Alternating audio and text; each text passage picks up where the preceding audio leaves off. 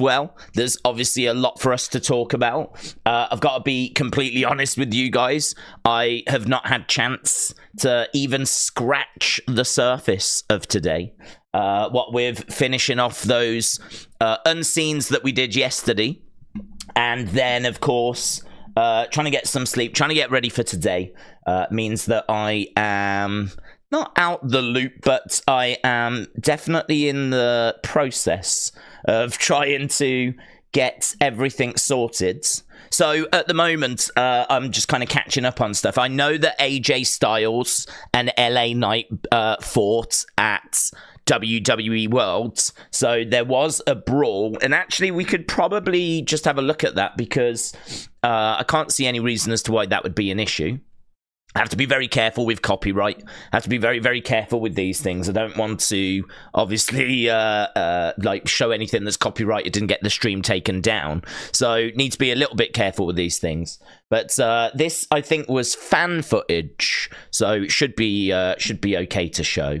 Let me see if I can find it. Boom, here, lovely. It'd be good if it was bigger, wouldn't it? Rather than just like that. There we go. That'll do us. So for those that haven't seen, this is... I've not seen the whole interaction, but knockout news. LA Knight goes after AJ Styles and leaves him with a bloody nose ahead of WrestleMania. So this says credit to Gorilla Position. I'm going to take the sound off just in case, right? But there we go. This is LA Knight and AJ Styles brawling away, look, down on the ground. And apparently this leaves AJ with a bloody nose. I do remember AJ advertising that he was going to be at Worlds, and LA Knight kind of saying that's interesting. But honestly, I didn't expect them to get this. Look at this. Looking quite physical. They're probably good grappling here. It's like that guy looks so confused. He looks so confused. Like, is that Kenny? It looks a little bit like Kenny McIntosh. But, yeah, he looks really confused in that moment.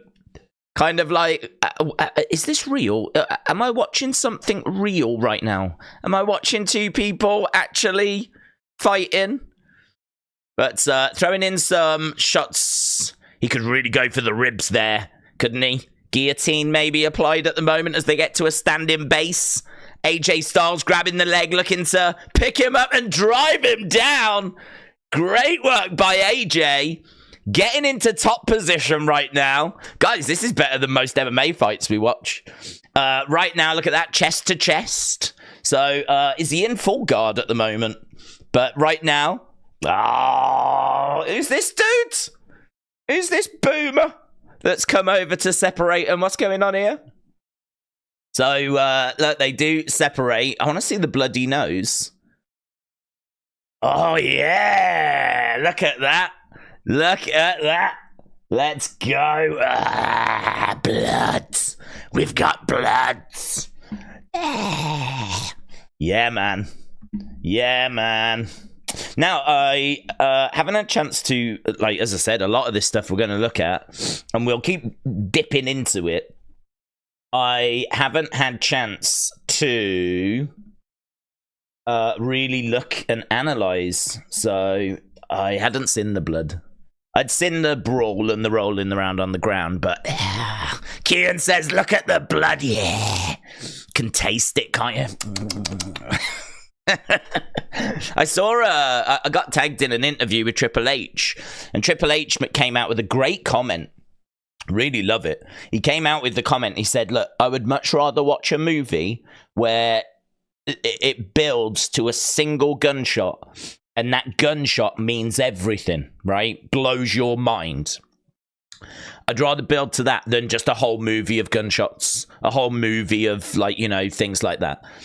And I love that because, I mean, what he's saying is, he was talking about swearing, he was talking about blood. He was saying, like, you know, when we do it, I really want it to matter. I really want it to mean something. I don't want to just do it for the sake of doing it. And I love that because that is my concern. I mean, you know the criticism that AEW have with Jon Moxley. You know what people say. You know that people roll their eyes and like, oh, Moxley's bleeding again. I mean, I don't know if that's still the case now. I'll be the first to admit that I haven't watched AEW in 2024, right? So I don't know, but I watched it for years and years and years and years and years. And that was the criticism in the live chat, on social media, blood for the sake of blood. And I don't want WWE to fall into that trap. Because, Triple H could easily fall into that trap. But I love that. That's why I love that quote, that comment of like, we're not just going to do it like, for the sake of doing it. When we do it, we want it to matter. Now, I don't know that he was meant to bleed there. I think that was actually an accident. So I don't think he was meant to bleed there. I don't know that Triple H said, right, have a little brawl and get some blood. But it ended up in it. So there we go. That was juicy. Dally Paul, hello, mates. What time? Straight after SmackDown. So as soon as SmackDown ends, then Hall of Fame will begin. So SmackDown tends to end at 3 a.m. So it'll be 3 a.m. Probably run for 2 hours, something like that. I would imagine we'll go 2 hours. So we've got Kickoff first, which I think is in about 50 minutes. I believe that's going to be on social media. Then as soon as we're done with the WrestleMania Kickoff, there's a little bit of a wait for SmackDown. But to be honest with you, we always start 2 hours before anyway. So fine. So we do the Kickoff. Then there's a little bit of a wait, but we can just chat and catch up on, what's been going down today. Then, of course, we've got SmackDown. Tonight is Andre the Giant Memorial Battle Royal. We've also got Jey Uso taking on Solo Sikoa. So we know we've got those matches. I don't know if WWE have put a preview up yet. I know a way of finding out, though. Going to their website tells me they have not put up a preview for tonight. So, here it is. Yes, they have.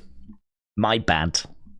Right, here we go. Jey Uso takes on Solo Sikoa. Randy Orton is going to be on the KO show. Who will win the Andre Memorial Battle Royal? It's a good question, that is. Who will win that? Feel free to let me know. Zelina Vega is going to collide with Elektra Lopez. And New Catch Republic are going to be taking on Grayson Waller and Austin Theory as we head towards WrestleMania. Now, I got to tell you, there is a big theory, right? There is chatter that Grayson Waller and Austin Theory might not make it to WrestleMania, right?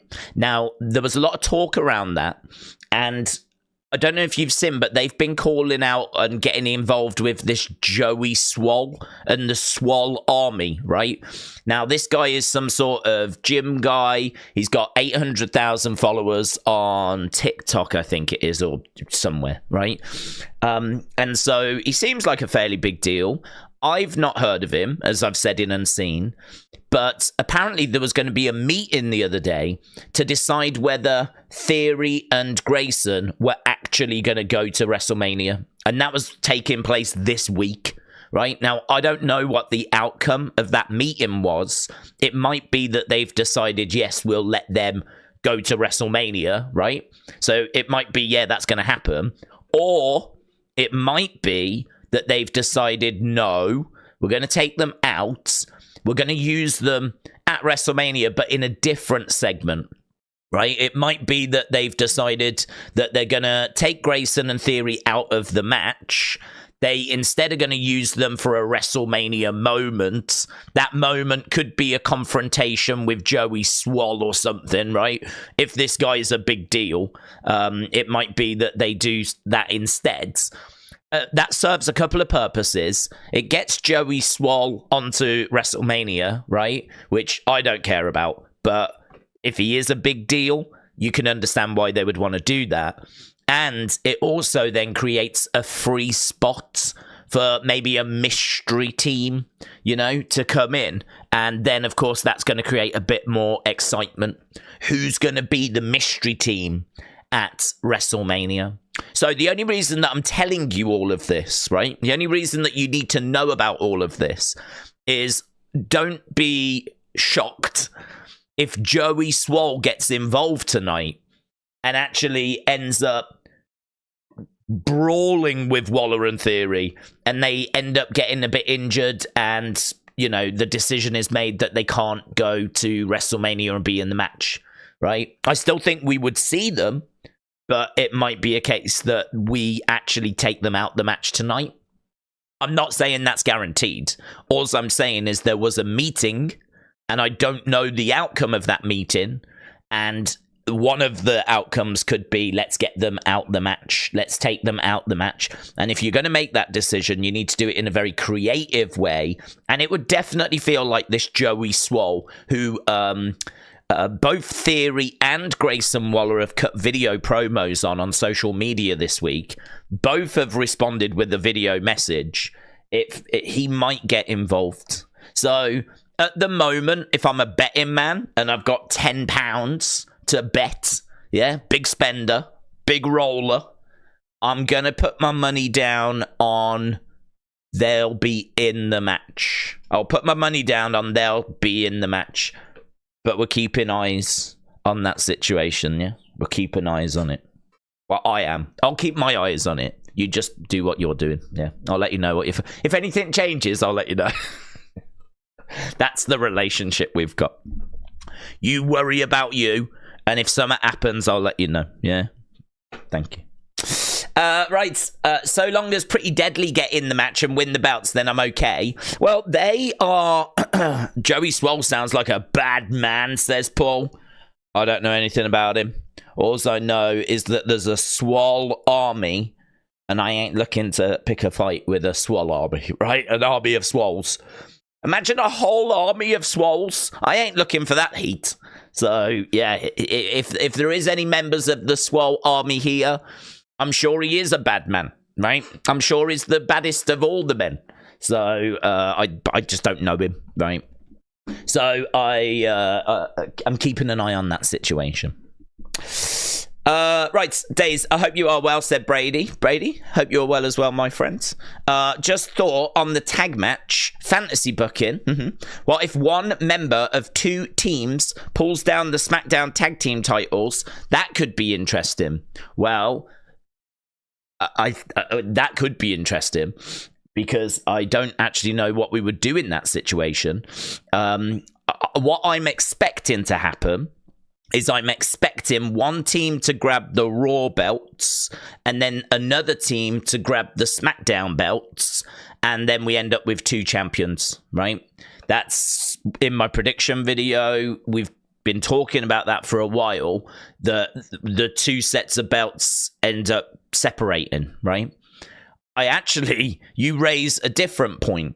What happens, because there's 4 belts, what happens if 2 different people grab 2 different SmackDown belts?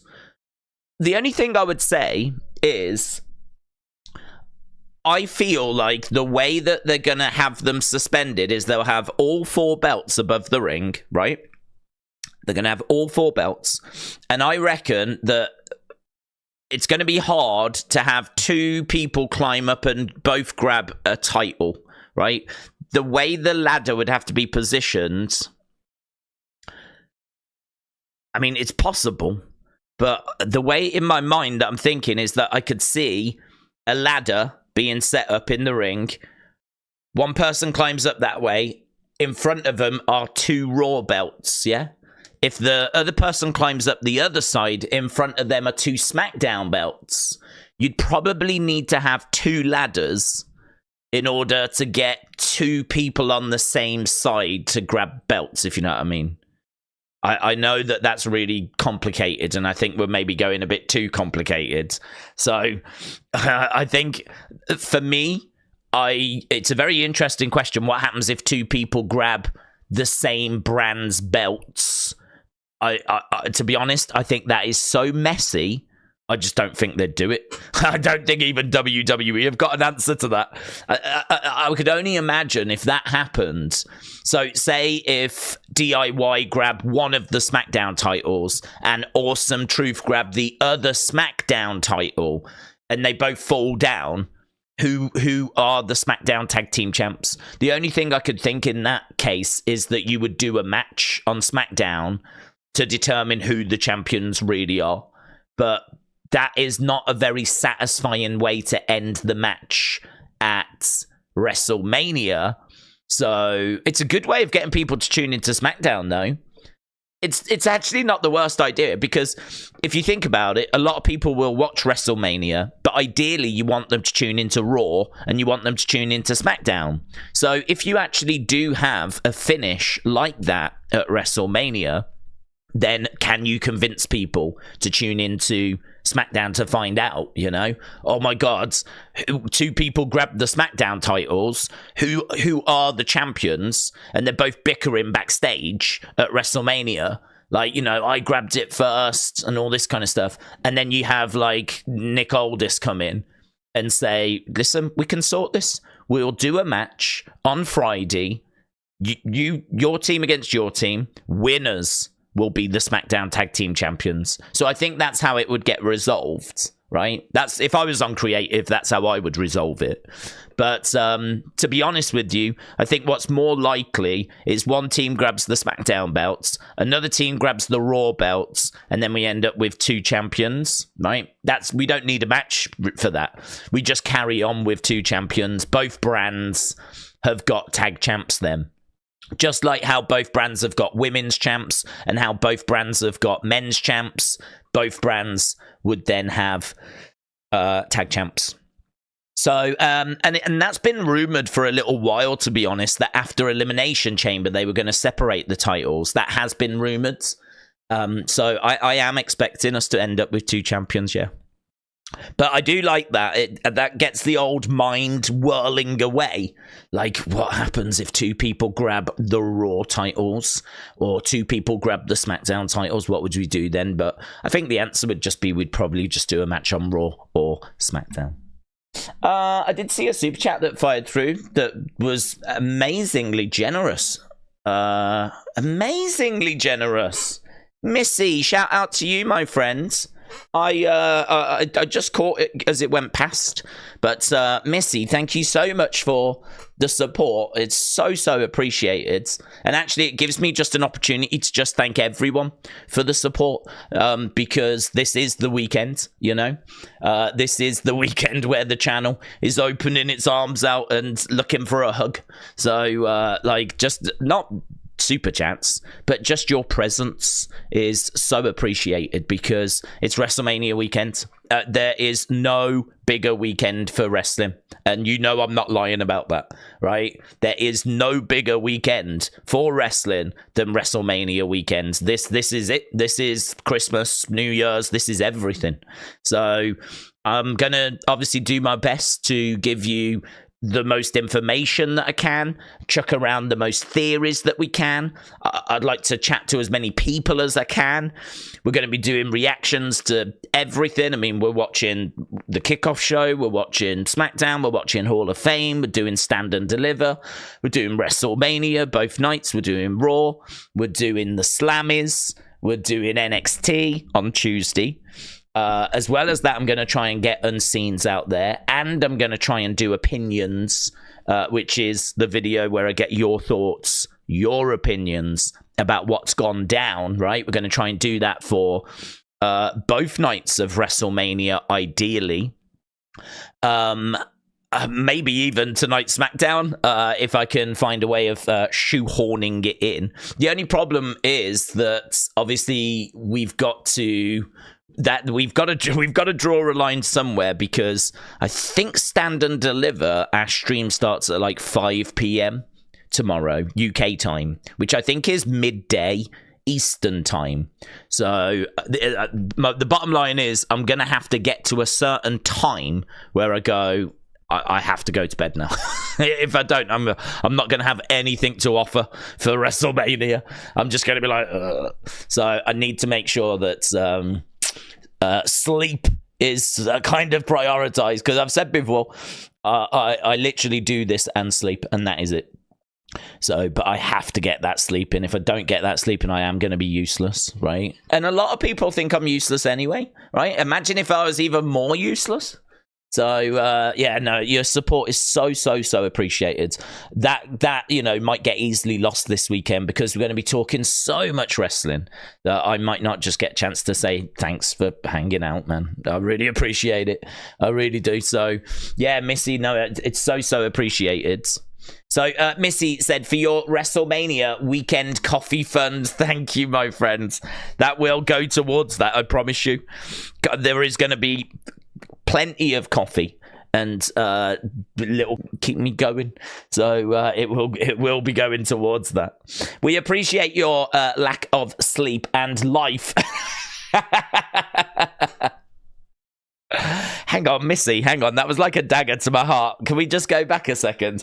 We appreciate your lack of sleep and a life. That's not a compliment. That's not a good thing. No, we really appreciate the fact that you don't have a life. It's so appreciated. Thank you. Thank you for not having a life. Why didn't you just add the word loser, Missy? Huh? To talk with us. No, I really appreciate it, dudes.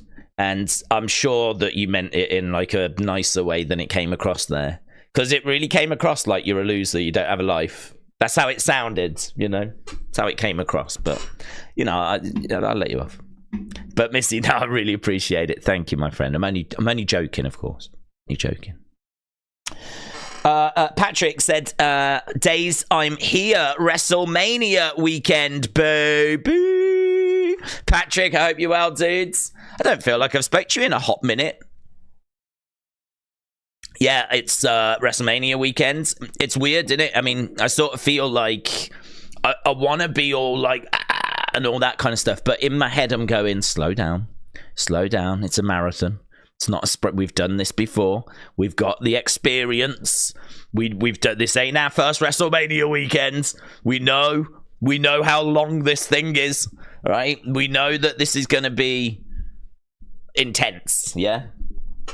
And there's going to be a lot of dramatic moments. I mean, I've done WrestleManias where I've been getting like screaming and shouting and really like in the early stages, and then by the time you get to the main event, my voice is gone. So it's like, go Cody now, Cody. he's gonna finish the story. So you know, all of that is being factored in at the moment. So we're chilled. We're nicely chilled at the moment. Yeah, early step. I know we're all getting excited. But we've got to just rein it in a little bit. We don't want to get burnt out. Yeah, we don't want to get overexcited. We don't want to lose all our energy before anything massive happens. And do you know what Seth Rollins said? If we can do what we've got planned, then this will be a game-changing moment for our industry. If we are able to execute what we've got planned, this will change the industry. So I don't know what that means. I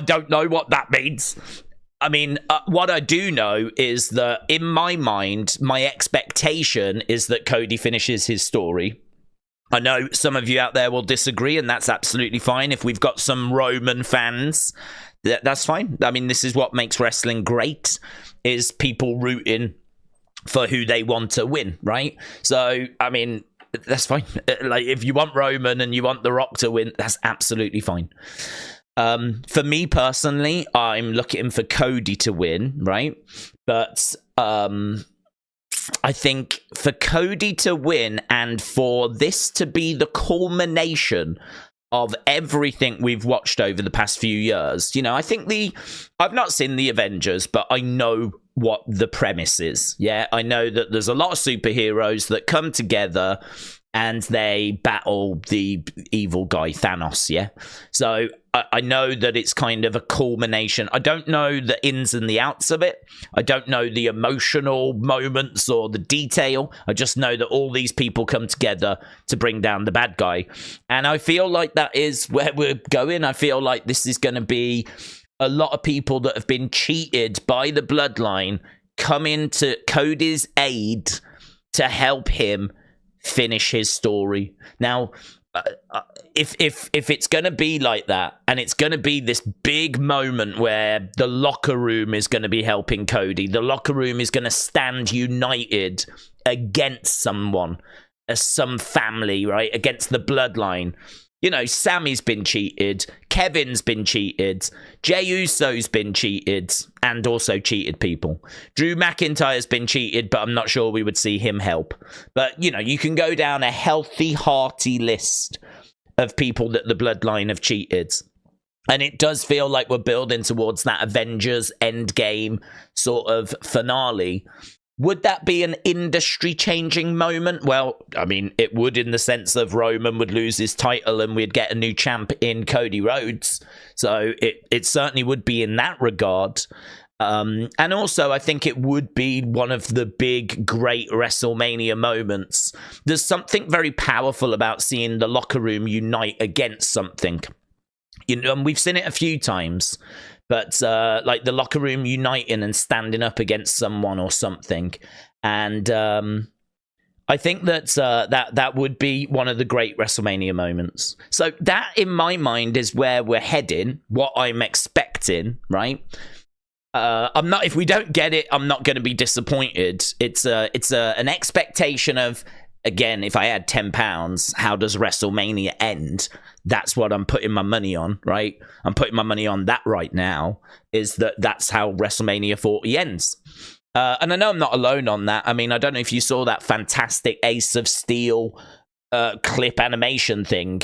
Ace of Steel did that brilliant Cody being replaced by The Rock animation. We actually looked at that on Unseen.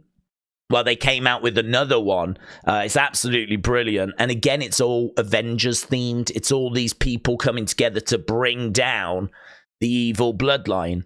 And yeah, again, you know, it just drips with like Avengers Endgame theme. So I feel like I'm not alone with that kind of expectation.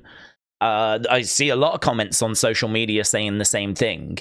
So if I'm a betting man, that's where I'm putting my money for how WrestleMania ends.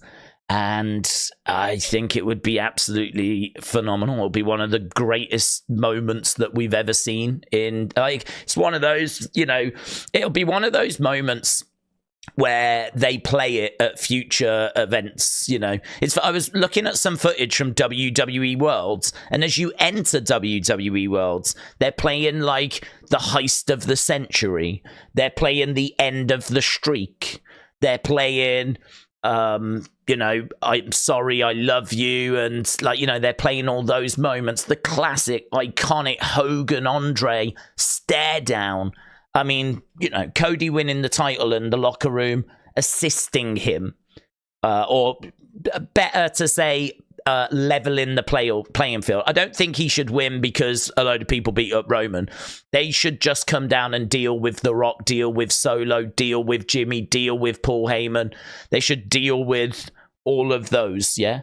So they should come down and deal with those to level the playing field and leave it one-on-one. I really want that moment where all the dust settles and all's that's left, the only thing that's left, is the crowds, Cody, and Roman, and that's it. And for the final closing sequence, it's just two wrestlers absolutely dialed in, locked into the moment. The whole crowds can't even afford to blink because they don't want to miss a single moment. They just want to drink it all in as this final sequence plays out. All of that palaver and all of that noise has gone. The locker room came out, they've gone again. And it's all playing out, right? And then what you've got is Cody getting the win. Cody getting the win, doing it on his own, doing it, beating Roman one-on-one. All the outside noises long gone. You know, they've competed for 5 minutes back and forth. Look like Roman's going to win. Looks like Cody's going to win. And he does it. And he does it. And oh my God. Oh my God. I mean, how will there be a dry eye in the house if that's how it ends? The moment that happens with all that emotion and him sinking down to his knees and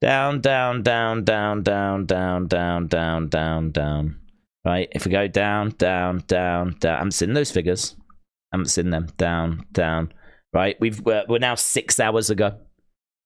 So, oh, no, sorry, 5 hours ago. James Grant, 5 hours ago. Down, down, down, down. This is what I do every day, is try and get through. Oh, there's that brilliant Ace of Steel thing. So, like, it's just, honestly, like, I've got I mean, like, by the time we're done, by the time I actually get to this, there will be, I don't know how much more stuff that will have been added. So, yeah, I mean, I'm just going to have to do the best I can, aren't I, really? That's 8 hours ago. So, all of this is 8 hours worth.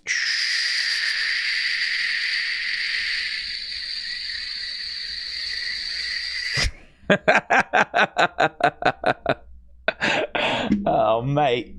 Do you know what? When you look at it that way, it's really flipping depressing, actually. It's amazing. Like, thank you, everyone, for tagging me and stuff, but that's just a glimpse as to, like, you know, why Unseens take as long as what they do. Because not only, I mean, you can imagine how long it would take to go through and read all of that. Each comment, like, read and, like, do I need it? Have I had it already? Like, put it in a folder, blah, blah, blah, blah, blah, blah, blah, blah, blah, blah. Work your way down all of that, yeah? So that takes ages. And then you go through all the stuff that people might not have tagged you in. I have to go through all of that as well. So, yeah, Unseens have got to the point now where, honestly, I reckon I could just do those. Like, I could fill my time easily just doing Unseens. But obviously, we're not going to be doing that. We're going to be doing these live streams. And so I will have to try and just give you, I'll have to try and find the very best, the very most important things.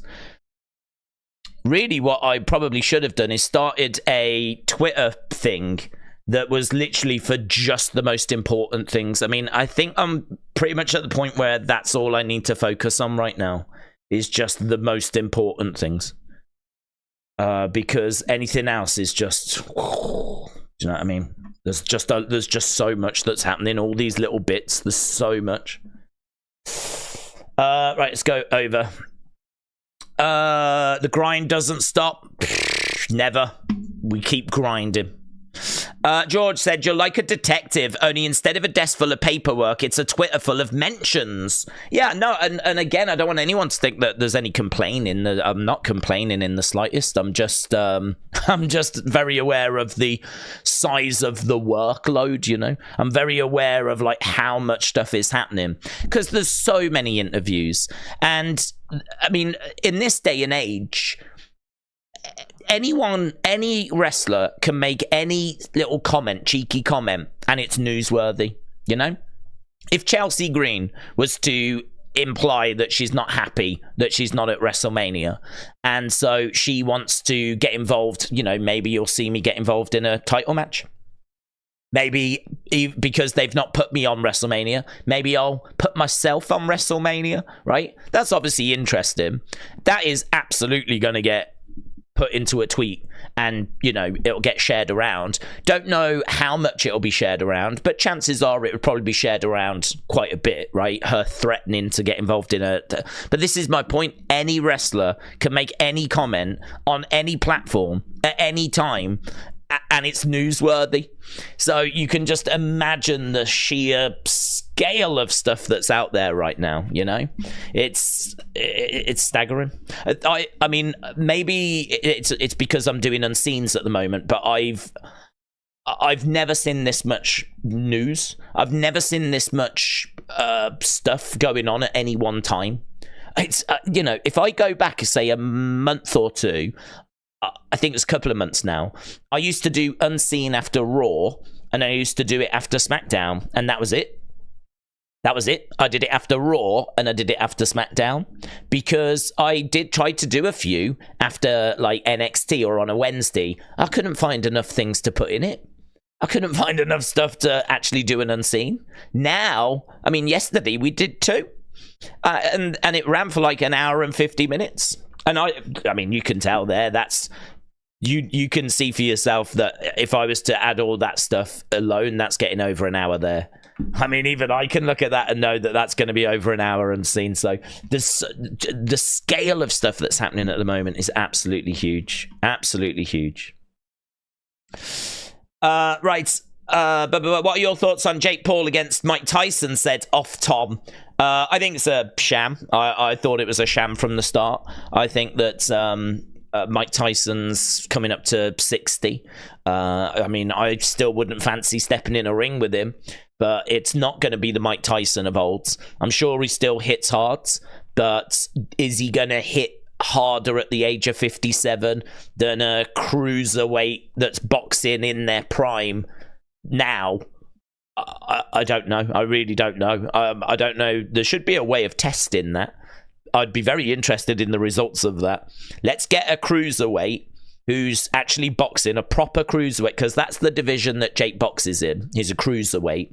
So let's get a top 50 cruiserweight and let's test punching power and let's compare it to Mike Tyson, a 57-year-old Mike Tyson, because I'd be very, very interested in those results. I would expect the cruiserweight in their 20s, that's ranked in the top 50, to punch harder. I mean, it depends on the fighter, of course. Everyone's got varying degrees. But on average, I would expect them to be punching harder. Certainly moving quicker. God. Even prime Mike Tyson, I don't know, would be able to move as quick as a cruiserweight of today, right? I mean, the footwork's going to be slower. The cardio is going to be in question. I mean, really what Tyson's going to bring is he's going to bring that power, you know? He's bringing the name, and he's bringing whatever power he's got left at the age of 57, right? Now, we know that inactivity kills. We see it all the time. In MMA, we get amazing fighters step away, and then when they come back, they're not quite at the same level, because inactivity, even for a few years, is a killer. Right? Now, Mike Tyson, I don't think he's had a proper fight in like 20 years. He had a exhibition thing with Roy Jones Jr. And outside of that, I think you're going back to the early 2000s. So for me, inactivity is going to be a problem for Mike Tyson.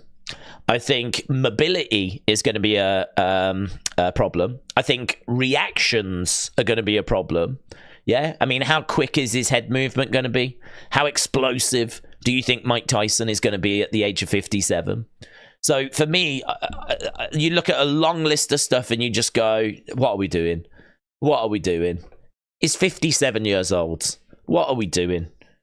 I mean, if he had been active and he'd been looking like good recently, maybe that would be a different story. And I don't expect him to embarrass himself, but I'm looking at this and I'm like, this is we'll do it, right? We'll watch it, but I'll also be the first to say this is a sham. It's a money grab. It's to get attention, and I don't know how Jake can say that he wants to be a champion and then keep taking fights that don't help him become a champion. Jake said he wants to be a boxing champion, but he wants to go to MMA. Well, how does that help you be a boxing champion if you want to go and do something in MMA? It doesn't, does it, right? He said he wants to be a boxing champion, but if KSI wants a fight, he'll fight KSI.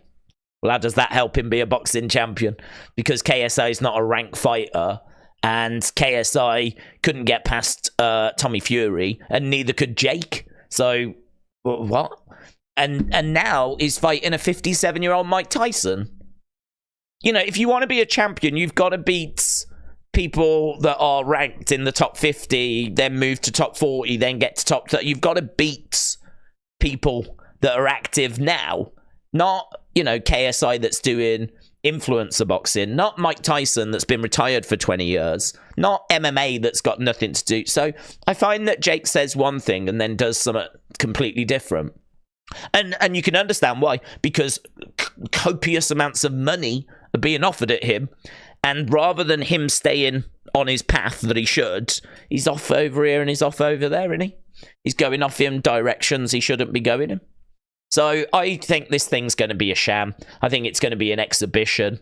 I think that it's not even a proper fight. I would not be shocked if there was a no knockout rule. I wouldn't be shocked. I mean, I'm hearing rumors of head guards. I'm hearing rumors of shorter rounds. I'm hearing all sorts of rumors. I'm hearing rumors of no judges.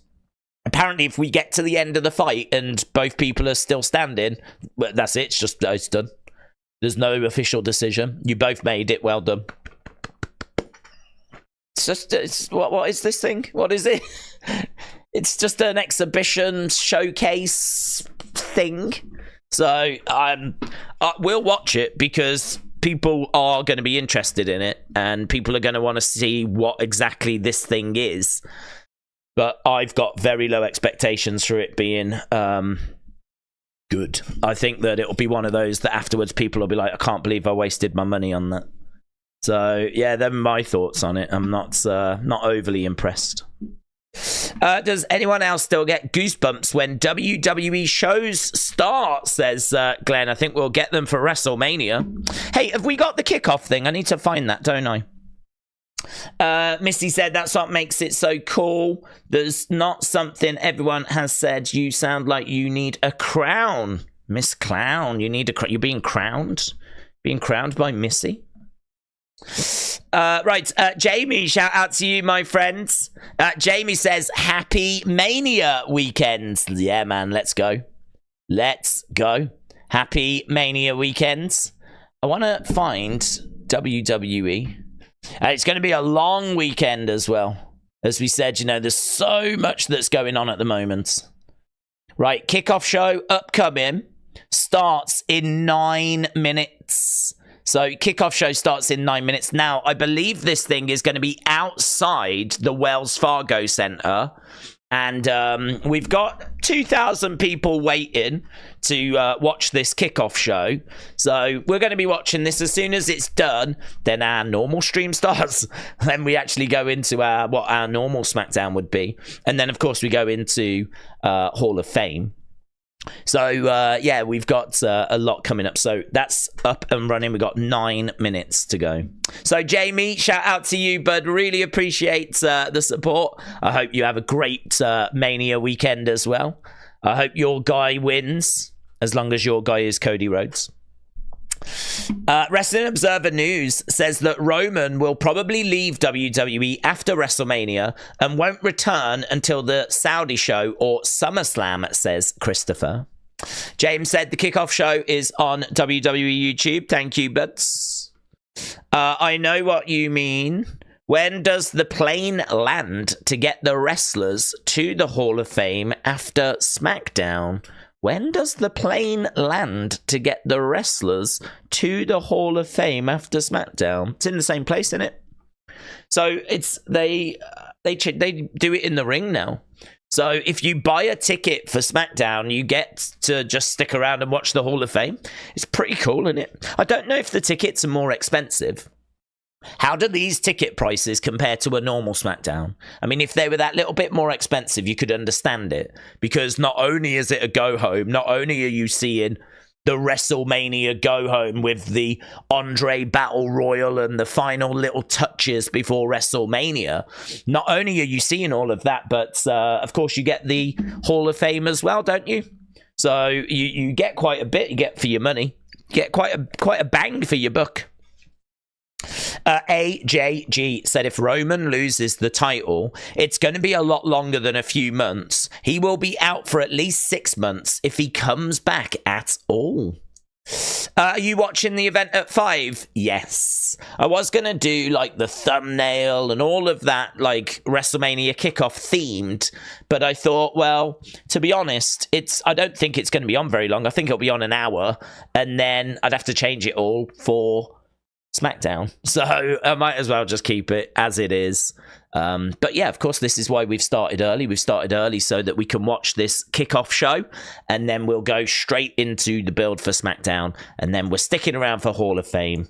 So, boom. Football Lover said, it's not after SmackDown, there's a countdown, so that's going to be exciting. It is on after SmackDown. there might be a little gap in between, like half an hour or something, as they put chairs on the entranceway. But if you've got that ticket to go to SmackDown, it is on after SmackDown. I mean, it's not that SmackDown ends and then Hall of Fame instantly begins, because we do have to get like the carpet in the ring and we have to get the podium set up, and they take the ropes. They change the ropes, don't they? So do they take the ropes off completely, or do they just take them off the one side? I can't remember. I think they just take it off the one side, don't they? So I think they take it off the one side and then you've got the ropes on the other sides. But we do it in the ring. A lot of people don't like it in the ring. They prefer it on the entrance stage. I kind of like it in the ring. I don't mind it in the ring. I think that's where you spent your career, was in the ring, you know? That's where you did, like, that's what you're going in the Hall of Fame for what you did in the wrestling ring. So to actually get inducted standing in a wrestling ring, I don't mind that. I think that's poetic in a way. And the crowds, you know, that's not bad. I don't mind that. I think the only thing is that the crowd can sometimes not really treat this with the honor that it deserves, because they've been drinking and whatever. So you can have chants and, you know, all that kind of stuff. I kind of... Part of me would be all right with it being behind closed doors and there not being a crowd, because I think the Hall of Fame, you're honouring people, and I want them to have time to tell their stories and not have to worry about the crowd like interrupting or whatever. We've seen it before where people will be doing their induction speech and like the crowd will start a chant up and like it sort of interrupts the induction speech, whatever. I'm never really massively crazy about that. I'd rather the person go on stage and say everything they want to say and just, you know, this is their moment, rather than worrying about like the crowd hijacking or whatever. But I think the crowds have been quite respectful actually in recent years. It was probably more back in the day when it was all done on the stage. Although, do you remember a few years ago Bret Hart got tackled, didn't he? Do you remember that, when that dude came out the crowds? And Bret Hart got bundled over to the ground. That was crazy, wasn't it? That was crazy. So that was a good few years ago now. But yeah, I don't mind it in the ring. James said Dynamite got 752 for 2 hours, and Speed got 3,800,000 for 4 minutes. Yeah, I've seen that. I've got a slightly different feeling on that. I think if you put Dynamite on Twitter, it's going to do crazy numbers. I think like so many people are on social media. It's a lot easier to access, isn't it? I mean, like, has everyone got? Is it TBS that Dynamite's on?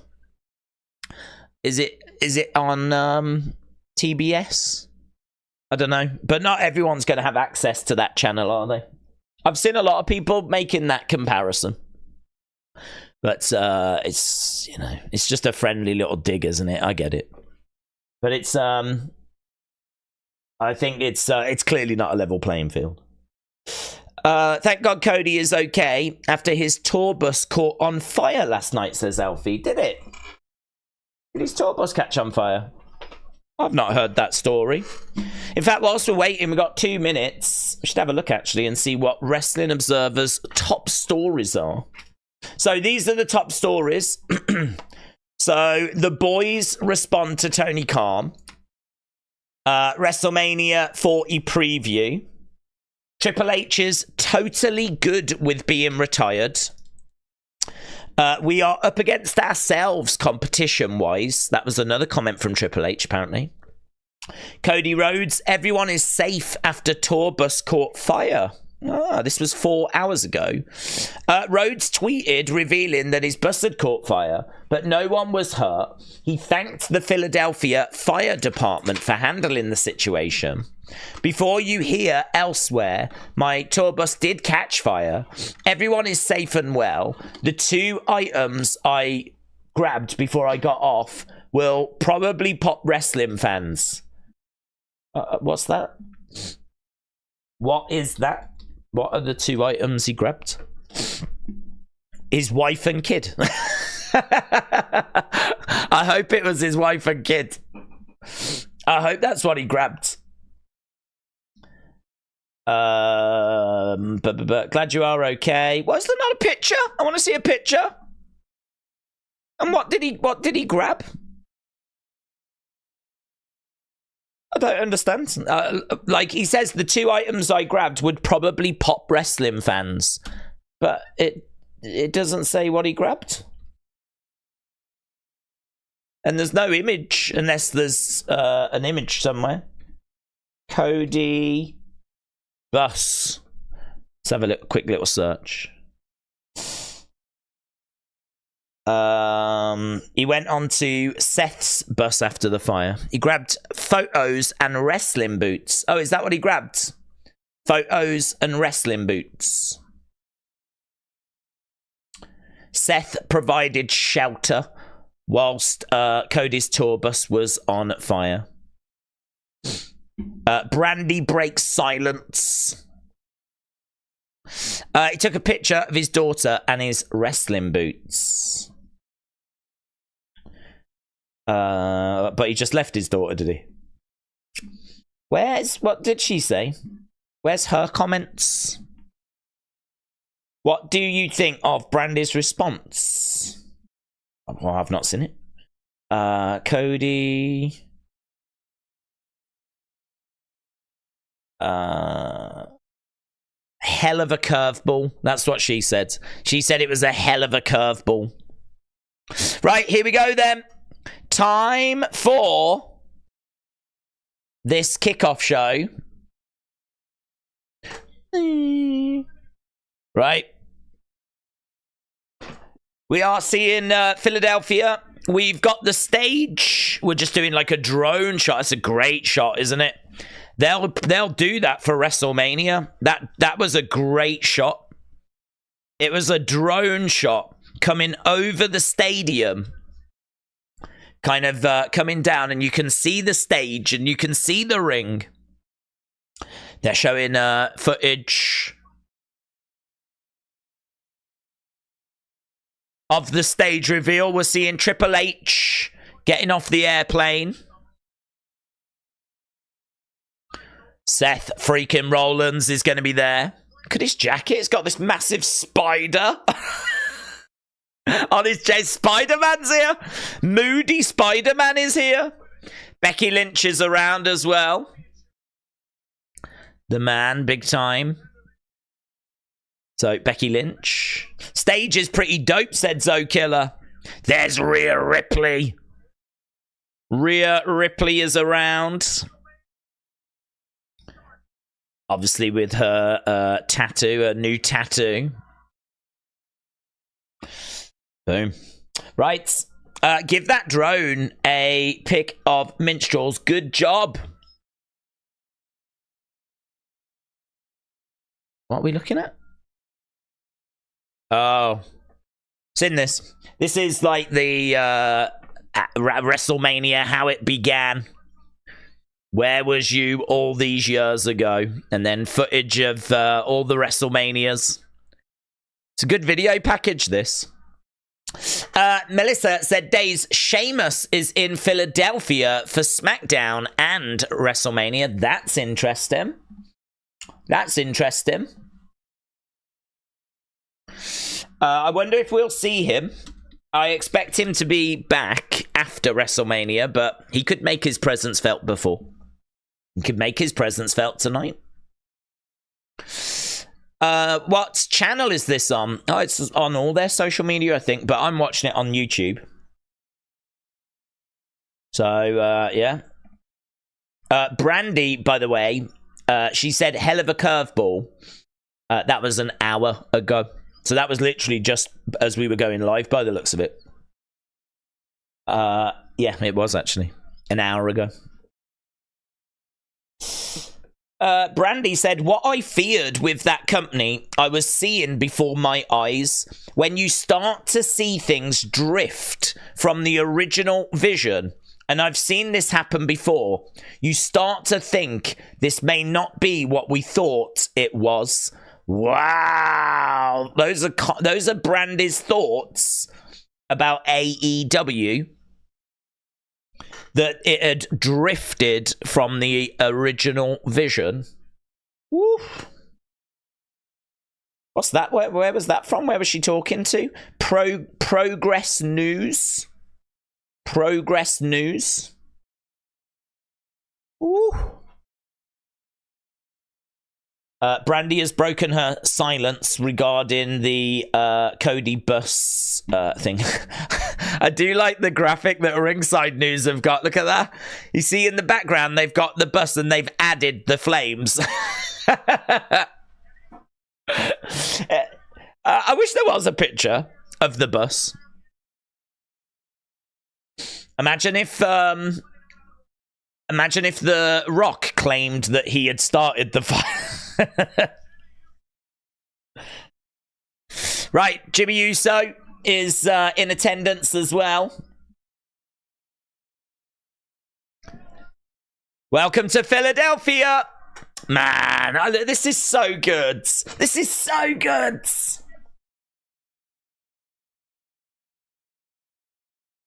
Hey, look at that, Aaron. You know Aaron in our community. There he is. Aaron meeting Sami Zayn. How awesome is that? I'm going to put that in the community folder. Boom.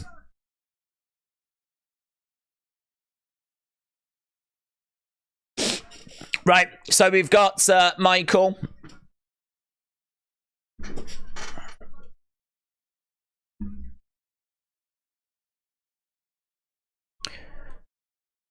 Okay, we're outside the Wells Fargo. How great is that? Have a great stream, said Carl in 1985. Gareth, thank you, my friends. Appreciate the support. Defcon Prime said, Cody said Brandy's words over a year ago. That's not new to me. Okay. Anna, shout out to you, said, what if Miz grabs a tag belt and Truth grabs a different one? Thoughts? Sorry if this has been asked before. By the way, I hope you are well. Anna, shout out to you. So, what if Miz grabs a tag belt, Truth grabs a different one? Well, that would be fine because they're both in the same team and they need to grab all four to win, basically. If you want to become the undisputed tag champ, you have to grab all four belts. There will be 4 belts above the ring. So, it doesn't matter if Miz and R-Truth grab whatever because they're on the same team.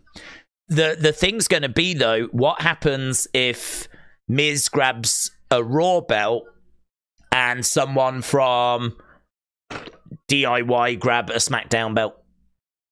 And we're thinking that we will end up with 2 champions. We're thinking that the belts will be separated if that takes place. We even explored the idea of what happens if 2 different teams grab Raw belts. We even spoke about that earlier.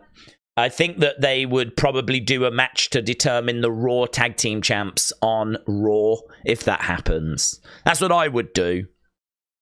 Imagine if 4 different people grab 4 different belts. So you've got 4 teams all arguing that they're champions. What I would do in that case is I would do the 2 teams that had grabbed the 2 Raw belts facing off on Raw to determine who wins. And I'd do the same on SmackDown. So that's what I'd do with that. So I hope that kind of cleared it up. Okay, we're backstage with Kathy Kelly.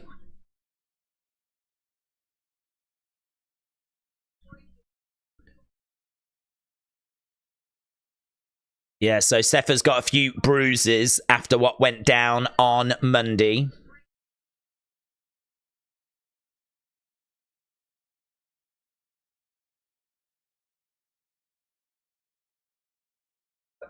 Okay, we've gone back over onto the stage.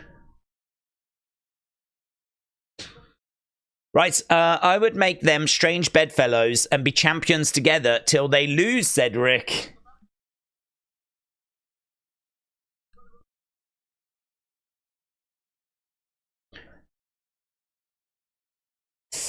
I need to make some food, said Dort Knights. Transformers update. We've now hit 836. We've got 154 more to go to reach 1,000. Triple H. Triple H is making his way out. Let's see what Triple H has got to say. You might remember the one that we did before Elimination Chamber. It was good. I enjoyed it. It was worth watching. I wouldn't say there was loads that came out of it, though.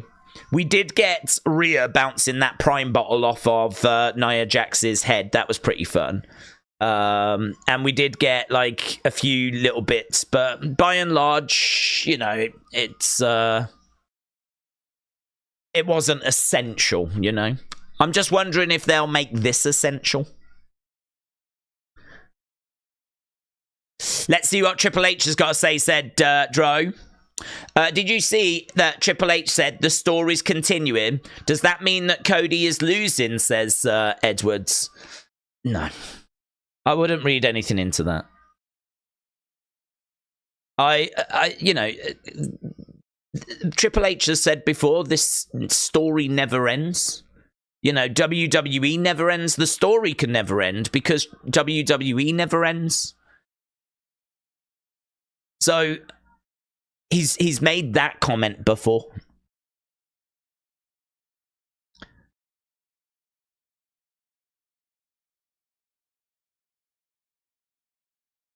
It's a bit breezy, it's a bit cold, says Triple H.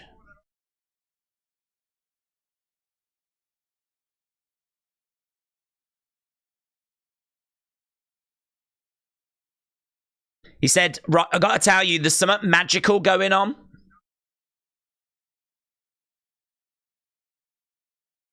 I was there during the Attitude Era. We didn't know it at the time.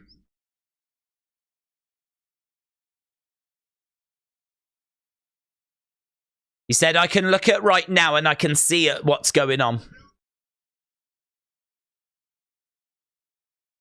It's a new time. It's a new era.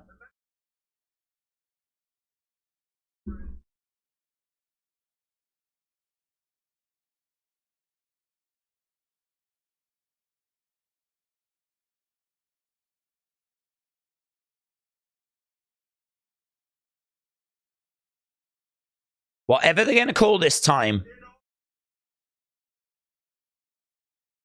So Triple H said it all starts here. Whatever they're going to call this era, it starts here. Oh, that's good, isn't it?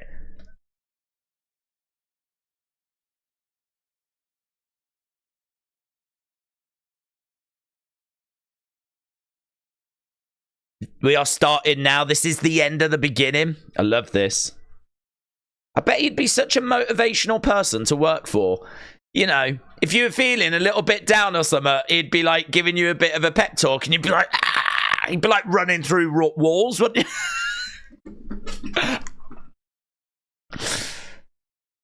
I love it. I love it. We're going to take one hell of a ride. Buckle up.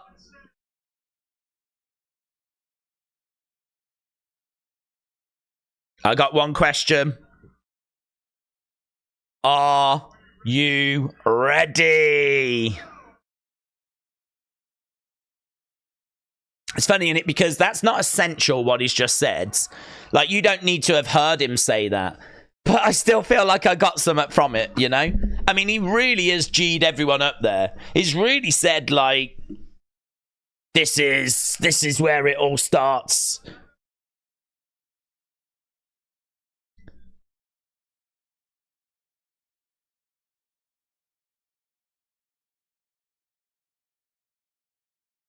So Michael Cole thinks that this should be the Triple H era.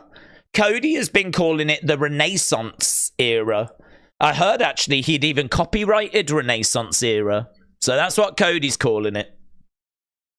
Niall, shout out to you. Hope you are well. Niall said hello all and wrestling days. Daisier. Weekend is here. Niall, appreciate it, my friends. Anna said, second question, what if Truth and one member of Judgment Day grab the same belts? Judgment Day can't get rid of Truth.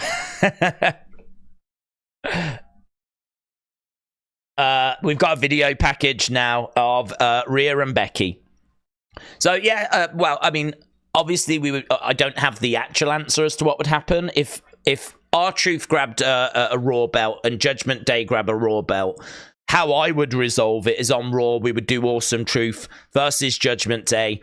Winners of that would be the tag team champs, which I think would be really good because we need matches and moments like that for Raw.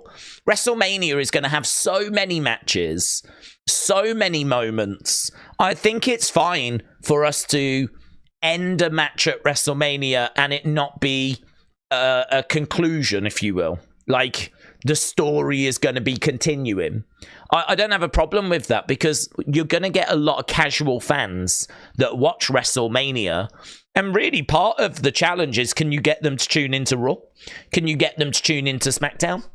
Can you keep them around?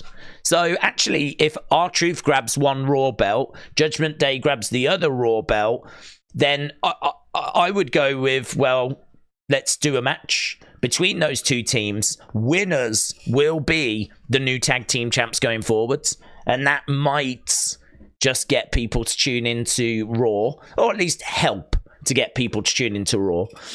Convince them that maybe weren't going to, you know? So you could absolutely do that. So I personally would go that way. If you've got one team grabbing Raw belts and you've got another team grabbing SmackDown belts, I would just separate the titles. I'd just separate them because I think there's been big rumors anyway that they want to separate them and have two sets of champions. So I could totally see that going that way. That's in my prediction video, that we'll end up with two sets of champs.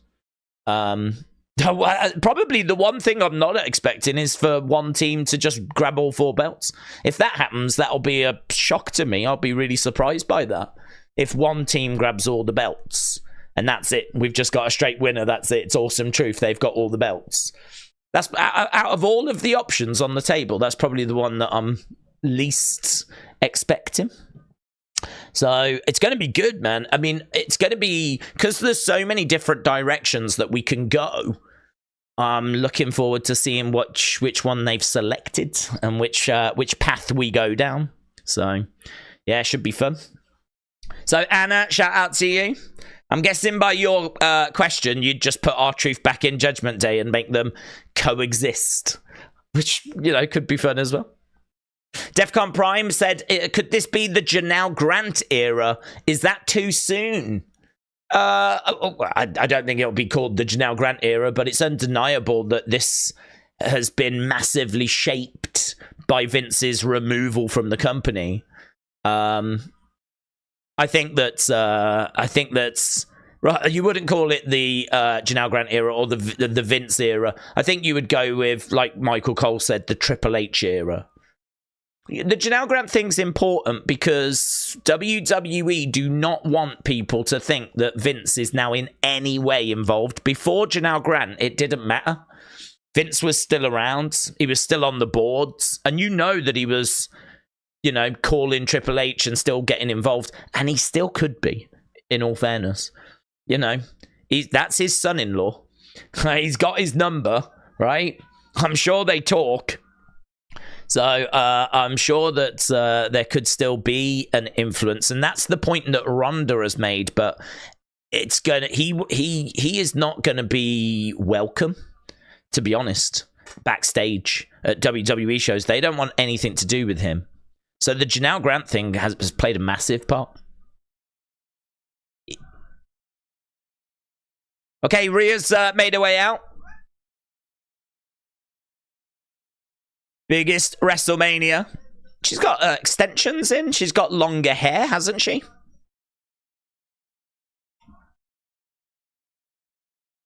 Not used to seeing her hair that long.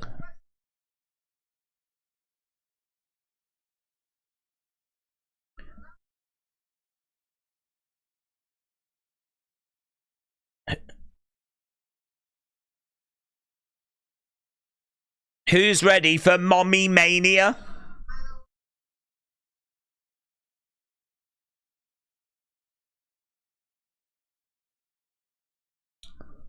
Who's ready for Mommy Mania? The only thing I'd say about these kickoff things is it does feel like we just bring a load of people out asking us if we're ready. Are you ready? Yeah, I'm ready. Are you ready? Yeah, I'm ready. I'm ready. I feel like we could put a match on these things. You know? We could easily set a ring up and do a match.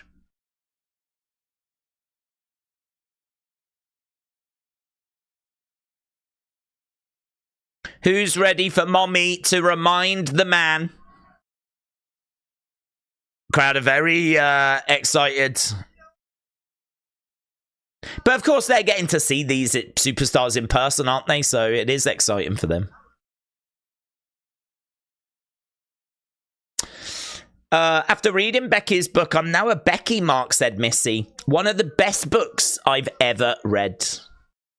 Rhea is gorgeous. Having the extensions in makes her look like everyone else, says Heather. Heather, hello. Hope you're well.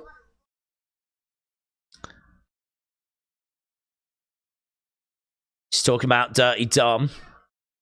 Doesn't look like there's loads of people there, you know. Well, there's still a good crowd, but not... Considering there's going to be like 60,000 each night, you know. I felt like there was more people at the Sydney kickoff.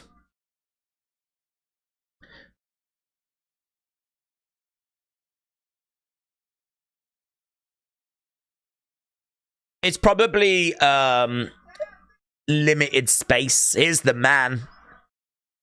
Thank God, because to be honest, she was just going on a bit. Here's the man. Becky Lynch making her way out.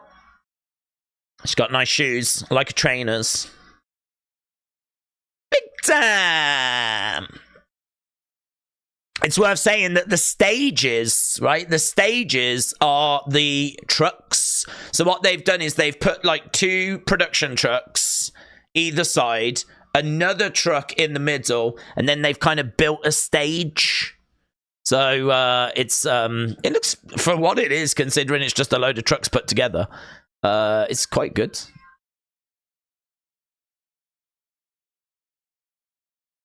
Becky.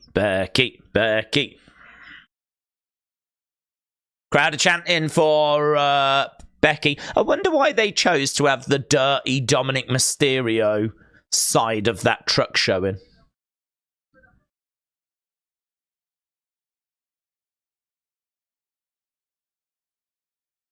Okay, what's Beck's got to say? For you. This is going to be the biggest upset of all time. Becky throws the microphone down. She's getting in the face of Rhea, and that's it. I don't think we really quite know how to do these kickoff show yet, you know. I feel like these two probably shouldn't be out there on their own. They probably shouldn't be... Do you know what I mean? When you get weigh-ins or whatever, you tend to have, like, someone, you know, Dana White's, like, when we do the weigh-ins. I feel like Triple H needs to be out there, or someone needs to be out there, like, girls, remember, yeah, 24 hours time. Don't ruin this for yourselves, yeah? Okay, thank you. Step back, step back. I feel like we need something like that rather than them just being completely out there on their own. Because it's not a good look, like... You want to go, do you? You want to go? Imagine going up to someone in a pub like that. Oh yeah, we've got a problem, have we? We've got a problem. We've got a problem. I kind of feel we need to... there's a few little tweaks we need to make with these kickoff shows. And I'd have a match. We deserve a match. Do you know what I mean? I could be in a swimming pool right now. With a pina colada. Yeah. With like 50 gorgeous women. Don't think I couldn't, because I could. I could. I ain't got a pool, but I could buy one. Right? And I'm sure I could find women. I don't know if they'd be gorgeous around here, to be honest. They'd probably be in their 50s. And, broken, but physically and emotionally. But I I could be doing anything. That's my point. But instead, I'm sat here watching this, and that's fine. But you could give us a match, couldn't you, eh? Little cheeky match. Little cheeky little summit. Did you see what happened with AJ Styles LA Knight? I did, yeah. Feel if stuff's gone down today, feel free to be like, oh, have you seen this? Have you seen that? Because I went to sleep, right, for 7 hours, and I woke up probably about 40 minutes before we started streaming.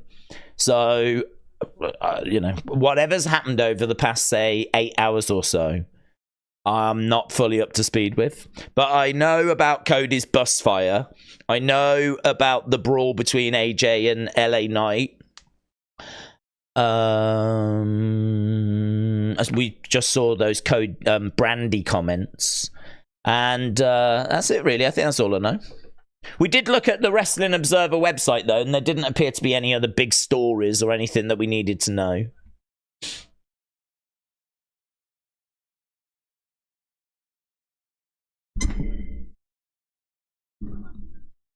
Okay.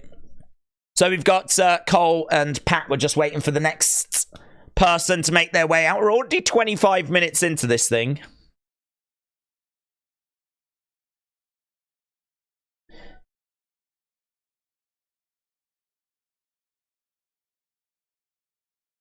Okay, they're talking about Sammy and Gunther, the Ring General.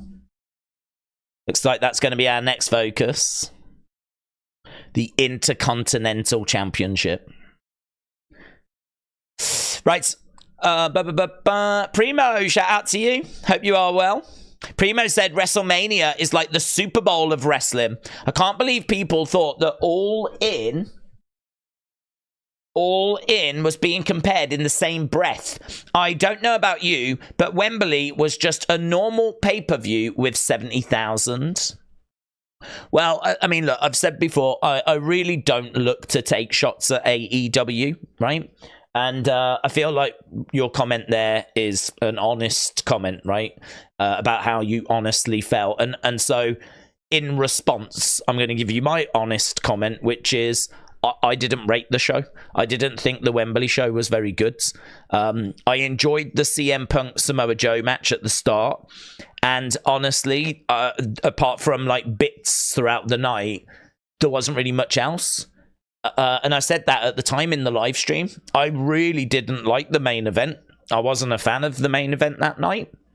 And I thought that quite a bit of the show was a bit just flat. It didn't, I wasn't connected to it. I didn't care about what happened. With like, and that, maybe that was because where the product was. I mean, going into it, I remember doing the live streams, and honestly, we were like, let's just get to Wembley. Like, it might not be good at the moment, but Wembley is going to be such a big moment for them. That's going to be the relaunch. That's going to be where it all kicks off, right? And wow, we were right. It did all kick off in a bad way. But I can remember saying, like, Wembley, the ratings for AEW at that time were going down. Yeah, attendance was going down, and it's only kept going. But even back then, we could see that it was heading in that direction, because the conversation on the streams was, if it wasn't for Wembley, everything would be like a disaster at the moment, because everything was going down. Everything was in a really bad place. And it was like, just get to Wembley, get to Wembley, get to Wembley. Well, we got to Wembley, and it was a lot of people. And I would imagine if you went, you probably had a good time. And there were certainly people that watched the show and enjoyed it and got a lot from it. But I wasn't that impressed, personally. I wasn't that impressed. I thought All Out was better the following week than All In. I enjoyed the All Out show a week later than I enjoyed All In. But obviously it was a big talking point. It's a big moment in the history of AEW. Amazing for the UK to have a pay-per-view on that size and that scale. And as I said, I'm saying this from a very honest place. I'm not saying it from a, oh yeah, AEW, let's stick the knife in. Right? I'm not. I could be tortured and asked my honest opinion. You'd get the same answer. Right? So That's how I felt as I was watching it. It wasn't something that was blowing my mind at all. But you know, listen, they're on a very different path. They're on a very different journey. They're, you know, they've got obviously their own struggles and whatever at the moment. I really hope they turn it round. I really do. I don't wish them any bad will whatsoever. I would love for them to find a way of, you know, getting back to doing $1 million on a regular basis. It's just good for wrestling.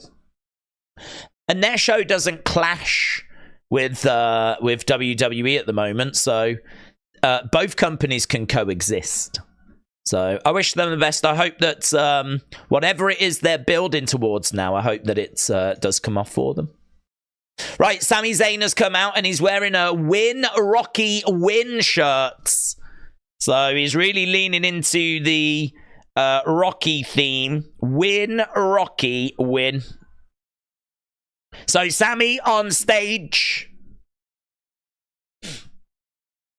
So we just saw a video packages. We've had quite a few video packages.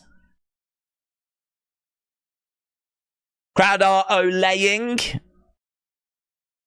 as Sami is on stage. Win, Rocky, win. Chris said, for yourself, I just think you didn't connect with the product. It's more action than storytelling. Some things are just a bit with AEW. This Mania build shows the gap. Yeah, I think you could be right.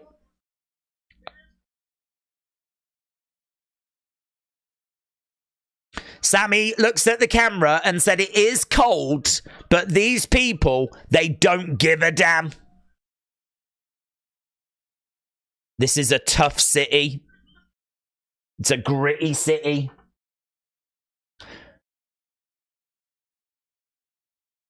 If they don't like you, they'll let you know.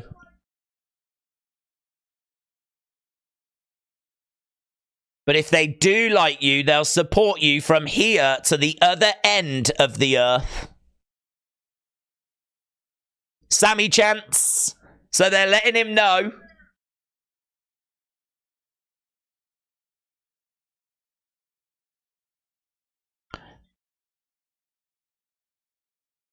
"20 years ago, I had my first match in the United States in this city," says Sami. It's interesting.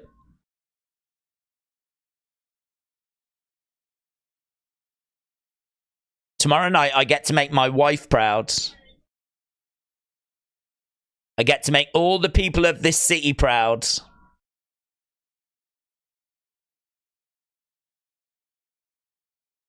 Ah, and he shouts out the actual streets that he competed on. That's clever. If he's gone and like looked that up, he might just remember it, but that's a good thing for him to look up. It just strengthens that connection, you know? Right, of course, here is the Ring General. We still don't have anyone else on stage apart from the cameraman. Here he is in a suit, big smile on his face. Gunther.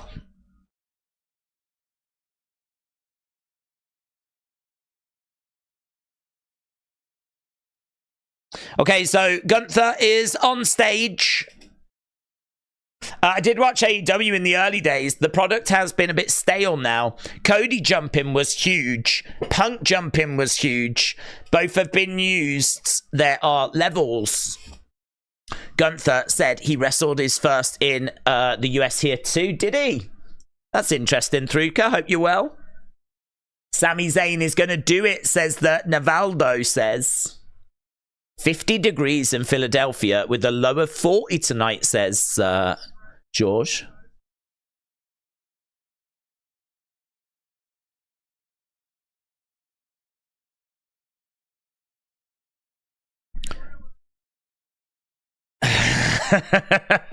Gunther said he came back and realized it's the same dump.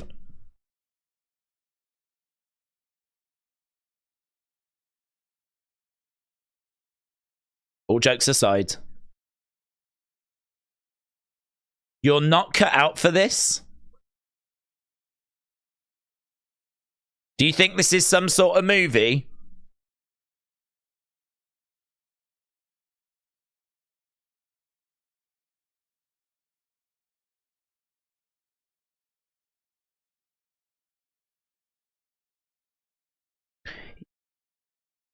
He calls himself the greatest IC champ of all time. It's hard to argue that.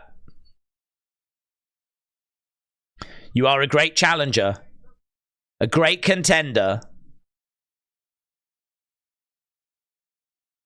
But you're not cut out to fill up my shoes.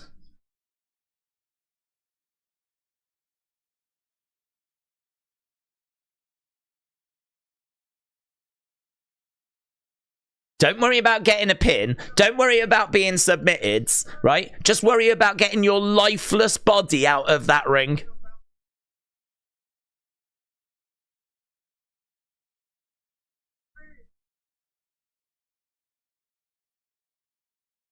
So he says, after tomorrow, I'll still be the greatest and longest reigning.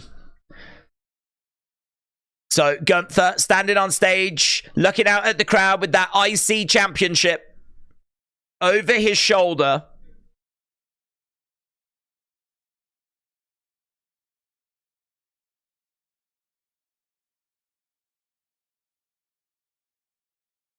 I don't like to play this card.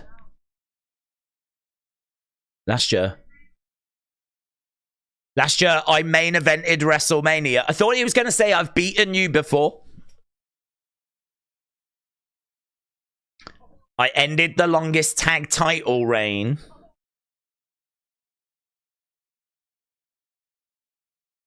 Get a good look at me. Look at me. I am the one. I am the one who finally beats you.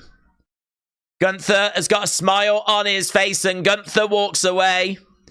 Gunther doesn't seem phased in this. Like, Gunther walks off with a smile. He's like, sure, kid. Yeah. Yeah, no, that's real. That's real cute. That's real cute. I am the one. Is he the one? Is he the one? Do you think he's the one? Mr. White said, Cody gets the dub. Then the same amount of time Dusty had it, Cody gets the L. Story finished, said Mr. White. Dusty never had it, though?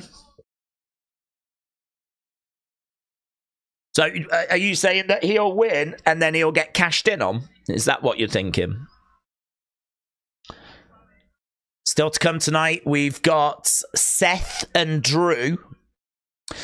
How about doing Sammy versus Gunther match? Stallone and Hogan come out to inspire him when it is not going well in the match with the Rocky music playing. That would be incredible, said BBB Ipsy. Jey Uso, is that Jey Uso's kids? Is that his kid, is it? There's Jey, and I think that was his kids. Right. But do you guys see Secret Santa's comments in the chat, or did he block me? I can't see Secret Santa. Brony said, Priest cashing in on Cody and winning the title would be bad. You've got Cody finally being the one to beat Roman for the title, and then gets overshadowed by a cash-in. Not for me. Not for me either.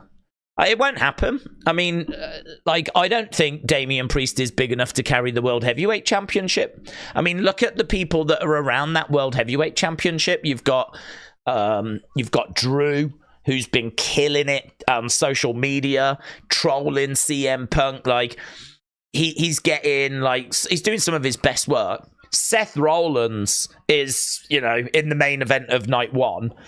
Seth feels like a big star. Even if, people don't think his current gimmick's his best gimmick, still feels like a big star. Drew feels like a big star. Damian Priest feels nowhere near that level. And let's not even compare Damian Priest with Cody or Roman. Right? Let's not do that. Right? So I'm struggling to see him successfully cash in for the World Heavyweight Championship. He ain't even going to try, surely, for the undisputed one. Surely. I think, no, I'm not expecting it. I'm really not expecting it. I'm not expecting him to try. That moment, if Cody wins, that's Cody's moment. Maybe you bring Damian down and then Cody beats him. Or, I don't know. I wouldn't do it. I think if Cody wins, the emotion of all of that moment, you know. I actually think if you're going to use Damian, the way that you use him is you bring him down before Cody wins. So, do you know what I mean? Like, you've got all this madness happening. So, you've got The Rock, you've got Solo, you've got Jimmy. They're all getting involved in the match. Then you bring down the locker room to try and deal with those people. Then, during the madness, Damian Priest comes down with the briefcase. He can get smacked in the face by Randy Orton, right? Or something like this. Done, mate. He's out the equation now. Good night. Good night. Sleep tight. You're done. And we just get down to Cody and Roman.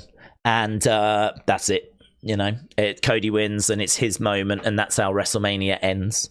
I wouldn't do that emotional, everyone being upset. He's looking to the heavens and then here comes Damian Priest. I personally wouldn't do that. But I'm not Triple H, am I? So we'll have to see. I think Awesome Truth are going to win tomorrow, said Cynthia. Yeah, we have got a video package right now for Jimmy and Jey.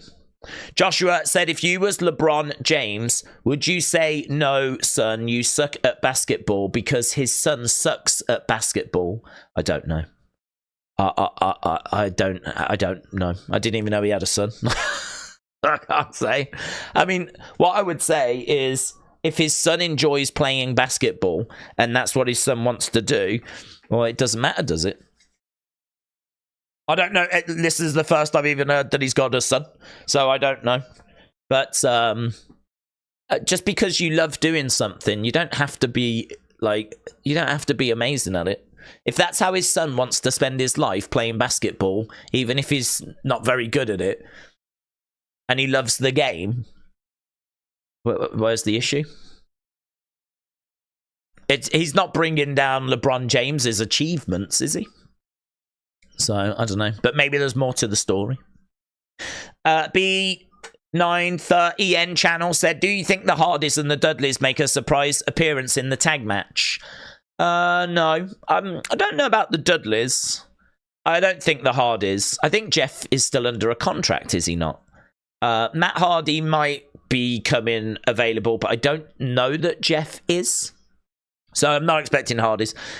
Dudleys might be free though. Honestly, if you take out Grayson Waller and Austin Theory, and you have a mystery spot, Dudleys, maybe you could find a way. I don't know what shape they're in though. I think Devon's, does he still work there? He might still work there. I know that Bully Ray doesn't. He tends to do Busted Open, doesn't he? And like a few indie appearances. But you could bring him in for like a fun WrestleMania moment. You could definitely do that. And this is the anniversary of WrestleMania. And, you know, one of the most iconic tag matches involved Edge and Christian, Hardys, Dudleys, you know, so you could definitely bring them in. But I don't know. I can't say that I'm necessarily expecting it. But it'd be fun if they did bring in the Dudleys. But I think Jeff's still under contract with AEW, so I'm not expecting that. Yeet toothpaste. When you need to, yeet gum disease away. I love that. That's very good. Last year, the post-WrestleMania Raw was atrocious. Yes, it was. Raw after WrestleMania has been atrocious since, I don't know, 2018, something like that. We didn't get them during... Well, we did get them, but... During the pandemic, we didn't really get... we had no crowd. And since we've started having crowds back, they have been real flat.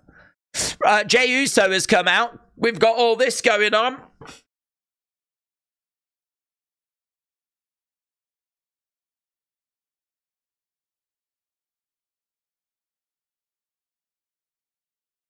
It's just really good for my core. It's good because I don't have one. So I'm trying to develop one. So the Yeet Man is here. Yeets.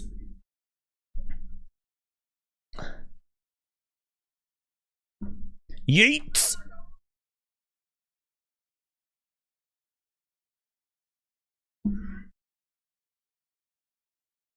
Are you ready for Smackdown?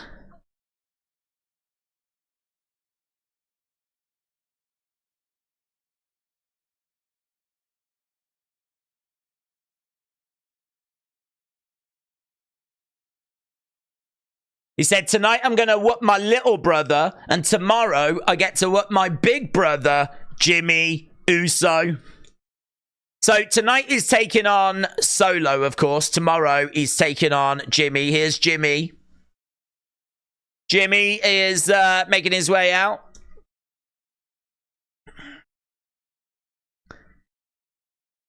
Jimmy stepping up to Jey. Jey's done so well on his own, as we said. Like, he is so over. Here's Jimmy.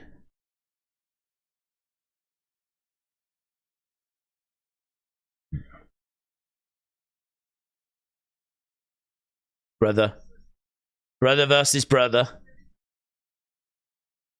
In the city of brotherly love.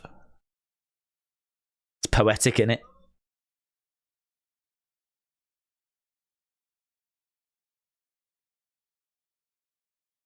He's better.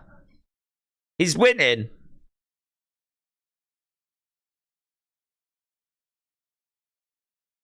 Little bro beat... Oh, that was good. At WrestleMania tomorrow, little bro beat big bro. No yeets. No yeets. Ah. Love it. Tomorrow is all about me.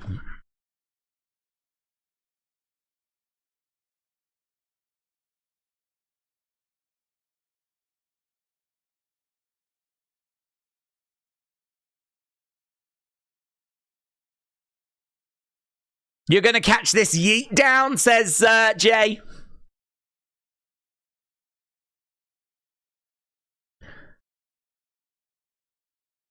Jey staring at Jimmy. That's it. Really short. Little bro beating big bro. No yeet.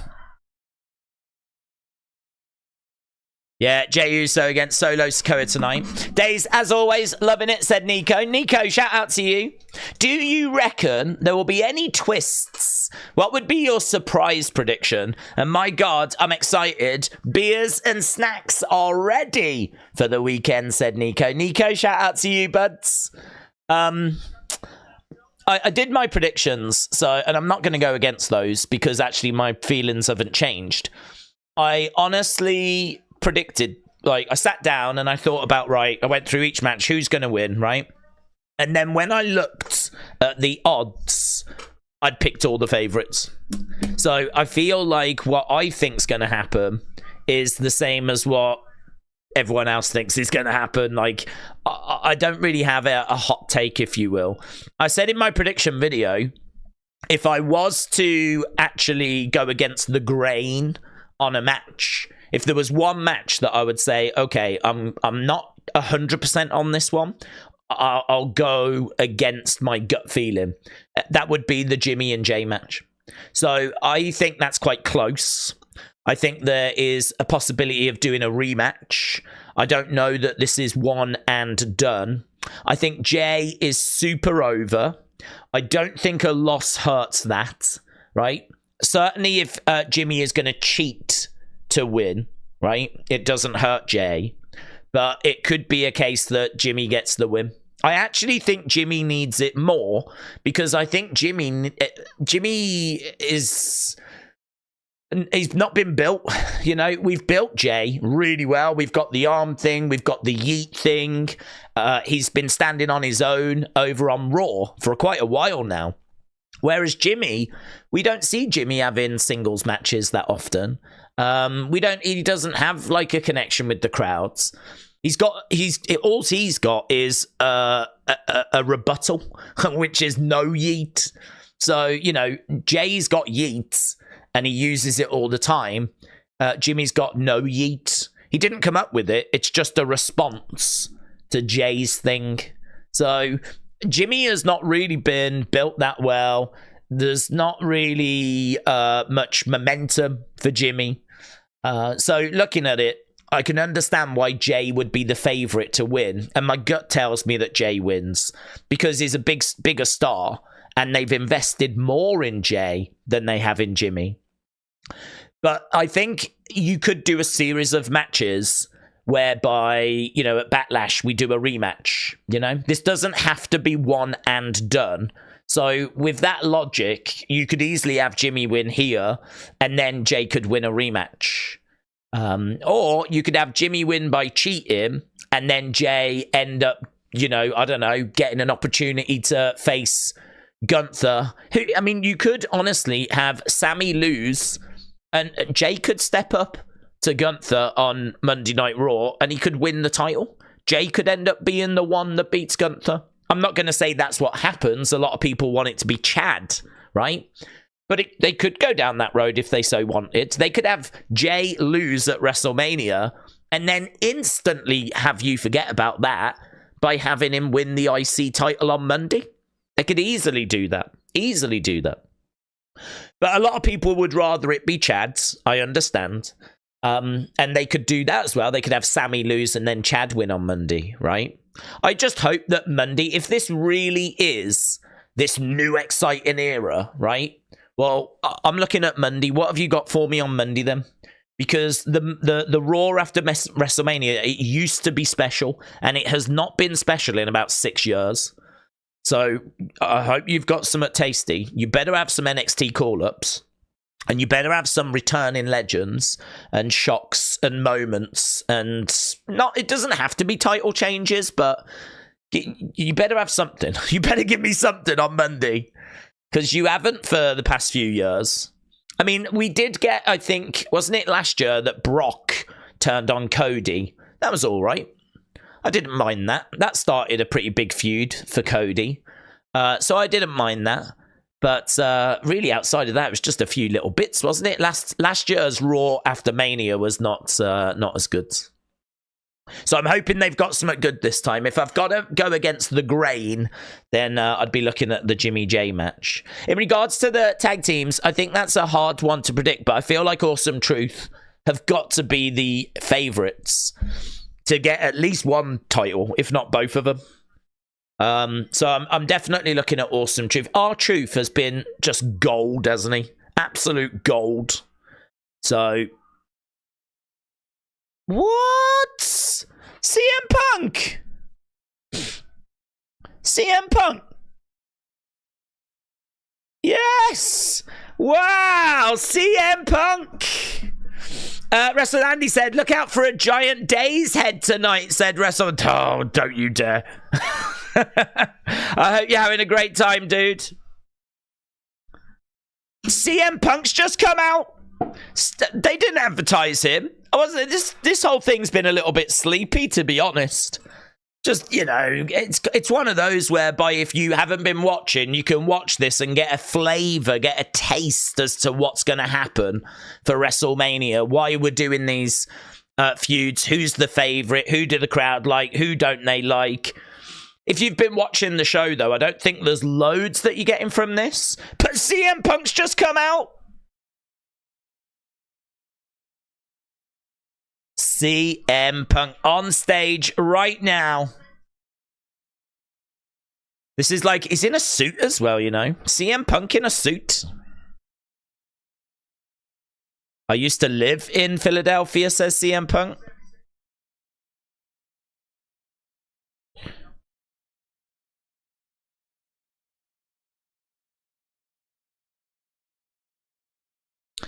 He said he started at the Murphy Rex Center. It's party time, said Frank. Frank, shout out to you, buds.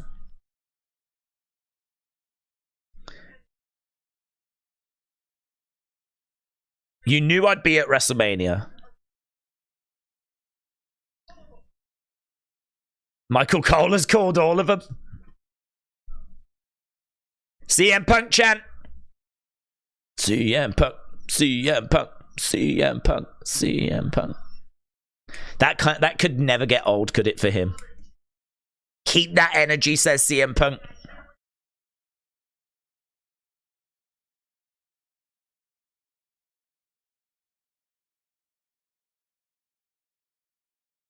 You can't have WrestleMania in Philadelphia without CM Punk. Right, well, this is interesting, isn't it? Because CM Punk has come out and he's gone and stood over by Michael Cole. Now we're bringing Seth Rollins out. So it's interesting that they've brought CM Punk out. Here's Seth. Seth's made his way out. I can't imagine CM Punk's going to just stand there. He won't get physical, but I can't imagine nothing's going to get said. So Seth has made his way out. CM Punk has gone over and stood by Cole and Pat. What R-Truth has been amazing. Doesn't mean that he needs a title, says Bonkers on him. Look at LA Knight. He's over, but he gets nothing. Yeah, but LA Knight's only been on the main roster a couple of years. R-Truth, you can trace back all the way to the Attitude Era. He was around in the Attitude Era. R-Truth has given so much over the years to WWE that I think a lot of fans really want him to have a WrestleMania moment, you know? And him winning the titles with The Miz would be that. It would remind me a lot of when Zack Ryder won the IC title. You know, we're kind of doing it. We did that so that Zack Ryder had a moment, right? And his fans had a moment. Because the next night on Raw, he lost the title. He only held that IC title for 24 hours, and then he lost it the next night. So clearly we only did it so that he had that moment at WrestleMania. And I feel like R-Truth, because of the longevity, because of everything he's done, it's not just about how amazing he's been this year. It's about what he's contributed to WWE, all the 24/7 stuff, the Golden Truth stuff, like everything. I don't know that I can point to a Mania moment for R-Truth. I can't think of one. I'm sure he must have done something fun in a Battle Royal or something. But I think a lot of people would like to see him win that title with The Miz. I think that would go down well with the crowd. And it doesn't have to be a long reign. He could lose it on Monday, just like Zack Ryder. Okay, Seth is thanking the fans. He said, I've had some incredible moments in this city. It don't get no bigger than WrestleMania.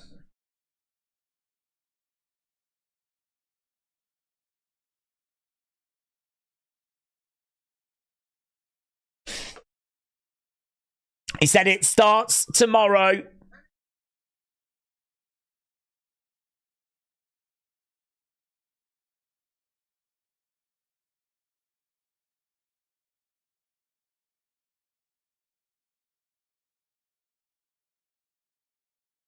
So he's talking about taking down Roman and The Rock, of course. He's got to have one eye on that. His glasses are wild. Lil Wazy said, I really want Rikishi to be the ref between the Usos.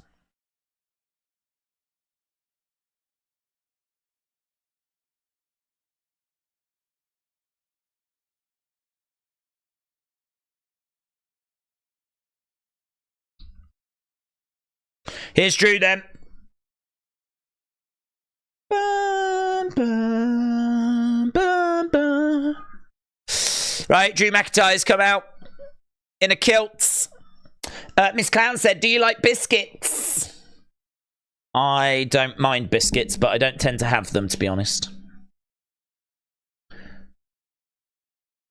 Drew's come out. I think, did he just come out with some cupcakes?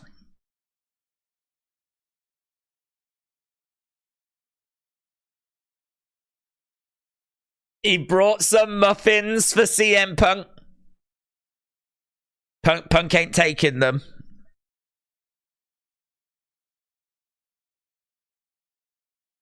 CM Punk, champ. That's cheeky by Drew. Brought muffins. If they're not from Mindy's Bakery, he don't want to know. Don't go bring in your inferior muffins, right? This guy is very picky when it comes to muffins. Thank you. Did he call him corporate punk as well?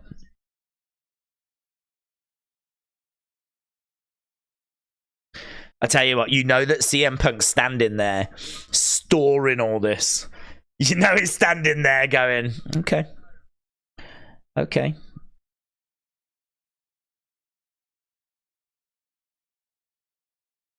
Number one.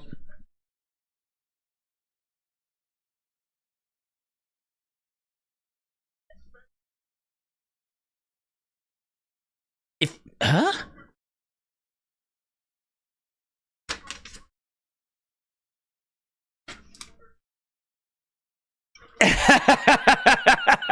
If you're an adult, don't have a title on your shoulder peacocking around.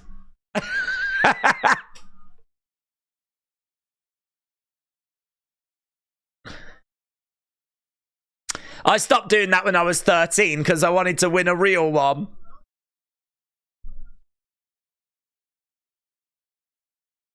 Don't support the cringe lord Seth Rollins. The cringe lord. He seemed very... Don't call wrestlers, especially the women, by their government names. So is that like people going up to Becky calling her Rebecca? I actually don't know their people's real names. I'm not very good at people's real names.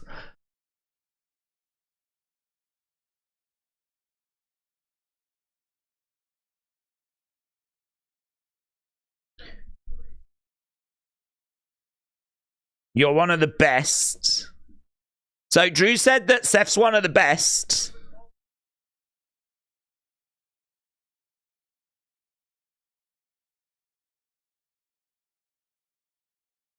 You've spread yourself too thin. Drew's telling all us women to love him creepily, and we are obeying, said Missy. Oh, is that what it's saying?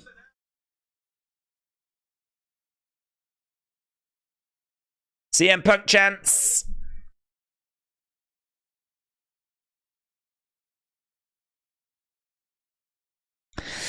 That's got to be frustrating for Seth and Drew, the fact that they're both building to a championship match and the crowd are chanting CM Punk.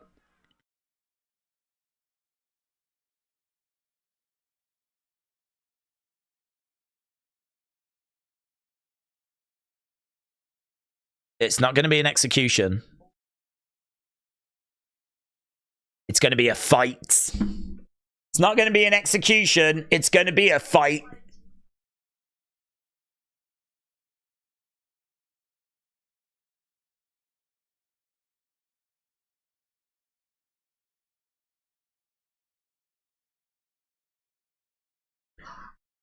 I will fight you with everything I have left.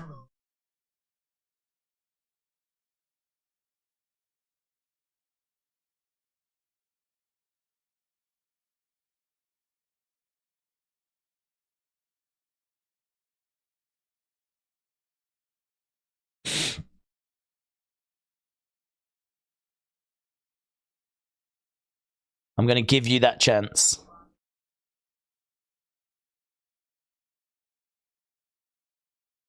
As good as you might be, you're not Seth freaking Rollins.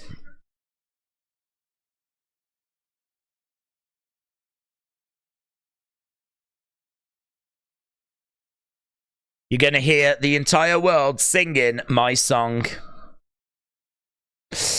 I can't wait for CM Punk's return from injury, said Brony. 2 massive storylines waiting for him. I completely agree.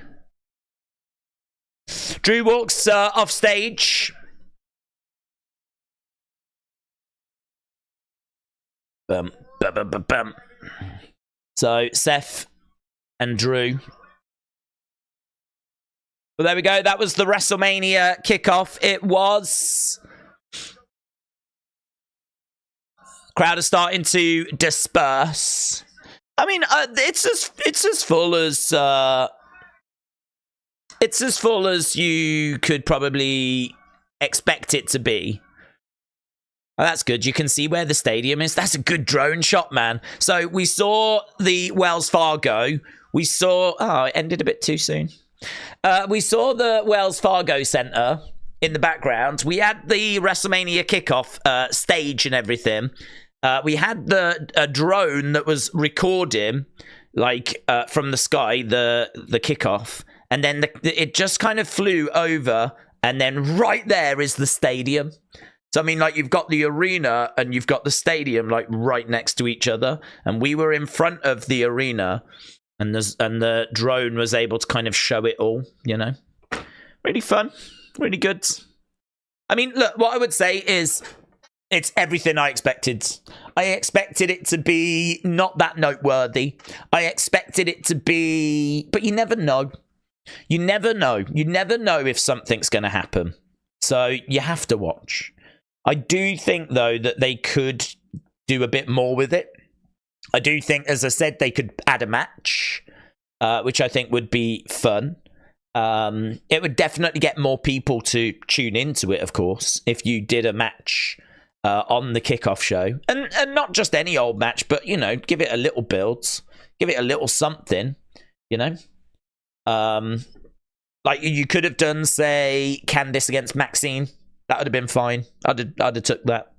Candice against Maxine, and you could have just built that story up a little and got it to where them two face each other.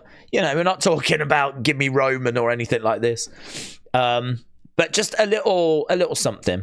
I mean, 4 million people tuned in to WWE Speed, didn't they? Just to see what that was about. So we know that people will tune in. So I would probably do that. I would probably have an announcement as well. I think that if you think about all the things that are going to happen at WrestleMania, I think you could easily make an announcement, yeah?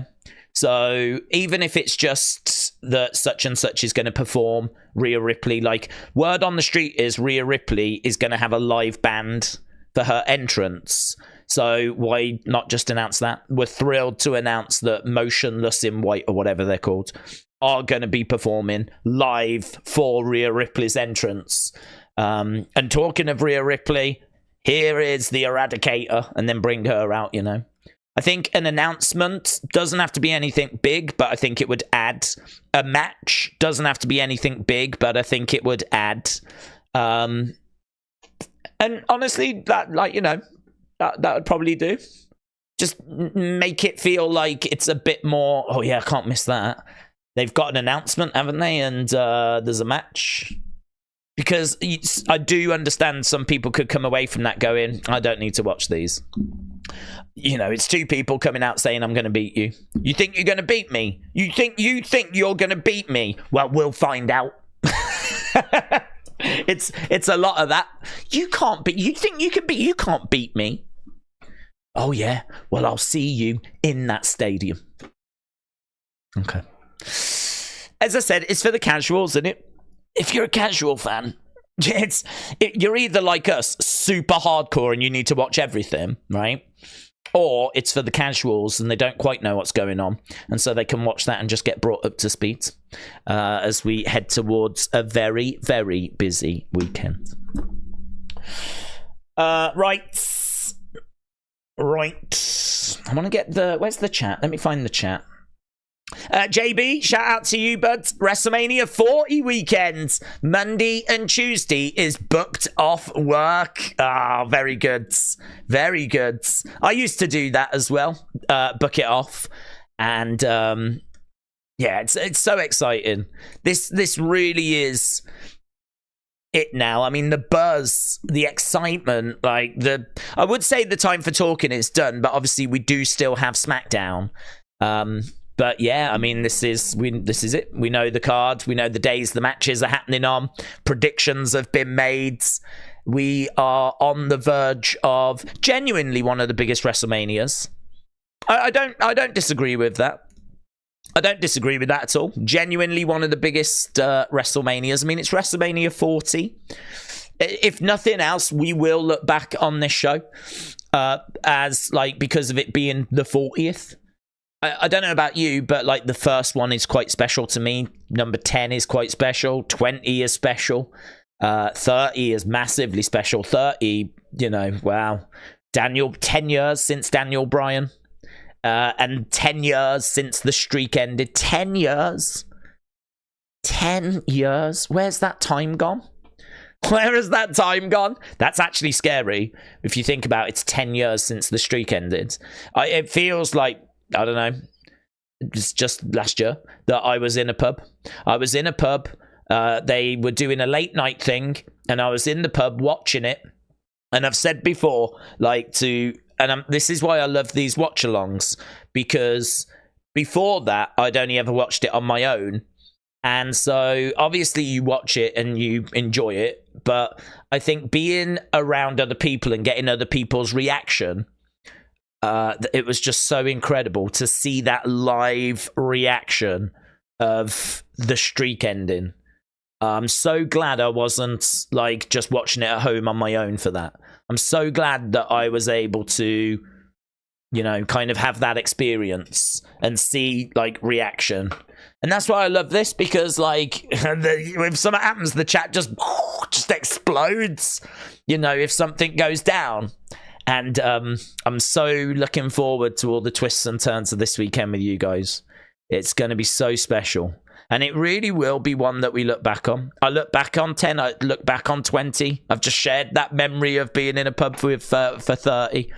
When I think about 20, I actually don't think so much about the event, because I just watched the event at home on my own, so it wasn't really anything that special. But when I think about 20, I think actually that I was at work. I worked in retail, and the box set came out. I've actually got it. I don't know where it is now. It used to live up there, but I've got the box set of 20, and which I have shown previous. And I really, oh, there it is. Hang on, I can grab it.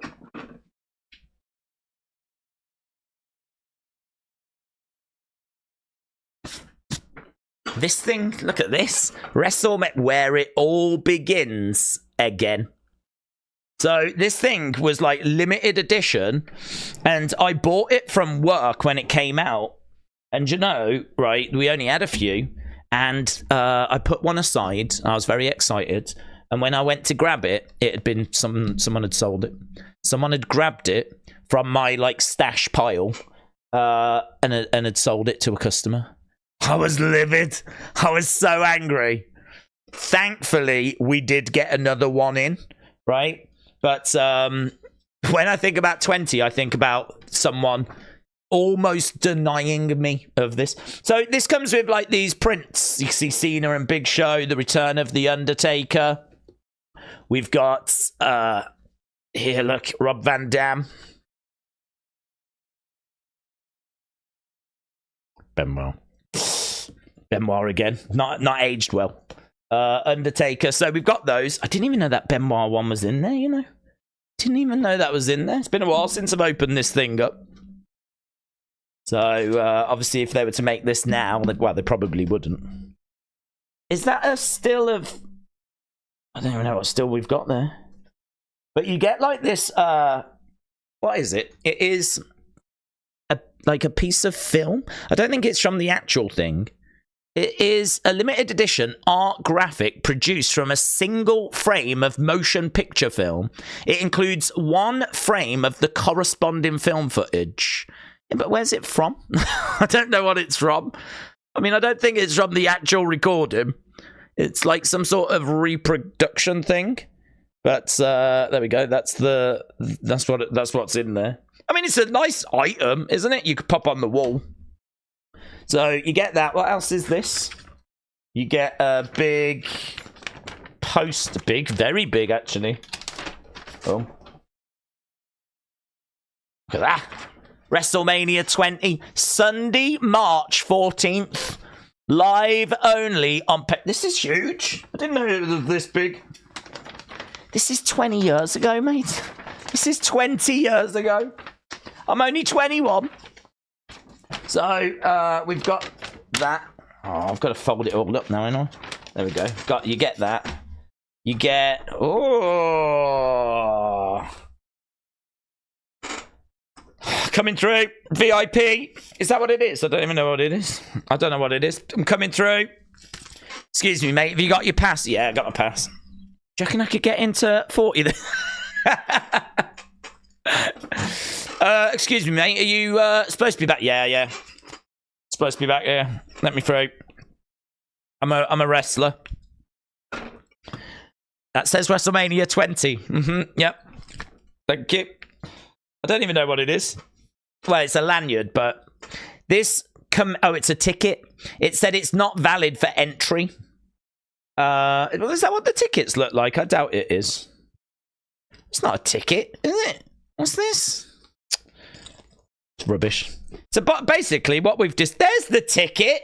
Now, that's cool. This is probably the best thing in this box. Look at that.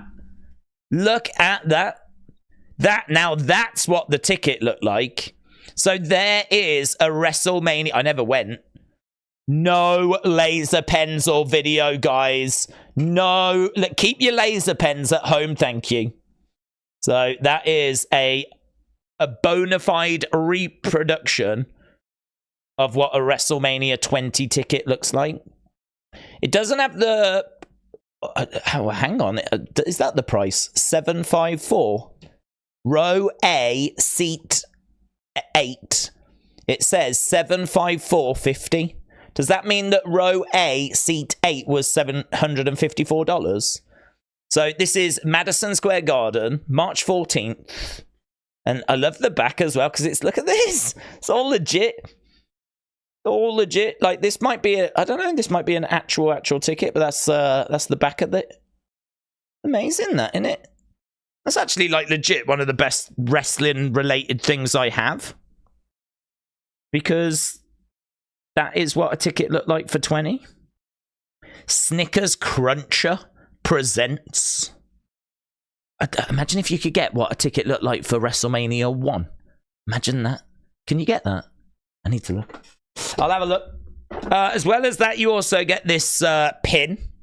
There we go. WrestleMania 20. And then, of course, you get the DVD set. So there it is. WrestleMania 20. How many discs? How many discs was it? 3 discs. 3 discs of WrestleMania 20 goodness. Did you get any bonus features? You get WrestleMania's 10 greatest matches ever. This is interesting, isn't it? So, the 10 greatest WrestleMania matches, as of up to WrestleMania 20, Kurt Angle versus Chris Benoit from WrestleMania 17, Hulk Hogan Ultimate Warrior from WrestleMania 6, Stone Cold versus Shawn Michaels, WrestleMania 14, Hulk Hogan and Mr. T against Rowdy Piper Paul Orndorff, main event of WrestleMania 1, Bret Hart Stone Cold at 6. Shut up.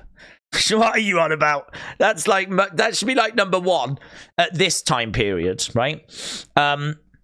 So that is number 6, apparently. Rock versus Hollywood Hogan from 18. Okay, I can go with that.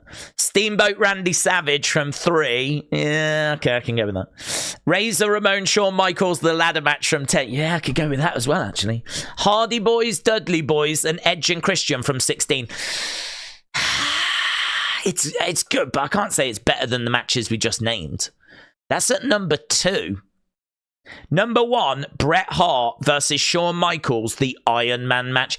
Do you know, it is funny how highly regarded at the time that match was, but I feel like as time has gone by, that match has sort of dropped down. I feel like the Iron Man match is still highly regarded, but is overshadowed by, say, Bret and Stone Cold, and maybe Shawn and Razor, the ladder match. But it's how interesting that here, according to them, they've got that as number 1. They've got it as number 1. Do you know, as well, you also get WWE Confidential. You get a Sunday Night Heat match between the Dudley Boys versus Lance Storm and Val Venus. You get Bite This with Eddie Guerrero. You get all the TV promos. You get some post-match comments from the wrestlers, and there's also some pre-match comments as well. So you get all those extras. So That's cool, isn't it? I mean, I know that the DVD sets were good for that. So not only did you get the matches, but you also got like all this extra stuff as well, you know? You don't really get that now with like the shows. I mean, the shows are just on the network, but you know, if you want to find everything to do with WrestleMania 40, will they put everything in one place? Like, will that kickoff show and WrestleMania 40 and the press conference and some of the promotional video, will it all be in a playlist somewhere? Maybe not. Maybe not. But when you bought the DVD, you did get all of that stuff in one place, you know? Because they did a lot of good extras. DVDs were great for that. They were great for that. And I think that's something that we miss now. And, you know, I mean, God, that ticket. I love that ticket. That's the best thing in this box, is the ticket. So, yeah, when I think about 20, I think about this box and how someone sold it and I was gutted. I think about 30, I think about being at the pub. I think about 1, I think about finding it at Car Boot, going home and watching it as a kid and thinking it was pretty rubbish. And 10, I don't really have many memories of 10, to be honest. I think I was just young and I just watched it. I don't really have too many memories of 10. But this brings me back to my point. My point is, this is WrestleMania 40. So this is a WrestleMania that we will always remember. It's a WrestleMania that we will go back to.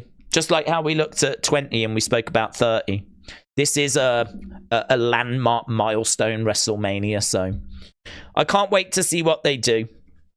It's going to be very special. But oh my God, how special in 10 years is WrestleMania 50 going to be? Oh my God. I'm excited for WrestleMania 50. I better be alive. I better be alive. I'll be so disappointed if I'm not. Keenan said, Days, hope you're well and having a great stream. I'm looking forward to this weekend. Do you think the crowds during Pat's show chanting MJF, what are your thoughts? My thoughts are that someone started it and a few people joined in. So I don't have any thoughts. So, I mean, MJF is apparently still with AEW. Fightful Selective come out and said that he's still with AEW. So I'm not expecting him. If he shows up, I'll be stunned. I mean, if he shows up, I'll be... if MJF shows up, I already know what my reaction will be. Because I've said before, I've been doing this a long time. When something happens that you don't quite expect, you're surprised, right? But when something happens that you couldn't even imagine happening, it's only ever happened to me a couple of times, but I can't quite process it. My brain can't quite get its head around what it's seeing, and it's a horrible moment. Actually, it sounds like I'm just talking waffle, but I'm not. It's horrible. You're watching it, and it's not quite clicking. It's not quite going in. And I had that when CM Punk came back. If you look at my reaction when CM Punk comes back, I don't scream the house down. I'm not flipping tables over. I'm just kind of open-mouthed, like trying to... Because in that moment, I think it's overwhelming, to be honest. Like, everything changes. You know that everything has just changed. When CM Punk came back, everything has changed. Because, and I mean that, like, the main event of WrestleMania, who wins the Royal Rumble, who's the top guy in the company, what does this mean for Cody, what does this mean for Seth, like, like everything's changed. And so, in that moment, you have kind of all of that happening at once. And I think if MJF was to make an appearance at WrestleMania, I would have that exact same reaction, because in my head I'd be thinking, is he in WWE? Is this a working relationship with AEW? If it is a working relationship with AEW, what does that mean? There's going to be people now saying that this relationship has been there all along and that all of this has just been a plan or whatever. I don't believe that. I don't believe he'll be at WrestleMania. So, you know, if that happened, I'd have like all these thoughts in my head at the same time and it would be overwhelming. And and that's how I malfunction, to be honest. That's how, like, my brain overloads. So I'm not expecting it. I just think that someone in the crowd started an MJF chant and a few people joined him. That's it. That's all that was. And as I said, Fightful Selective reported that he's still with AEW. Right. Stinky Toffee, shout out to you, my friend. Stinky Toffee said Seth's attire at the press conference looked like a Venom tribute. Oh no, for Cody. Right, people are going to have to explain that because I don't know. I don't know. That's a reference which is going to be lost on me.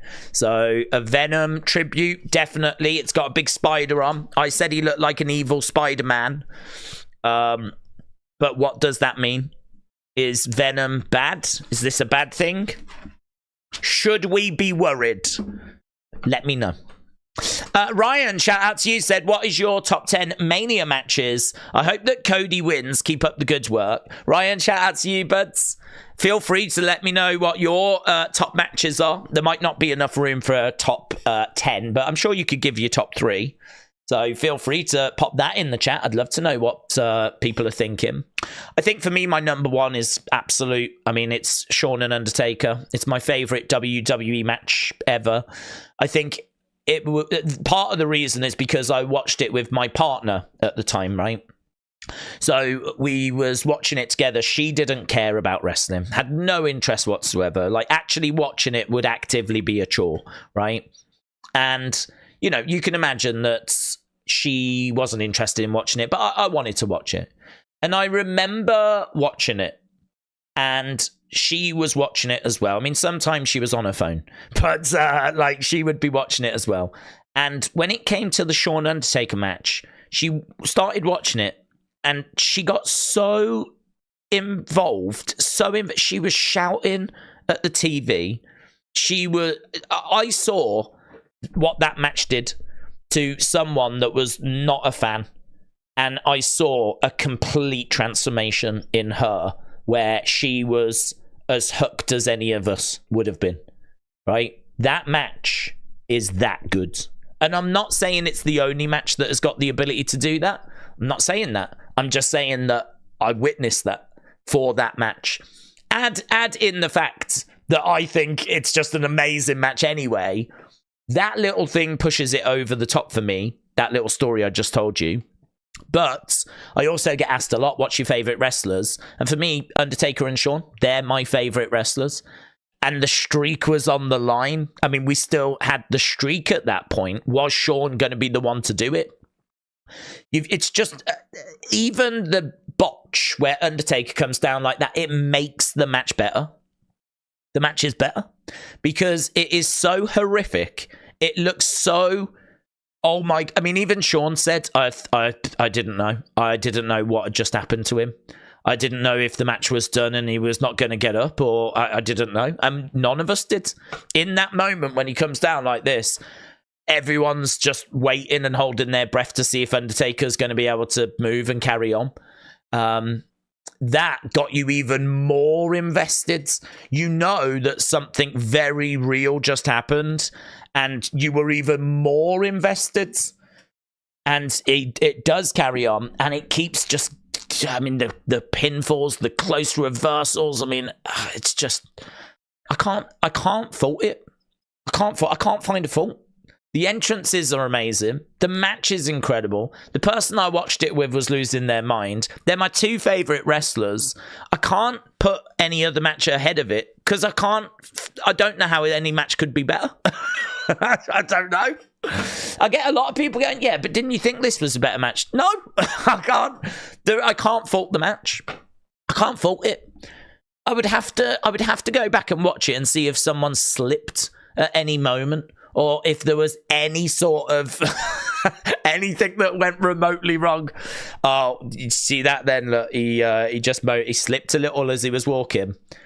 That's not. I'd have to nitpick on that level. It is just everything. That match is everything. The fact that Dave Meltzer gave it 4.75. Do you know what's funny? When people bash Dave Meltzer about his star ratings, that is the match they always bash him about. there's two things I hear Dave Meltzer getting bashed about. One is that he didn't give Shawn Undertaker 5 stars. And the other is that he never gave Kurt Angle a 5-star match. Those are the two things I always hear Dave Meltzer being bashed about, right? So I know that a lot of people carry that same opinion as what I do, that this is one of the greatest matches of all time. So that's my number one. Number 2 would be Bret and Stone Cold's. I think that it's so iconic. It's the arrival of Stone Cold's, truly the arrival. And you've got the blood and the emotion, and it just means so much. It's such an important match as well. And again, a perfect match. I mean, one that you just couldn't find fault with. It's incredible. I can't fault Bret Hart Stone Cold's. So I would definitely have that on the list at number 2. I know for a lot of people that might be their number 1, but for me it just comes in at number 2. And then my third match, it might have to be the ladder match. It might have to be Shawn and Razor, because that blew my mind when I was a kid, and I still think it's the best ladder match. I don't think any Money in the Bank or any ladder match has been better than that. That's a big statement. But I think that simple is better. And I think that where you add loads of people and you do loads of spots, I don't think that there's magic in seeing someone down and willing them to get back up. Yeah, there's an added drama and an added connection when someone is selling, that you're like, come on, get up.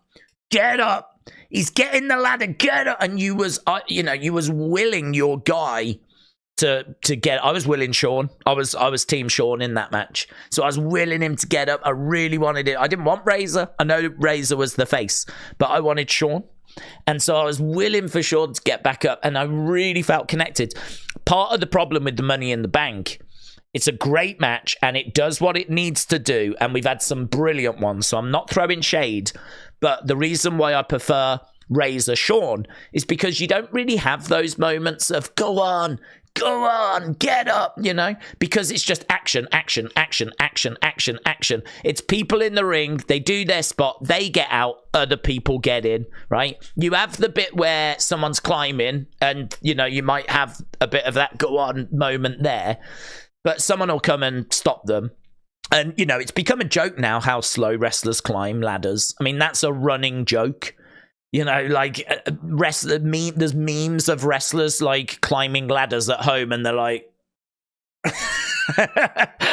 really slow as they're climbing, because we've just seen it done so many times now, that it's become a bit of a meme and a bit of a joke. So for me, I look back at Shawn and Razor, and I look back at how they used the ladder as a weapon, which had never been done. I mean, we hadn't seen ladder matches. I think there'd only been one before that. So they used the ladder as a weapon, which was incredible to see at that time. They were also, obviously, you had the drama of them being down, the other person setting it up. So for me, I think that just comes in at 3, but I don't know. I could easily have my arm twisted, and I could easily name 50 other matches that could take that spot. I've got a lot of favorites. Obviously, I've seen every WrestleMania, of course, and I've got a lot of favorites, but those would be the 3 that come to my mind. Sean, shout out to you. Said good luck with the streams this weekend. Sean, thank you, my friends. Well, honestly, I mean, there's no luck required as long as people are joining us, having a good time, sharing their thoughts, sharing their theories. I mean, what I would say is, I really want to do reviews after the shows, and obviously I need to keep an eye on Super Chats. I want to try and keep an eye on my social media so that I can try and keep ahead of the situation there. I'm going to try and get into the chat, but, have conversations amongst yourselves as well. Feel free to ask the community questions. They can all see what you're typing. So, feel free to have your own conversations, ask your own questions, share your own theories, have your own debates. It's all welcome. The only thing I would say is don't allow anything to get out of control, in the sense of, if you're going to disagree. No one needs to agree with everyone, but just do it from a point of view of, I don't think it's going to go that way because of this and this and this, I would say it only becomes a problem when it's like, you're an idiot, what are you on about? Blah, blah. Do you know what I mean? And then it becomes personal attacks. We don't need that. Instead, let's go with, you know, I see your point. I don't agree. I think we're looking at this. We're looking at this, blah, blah, blah, you know? So, yeah, I think it's going to be a very eventful weekend. It's going to be lots of conversation. And I can't wait to see where it all ends up. Jamie said, I can't wait for WrestleMania weekend. Jamie, shout out to you. OJ Wrestling said, one of my favorite matches ever is Will Ospreay against Shingo, best of 7 Super Junior finals. If you've not seen it, check it out. It doesn't get spoken enough about. It is awesome, said OJ Wrestling. George said, I enjoyed seeing Stone Cold win his first WWE title. Going Ghost said, Days, I know it's hard to say now, but at the end of the weekend, do you think we will rate this WrestleMania? Where do you think we will rate this WrestleMania? Well, I think it's going to depend as to... If I look back historically at the more recent WrestleManias, out of 5, I think it'll get a 4.25. I think it'll get a 4 to a 4.25. What previous WrestleManias have shown is that we can have an amazing day, but it is very difficult to have 2 amazing days, right? That's what we've not quite cracked. I think that we've done a lot of these 2-day WrestleManias now, enough to get a sample.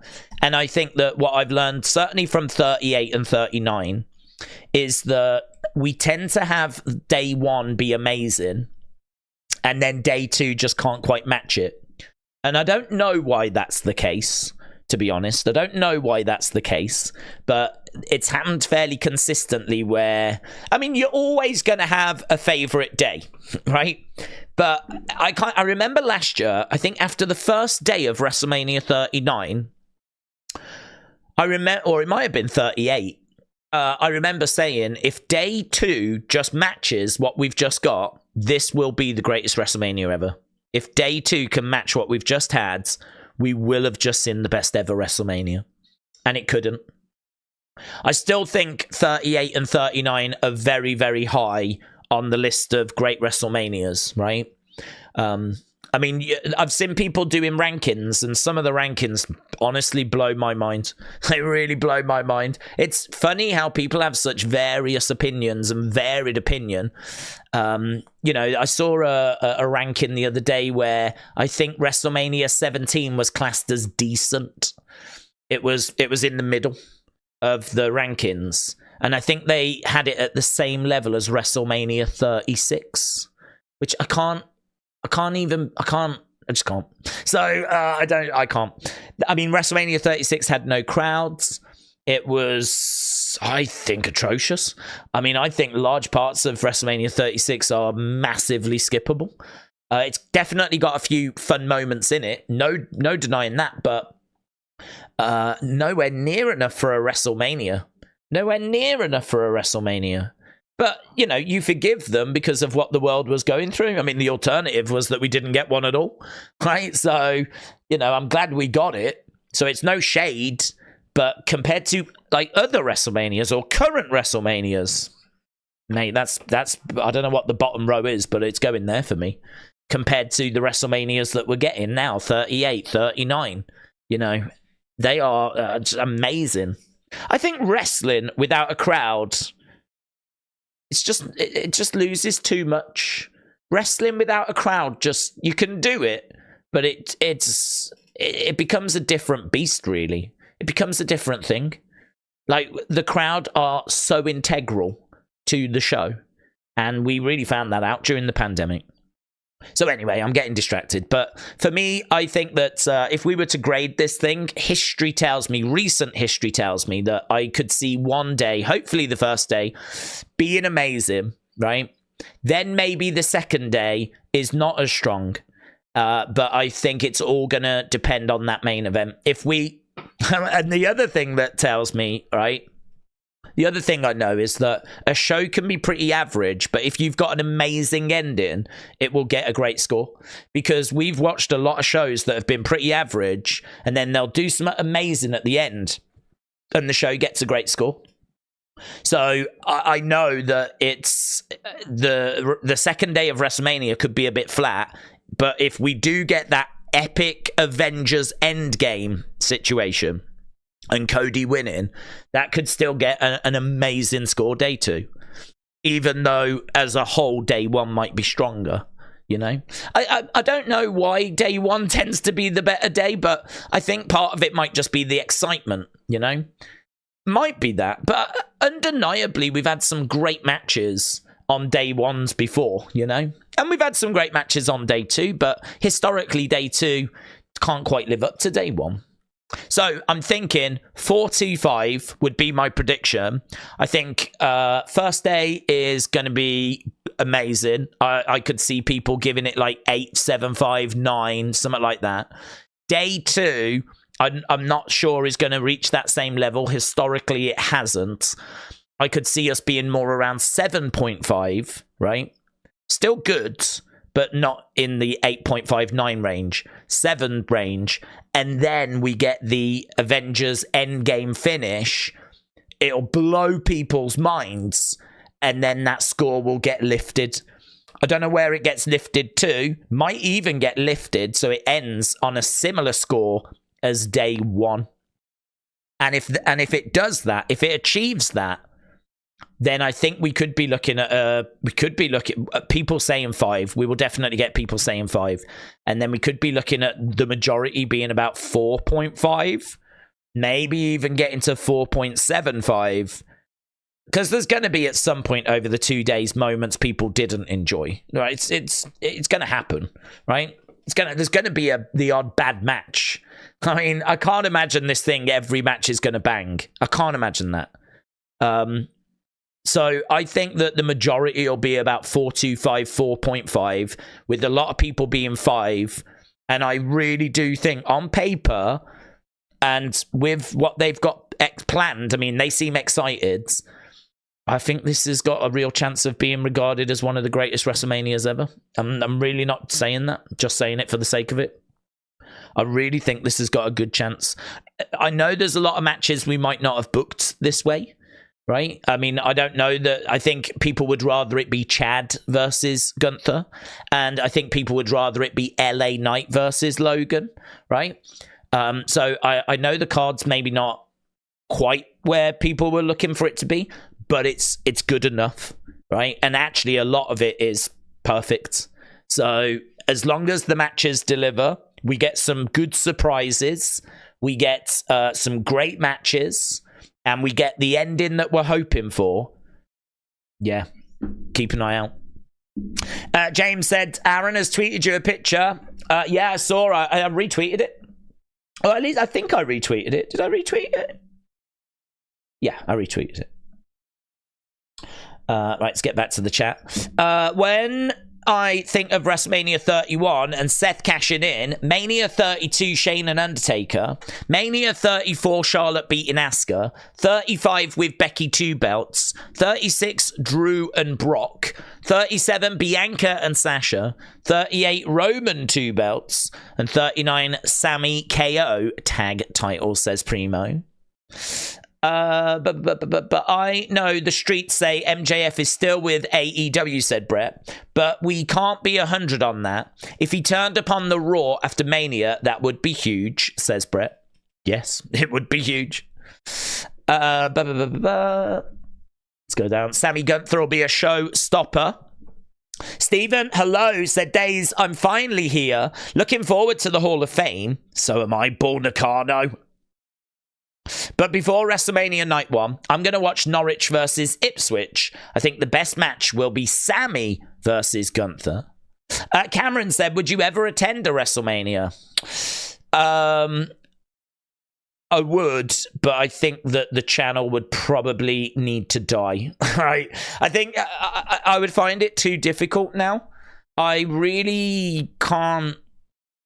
I would find if I was sat at WrestleMania watching and enjoying the action, I would I'm so used to watching shows with you guys now. I mean, I watch every show with you guys. I've watched since 2018 with you guys. So that's 6 years. That's 6 years that I've watched. I think I can't imagine. I must have missed the odd Raw or SmackDown somewhere, but honestly, I think I don't miss shows. I mean, we do this consistently, week in, week out, here or there. There might be the odd show here or there. I'm really not sure, but by and large, I've seen every show with you guys for the past 6 years. If I was to sit at WrestleMania now, I would feel like something massive was missing. I would really struggle, I think, to just sit there and watch and just, I'd really struggle with it. So I think, obviously, I don't know what's going to happen in the future. I mean, what I do know is I love YouTube. I love hanging out with you guys. There's no plans for the channel to go away or anything like that, right? But who knows? People might get bored of me. I might outstay my welcome. People might drift away, and the channel could slowly fade into obscurity. Could happen. Nothing in life is guaranteed.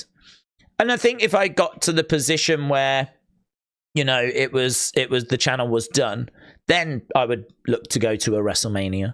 But I'm so fortunate in that, we've got a great community. There's people that really seem to enjoy hanging out and sharing their thoughts and chatting with other community members.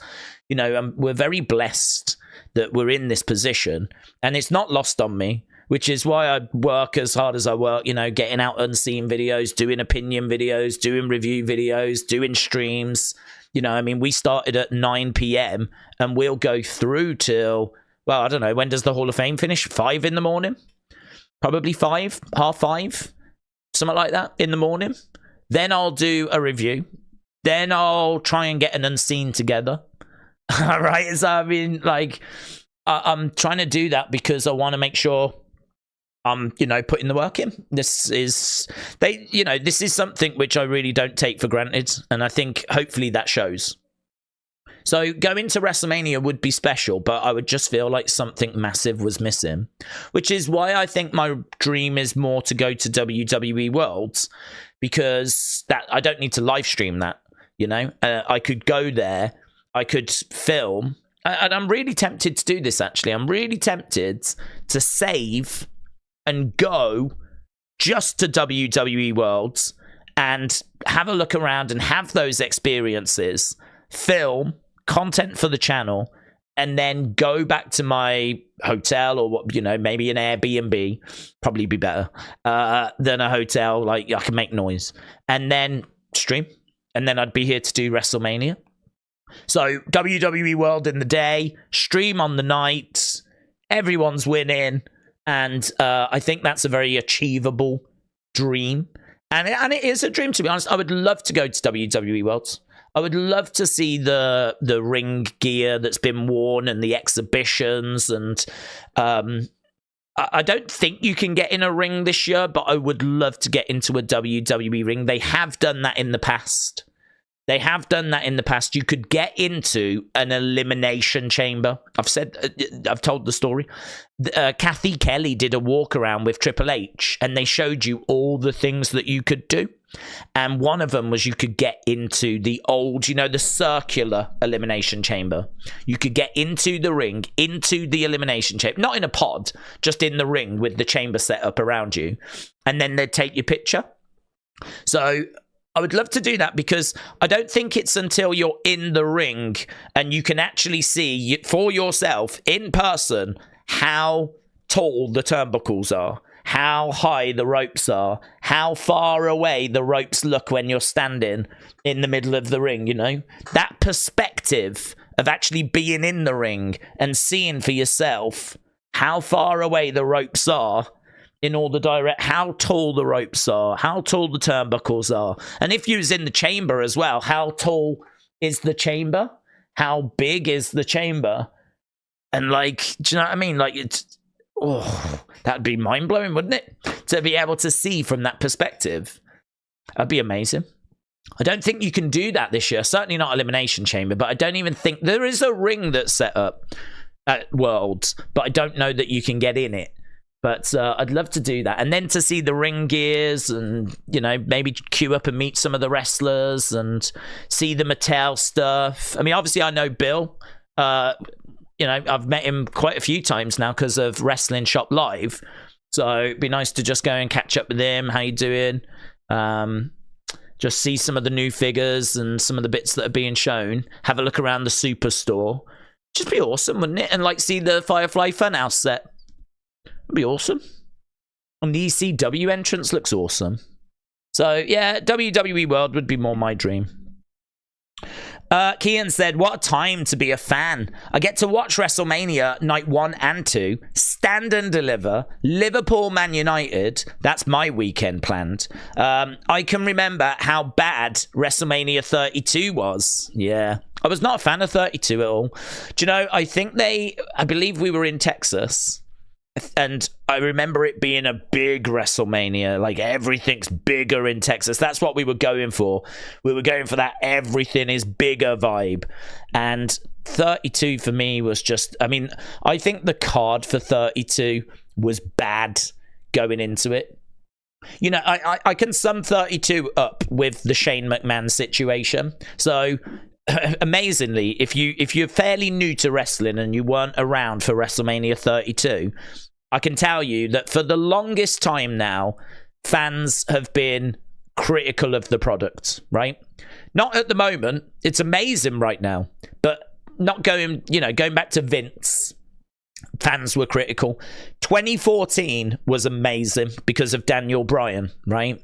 And, you know, we had a few other bits going on as well. Shield, Wyatt family. There was a lot of good stuff around in that time period. I think that was the last great, really, truly great period for WWE. I would say was around 2014. I love that time. I mean, that's the year that Sting debuts. Do you know, I've actually got on my wall, and I don't know that I've ever shown it. I'm not going to get it now.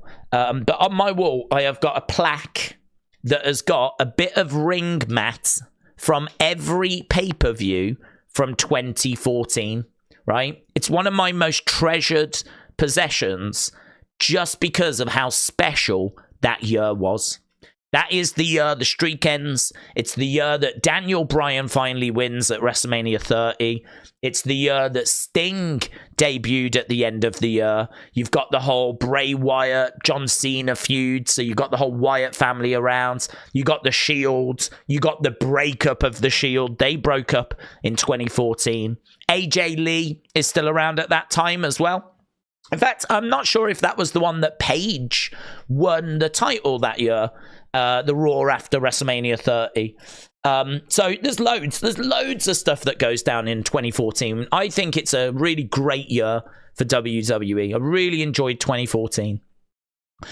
And I would say everything after that is where we start to go down. And then we hit the pandemic. And then Vince goes, Triple H comes in. And I think we've gone right back up again, yeah? So that was 2014. By the couple of years later, 2016, right? This is where we get to WrestleMania 32, right?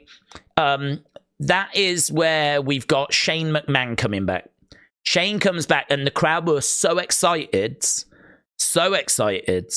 because they really wanted it to be a case that Shane was going to take over. And that it was going to be that he would fix things because things felt broken. It didn't feel as good as it had been. And people really wanted Shane in charge. And what they said was, you can book Raw if you win at WrestleMania. And that's exactly what the fans wanted. This was like, oh my God, if Shane starts doing the booking for Raw, oh, this is going to be amazing. Yeah, people really were excited. And they said, but if you can do that, but you've got to win, and your opponent is going to be The Undertaker. Can you fathom how stupid this is?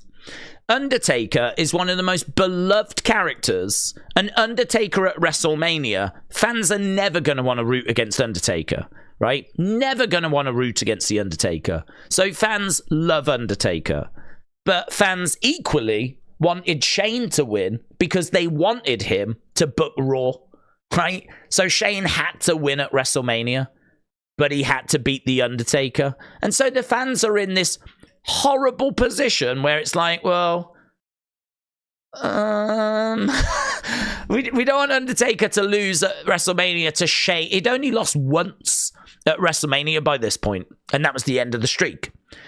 And we don't want him to lose twice, with the second loss being to Shane McMahon. Don't want that. But equally, we want Shane to win. And it was, that to me sums up that WrestleMania. It was just a mess, really. I think on paper, before we even got to the show, it wasn't right. And I would say of the WrestleManias in the 30s, I would say 32 is probably the second worst, with 36 being the worst. I think 36 with no fans is the worst of the WrestleManias in the 30s, and I'd say 32 is the second worst.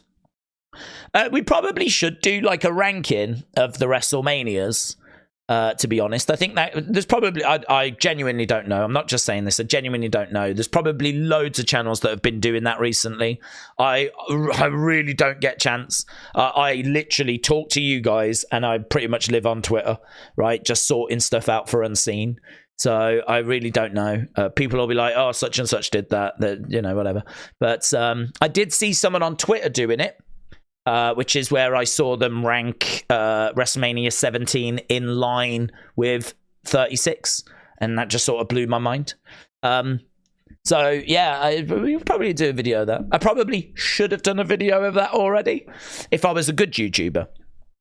So it might have to wait till next year now. But that could have been a fun video to have done. Right, let's go down. It's Bryn again. Said, I think they were expecting the fans to hate Shane's return. And the fact that he wanted to come back and have power again. I'm guessing they were in too deep with the match. Do you know, I don't know, because I don't know. I remember Vince. It's a great moment. Vince is in the ring, and he said he's gonna give an award, right, to his daughter. And I can't remember what the award was, but like it was like a special achievement award for being amazing, right, at her job and everything. Like, what an incredible job. So, you know, Steph comes down and she's all, thank you, my God, you're my inspiration. And it's a moment between Vince and Steph, and it's all, you know what I mean? And then all of a sudden, he's about to hand the award over, and out of nowhere, here come the money, here comes the money, money. And we had not seen him for years. It is, I'm not just saying this, it is one of the best TV moments of recent times. If you want to go back over the past 10 years, I would say Shane McMahon coming back on that Raw is, in 2016, is one of the best TV moments of the last 10 years. For wrestling-wise, it was amazing. And the way it was done, because he's about to hand the award over, and Stephanie's face drops, Vince's face drops. It's brilliant. So he comes down and he's like, he says to them, you're running this company into the ground. And the fans are like, yes, thank you. Yes, they are. So I don't know that they thought the fans would turn against it, because the way it was all positioned was that he was the savior. He was coming to save it. I actually think they were hoping the fans would turn against Undertaker, because they were maybe going to try and make Undertaker align with Vince. You know, Undertaker was Vince's greatest creation. So if you want to run Raw, you're going to have to beat my son is going to have to beat my greatest creation. I think that's what they're thinking. In their mind, they're thinking Vince's son against his greatest creation. And, you know, if Shane wins, then he can book Raw. So I think that was what they were thinking. But I don't know. Why didn't they think about the fans wanting both guys to win? Because that was the situation we were in. That was the situation going into that WrestleMania, was that we were looking at it going, well, We want both guys to win. How do we get both to win? Could it? What happens if it's a no contest? What happens if there's a draw? But the problem was they then made it Hell in a Cell. So there was never going to be a draw. There was never going to be a count out. There are no DQs. There had to be a winner. So you go, oh my God, someone's winning. And then Undertaker wins and everyone's like, oh, so that means... oh, right. So that means that we don't get any improvement to Raw then. Oh, okay. Mate, it was a mess. It was a mess. But it's funny to look back on now because we're so far removed from it and we're eating so good now that we can look back on it and laugh now. It wasn't so funny at the time, to be honest. It was quite heartbreaking. And do you know what was even more random? Was afterwards, Vince turned around to Shane and he was like, do you know what? You really impressed me against The Undertaker. So as a reward, I'm going to let you book SmackDown. So we did sort of get some good out of it, right? Because he started booking SmackDown. And I think, wasn't it at that point then that we started to get like Daniel Bryan as GM and we started to get Talking Smack and it all started to go in that direction? So, you know, we started to get, like, Shane booking SmackDown then. So we did end up getting something good out of it, in all fairness, but we didn't know that at the time. And that whole match was just a mess, man. But that, to me, just summed up that WrestleMania. That was, you know, it was weird. It was wild and weird. Paddy, shout out to you, my friend. Hope you are well. Shout out to you. Darwin, appreciate the support, buds. Hope you're well. Hope you're having a good day so far. Obviously, we've got 59 minutes. Guys, we've been live for 3 hours. Where's that gone? Where's 3 hours gone? We've been live for 3 hours already. I feel like I've been live for like, I don't know, an hour. Because we've just watched that thing. Oh, we've been live for 3 hours? I haven't even put a tweet out to let people know we're live. Honestly, I'm the worst. I am literally the worst. Days, let's be honest here and now. I'd like to think we always are, but I mean, I'm not lying. So if you want to be honest here and now, I've got some big questions about the things you've been saying. Yeah. Let's be honest here and now. AEW won't be at the same level as WWE. AEW is becoming more laughable to watch. I'm glad that WWE as a real company has become one of the hottest products since Triple H took over. Happy WrestleMania weekend. Darwin, shout out to you. I would say, right, I've got a couple of thoughts on AEW, which are probably going to upset people, right? It comes from a good place, but I've got a couple of thoughts. One of my thoughts is people love when the ratings come out and they're rubbish, yeah? People love it when AEW ratings come out and the ratings are atrocious.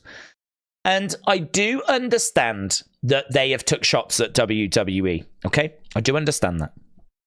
But I do also think that us taking shots at AEW feels to me like punching down, right? It feels to me like we're in a position of power as WWE fans.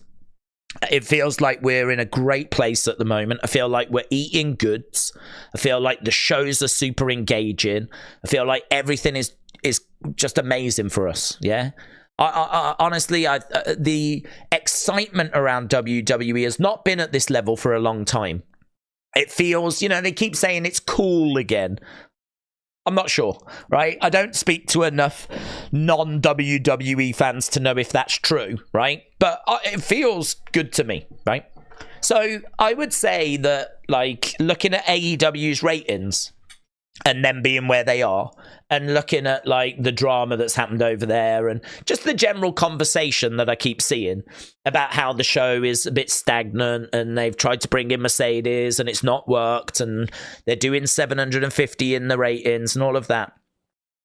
Honestly, for me, right? For me, it's got to the point now where they are what they are. Like, whatever they do, whatever they achieve, that is what they do. That is what they achieve. I'm looking at it because it's interesting, because you've got a billionaire who's using his money to try and get ratings, and it's interesting to see the results of that. So I look at it more as a experiment. What would, I mean, how lucky are we that we live at this time where a billionaire is spending a lot of money trying to create another WWE, right? I think it's very interesting that we get to watch someone trying to do that, right? I think it's interesting we get to watch someone trying to do that. We get to watch their successes and we get to watch their failures and we get to learn. I mean, we're getting a free education.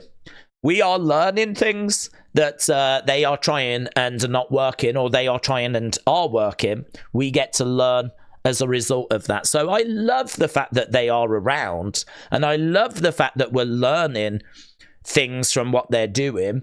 And I think that them being around has been better for wrestling. I do agree with that. I think WWE have had to raise their game. I think there's another place for wrestlers to go and earn good money. There's another show for people to enjoy if they want to watch it. I keep saying it till I'm blue in the face. I don't have any ill will towards AEW. I wish them all the best. It doesn't faze me. I'm not bothered by them. I think the days of seeing them as a threat have gone. For me, I don't see them as a threat. I didn't know if they would be a threat. You know, I think when they first started, people were looking, going, could this be the company that really knocks WWE off its perch? Could this be the company that gives the fans what they don't think they're getting from WWE? We didn't know. We didn't know. I mean, we didn't know what their ratings were going to do. Yeah, famously, Jericho thought that after, was it 6 months or so, he said, I really think we'll be doing ratings bigger than Raw. After 6 months, he said that on one of his podcasts. I really believe we'll be doing bigger ratings. And obviously it's not gone that way and people throw that at him. But that, you know, we didn't know what it was going to do. And that was an insight into what Jericho was thinking could happen, right? So what I would say is right now, I don't see them as a threat. They could become a threat, right? They could grow over the next few years. They could consistently be getting 1.3, 1.5, right? They may do, right? It's unlikely, but they may do. And then they might switch to the same night as Raw, and we might have a new Monday Night War, right? That might happen. I don't think it's going to happen. It could happen. But as of right now, I don't see them as a threat, right? I don't see them as a problem. And I think that if we kind of take shots at them, it feels to me like we're just punching down. It feels like we're a big kid at school that's just punching a little kids. It really feels that way to me. At the moment, they're a wounded animal. Right? At the moment, they've got a fan base that love them and support them. And if that's you, I'm pleased. I don't have anything against them. But when I see WWE fans taking shots at AEW, if it's in a bit of a cheeky way, I don't mind that. I'm sure there's cheeky little shots that come back. But when it's a bit more aggressive, it just seems so unnecessary. It just seems so pointless. Do you know what I mean? When things are so good in WWE right now. So what I would say, Darwin, is that I agree with you that I don't see AEW replacing WWE anytime soon, right? They could go on a build and, you know, could be interesting. Fast forward 5 years, 10 years, who knows? As of right now, the gap is really wide. Yeah, really wide. So I agree with you. And I'm also pleased that WWE is hot right now. Of course I am. But just to expand on your point, which might upset a few people, I think the gap is so wide now. I don't know why we still go through this taking shots and why we still go through all of this, you know? I don't know why it's still a thing. When it was maybe closer... and like say Raw was doing 1.4 and Dynamite was occasionally hitting 1 million and they were within 400,000 of each other. Yeah. Maybe then you could understand the WWE fans getting a bit more nervous that AEW were onto something and maybe could, you know, what's happening. So then I could understand fans being a bit more nervous and lashing out a bit more. The gap is so wide now. The gap's like 1 million viewers. And WWE is so hot right now. Everything is clicking for WWE. So just for me personally right now, I don't see what we gain. I don't see what the benefit is of taking shots at AEW. I just don't. They're so struggling right now. I feel like we're just kicking a wounded animal, which maybe some people would find entertainment in, I don't know. But for me, I'm just so dialed into what WWE are doing. I know that might be boring. I know there might be people watching that are thinking to themselves, oh, you're just being dull. You know, we're doing it because it's funny, or I don't know. But for me, I'm just so much more focused on what WWE are doing. I just so much more focused on. Haven't watched AEW all 2024, and I've not missed it. I really thought their product had gone very stale. They could be doing some fantastic stuff. I love what Tony Storm's doing. I think Tony Storm's doing great stuff. I only hear amazing things about Will Ospreay. So they've definitely got talent, and they've definitely got a few things going. But yeah, to me, it just feels a bit like a wounded animal, and I don't know. It's just not really on my radar. I keep an eye on the ratings to see, you know, how they're doing. If they've managed to grab some attention. But really now, if anything, it's you know, they'd celebrate if they got into the 800,000. Do you know what I mean? I wonder at what points people will stop talking about them. Do you know what's funny? The more WWE fans talk about them, the more it actually helps them, because it keeps them getting mentioned. Like, look how much time we've just spoke about them here during this SmackDown stream. So rather than just not mention them at all, we've just spent 5 minutes talking about them when we didn't need to and we didn't have to. But it's funny how they keep getting mentioned still. And I think WWE fans, if they just stop talking about them, stop giving them free mentions on social media, stop giving them free mentions all the time, you would find that they would fall further. Because I do think there's a lot of people that talk about them, which keeps them on the agenda. What's happening now is people seem to enjoy the conversation about their bad ratings. And when the ratings come out, if it's 700,000 again, people are like, oh, I can't wait to see what Jim Cornette says about this. Oh, I can't wait to see the reaction on social media, like, oh, it's another bad week. And genuinely, there are people excited now when their ratings come out and they're bad. And if all those people just sort of stopped doing that and just didn't pay it any attention, I really think the amount of chatter around AEW, the amount of noise around AEW, the amount of conversations around AEW, all of it would drastically decrease. Drastically decrease. And honestly, I don't know. I don't know where they would end up. I did wonder this about people that hate watch as well. There's people that watch AEW just to point out the botches. What if all of them stopped watching? What would the number be then? How many of that 750,000 are people that are watching just to hate on the product? Even if it's only 50,000, could you imagine if they stopped watching? 50,000 stopped watching, and all of a sudden now AEW is knocking at the 600,000 door. It's kind of funny how the haters are actually mentioning and aiding the views and the conversation around the company that they hate. You know, best strategy is always to focus on your own lane. That is a lesson I learned thanks to the Attitude Era. You focus on yourself first. You focus on you. And you focus on what you're doing. You don't worry about others. You don't focus on others.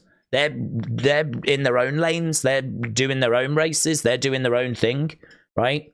You worry about yourself. And that, you know, I think when WWE took that attitude in the Attitude Era, we worry about us first. That's when they started to pull ahead. When they started investing in Stone Cold and The Rock, and they started to not worry so much about Hogan and not worry so much about what was happening over on the other channel. When they started to worry about themselves, they started to pull ahead. And how funny that when WCW worried about WWE, WWF, they actually sent viewers over to them. Do you remember Tony Schiavone giving the results away and mentioning about Mick Foley winning the title. They didn't need to do that, but they gave WWF free promotion, and what was it, 250,000 people changed the channel. So Tony Schiavone said, right, we've got the results for Raw for you, because it was pre-taped. We got the results for Raw. Here we've got Mick Foley winning their world title. That'll put butts in seats. And as soon as he said that, 250,000 people turned off WCW and they went to watch the title change. And they absolutely sabotaged themselves. Because they weren't focused on their own products. They were focused on what another product was doing. And they shot themselves in the foot.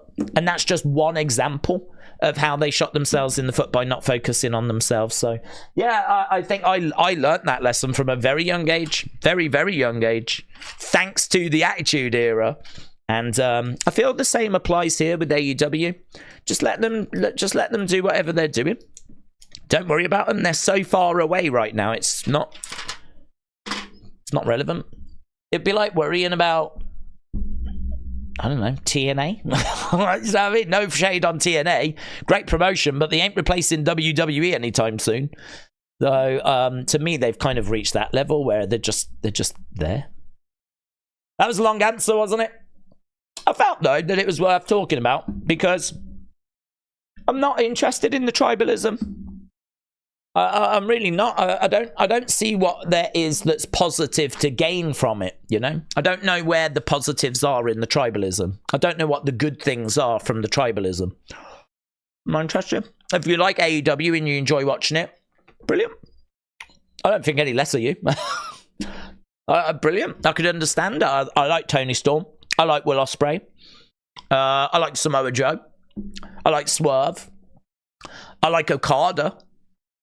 I mean, I even said, listen, if the card for Wembley was good, I'm not streaming it. So I could end up going to the Wembley show because I'd love to see Okada. I'd love to see Ospreay. I don't mind seeing Mercedes. I don't mind seeing Tony Storm. I don't know if I'll get a chance to see Danielson much in the future. So I might even end up going to that Wembley show. Because they've got enough stars that I'm interested in seeing. I just don't know what the card's going to look like. And as I said before, I thought the Wembley show last time was a bit disappointing, actually. So, you know, I'd go with fairly low expectations that the matches would be, you know, to my liking, you know, what I'm into. But to actually just see Okada in person, that would be pretty special. And to see Ospreay in person, and to see Mercedes, and so on, so on, so on. I might end up going. Support intern said that he's got expensive wine at the ready. Support intern, shout out to you, my friends. Yes, I'm trying to pace myself. Trying not to get like too fast-paced, overly excited.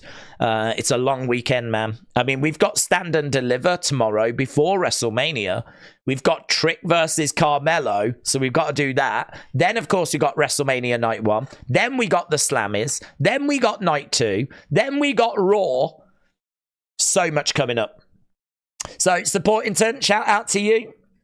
And appreciate the gifted membership as well, my friends. Lucid Vibe Media said, we need to stop with AEW versus WWE. It's all pro wrestling. That is true. The only thing I will say to that, though, is that you need to tell the people in charge, because the reason why this has become so tribal is because Tony Khan takes shots at WWE. WWE have taken shots at AEW. I mean, for example, CM Punk made a load of comments to Ariel Helwani. He could have not, right? He could have stayed quiet, but obviously he spoke his truth. And that made AEW very defensive. AEW came out with a promo from Edge and kind of responded with Edge kind of bigging up AEW because they felt like they'd been knocked. I mean, in all fairness, CM Punk went on Ariel Helwani and called Tony Khan a clown, right? I mean, he only said what he'd actually said at the time, but he didn't need to reveal that detail. He didn't need to tell us that. But we know that CM Punk's not going to really hold anything back. But the bottom line is that AEW this week felt like they had been attacked. So you've got, you know, these moments that keep happening. You've got these little digs. I mean, doesn't Roman, whenever he talks about Cody in 2022 or whatever, or 2020, Roman said the other day, when this started, his title reign started, when they started building this mountain, right? Cody was off doing a whole lot of nothing. He said that a few times. That's Roman taking shots at AEW. That's Roman basically saying that AEW are a whole lot of nothing, right? Again, he doesn't need to come out with that diss, but it's there. And all that happens then is the AEW fans feel that they have to fire back, you know? If WWE superstars or whoever management take a shot at AEW are more than likely not going to just take it. They're going to take a shot back. And we've just kept having this, you know, this back and forth. And Tony, obviously, with his social media posts.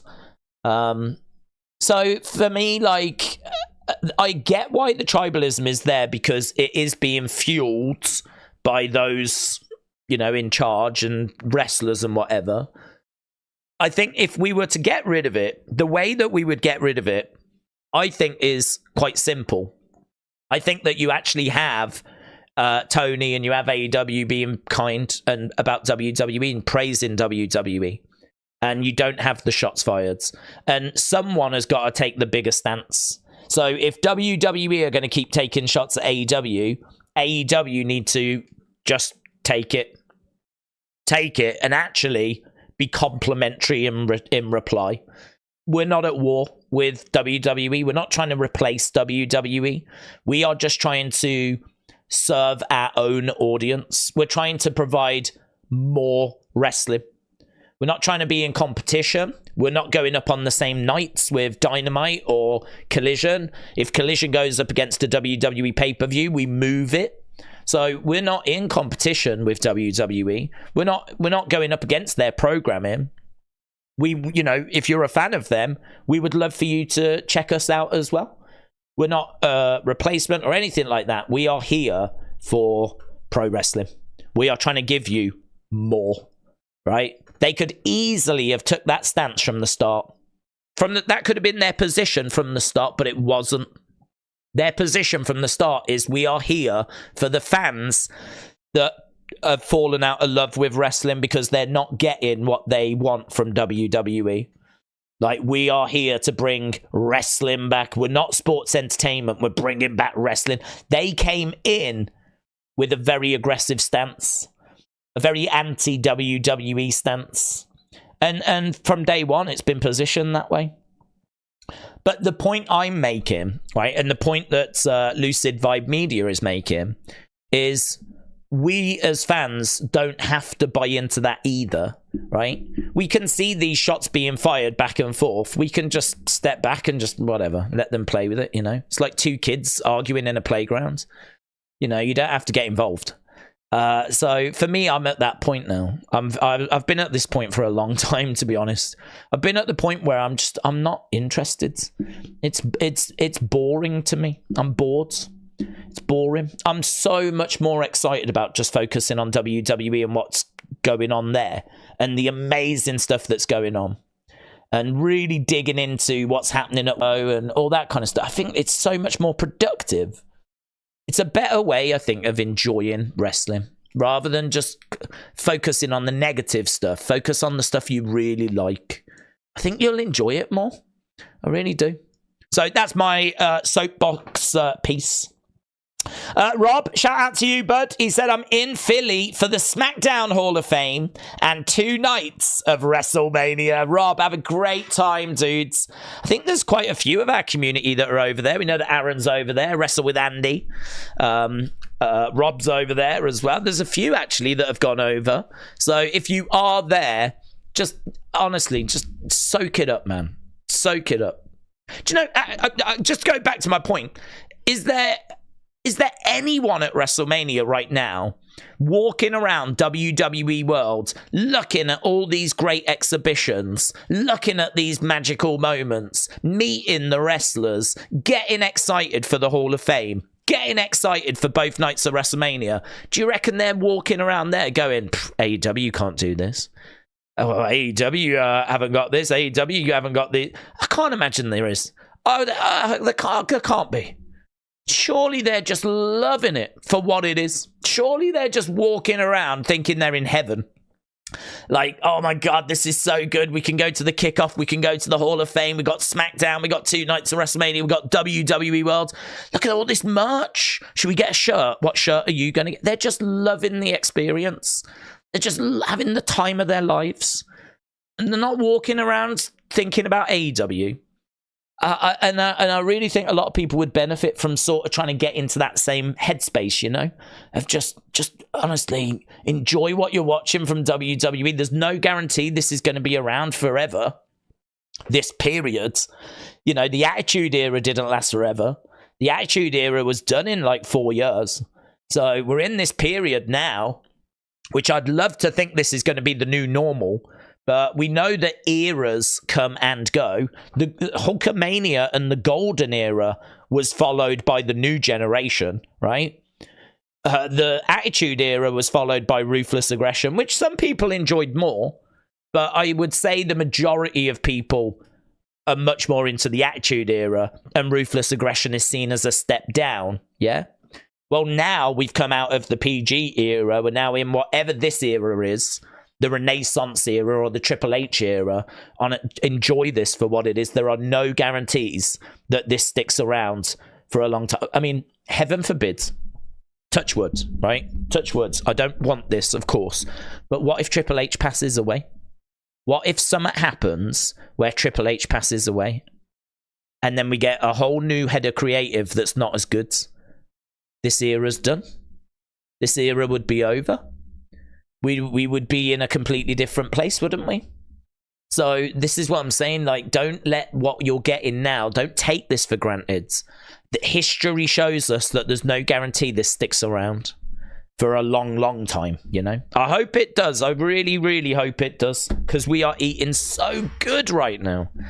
I just want to keep eating. So there we go. That's my 2 cents. I'm literally just here for Paul Heyman, said Lucid Vibe Media. Defcon Prime said TNA has been around longer than ECW and WCW combined. Has it really? It's been around longer than ECW and WCW combined. That it probably is true, isn't it? Thinking about it. That probably is true. Yeah, they're the little engine, aren't they, that just keep going? I mean, they've had good times and bad times. I don't know what time they're going through right now. Scott D'Amore made it seem like it was in a really good place. And it probably still is. But there was a lot of excitement around their rebranding. And I don't see many people talking about what's happening in TNA at the moment. So I don't know. If you are a fan of TNA, I'd be interested to know, is it good right now? Is it like, is good things going on? Or since Scott D'Amore went, has it took a step down? Does it feel like something's missing? Or no, it's as good as we thought it was going to be? Like, I'd be interested. I genuinely don't know. I don't keep an eye on TNA, so I genuinely don't know. All I know is there was a lot of excitement for the rebrand going back to TNA, and then it was around that same time Scott D'Amore left, and that was a hammer blow. We saw the roster all show unity with like egg timers, which felt like they were on the verge of walking out, but nothing came of that. So I don't know if there was like an emergency meeting or anything, but yeah, I don't know what position they're in, to be honest. Meet CFC said Ryback picture is used on 2K promo at Philly. Check. Ryback picture is used by 2K in Philly. Let's have a look. Ryback. Let's search Ryback. Why have they got Ryback on a 2K booth? Let's have a look. Boom. Boom. Create your own trading card. Okay. So is that... Okay, well, this looks to me like it says create your own trading card and it's got a camera. So does that mean that you scan an item and then it puts it into a trading card? Could someone have scanned Ryback and that's why he's there? Is that why? Is that what it is? I mean, I don't know. I'm seeing this picture at the same time as you lot are seeing it. That does feel like it's been created more by them, though, doesn't it? That does feel like the home screen. Create your own trading card, though. There's a picture. You see the image in the corner there? Does that mean you can take a picture or select a picture? Could it be that these are two that have recently been created? I don't know. It wouldn't surprise me if it comes out. I mean, if that's the case, what I would say is if you can have any image on a trading card, then that's stupid, because this could be Vince, couldn't it? It could be Chris Benoit. It could be anything. If you can select any image and put it there, then it could be they're lucky that it's only Ryback, if that's what's happened. It could be like a serial killer or anything. So if that's what's happened, if that's why it's there, I'd say that's really dumb. But I don't know. I mean, I can only see that image. That was a couple of days ago, apparently. Never saw that before. It looks like put your face on a wrestler's body, said Luna. I think it's a photo of you, not one you can import. All right. Isn't that though the import thing there? That's the picture thing, isn't it? If you click that, isn't that like on my phone? I think I've got that image, which then lets me search images. Perhaps you click it and there's like a database of images you could search. I don't know. That logo in the corner, I'm sure that's the image I've got for like looking for files. I can see the camera up here though. I don't know. I am only going off this image. You absolutely could be right. It could be that you just choose the body and you pop your face on it. Maybe someone just doesn't know that Ryback's not in and they've, botched it. Don't know. I can't really explain it, to be honest. He's clearly not coming back. I know that much. It was a couple of days ago. Did he comment on it at all? Has he said? Oh, I think he's blocked me. I'm sure he's blocked me, and I'm sure he's blocked me, and I don't know why. I don't know why. I don't remember ever criticizing him on Twitter or anything. Someone could have sent me a joke about him and I might have ended up agreeing or whatever. So I could believe that, I could believe that. But I don't think I'd ever really go out my way to say anything nasty just out the blue, It's not really what I do, really, to be honest. So, I don't know. Right. Here's an interesting image. So that is tonight's SmackDown. Apparently tonight's SmackDown is over capacity, so they've had to remove the stage, and this is going to be the entranceway. I love that. That reminds me of old school WrestleManias. I mean, that's pretty much WrestleMania 10, isn't it? We just need a door with a X in front that opens. It's like WrestleMania 1, just without the screen. If it had just a curtain there, blue curtain. We're back to the days of Hulkamania, where they used to just have a WWE logo above, a blue curtain, and then the superstars come out. That would be a curtain logo. That'd be very Hulkamania. I love that. Love that. Ryback promised he would retire at Survivor Series. What's this? Oh yeah, it's happening. 7 minutes. What's this? What's this? Former Stardom owner Rossi Agawa and Julia, who WWE have been wanting to sign, are both backstage at SmackDown in Philadelphia tonight. Oh my God! They're going to announce a partnership, aren't they? A Japanese promotion with the ex-Stardom League. Oh my God. Oh my God. We've been talking about this on Unseen, man. Oh! Are we about to get NXT? Oh my God, we're doing watch-alongs. I'm going. Well, we're doing watch-alongs. NXT Asia, NXT Japan. Oh, I'm going. I'm going to go. I'm going to go to their first show. I'm going to go. I'm going to be green shirt guy, but I'm going to wear pink. I'll be pink shirt guy. Oh my God. Oh, it's my favorite brand. I love it. It's my favorite brand. NXT Japan. You won't find a bigger fan than me. I've supported this brand from day one. Day one. What's your favorite NXT Japan moment? Mine's when they almost announced it. Because they've almost announced it because it's backstage and it's gonna happen. Oh, let's go. No, you'd be the beanie guy. Would I? Do I want to be the beanie guy, though? When I think of beanie guy, I think of Beanie Babies. I don't want to be that guy. It's a bit pervy, innit? The beanie guy. Oh, it's like the beady guy. Oh, do you know what I mean? Like, I've got binoculars. I'm looking at you in the shower.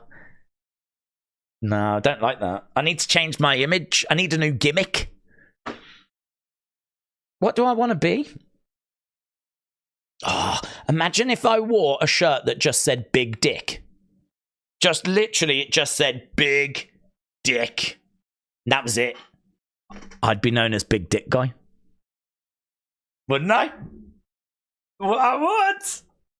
I would. You know I would. Big Dick. Right? I'd be like, oh my God, there's Big Dick Guy. And I'd be like, and as you're walking down the street like this, yeah, and you're around WrestleMania, they'll be like, Big Dick Guy. I'd be like, how you doing? How you doing? You all right, lads? Woo!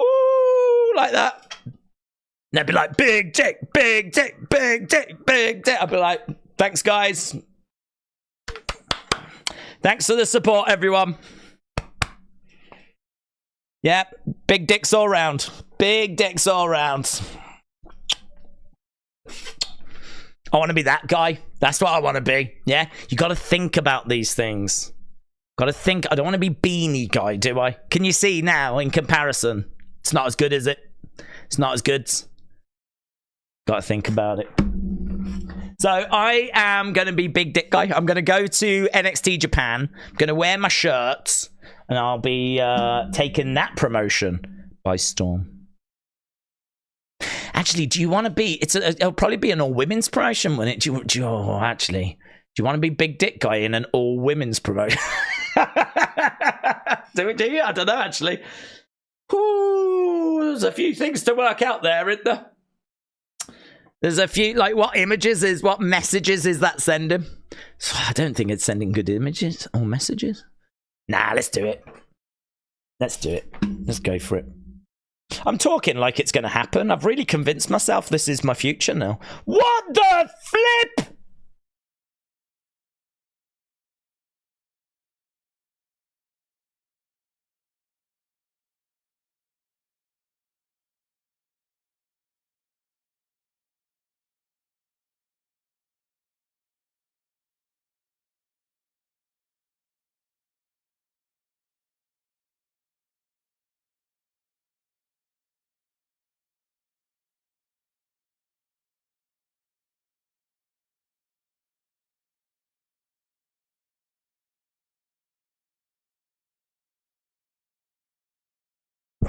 No! I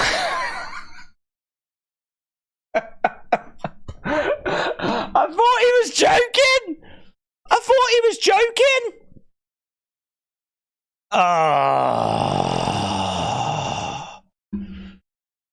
I feel I've got to get him back now. He's gonna... Randy! You're going to make me look like I'm a mark for myself, aren't you? You know, and all them signs are in the thing, like, busted open and everything. You're going to make me look... You're going to make it look like I've told you to go and do that now. Oh.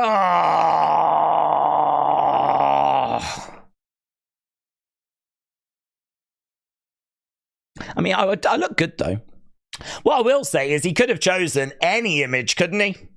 Could have chosen any image, so, I mean... at least he's got my good side. Oh, my God. Wrestle with Andy. Shout out to you. I hope the camera does not pick you up. I don't even... I've got to quote tweet this, but I don't know what to say. I'm gonna...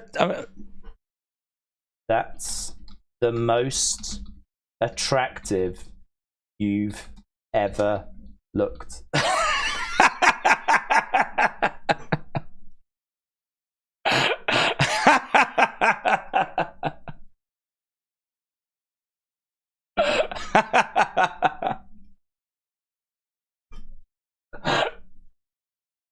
I don't even know to put laughing faces. I mean, I am laughing, but I don't know whether to add them or not. I think it's more savage if I don't, innit? I'm going to leave it at that, actually. It's more savage without the laughing face emojis. Oh, Andy. He mentioned it earlier, you know, that it was like, look out for the big days heads.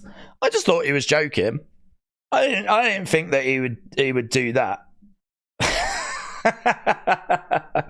I feel I've got to get him back now. I feel like I need to somehow get a Wrestle with Andy sign on screen. Maybe when I go to NXT Japan, I'll have a Wrestle with Andy has got a big dick shirt. Maybe I could wear that. Wrestle with Andy has got a big dick. Maybe go with that.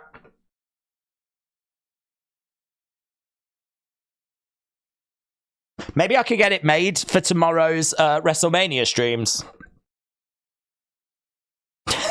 The only problem, right, is, you know, the end of night 2 when it's all emotional and we're all crying, right, because Cody's finished his story and he's looking at the heavens at Dusty Rhodes or whatever. If I do pull that out as a reaction video and it's a real heartwarming moment, I don't know how great it's going to look if I've got Wrestle with Andy has a big dick written on my t-shirt. I'm not... it might take away from the emotion of the moment. Oh, God. What's his shirt say? What's that say? Oh, God. Wrestle with Andy, you, my friends, are a flipping legend. You are a legend. That is very, very funny. But you better not get on TV because I really don't need to see that. And it really makes me look like I've requested it as well. Or it looks like I've, like, dropped the idea out there. Like, you should do that. Guys, if you do... Remember, guys, if you get on TV, lots of wrestling days signs, yeah? You find me ever saying that in a stream. Ever. I'm not a mark for myself. I'm here to hang out with you guys and have like a chat with you guys and have fun with you guys. I want this crystal clear. He's done this of his own accord, right? I want that crystal. So very, very funny. Very funny. Right. Big dick. It didn't look that big in the picture you sent me, says James.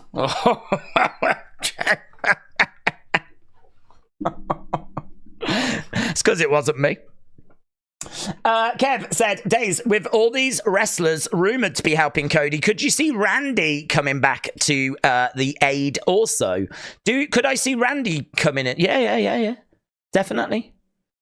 I think that Randy makes sense because of the whole legacy thing, you know? So I think there's a great chance that we see Randy getting involved. I think Stone Cold's... I know that the word on the street is that don't expect Cena and Stone Cold to be in that main event thing, because obviously the truck was shown.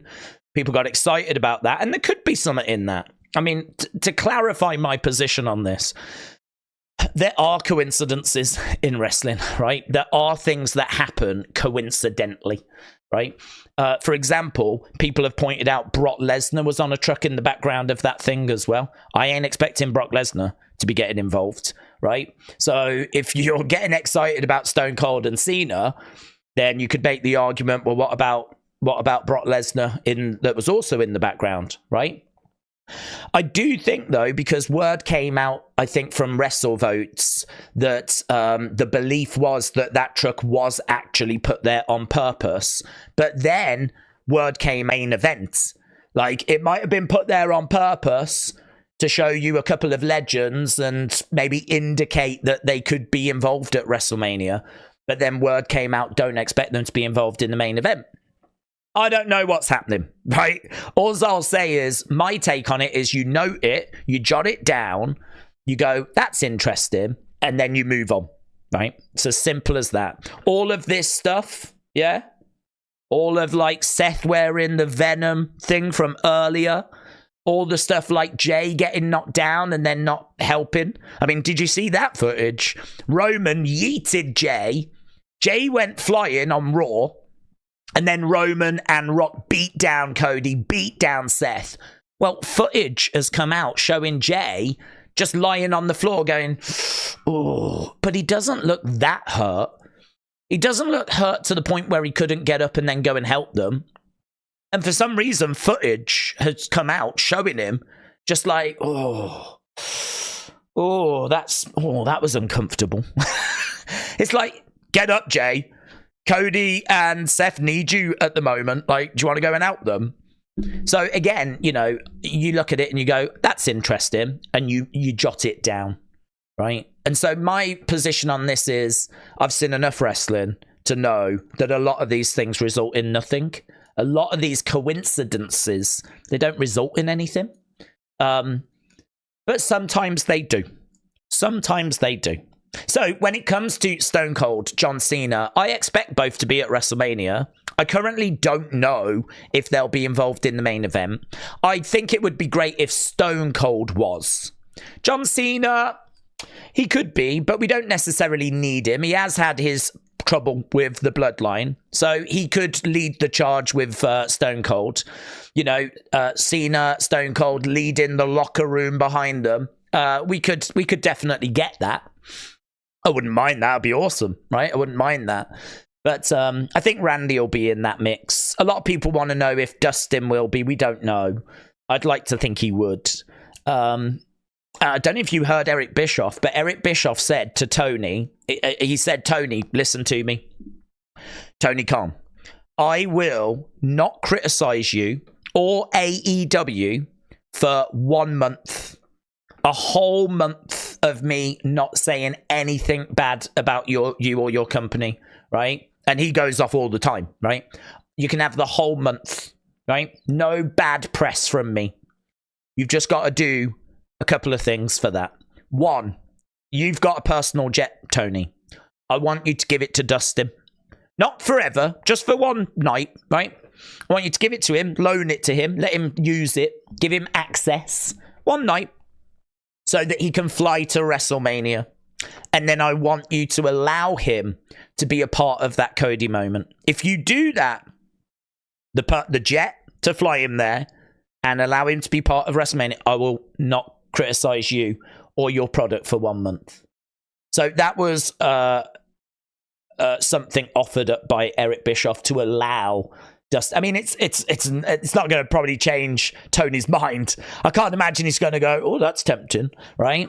I mean, he'll do what's right for him or what he thinks is right for him. So yeah, that's not going to change anything. But I thought it was interesting. Give me one sec. Hang on.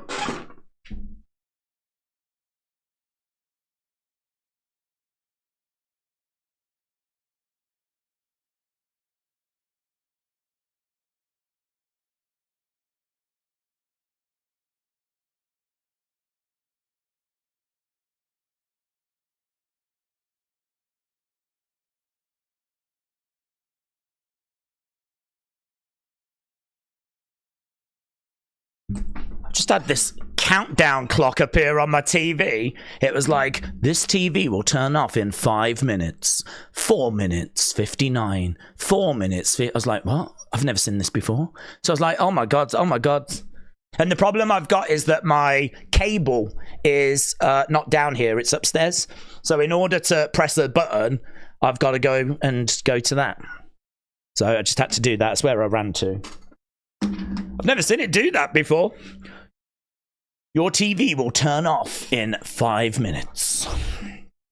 Right, let's work our way down, shall we? I can't remember what we were talking about. I think we were talking about Stone Cold and who could get involved. Could Randy? Yes, I suppose I could have just said that. Will Randy get involved? Yeah, I think he will. Yeah. Cavlog, shout out to you, buds. Appreciate the support as always. Cavlog said, we've got a live viewing for WrestleMania in the Philippines. I'm so excited to watch.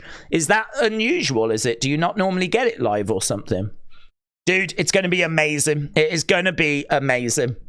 However this plays out, whatever the end result of this is, it's going to be absolutely incredible. I cannot wait to see what we end up getting. There's so many thoughts and theories.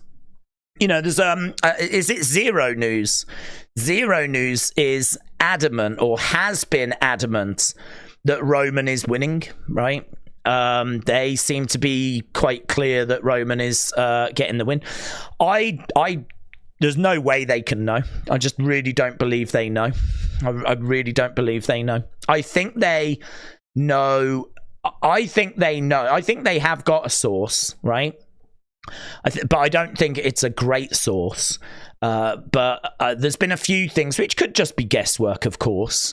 But they've said, there was one tweet they put out. They said, after WrestleMania, there will be a shirt that comes out that says, such and such finished the story.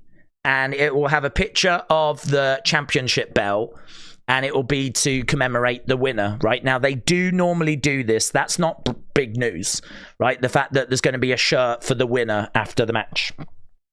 But the way they went into detail about what the design was going to be made me think that someone has told them this is the design for the shirt. This is what the shirt's going to be. But they didn't say who was the name that was going to be printed. They said, we're not going to include the name because people won't want spoilers, right? I don't believe them. I think there is a shirt being made. I think the people even making the shirt don't know the result right now. And I think that once the match finishes, they will add the name to the shirt, and then the shirt will be available for sale. So it could say Roman Reigns finished the story, or Cody Rhodes finished the story. The belief is that a shirt will come out that says that straight after the match has concluded. WWE will have it on sale. I can tell you as well, because WWE have been kind enough to give us like affiliate links. They do give email heads ups that those kind of shirts are on the way. They do give emails out. I have had, in fact, I've got one now, actually. I haven't looked. If I've got one now, I'll show it you. I don't give a flip.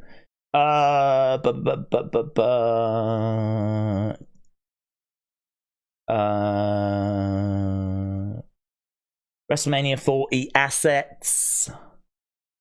So there's a few banners. Creator program. There's some GIFs. I should probably look at this, shouldn't I? There's like banners and GIFs that they've sent.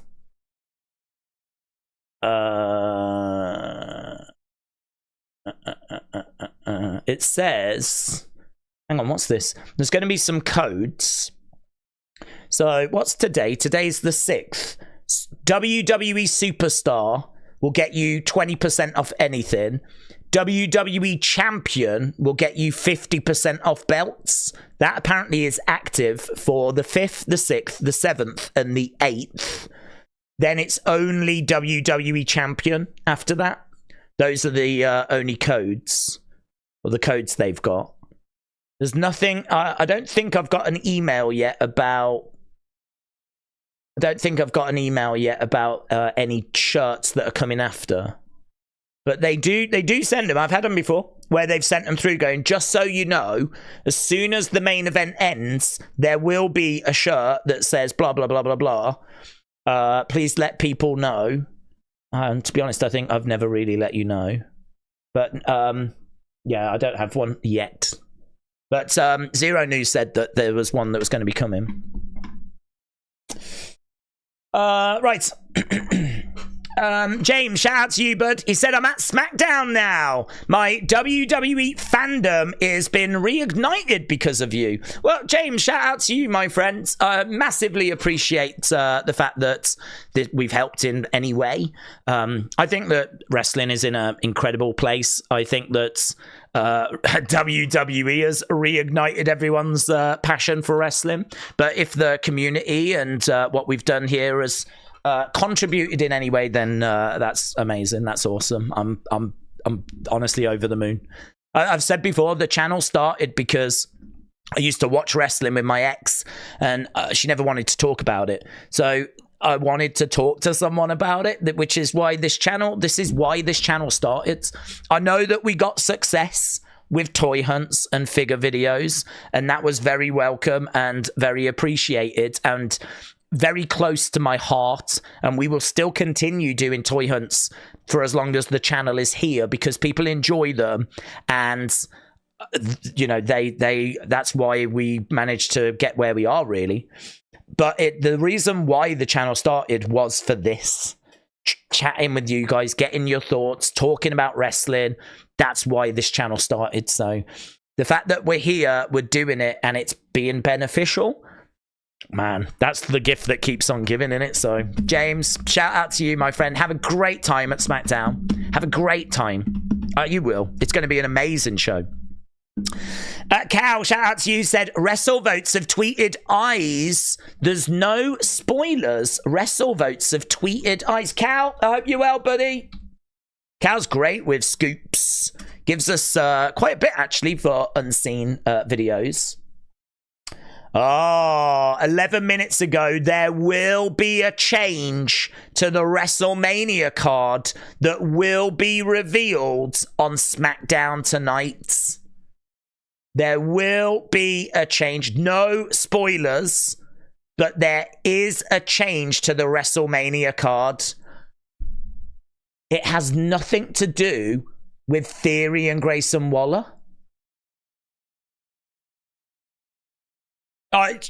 Surely you was with me then. Straight away you were like, Grayson and Austin Theory and Grayson Waller, yeah? This has nothing to do with Theory and Waller. Sammy out, Chad in. What do we do with Sammy? What would... But that's Raw. Must be SmackDown. Dragon Lee? Perhaps it's not that serious. Perhaps it's more Dragon Lee out, Carlito in.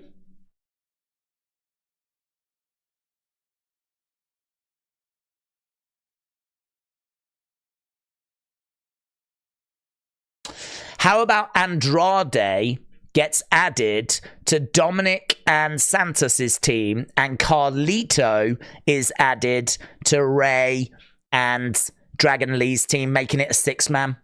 Dominic, Santos, Andrade, which it probably should be, taking on Carlito, Ray, and Dragon Lee.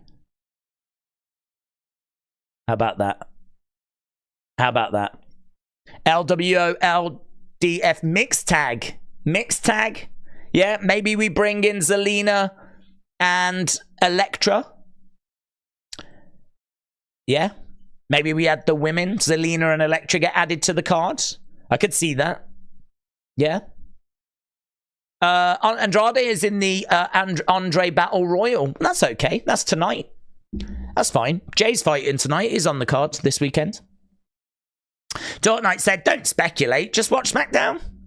Yeah, but this is better because if something's changing, but we don't know what it is, then I much prefer them do it this way rather than going blah blah blah. This is what's happening. I'd much rather this is better. I'm gonna. I've got a bit more praise for that. I'd much rather they did this than just come out and tell us. Could you imagine if they came out and said, "Yeah, the women are gonna get added tonight"? It'd be like, "Oh my god, what?" At least we don't know. I mean, it could be Sammy. Sammy could get attacked backstage by Gunther. Chad replaces him.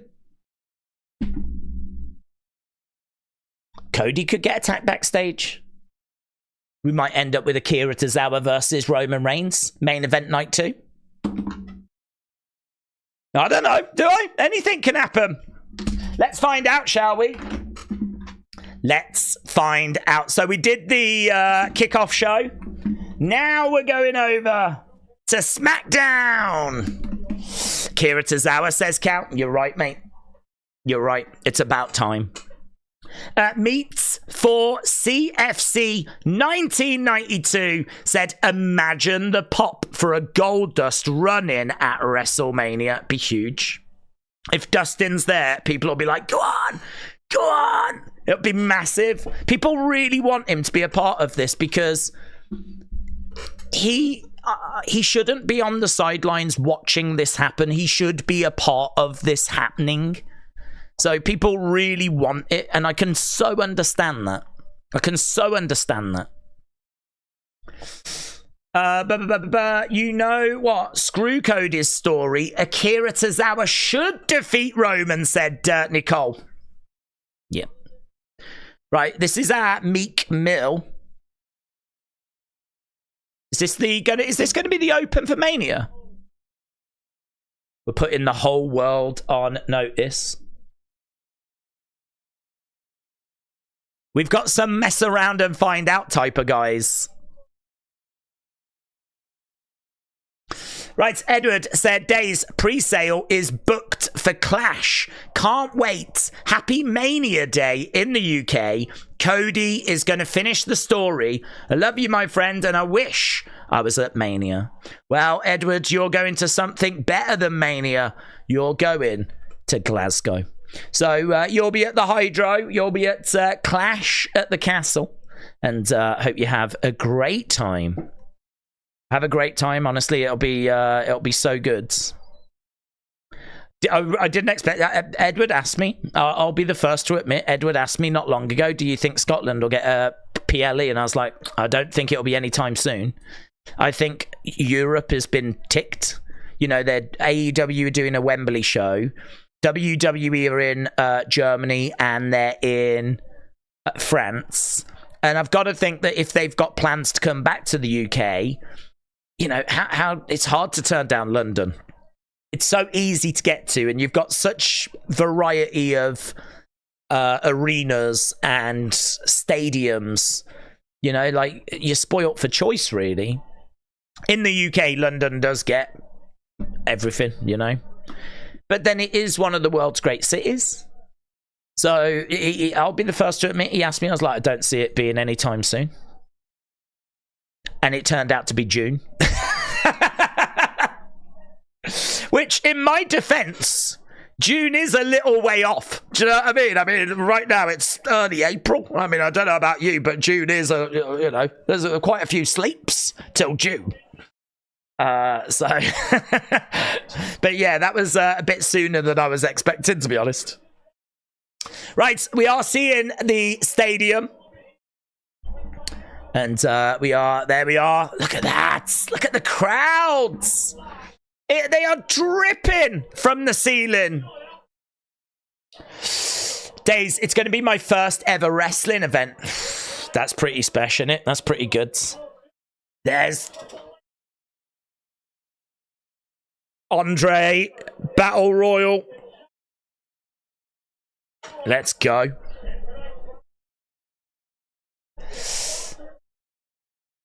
Sponsored by Progressive. Right. Oh, mates. Kevin Owens. Cold open with Meek Mill. Do you think Tama Tonga makes his appearance? That's an excellent question. I don't expect it. I don't think it is SmackDown. Why have I written that? I don't expect it.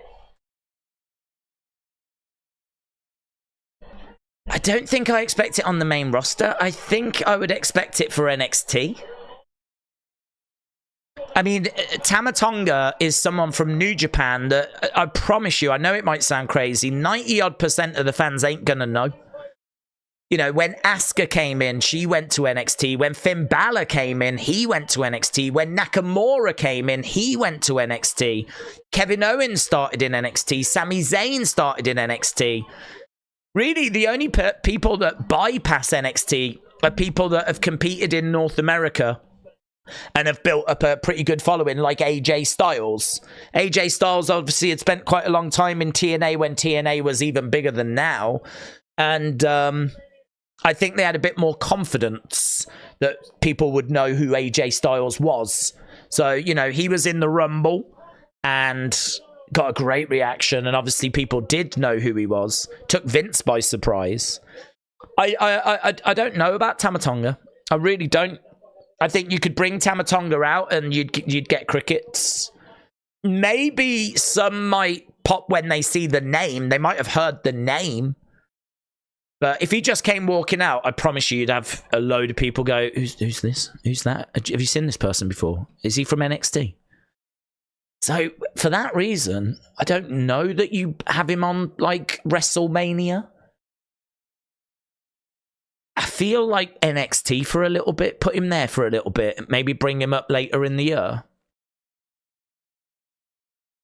It's a great question, though. Right, Kevin Owens show, and he is wearing... He's got on his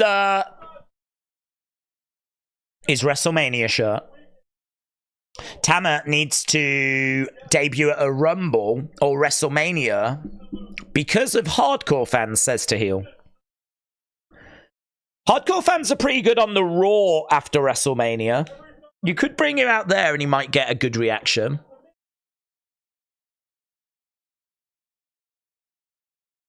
So, Kevin Owens and Randy Orton. Oh, we haven't even spoke about who's going to win the Andre Battle Royal. Drew Barrymore is attending Mania. Is she? How about if Tama Tonga came out with Haku? That pop would be huge, said BB Yipsy. I don't know. Honestly, I don't know. Haku... I don't know. You've got to remember, a lot of this crowd are young Cody fans. They have probably only been into wrestling like 5 years. How many of these fans have gone back and really got into the likes of Haku? I don't know. I really don't know. I really don't think Haku comes walking out and the place goes bananas. You'd have to put his name up on the screen. I think Haku is one of those names people will have heard of, but I'm not convinced the majority of the crowd will have had much experience or knowledge of. Here's Randy. No stage for SmackDown. No, they've shoehorned in as many people as they possibly can. Trini said a lot of the crowd are marks. That's why people flew in from around the world. You are underestimating the WrestleMania crowds. Maybe. I know that WrestleMania attracts all kinds. So it would be a mixed bag. Until we did it, I'd just be guessing, yeah.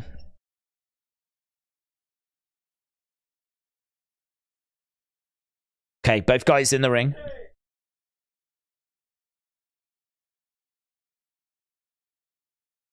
Randy Orton,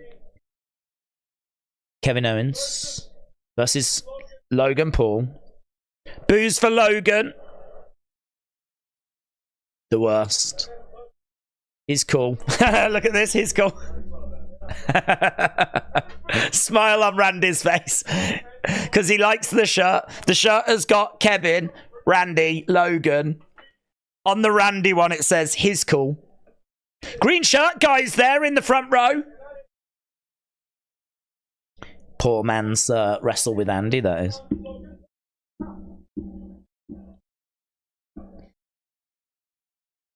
Yeah, they're not fans. Kevin Owens show is about tough questions. Logan sucks chance. There's a dude that's shaking his head, though. There's a dude in the crowd that's like, no. It's on the shirt.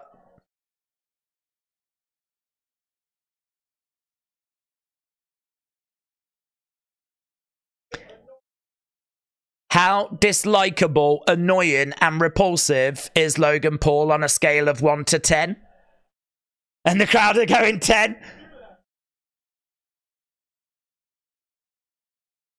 Oh, it's disagreeing. Oh, he gives... Oh, hello, we go over to the WrestleMania stage. Logan is on the actual WrestleMania stage. Where's this coming from? Where do you think it's coming from? It's only a tiny screen, though, in the Smackdown thing. It's funny. It's not a big Titantron. There's only a smaller screen for this Smackdown.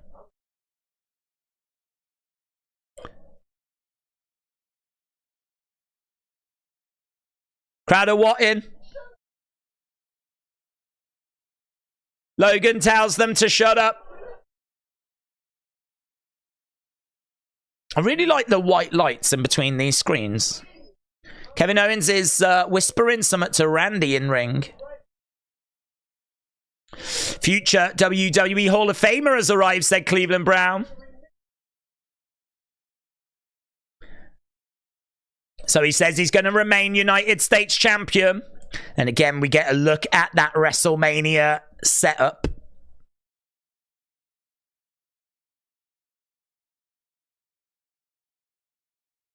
This guy talks a lot of trash for someone that's just over the street. We're very close. He's just out those doors. Logan's like, come on then. Stadium Stampede. They could do that, couldn't they? Empty. They've got a whole empty stadium. They could do a fight. They could do a Stadium Stampede the night before WrestleMania. They've got the arena and it's empty. So they could do it. Right, Theory and Grayson Waller were under the ring. So KO and Randy head to the stadium. Theory and Grayson were under the ring. Oh yeah, it's the night Hall of... I forgot the Hall of Fame's tonight as well.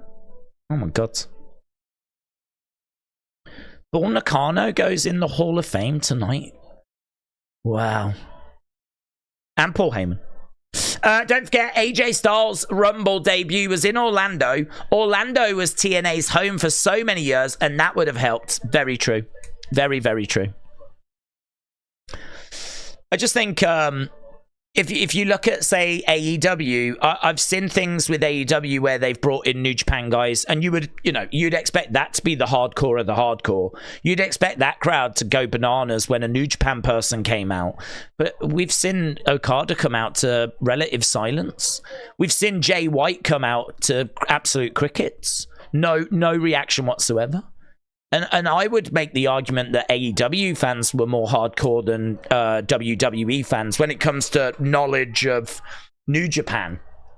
Because really, that's the promotion that birthed AEW. A lot of these guys were in New Japan. It's where the Bucks came from. It's where Kenny came from. They were in New Japan. And then they left and started AEW. But it's been very interesting to see that a few years have gone by, and I really think that AEW have now built a fan base of AEW fans and fans that maybe weren't watching New Japan. So you bring in these New Japan guys, and people aren't all losing their minds. It's very difficult to know. I'll go back to Trini's point, It's very difficult to know, but I feel very confident that it would not be people losing their minds. I think there would be some in the crowds, but Tama Tonga, it feels like an NXT start to me. But I don't know. I think back to someone like Braun Strowman, for example. He didn't spend long in NXT. We didn't see much of him. He just went pretty much straight to the main roster. But that worked because of his size. It didn't matter that we didn't know who he was. Because he was so big, it was like, oh my God, who is that guy? Oh my God, look at him. His size made him stand out. Tama Tonga doesn't have that. So, but you could still bring him into the main roster. I mean, if he ends up helping the bloodline, because we know that he's not family, but he's kind of seen as family. If he ends up helping the bloodline, then,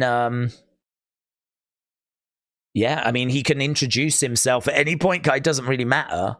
Doesn't really matter if people don't lose their minds when he comes out, because it could just be, who's this guy? Who's this guy? Where's this guy come from? And then he introduces himself.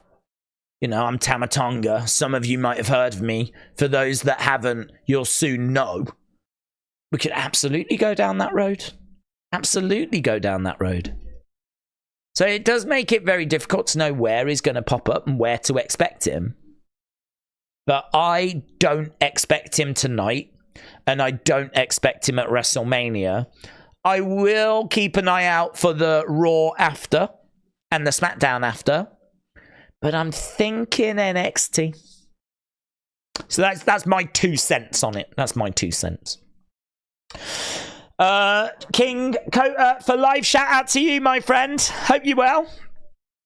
King Kota, big weekend for her. Can she help Damage Control get the victory in that big match against Bianca, Jade, and Naomi? I think they fight on night 1. And then Bailey Io night 2.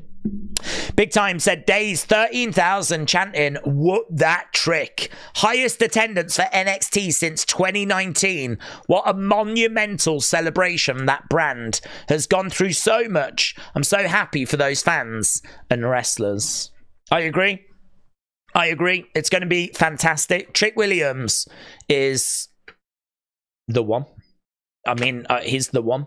He can talk. He looks amazing. He's got the entrance. I mean, his entrance music is incredible. But it's these like...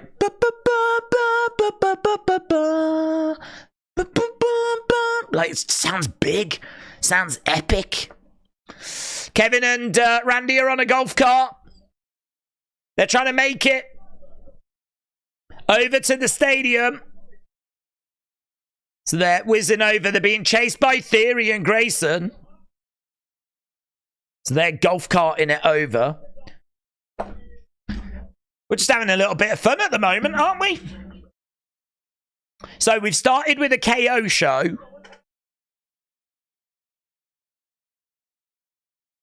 What's coming up next? The Battle Royal. The Battle Royal. Who do you think's going to win? Who do you think is going to win? Andre Battle Royal. And we get to see some footage of Andre. It's great, isn't it?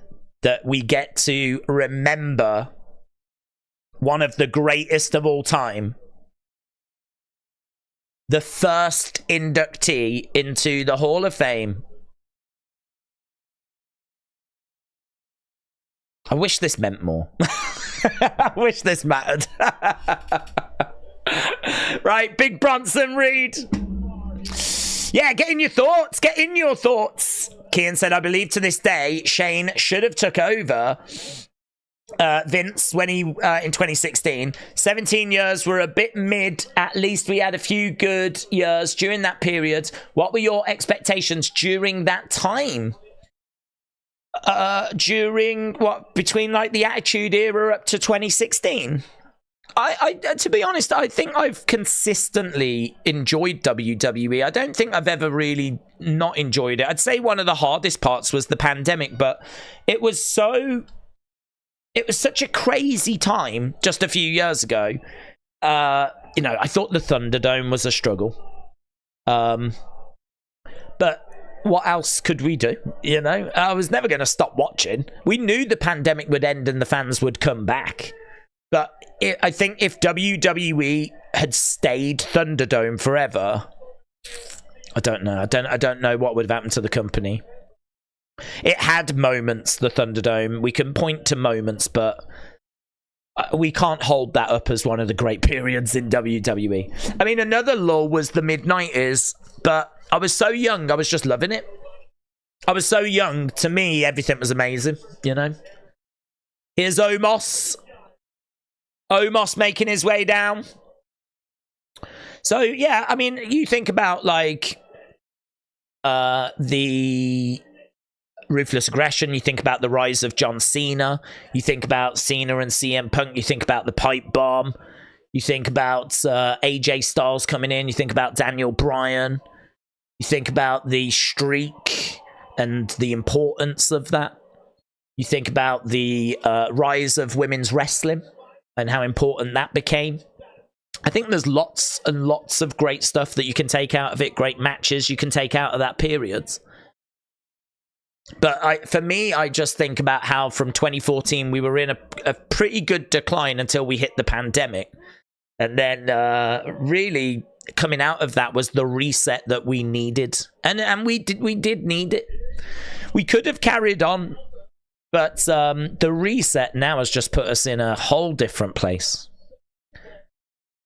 Right, here we go then. Bell has sounded, and Pretty Deadly try to eliminate Omos. So Omos was the last one in. We've got... no one is helping at the moment. So there goes Kit Wilson.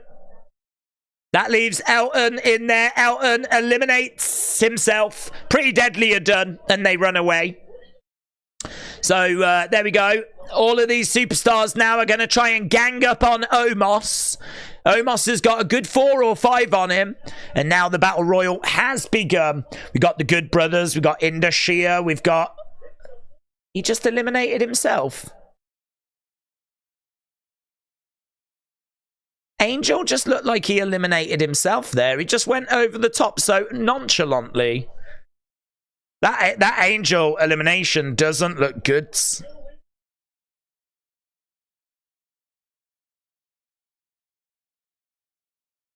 He just saw it looked like he jumped over the top rope. I thought Andrade was in this. I thought he was meant to be in this as well. His absence might indicate something else unless I just can't see him. But we got Jinder's eliminated. I was just about to say we've got Jinder, but he's eliminated. Alexis said, I'm at WrestleMania 40. I'll try and get you a shout out from Sammy Oos. Alexis, shout out to you, buds. Have a great time, man. God, I can't believe how many community members, how many people that join us are actually at WrestleMania. I had no idea so many people were actually going. So, Alexis, have a great time. You might see Wrestle with Andy. He's the attractive-looking one. Just look for the most attractive person in the crowds. That's Wrestle with Andy. So, yeah, there's a few people around. Gail Kim got a mention in the chat. I just saw someone mention Gail Kim, but I didn't get to the comment. But she was around, yeah. Big Bronson Reed is in there. Creed Brothers are in there. Who do we want to... who am I cheering for? I thought Andrade was going to win this. He's not even in it. Who do you want to win this Andre Battle Royal? Andy is goated. Oh, yeah. What a guy. What a guy. I want Valhalla to do a run-in, said David. Omos could win. Lone Star Friend said, let's go Big Bronson. Brian wants Ivar. Dick wants Omos. Trent said, where's Chad? Where's Andrade? Aubrey wants Omos. They cannot be detected. Alexable said, bro, I've seen Days there on my TV.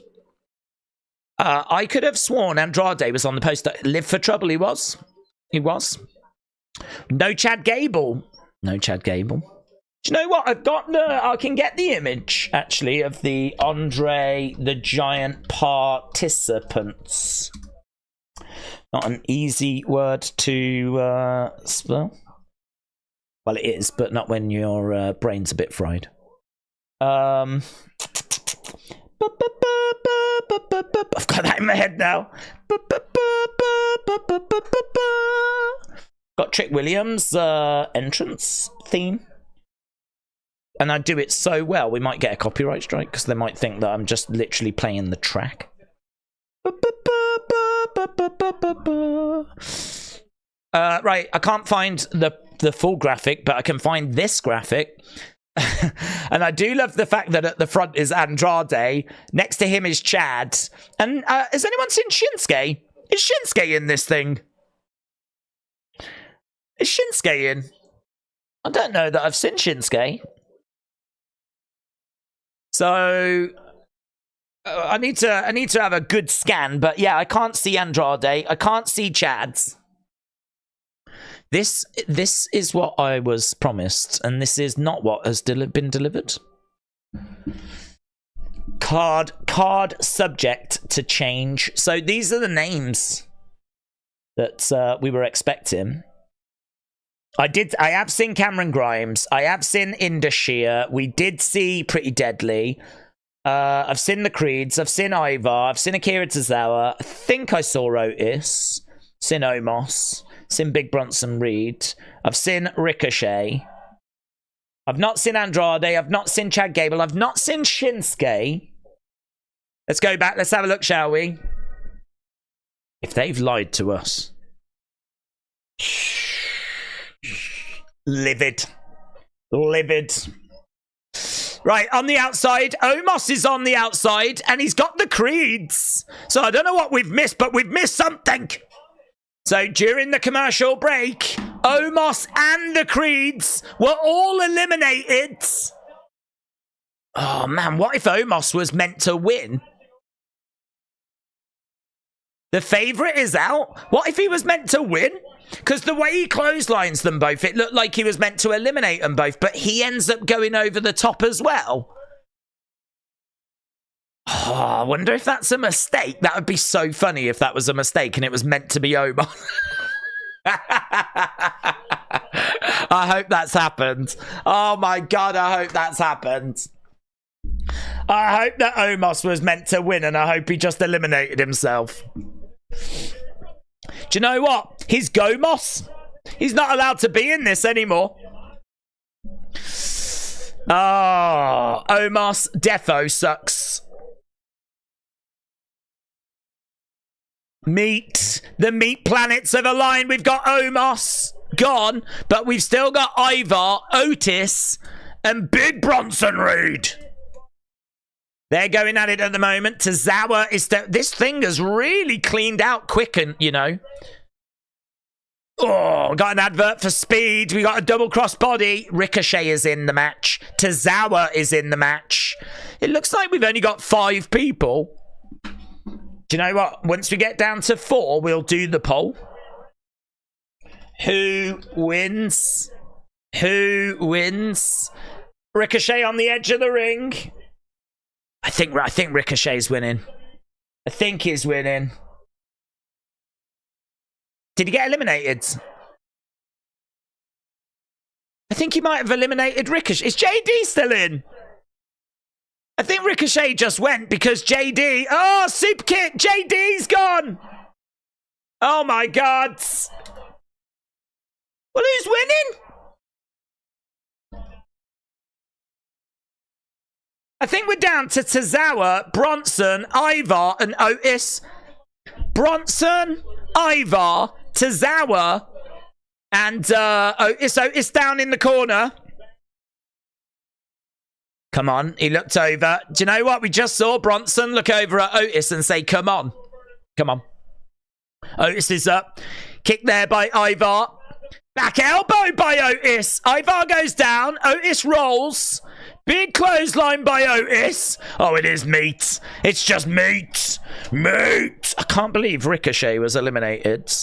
I thought Ricochet was winning this, man. I thought Andrade, and then he wasn't in it. So then I thought Ricochet, and now he's been eliminated. And now we've just got big, beefy men doing big, beefy things. Otis eliminated. Otis is gone. Tozawa against the... Oh, big boot by big, meaty Ivar. Ivar picking up Tozawa. Tozawa is brutally eliminated. They're straight over to check on Tozawa. That was horrible. That was horrible. That Tozawa elimination was brutal. Brutal. So we're down to 2. We're down to Big Bronson Reed and Ivar. Big Bronson Reed and Ivar. If you've already voted, well, I can't help you, can I? Super kick by Bronson. He's got Ivar against the ropes. Bronson, head down. Ivar rolls over. Cartwheel. Big boot there by Ivar. Reversal. Ivar goes. Not over the top. Gets caught. Back elbow. Beautiful spin kick. Beautiful. I think I'm going Bronson. I'm going Big Bronson Reed. But it could be Ivar. Ivar is climbing up. Big Bronson Reed in the middle of the ring. Ivar is up top. Looking for a moonsault, but Bronson moves out the way. Bronson Reed on his feet. Roll up. Into a set. Didn't look very good. Sort of rolled. And now a big clothesline and eliminated. Here is your winner. Big Bronson Reed. So there we go. The 2024 winner is Big Bronson Reed. Add it to the trophy. Get it engraved. Match score. Get your match score in. What did you think about that match?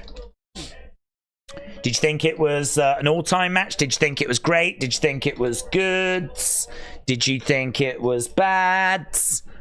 And of course, we get the pose.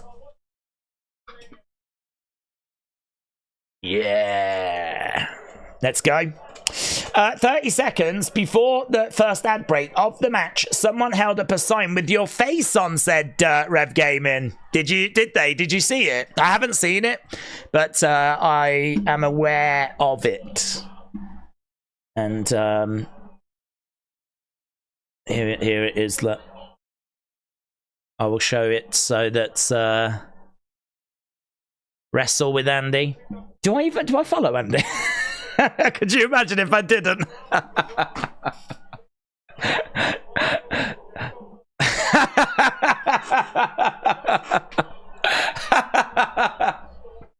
I don't anymore.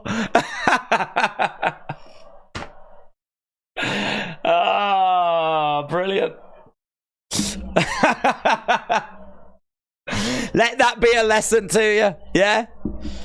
If you think you're doing something nice and something kind, think again. Unfollowed. Right. Check the comments of the post. Of what post? Of this post.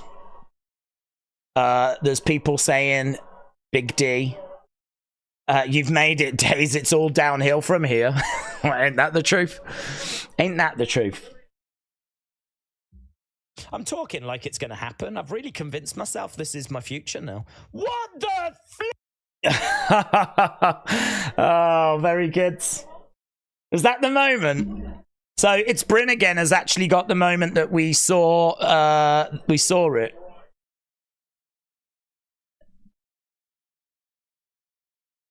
This is the moment that we saw wrestle with Andy's thing. I haven't seen this back actually. God, this is good. I'm reacting to my own reaction video.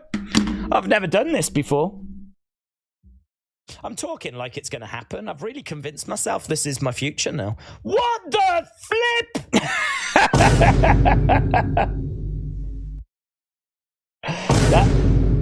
It's Bryn again. That is excellent. Oh my God, that's terrifying. I'm talking like it's going to happen. Oh my God.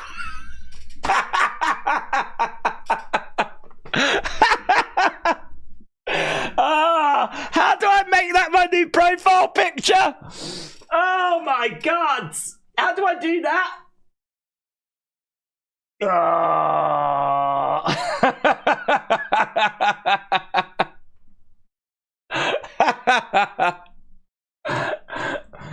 Can I get a screen grab of that? Oh my God, that is amazing. Oh, that's like when you isn't that like create a wrestler when you do oh God, so funny. That is so funny. Did I get a screenshot of that? Let me have a look.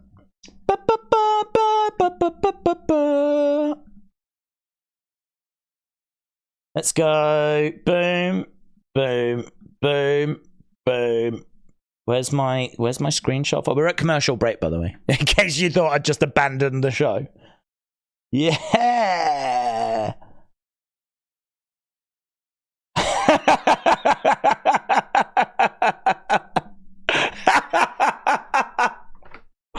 Hang on. I can let me crop this a bit. Oh my God, that is just the flipping best.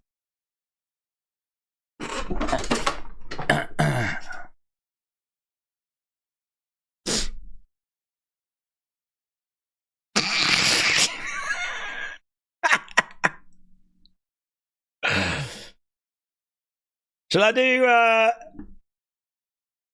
WrestleMania like that now? Cody's finished the story!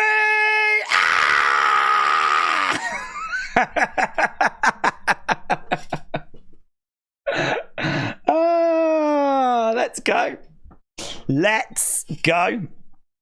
Can I put it over? I want to put it over. God, I feel like I can have so much fun with this. Shall I add me to NXT? Guys, I'm him. Oh my God, I'm him. I'm him. Yeah, NXT. What we got now? Oh, I'll get distracted. I'm too easily distracted.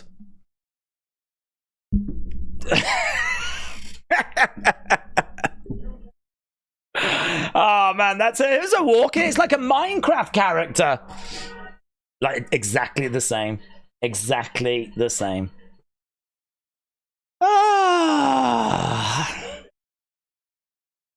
Let's get I feel like it might be a distraction. I feel like it needs to be like somewhere though. I'll have to try and find somewhere for it to go. It'll be a distraction. Yeah. Right. What we got now? Here's Carrion. So, Final Testament have got some sort of promo. Days, if I get pictures from the Syracuse Wettest this past Sunday, can I tag you on them? I don't know what that is, Anthony, but you can tag me in them, yes, of course. Alan said, add it as the background. Oh, that's a good idea. Oh, that's a very good idea. Hang on.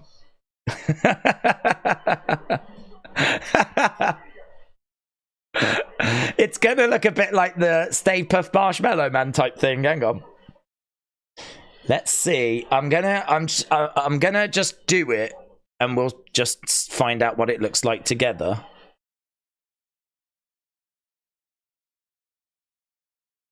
Oh. It is a bit like a giant has come to look into my house. It's just a bit too blurry, unfortunately.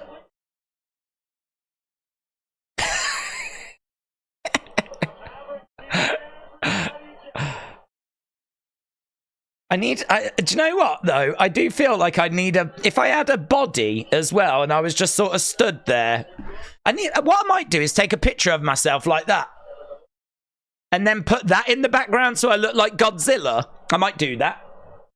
Right, Logan is actually in the Wells Fargo Center. So Logan is here. So Logan now in the arena.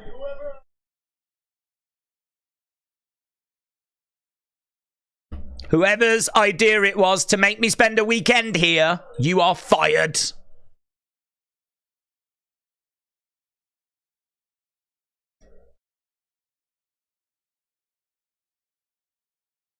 All I see are... Look at the Macho Man!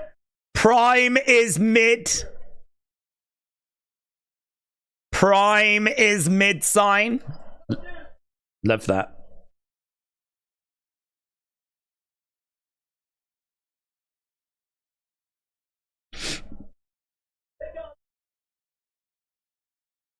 They've got me wrestling two of the dumbest dudes.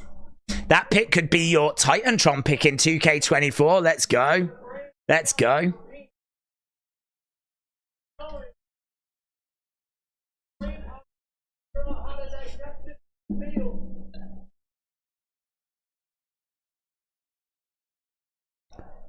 Okay, so Logan's in the ring. He's talking trash about Randy and Kevin. I'm playing 4-dimensional chess. Days, use it as your opinion video thumbnail. It's the perfect face. I've got a feeling you may see it popping up at times. Yeah, I love it. I do love it. You did a great job at Sprint again. It's really fun.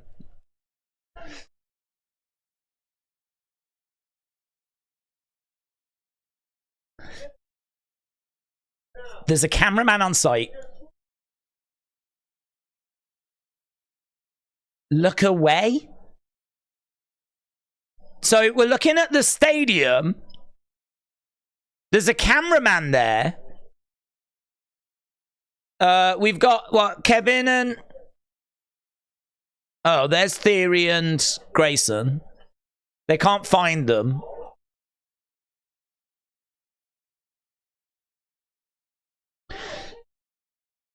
Okay, so Logan thought that he was going to... Okay, here's Randy and KO.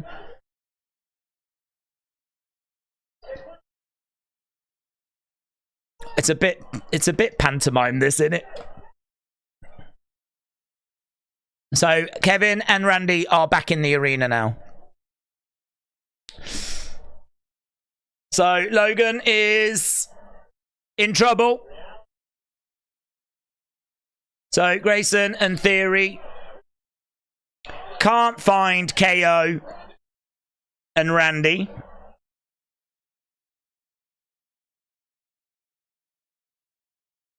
At the stadium. There's a stunner.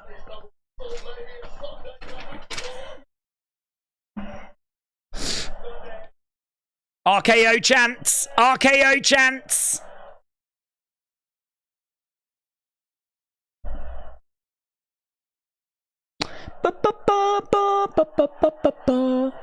Logan trying to crawl over to the ropes. Days, how you doing? Says Brett. I'm good, thank you. I hope you're well. Oh, RKO! RKO! So they attack Logan. RKO. Right, Niall said, can you make it your emote for YouTube chat? Oh, yeah. That's a good idea. Can I do that? Like, let me end this poll first. Oh, hello. Oh, my God. Who's been attacked? Dragon Lee?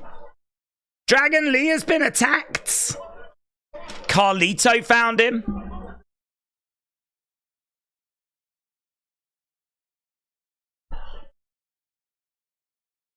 Carlito found a beaten up Dragon Lee. Oh, guys, who's done that? Who's done that?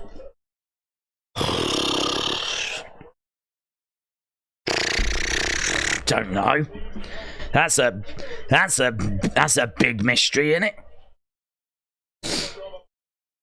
Who's done that? Thank God Carlito was there. Thank God.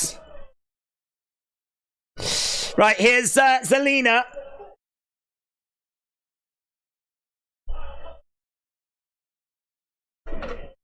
Okay, the Andre Battle Royal got 90% good rating. Probably a bit flat, that, to be honest. Bit lower than what we would have liked. Zelina's coming down with Ray.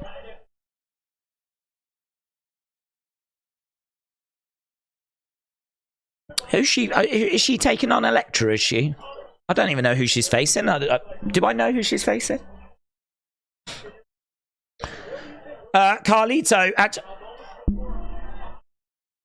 How dare you? His friend. Guys. Come on. His friend. That's his friend? Be better. Be better than that, yeah? That's his friend that only wants the best for him. Here's Legado. So it must be Elektra unless we're getting a pretty wild match. Charles said Logan Paul is not good on the mic at all. It just comes across a bit cheesy. I'd say all of that was a little bit cheesy.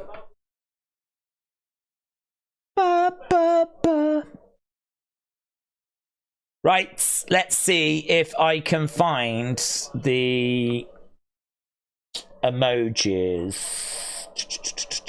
Legato. Dirty Dom is coming out.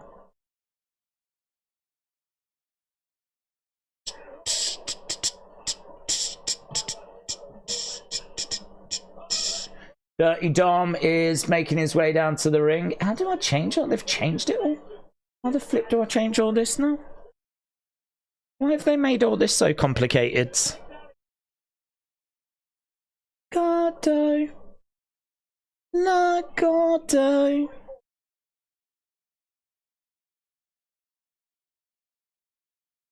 I'm trying to add it now for you. Live. Should I wait? Probably. Probably. Let's go in here. I think it'll do it. I found it. I know what I need to do. And I need to do that. And I need to do that. And I need to do that. And that. And that. And that. Okay. Right. Let me replace that with that.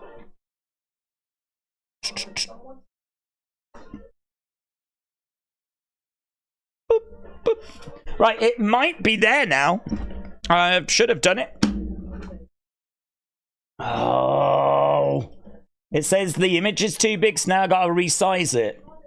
This is the life of a YouTuber, man. You just want to quickly do stuff and make things nice and fun and easy and quick, and it's like, no, can't do that, it's too big. File size is too big. You can't upload a file size in that size, thank you. Oh, God. Stop ruining my fun, YouTube.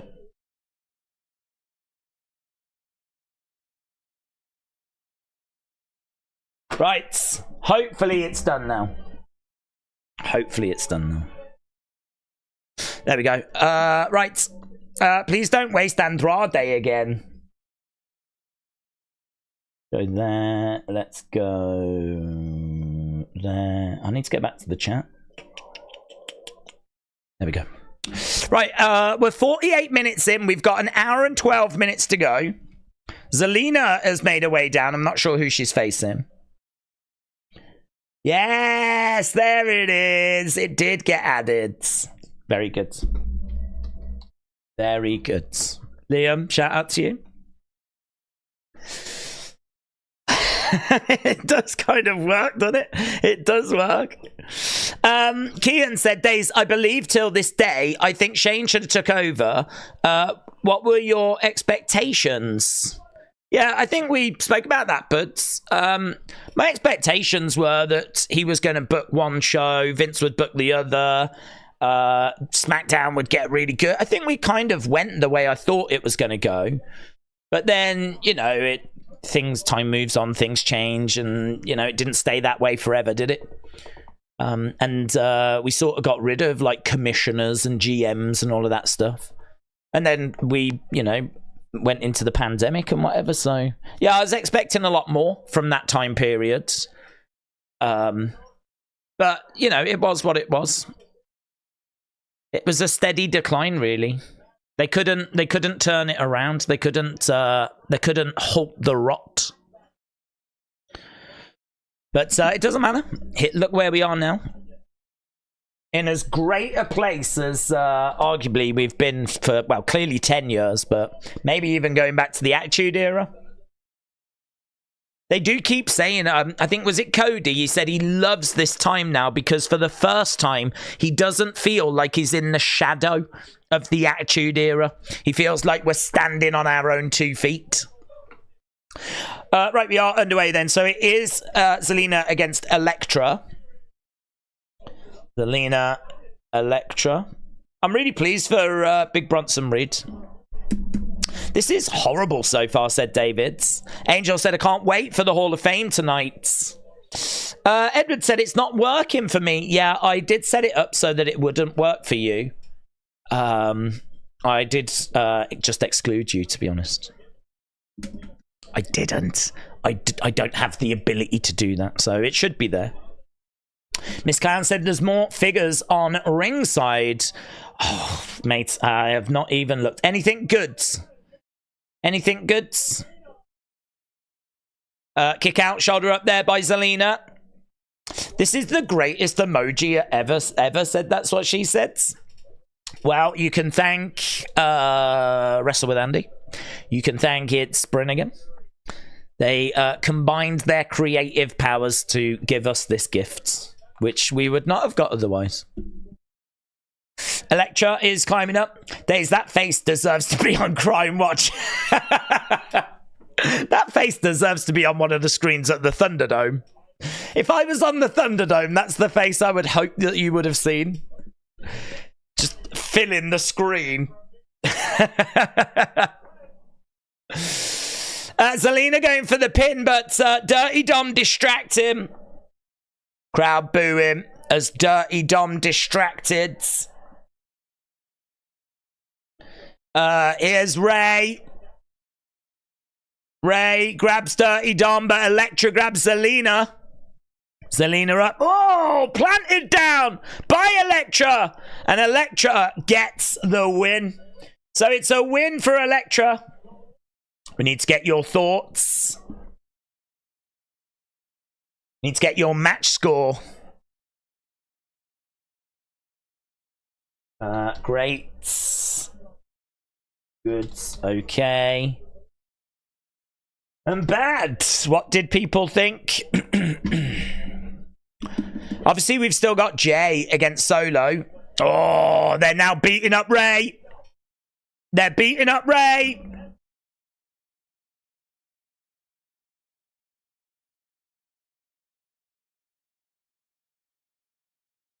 So Ray is being attacked.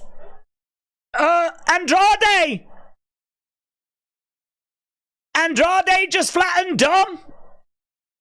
Oh my God, Andrade!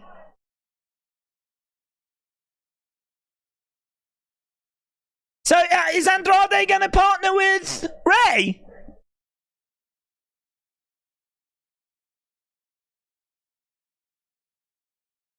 So Andrade turned.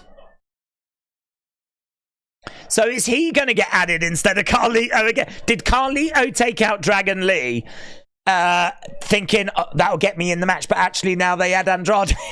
That's what they do.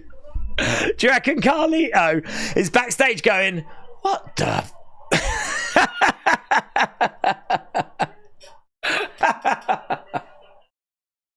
We're doing Carlito.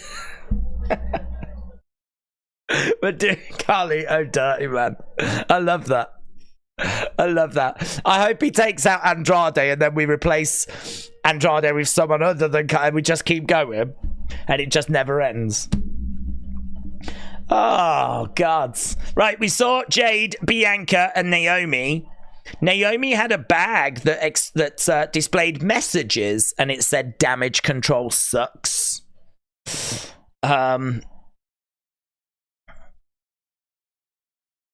Damage control sucks. Sucks.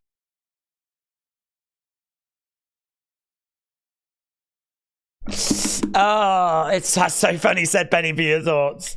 Carlito's gonna whoop all them tricks, said Elka Meltzer. I knew Andrade would replace Dragon Lee, said Dro. El Idolo.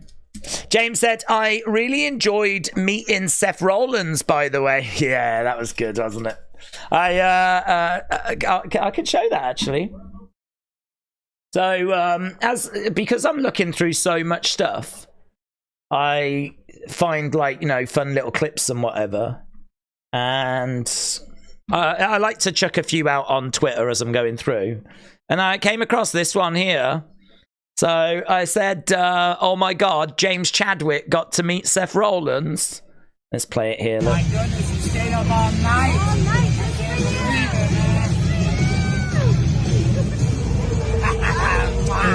There we go. There he is, look, little James Chadwick. Getting to meet Seth. Did you like that bit, James, when he did the old pop pop in your tummy? Eh? I like your headphones. And your little boots. Look at your little boots. Oh, mate.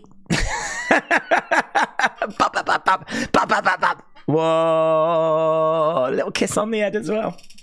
Oh. There we go, James Chadwick. I said there's a lot of community members at WrestleMania right now. There's James Chadwick meeting Seth. That was the best part. That was the best part.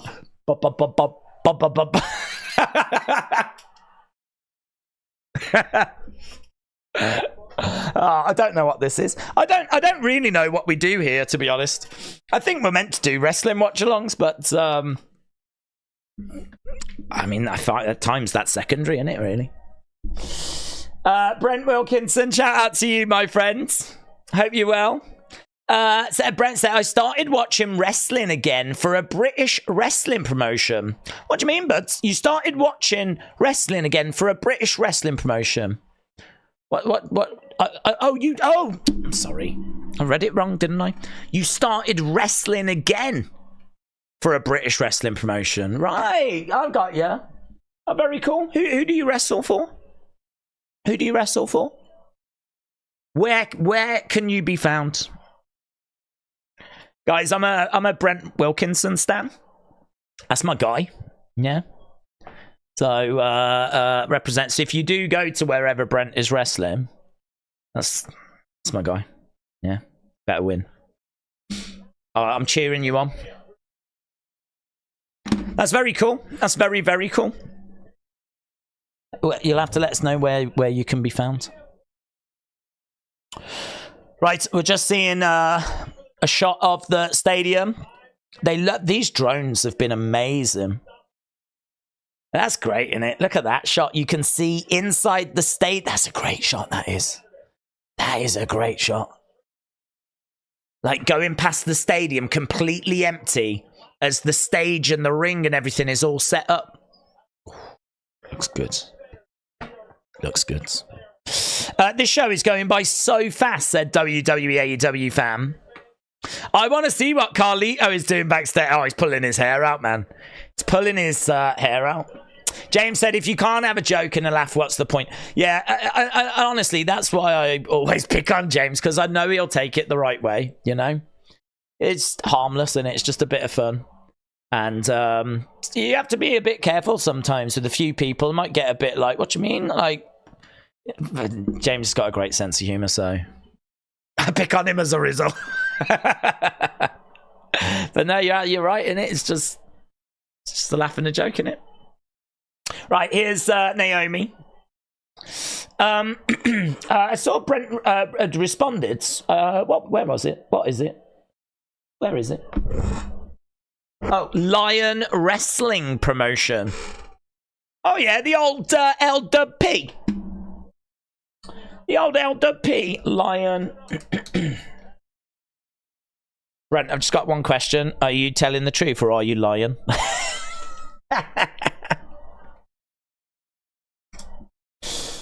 You can use that, by the way. If you want to use that, feel free to use that. Right, here's Bianca. She's come out in like a hat. Where Skegness, May the 11th. Skegness. So it looks like it's in the Skegness area. They've got a show coming up called Annihilation. They do call themselves LWP as well. LWP are back for Annihilation 2024. Witness James Bentley defend the World Heavyweight Championship against Aaron Sharp.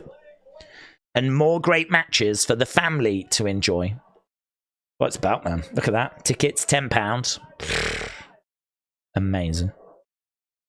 Well, there we go. If you are in the Skegness area and you fancy a bit of wrestling action on May the 11th, we've got... Brent, you're going to be on that card. You're going to be there.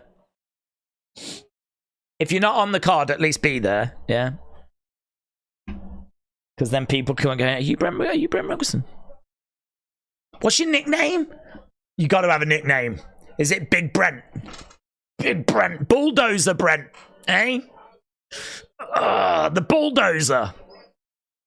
Oh, can we come up with a nickname? The Baker. The Brent the Baker. You're gonna get cooked. Let's go. Let's go.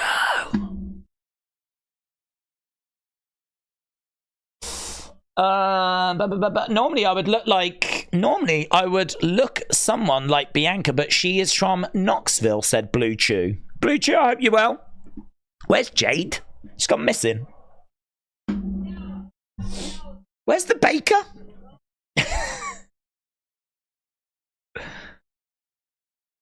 I think I'm forgetting that Brent's an actual wrestler. I need to shut up, don't I?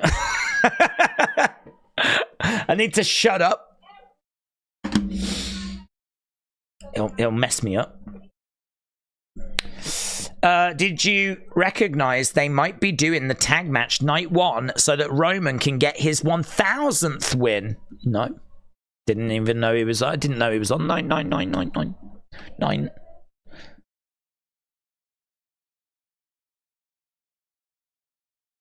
Damage Control have been doing way too much for far too long. So we got Naomi and Bianca in the ring.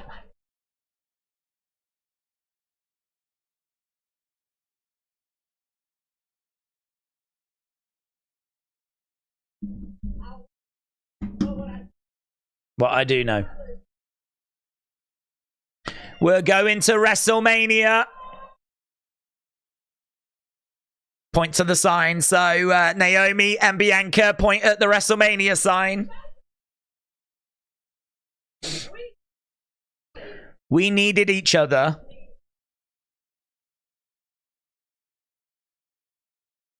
Even the glow est wasn't enough.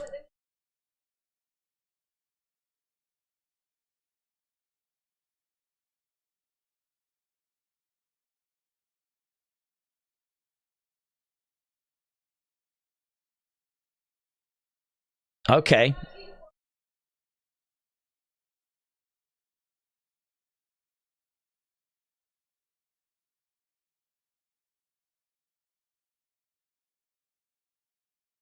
Jade Cargill.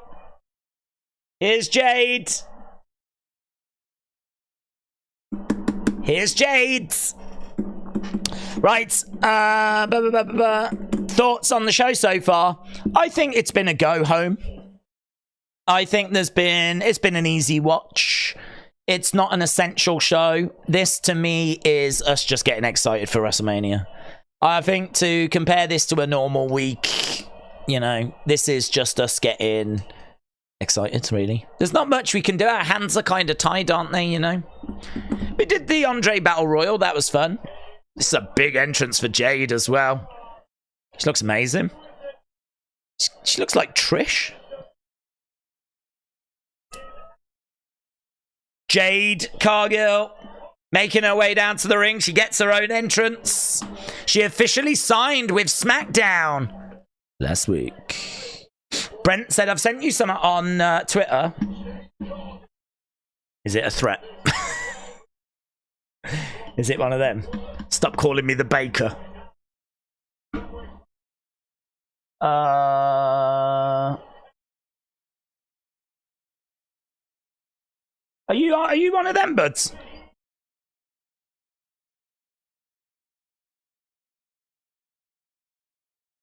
Here's the Annihilation triple threats for the British Championship. McIntyre versus Hound Dog versus Vanian. Vanian. Oh, are you one of those? All of them look scary. Oh, God. All of them look like they could absolutely murder me. Oh. Well, Brent, can I just say thank you so much for joining us? I hope you're well. And you, if anyone says anything that you're not happy with, you just let me know. Right? I'll ban them. Because I ain't messing with any of them people that I've just seen in that image. Guys, you all are going to be super kind to Brent.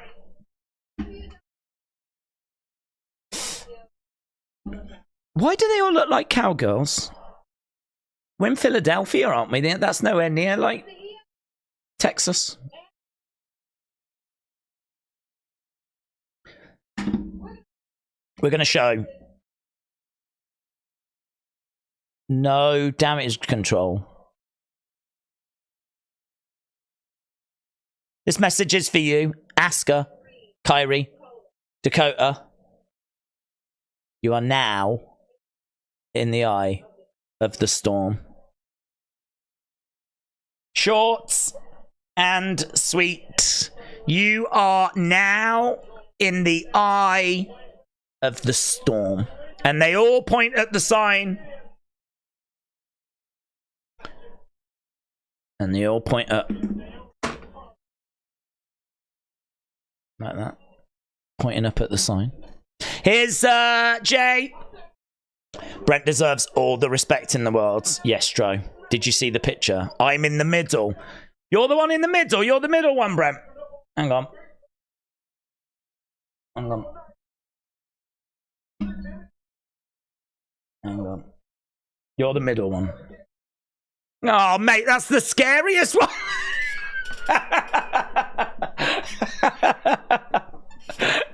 Mate, that's the scariest one. That's the one with the belt. That's the one that looks more unhinged than the other ones.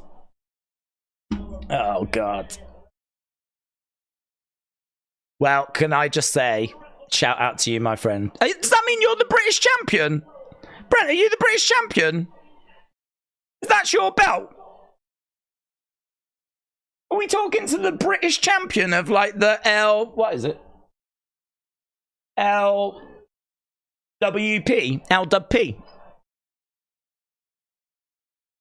That's cool, man. That's really cool.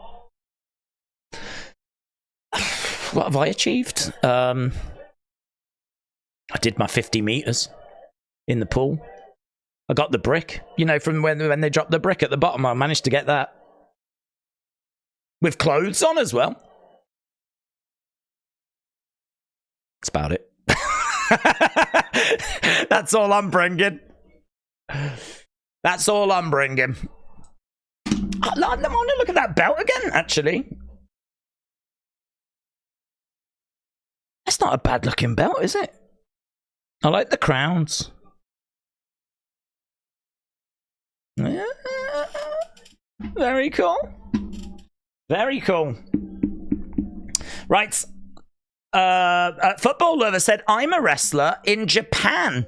In the morning to the UK next month, I could join your company. Are you a wrestler as well? Hi, are all of you wrestlers? Do you all wrestle? Is it just me?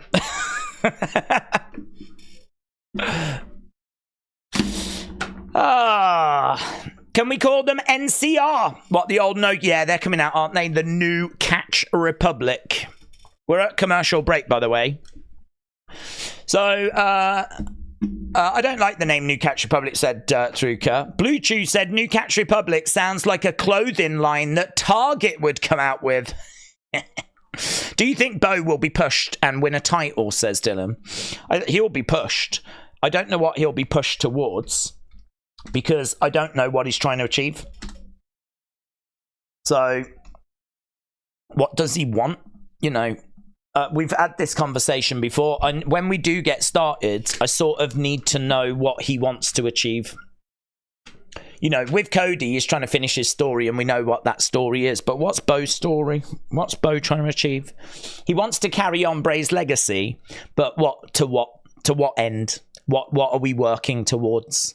So that's what I'm looking for. All of the White Rabbit stuff, which I'm sure we'll get, right? Because it was such a success last time. Why would you not? Right? So it'll be that, maybe a bit different. So I'm sure we'll get that, and I'm sure we'll get, you know, Funhouse and, you know, all of this kind of stuff. But I suppose my question would be, what is it all for? What's the purpose of this? What are we working towards? Bringing it all back for the sake of bringing it back is okay, but it would be a lot more satisfying if we knew what we were trying to get to. So that's what I'm looking for. Is it a title? I don't know. I don't know. I said I really think it might not be the end goal, but I think a goal should be to just have a match at WrestleMania. I think that should be a goal. Because in the documentary, he said it was so special them working together. You know, that it's one of his favorite times of his life was actually when they were both out of WWE. They filmed a trailer together, like a promo TV show, a pilot. That's the word. And he said that's one of the favorite times of his life. It was filming that pilot. And then they came back to WWE and they still worked together because obviously Bo was Uncle Howdy. So they still worked together. All of that, them being together. And he said, you know, they used to talk about wrestling at WrestleMania and they were on the verge of wrestling together, being together at WrestleMania. And it got took away from them. So I think one thing they should work towards is whatever happens, you've got to have him at WrestleMania, and there needs to be Bray's presence in that match as well. What's this? Backstage? Dragon Lee. Oh, God. Calm down. Hey. Tomorrow, I will be your partner. There we go. There we go. Andrade. Look at Zelina. She's like, oh my God. Dragon's out.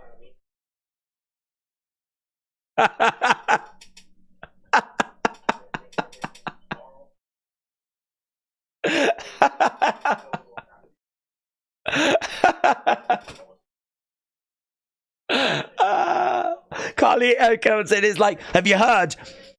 Dragon is out. And Zelina straight away was like, yes, but Andrade is in. And there's just a beat. Just a beat, just a mini beat, just a mini moment where Carlito's like, okay.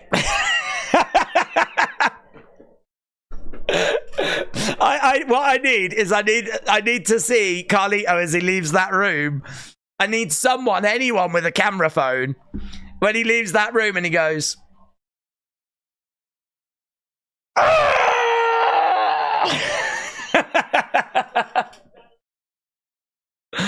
And he realizes it's all fallen apart. Oh, God. It's very deeply satisfying. Right, Grayson and Theory. Theory and Walla is what we've got next. Not cool. Why is Dragon Lee out? Because he got attacked. But we don't know who attacked him. But we really do as well. Let's end this poll. This was Zelina Electra. I think we probably forgot what it was for. But it was Zelina Electra. 16% of people thought that Zelina Electra match was an all-time match. One of the greatest matches they've ever seen. It's hard to argue, isn't it? It is hard to argue. But it officially gets an 89% good rating. So, there we go. I think we've only had a couple of matches tonight, haven't we? Is this match number 3, is it? New Catch Republic versus Grayson and Theory. They've been running all over the place, haven't they, on this show? Grayson, over by the ropes. On the shoulders. Tyler Bate looking for an airplane spin. Here we go. And Theory grabs Tyler's leg. Pete Dunne jumping on the arm of Theory over the top. Oh, gets smashed in the face. I seriously don't give two shiz about privacy. Anyone can find anyone these days. Hide in plain sight and not give a bleep. Are you all right, William? Is everything all right, mate? Is it the FBI? Oh, Tyler Bate gets planted to the outside and it looked a bit moody. Right.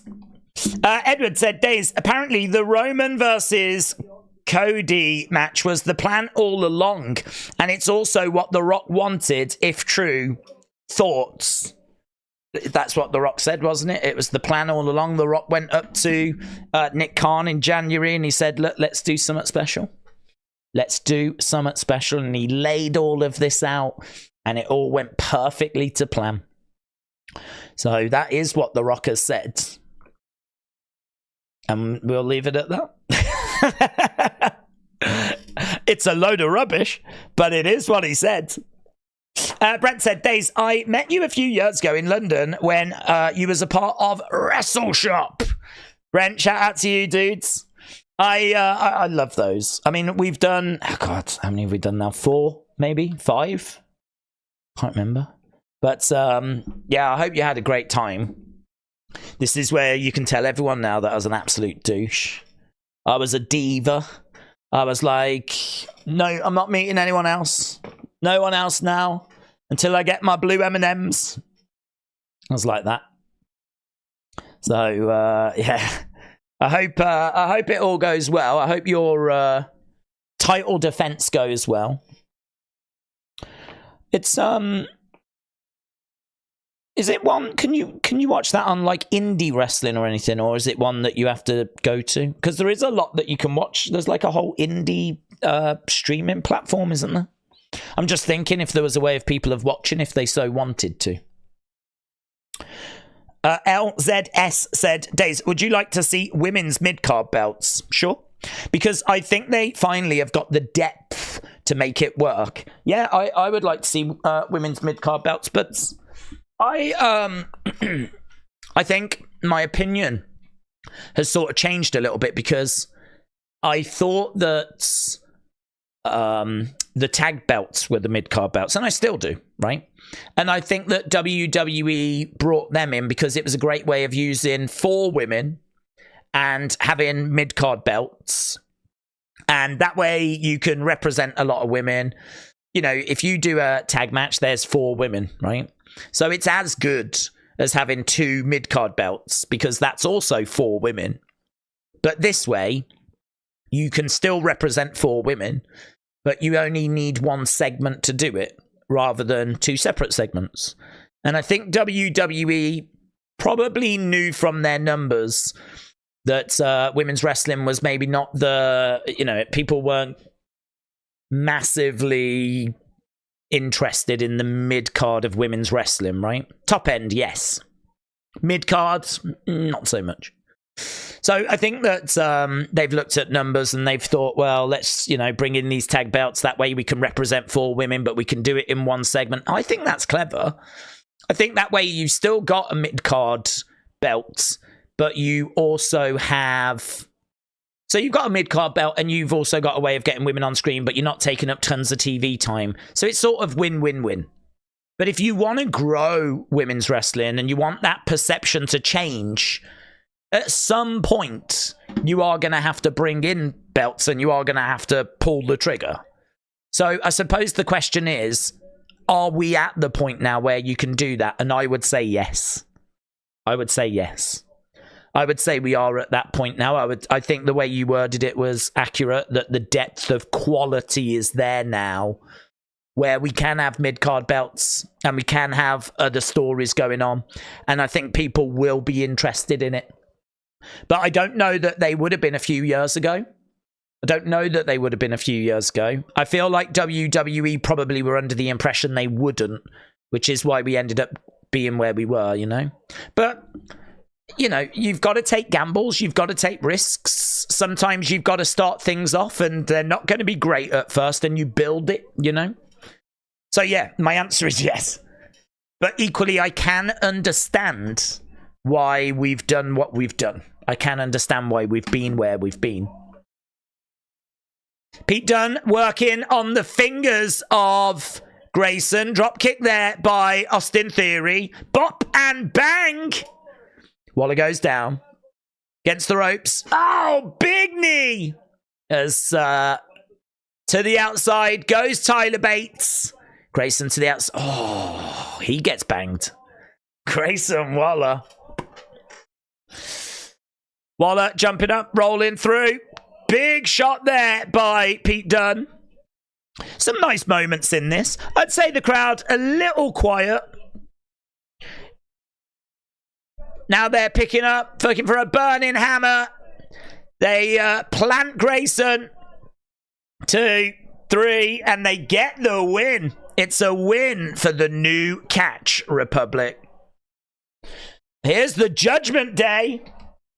Judgment Day of attacks. Oh, God, it's all happening. Judgment Day are in the ring. Let's do that. Let's do that. Let's do that. Let's do that. Boom. So, Judgment Day are in the ring. Damian Priest picks up Pete Dunne. Oh, mates.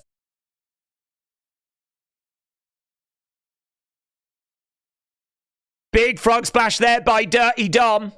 Now we've got Theory getting chokeslammed by Damian Priest.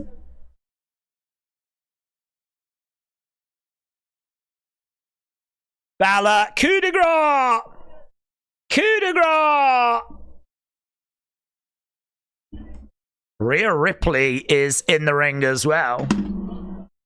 Judgment Day attack said WWE AEW fam.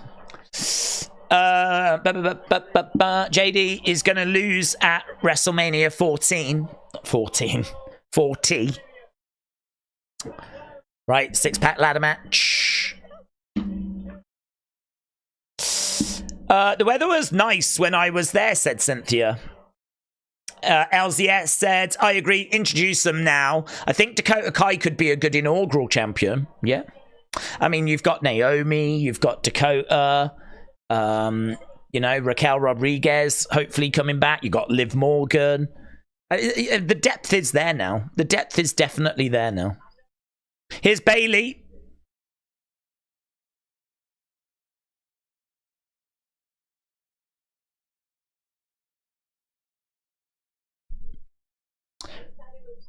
Bayley said, first ever women's Grand Slam champion. I decided to start a group. That was such a great moment when she started Damage Control. Timothy said, I hope this is a rumor. New Bloodline member joins. Cody will be in a handicap match.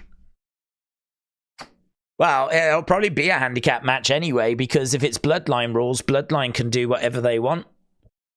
Apart from show up. If they show up, then the match ends in a no contest. That's what we learned the other day.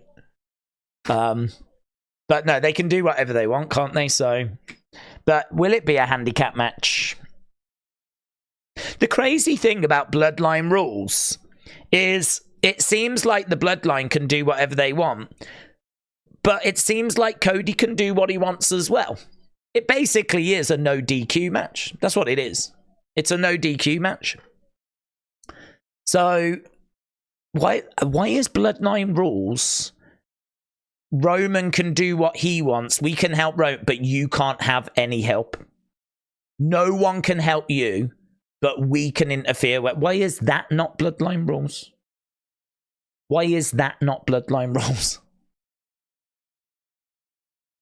It probably would have made more sense if The Rock had said, if we win, we want night 2 to be no DQ. We want night 2 to be no DQ. Because I tell you now, we will be getting involved. But instead, they went with Bloodline rules. And it would make more sense if Cody was not allowed help in Bloodline rules match. I don't know. It's best to not overthink these things, isn't it? Eh? Best to not overthink. Tonight has been a little bit too uneventful, said Chris. Definitely watching Hall of Fame, though. See if they do something crazy. I wouldn't expect something crazy at the Hall of Fame. Although saying that, Paul Heyman is going in. But really, that should just be his moment. That's his recognition, you know. So I can't say I'm expecting anything crazy for the Hall of Fame, but let's see. Paul Heyman's going in. There's definitely opportunity for something crazy, and Roman is the one that's inducting him. I'm cracking out the Red Bull, guys. I'm sorry. It's time. It's time. It is time to severely damage my health. Blue Chew said, before all the stuff went down this week, I thought Cody Roman would lose night 1. Cody and Seth. And Cody would unfortunately win on night 2. Now I think the opposite. Do you? Do you really? You think Cody won't finish the story? Why? I think what's happened this week makes me even more convinced he will. Because he got beaten badly 2 weeks in a row. So is he just going to get beaten at WrestleMania as well? Surely WrestleMania is where he gets his revenge. He gets beaten. It looks like he doesn't have a chance. It looks like, you know, they beat him down so that it looks like he doesn't stand a chance. And then, boom, WrestleMania comes and he does it. He gets the job done. Maybe you're right. Maybe you're right. I tell you what, I don't know what that does for Cody, though. I don't know what that does for Cody. Imagine he gets beaten down. What if WrestleMania ends with The Rock handing the belt to Mama Rose? I've not even thought about that. What if they do end WrestleMania with Cody's blood on the belt and Mama Rhodes is crying and The Rock gives the belt to Mama Rhodes and he goes, there you go, Mama Rhodes. There you go. And then the thing comes up in the corner and the show ends.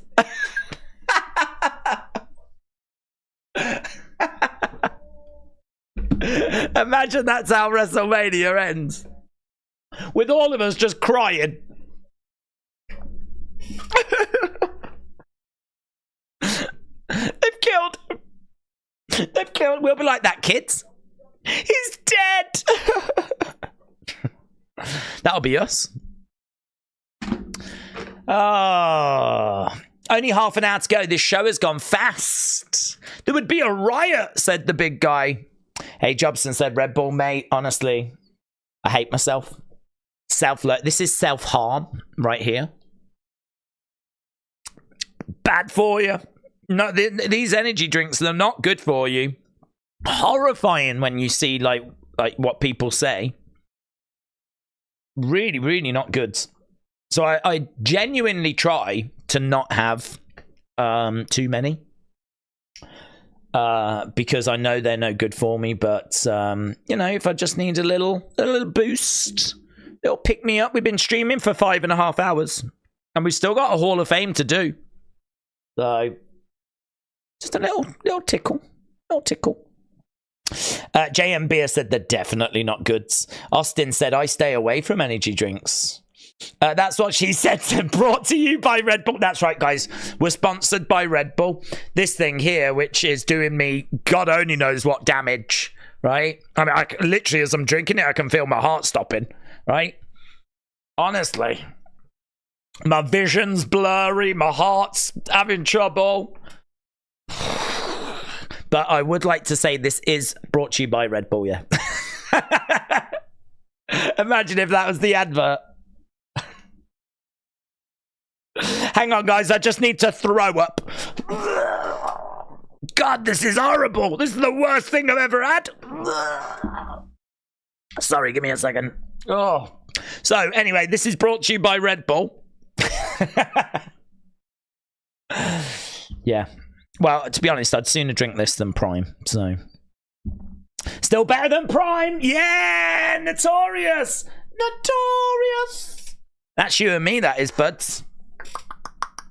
On the same level, aren't we? Get that touring in you. Oh, Geordie, I bet you say that to all the girls. Don't you, eh? Timothy said, don't forget the big picture of Prime in the... Oh, Timothy. Come on, mate. Didn't you see there was laughter? Eh? Couldn't you see the joy and the happiness?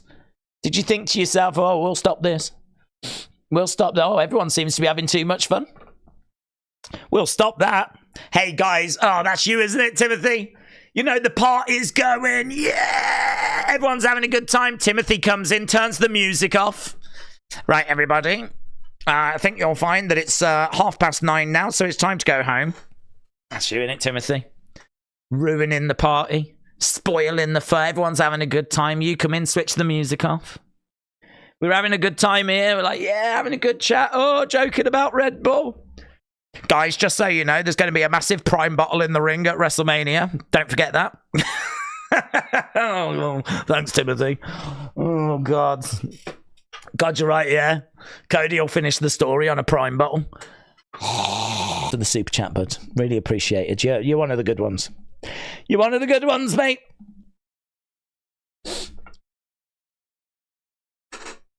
Appreciate it. Right. The party don't stop until the last man is standing. LA Knight is coming out, yeah. Yeah. Whose game is it? Right. Geordie says, I joke. Right, let's end that. I was hoping that I'd see from Timothy a comment like, oh, I was only joking, I'm only letting you know, kind of a thing. Instead, I don't think he said anything, and I'm worried that he's took it all seriously. That is the problem, isn't it, sometimes? If you do kind of have a bit of fun in that kind of grey area where we like to operate. You do worry about, like, oh, I hope he's took it as the joke it was intended. Right, that's that match. Good 61, great 19, 11% said all time, so that's 93% goods. Right, oh, there he is. Oh, thank God for that. Timothy said, no, I was laughing. You're one of the good ones, Timothy. You're one of the good ones. Okay, LA Knight is in the ring. Okay. LA Knight, LA Knight, LA Knight. Let's go. Let me talk to you. Good energy. This woke up the crowd.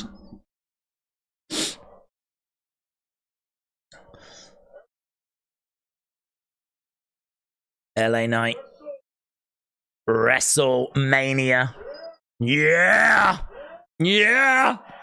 Yeah!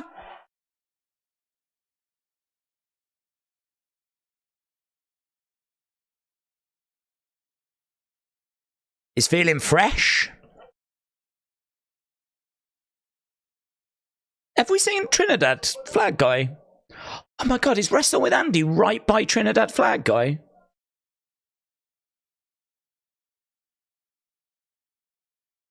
Yes! There he is! Oh my god!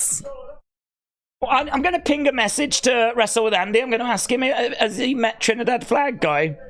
Where's Andy? Where's Andy?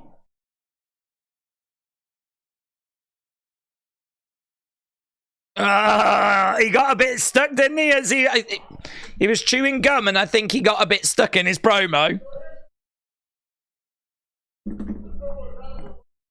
What?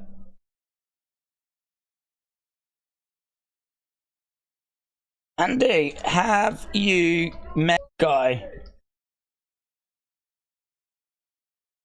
Okay, I've pinged that to Andy. My God, it's great having a direct contact there, isn't it?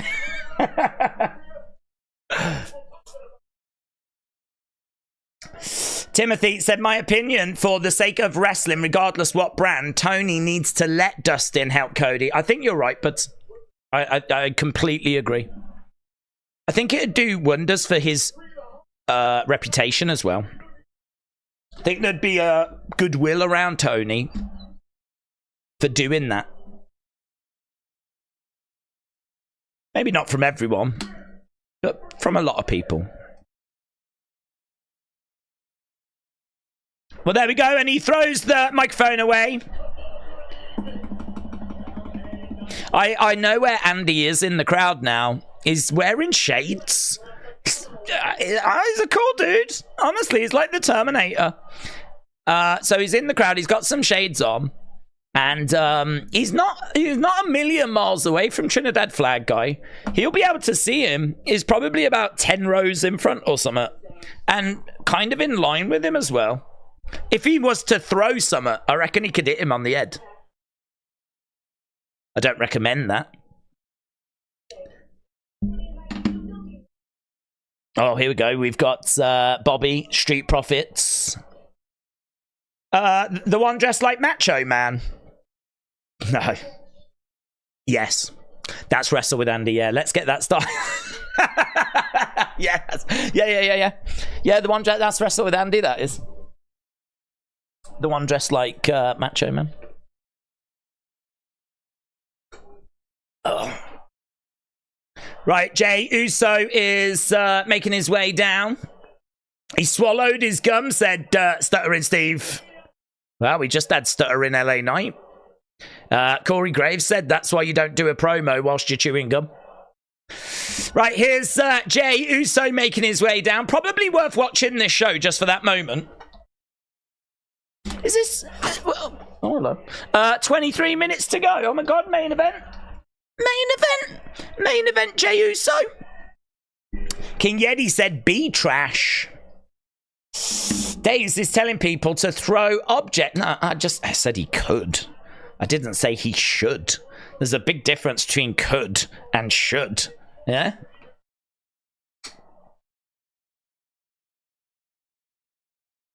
Yeah, let's go. Look at that. Man, imagine that at WrestleMania. I love doing this.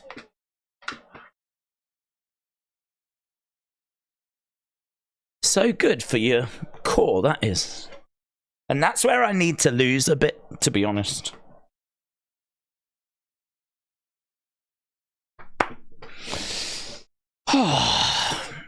Bit more of that. I'll be like Ludwig Kaiser.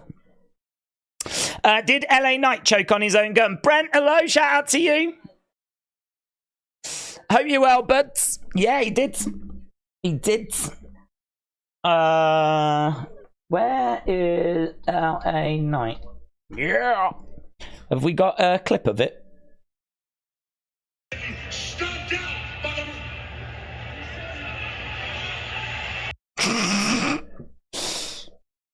Here it is, right? Let me take the sound away.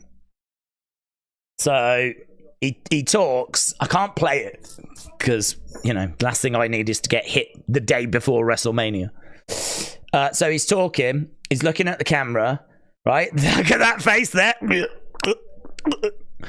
So this is where it gets. That's his. Oh my God! It's stuck in my throat face. In case you want to know. Look at this. That's the. Oh my God! Look at that dude in the background. This is my. Oh my God! My life is flashing before my eye. That could have gone really bad, actually, couldn't it?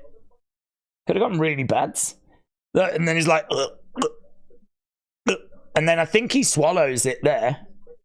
And then we're back. We're back. And then he carries on like a pro. Like the pro he is. Look at his eyes, though. He knows. He just stared death in the face. He knows. He knows. Oh, that's the, oh my God, something's happening right now face. I'm in a situation right now.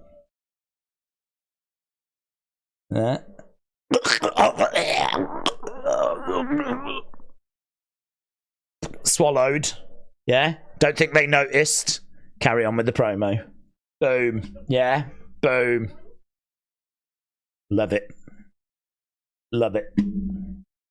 So there we go. I'll probably chuck that in unseen. In fact, I am going to chuck it in unseen. It's in unseen. Even though it was seen. It's worth seeing again. LA Knight, yeah.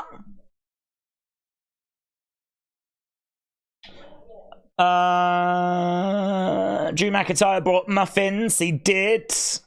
As a peace offering. I've got a question. Would you think about doing a duo stream with Thomas Toys for WrestleMania? Thomas Toys travels. The problem I've got, honestly, is streaming in and then streaming out. If you've seen the Wrestling Escape Pod, unfortunately, there's been times where that has really struggled.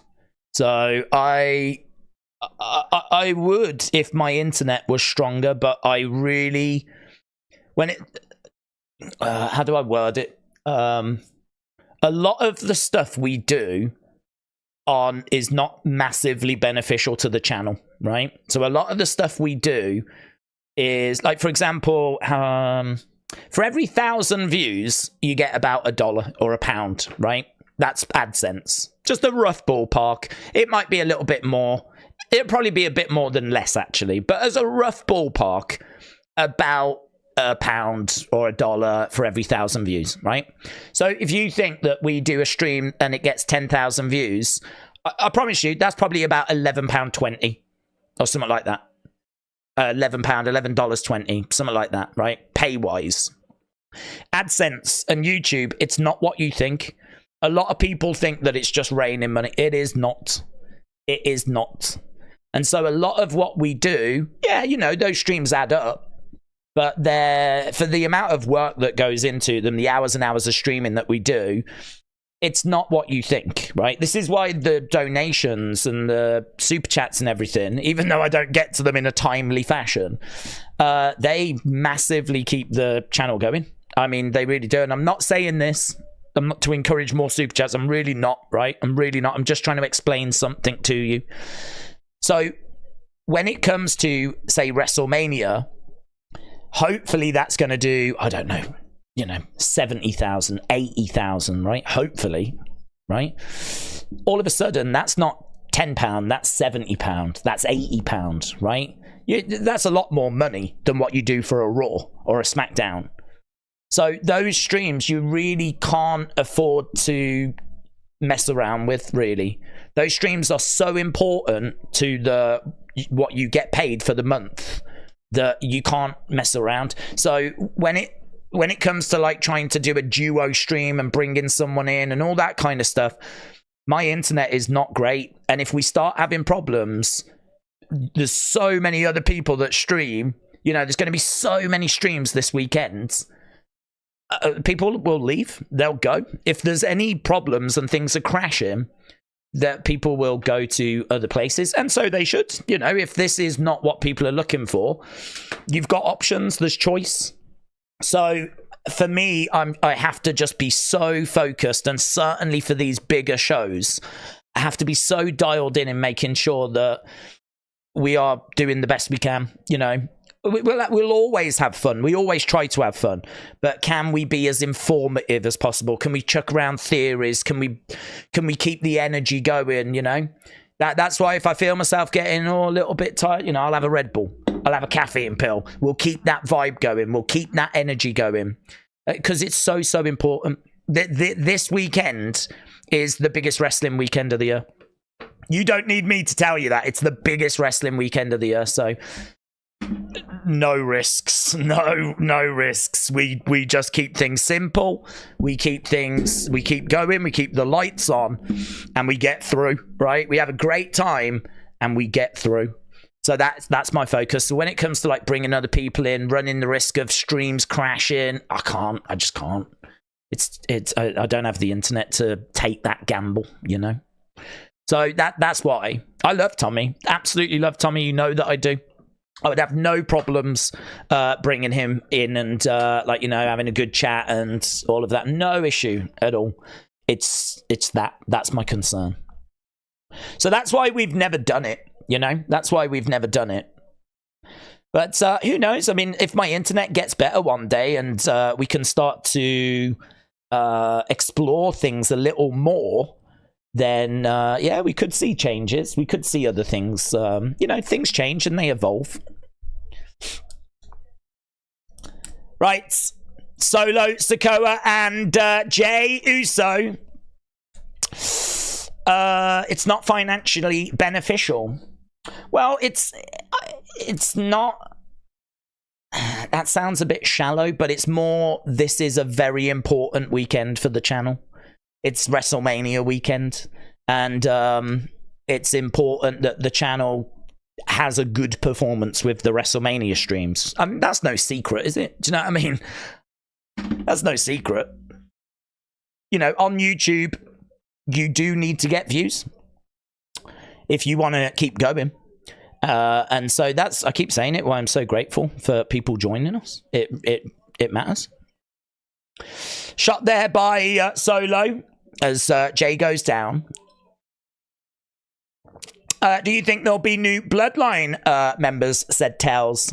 I don't think so. I mean, I think there could be at some point this year, but I don't think so at this stage. So I don't think so at this point. Who would they bring in? Jacob Fatu has got a past, which they know if they bring him in, that past is going to get brought up. You know, you've got Ronda making comments. You've obviously got all the Vince stuff. WWE, I don't think, need that negative attention. So, unfortunately, Jacob Fatu, I can't see it. If they do it, and they just bite the bullet on it, and it'll be a bit of bad PR, and we'll just ride it, yeah? Because Jacob Fatu said that he was in prison, he saw the Usos, and that's what turned his life around. So we know there's a past there. Everyone's got a past. No one's perfect, right? I'm not a believer in punishing him because of something that he feels remorse for and has moved on from, right? That's not something I believe in. I believe in second chances, right? Everyone makes mistakes. I'd like to think that people can get second chances. So I don't feel that he should be punished. But I have to put myself in the mentality of WWE as to whether it's the right thing for them to do right now. And I don't know the answer to that. Only they know the answer to that. But I can't see it happening. And then who else is there? I mean, Lance Anoa'i, Zilla Fatu. You know, there's a lot of family members, but there's no one in the WWE system. They would be, and there's no word that they've been signed. So the only other person I can think of is Tama Tonga, who's not family, but is regarded as family. And I would say if someone was to help, it might be him. If there was someone to help, then Tama Tonga could be that person.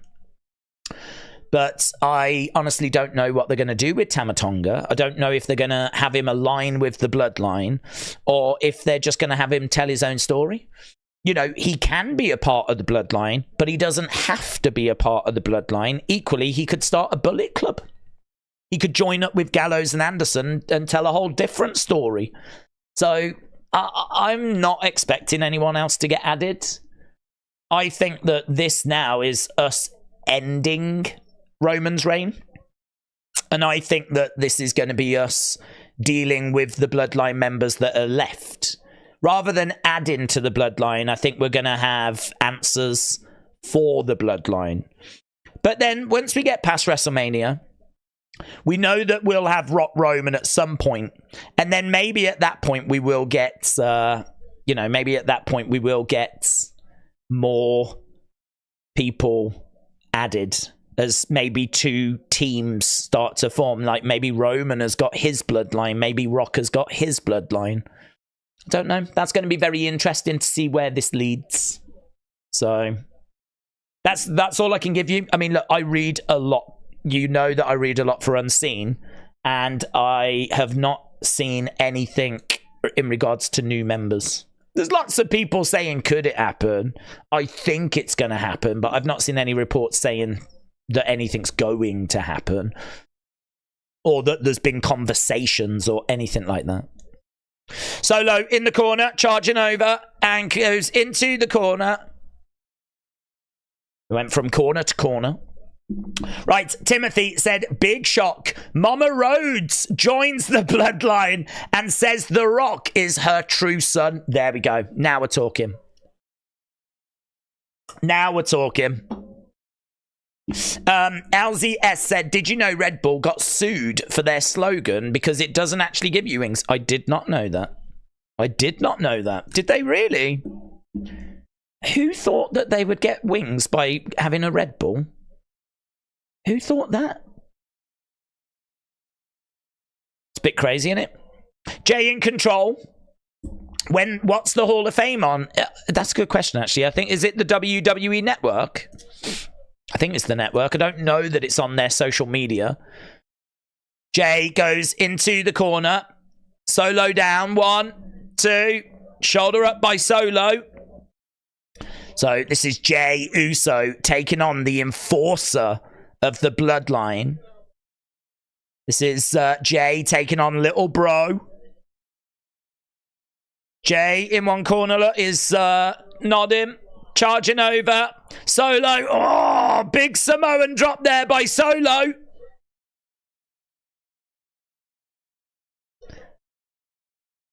Solo is looking for a Samoan spike. No. Super kick there by Jay. Oh, and again. Duck underneath against the ropes. Spear there by Jay. Jay going to the outsides. Hall of Fame is on Peacock, said that's what she said. Someone sued McDonald's because they spilled coffee and they said it was too hot, said Alan. Here's Jimmy. Here's Jimmy.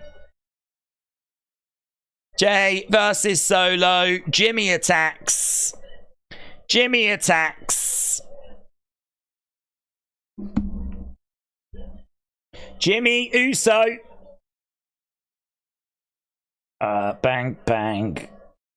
Let's get your match scores. Looking for Samoan Spike there. Who's coming out?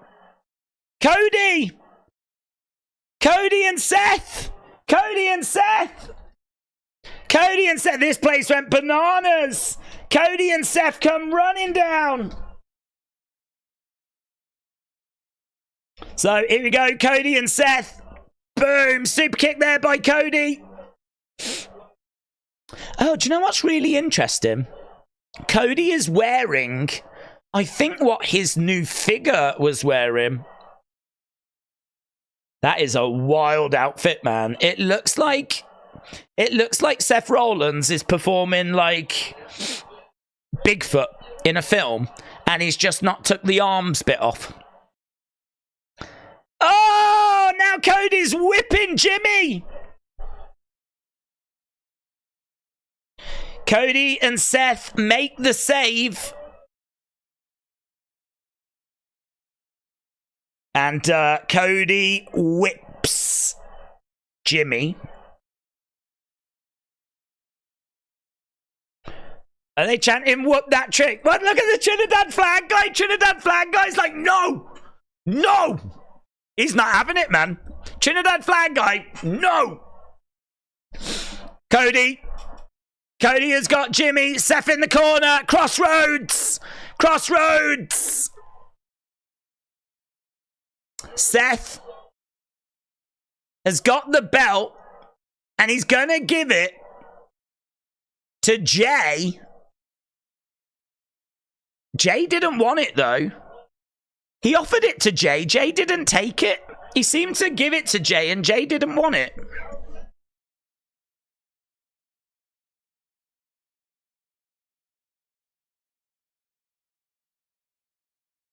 That is still Jey's brother. There's a big frog splash there by Jey.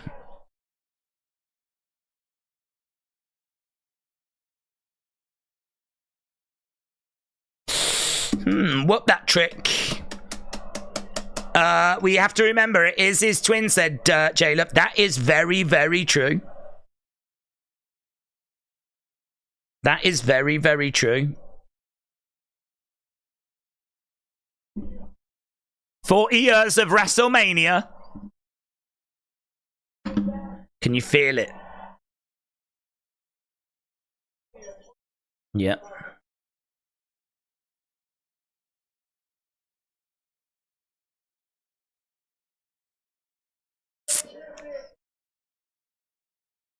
Myself, my partner, my friend.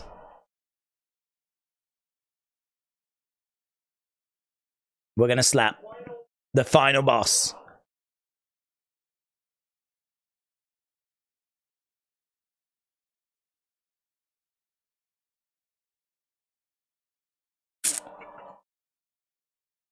We're going to shatter the foundation.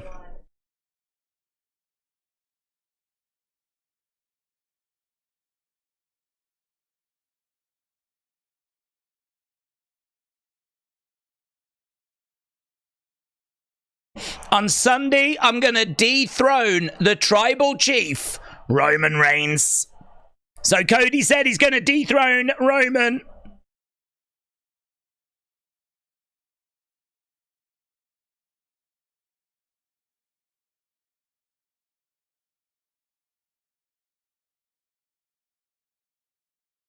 I'm fighting for every fan.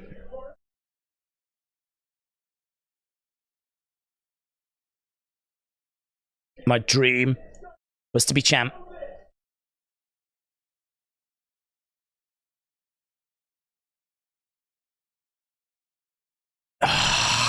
When one good story ends, an even better one begins. Oh, when one good story ends, an even better one begins. I mean, not true, but I love it. When one story ends, an even better one begins. Oh, God, that's so good. When one story ends, an even better one. I'm writing it down. Gonna have that on my grave. Begins. Hang on, do I want that on my grave? If my life has ended, does that mean that a world without me is better? I'm not going to put it on my grave. When one story ends, an even better one begins. That was Shakespeare. Right, let's end this poll. Right, well, we're done, aren't we? With Smackdown. So we are going to go over to Peacock. That should be coverage of Hall of Fame should be starting in a minute. God. Kickoff, Smackdown, Hall of Fame. It's just a non-stop party, this. Lol, he got whooped. Days, you might be reborn as a successful content creator.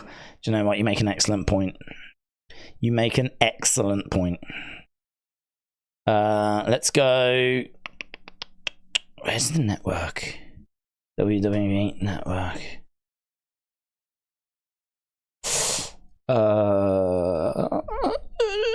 Am I signed in? No. I knew I wouldn't be. You'd think I'd have all this queued up, but I don't.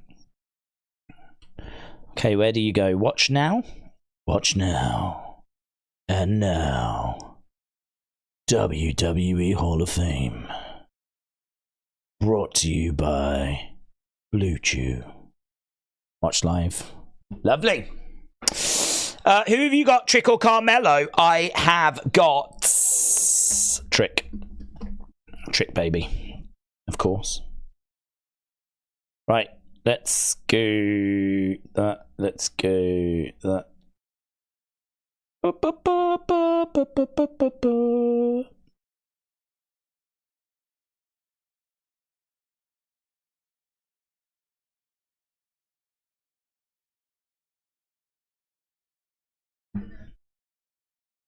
Do you know what's funny? Sometimes I go up, well, actually, a lot, actually. I go on the network and there's no sound. So I have to check the sound of my laptop. I have to check the sound of the network. And I have to keep checking, like, okay, is it that? Is it that? Why is this not working? And it's because, and it could just be me. Every time I go on the network, it automatically defaults me to Spanish. Every time. My default setting is Spanish. Don't know why. I'm not in Spain. I don't speak Spanish. I've never said that I speak Spanish. I've never changed the setting, right? But it always goes to Spanish. So I'll normally go on and there'll be nothing. And that's because there is no Spanish commentary. So it's just silence. So it always catches me out. I'm always sat here faffing around with the sound, and it's always because it's defaulted to Spanish. So if you are having that problem, that could be the fix. Have a look at what language is selected, because I'll bet you anything it's not English. Right, here we go then. Hall of Fame. I really should have done something nicer for like a background for this, shouldn't I? Oh, look at that. They've changed all the graphics over. Do you reckon Wrestle with Andy will be in a suit now? He better be. He'd better be. I expect to see him all suited and booted. Right, they're taking the ropes off. They're changing the ring over. This is the countdown show. There's Pete Rosenberg. He got into it with Jim Cornette. Did you see that?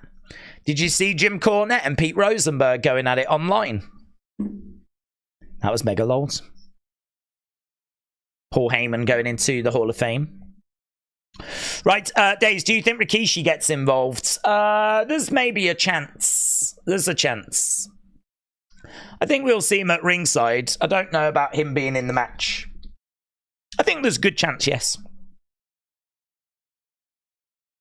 It's his kids. And he's going to be ringside. And he's a wrestler. And he'll want to get involved. Okay, we're just looking at the countdown show. Did we get the poll for that match? I don't think we did we? So vote as to what you think about Jey. Is this the poll for this match? Have we already done it? Jey Solo. Did we already do it? I've got a poll here and I don't even know what it's for. It's just too much going on. Too much going on. Days, how come there was a kickoff show for Smackdown? Oh, it was a kickoff show for WrestleMania.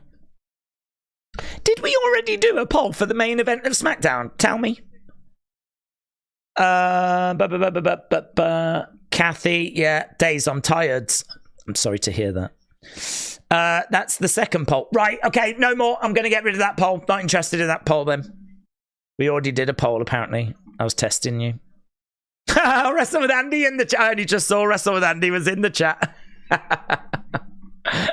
Andy, I hope you're well. He better be dressed up. Better be dressed up. Dare bring shame on this community. If I was there, I'd be in a tuxedo. Be in a flipping ball gown. I'd look like Marilyn Monroe when she stood on that thing and her dress went up. I'd look exactly like that. Right, they're just talking about who's going into the Hall of Fame. What I need to do is go over to... you should put on a suit. Well, if I was there, I would, but right now, I'm trying to do some polls. So, we're going to get polls for Hall of Fame. Hey, guys. Oh, don't want that. We want this. Kayla is backstage with Trish Stratus. So Trish is backstage. Forgot actually about the legends that are probably around backstage. This is probably it's probably a really fun atmosphere backstage right now.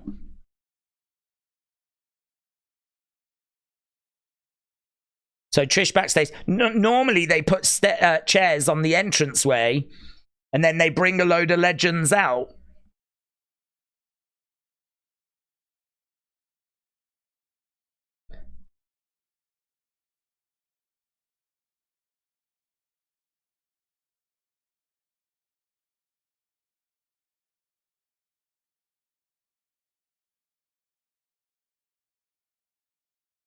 So she asked her about WrestleMania 17, and it was like, is she going to mention Vince? Is she going to mention Vince?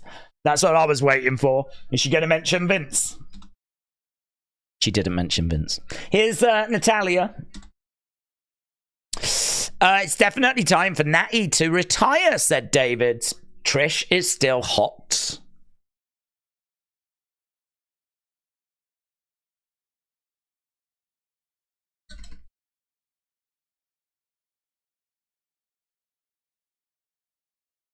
What do you score SmackDown then? If you go over to Wrestling Days clips, you can vote over there. What do you score SmackDown?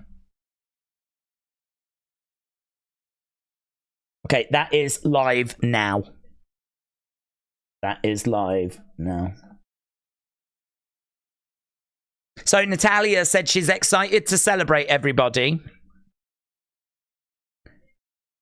It's quite an outfit, isn't it? She's got like a buttoned up shirt. She's got like a bow here.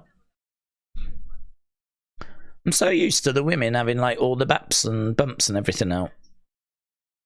This looks quite Amish. Is it Amish?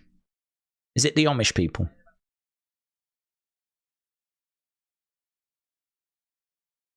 Natalia said she's a huge Usos fan. She's on Team Jey. She's looking forward to Jimmy versus Jey. Yeet versus no Yeet. But she has made it very clear she is Yeet. We're backstage with CM Punk. He says he's tired. How are you feeling? I'm tired.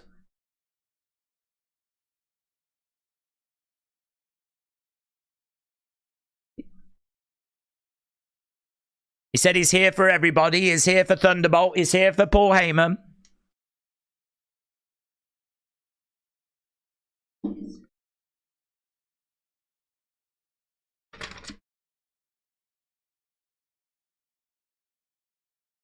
At WrestleMania 1, they weren't sure there would be a WrestleMania 2. Daddy Punk looks hot, said AIR. Roman is getting his 1000th win on night 2, said Austin.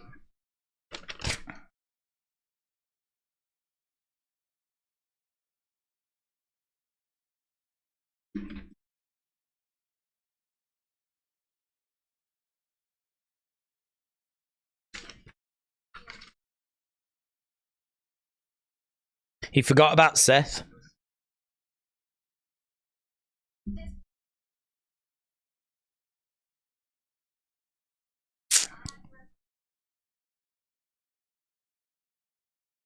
You look fantastic. God, he's a charmer, isn't he? He's a charmer. Ah, here's Meechin. Looking lovely.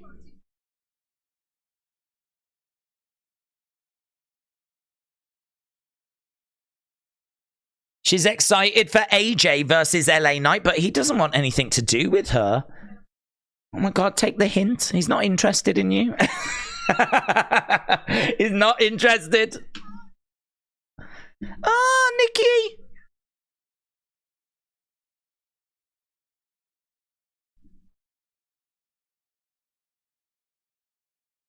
Ah, she's excited for Ball. Bill Nakano. Has there been a few drinks that have been passed around? Nikki Cross says she's excited for Ball going in. She said, "What about you?" Meechin went, "Yeah, Bill. I mean, Bull." Well, that interview's gone very well. I don't even know what that was. Yeah. Oh. Keith Lee is backstage. That's nice.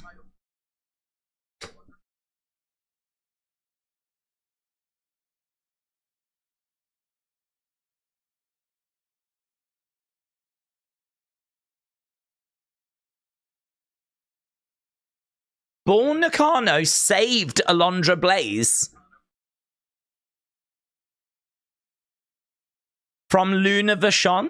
Oh, God, I'd love to hear that story. Here's Maxine Dupree. No booing. No booing.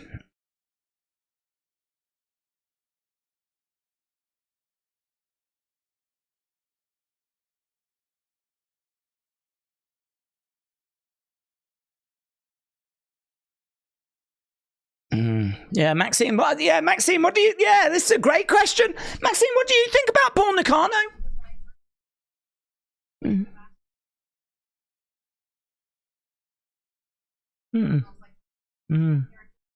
What's your favourite match, Maxine? What's your favourite Bull Nakano match, Maxine?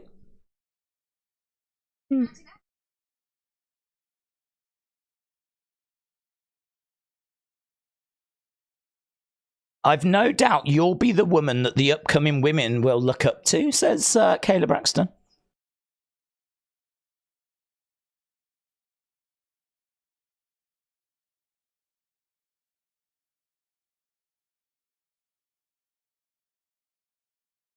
You're incredible, Maxine. Who we got now? Jesus Christ, Shayna Baszler looks like she's just stepped off a stagecoach. Jeez, I thought this was the Scarlet Pimpernel. I had to go and beat someone up, said Shayna Baszler.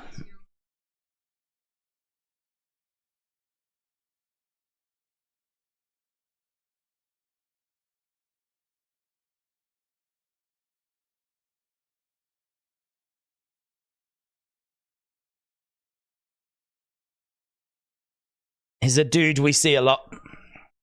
That's a wild outfit, isn't it, from Shayna Baszler?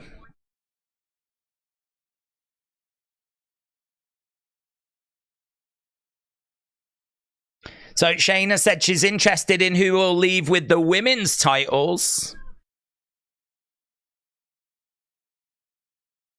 Bayley's got a lot to prove.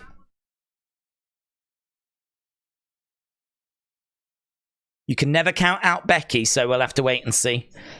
She looked brilliant in the Bloodsport thing. She looked absolutely brilliant. A lot of people saying this is the Shayna we need. Just brutal. Vengeful.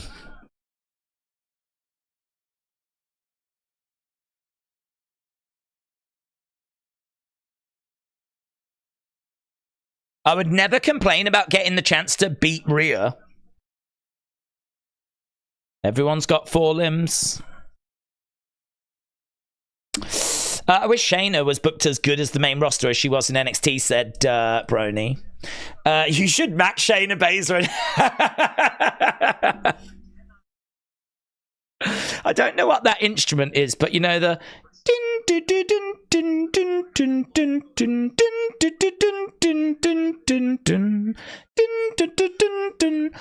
that sort of music in my mind, that plays when I saw her standing there. It's people doing this, taking the hand of their partner. I had a whole thing going on in my head just from the outfit. Can I find it? I want to find it. What is that instrument? Bum, bum, bum, bum, bum, bum. What is that? I don't even know what it is. Shayna Baszler. See if we can find the...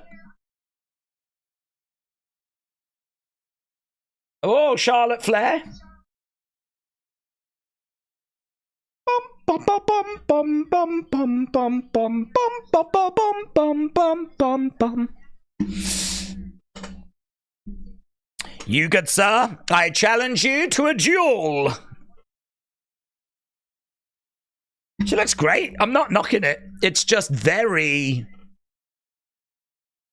unorthodox. That's probably the words. It looks amazing. I mean, the fabric and everything looks incredible. I mean, look at that. I mean, it's fly, man. It's sharp. It's something Seth would be wearing. It's probably too classy for Seth, actually. It's probably too expensive. Seth tends to have, like, cheaper items, I believe. But, yes, it is lovely. So it's no knock. But that is what it conjured up in my head. So here's Charlotte.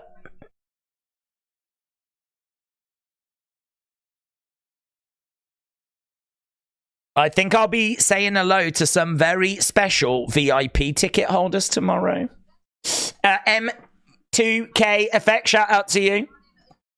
Days, you missed Keith Lee. He was in the background. Oh, did he walk by, did he? Is that why people got excited? I could understand him being back there. He's in a relationship with Michin. And I don't know that they're going to be as closed door as they was under Vince. That's good, though. I'll add it to Unseen, because I never saw it. I'm not looking at... I thought all of that kind of stuff was done, to be honest. I'll add it to the Hall of Fame. Here it is, look. There he is. If you've not seen him in a while, there he is. Keith Lee.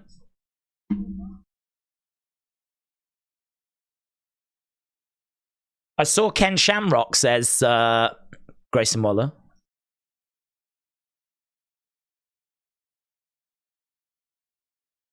He's just putting over Paul Heyman. Oh, hello. Let's have a look at the shoes. What have we got? Oh, wow.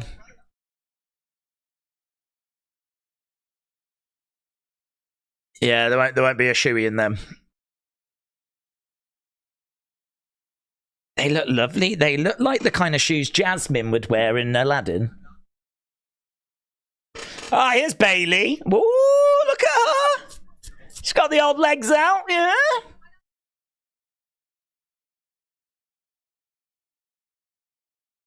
So Bailey is... she's going to be sat next to Jade Cargill and Drew McIntyre.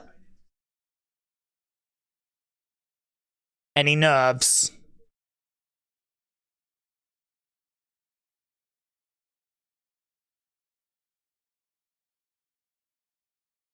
This is a WrestleMania crowd. It's got my nerves all in my throat, says Bailey. She looks lovely, man. I want to find Grayson Waller's shoes. Not to buy, just a picture. Do you think they'll give Bailey her moment? I think so. I think so. Apparently she's quite a big favourite to win. I don't think she's that big of a favourite. No, there's no picture of his shoes, unfortunately.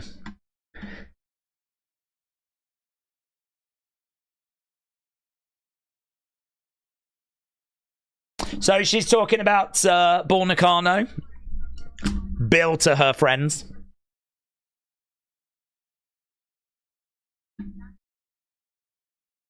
There's Bailey, look. There she is. With her legs out. Looking all lovely.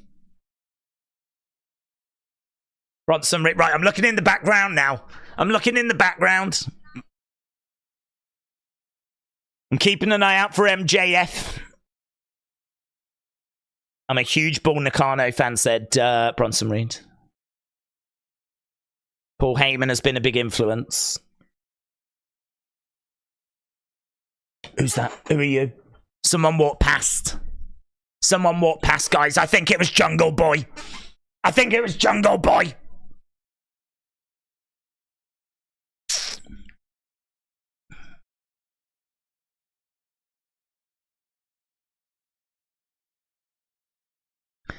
Is there any matches you'll be keeping an eye on? He's keeping a close eye on the Intercontinental. Oh. Well, there we go. Bianca and Montez. Yeah. Montez looks good. I'm not sure about the glove. I've never been sure about gloves. That goes on the gravestone. Found it. I wasn't sure what to put on my gravestone, but I found it now. Here lies wrestling days. He was never sure about gloves. He was always suspicious. But Montez has got a glove. And he's standing next to Bianca. I can't wait to see what Wrestle With Andy's wearing. That's the big one. That's going to be the big one. Is Montez okay? I think he's okay. He looks okay. He's got Bianca on his arm. I think he's doing very well. Mole Jam, shout out to you. Al said, how many have you had? I've had 3/4 of one.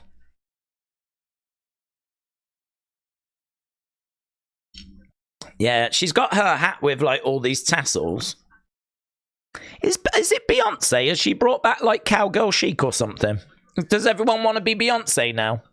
Here's Andrade with Charlotte making their way down, waving to the crowd. There's Liv Morgan. There is Drew Gulak. Looks like as Bayley stepped away for a second. Looks like Bayley stepped away. Samantha is sat next to Ricochet. There's Samantha and Ricochet. They've got them around the ring.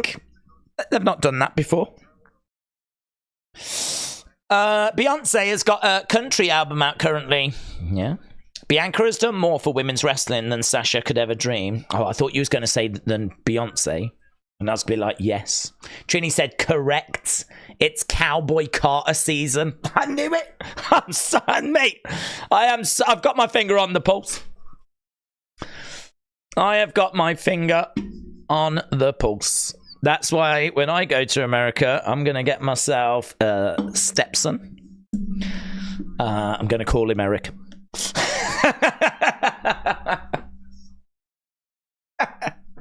Come on. Come on, that's good. That's good. That is what the hat's called, isn't it? Is it called a stepson? Hang on. That joke won't work if that's not what it's called. It is! Oh, it's too good.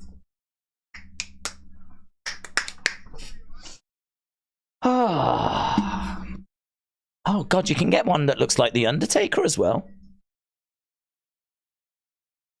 You can actually look at that. You can get his. Success! Today's special offer has been applied. Should be £29. Now it's $23.20 if I use WWE. Oh, my God, guys. I could get that. And that would be trendy. That's pretty fun, isn't it? That is pretty fun. The world's largest collection of officially licensed gear. Days and Eva Marie. No, thank you. Days Taker. Let's go. We are Cody Crybabies, said Mole Jam. Do you know what? I'm going to try and read. Is there a counter? Can I have a count? Can I do a... You press the button and like it changes the number. Have we got one of them? I'm going to try and read 50 comments. Counter. Click counter. Tally counter. Yeah, that's it. I've got a counter on my phone, so I'm going to press it every time I read a comment. I'm going to try and do 50. Here we go. Right. Okay. Right. I thought he said stepson. I sort of played on the stepson thing. That was the joke. Days, would you go and get a coffee and chokeslam the barista? Yeah. Alvin said, do you think there are other non-wrestlers who could headline the Hall of Fame? Yes.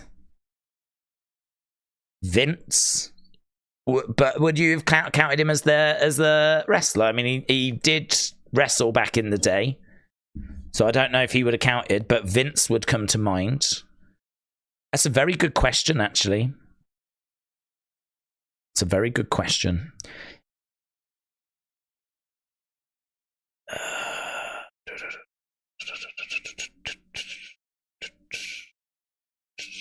Michael Cole?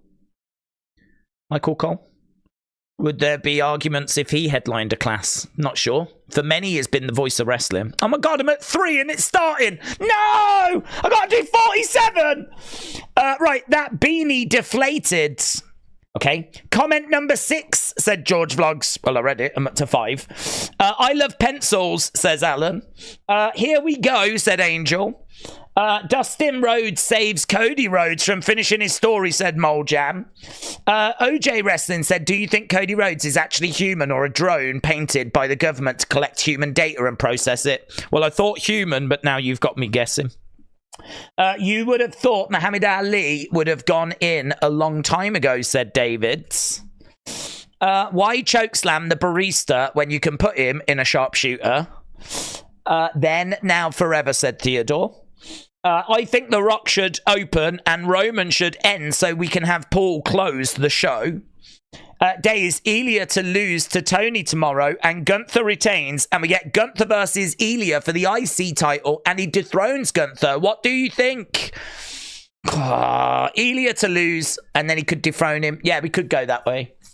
It could be Chad. It could be Ilya. It could be Jey Uso. It could be a few people. I can't say that Ilya doing it is the most likely, but it is an option. Elmo said, William, he could be like a Lex Luger in the mirror flexing and you can say how much of an Adonis he is. I think they're talking about me. Dave said, did you see Keith Lee? Yes, but I didn't really. Shaquem said, lol. Counts. William said, Days, if you streamed in nothing but Speedos, you would gain 250,000 subs. I bet I'd lose that amount. Do you think Tyler Breeze will wrestle in WWE again? I don't think so. He seems quite happy with what he's doing. Brian said, Days, Dustin Rhodes is in Philadelphia. That's big. Nah, Days, watch it. Stop stressing, said Alexa Ball. Well, I'm at 21. I used to be a wrestler. Then I took an arrow to the knee, said Travis. I'm sorry to hear that. That's 22. Triple H tweeted a photo, said Alexa Bliss Gamer. I'll try and check it out. Is Hulk Hogan there, said the Beach Kevin. Haven't seen him.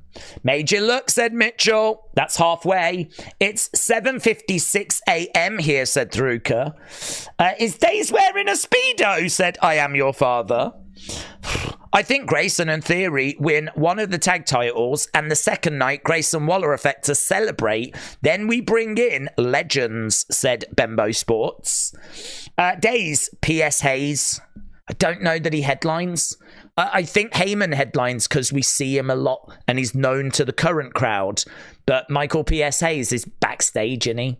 In fact, he went in, didn't he, with the Freebirds and they didn't headline. So I don't know, but I don't think he would.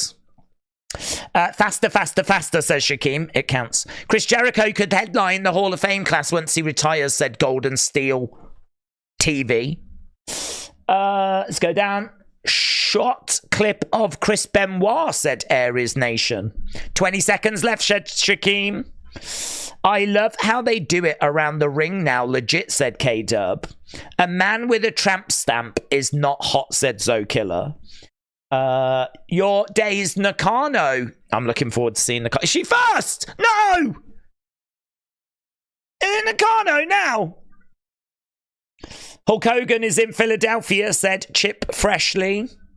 Days, that was Cody's revenge confirmed. He's not winning, said Edwards. If Iron Sheik was still alive, he would have been a good one to induct the US Express, says Davids. Dustin Rhodes is doing WrestleCon in Philly. It doesn't mean anything for Mania. I bet Stone Cold helps Cody against the Bloodline, said Ryan.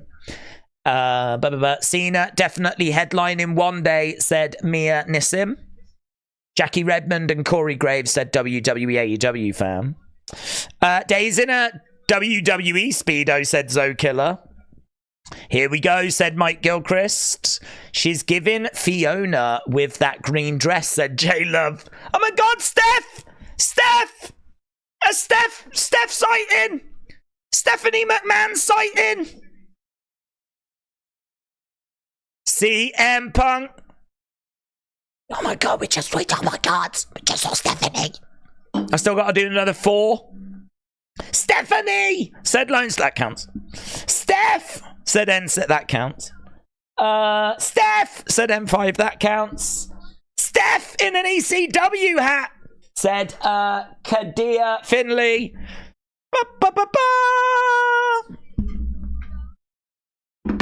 Yeets. Oh my God, I can't believe I just saw Steph. Yeet. Do you reckon Steph's looking around going, who are all these people?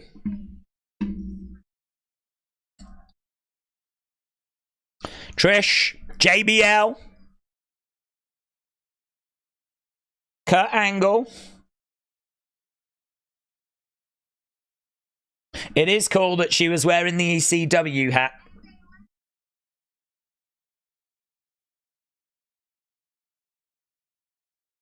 Rey Mysterio, oh, all in gold. Look at him.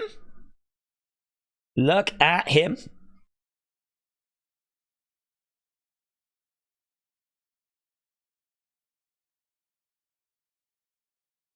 There she is.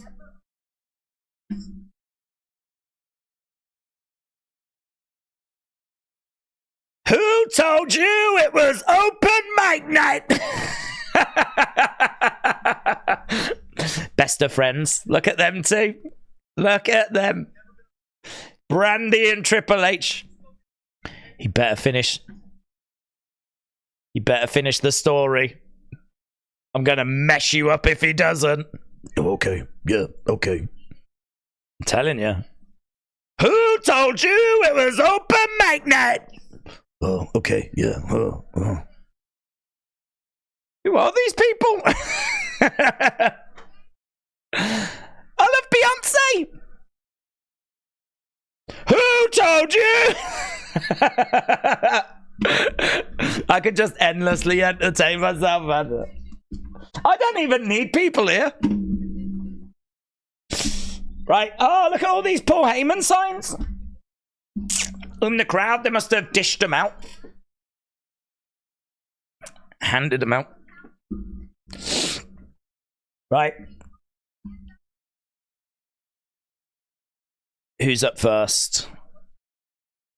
Who is up first? Heyman! First! Jesus, what are we going to do? Start night 2 with Cody and Roman? We've got all of the superstars doing their, ladies and gentlemen, my name is Paul Heyman. And we don't normally do this, do we? Heyman probably wanted to go to bed. Yeah.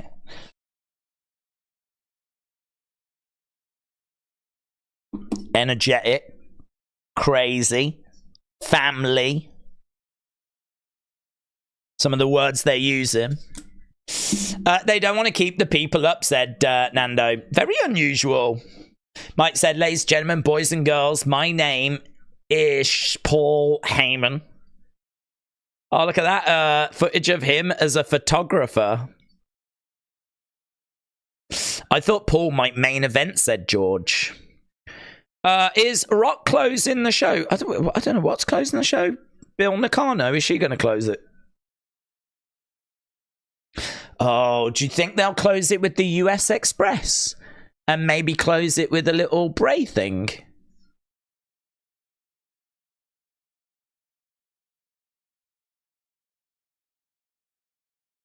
They could announce that Bray will go in next year, couldn't they?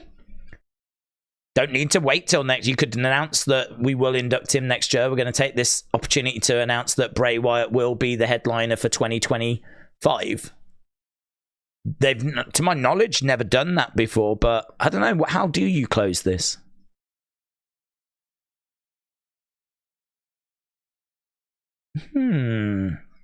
Rock is going to close it. You think putting in Leah Maivia? You could be right. Could be right. Rock will probably close. I hope Cody comes out and gives Rock's mom, grabs Rock mom's boob, said William. Well, I wasn't expecting it to go down that path. Yeah, you're probably right. Perhaps like The Rock's going to be a big deal. That would have been cool, though, if they'd have used the US Express Hall of Fame induction, because it's going to be it's going to feel Bray in it. I mean, how can you not think of Bray in that moment? Yeah, surprised that we've started with this. ECW original should be there for him. Zart said, could be a surprise Bray induction. I don't think so, only because I think that Bray fans would want to not miss that, you know? And we've not advertised him as going in. We've not even teased it with White Rabbit or anything like that. Like, I don't think they would just... people would want to know, I think, about it. But announcing it for next year, I mean, I wouldn't be against that. Oh my God, did you just hear they've announced Bray in the Hall of Fame next year?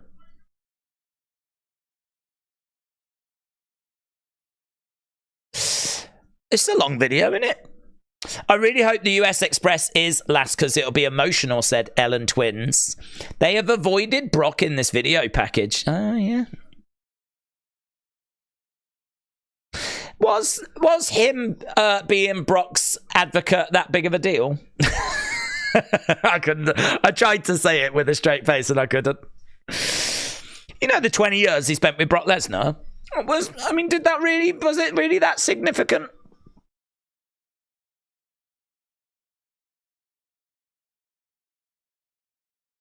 I bet he mentions him, you know. I bet he'll mention him. He got asked the other day about the 3 superstars, the 3 best superstars ever. He said Brock, Roman, and I won't say a third because I think it's someone that's coming through because we're cooking right now. So I can't see him not mentioning Brock in the Hall of Fame speech unless he's been just told categorically to not mention him.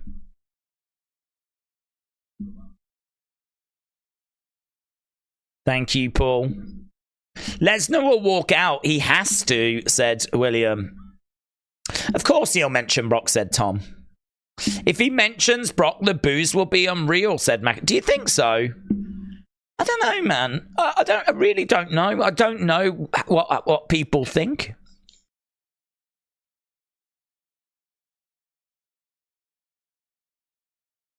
I don't know.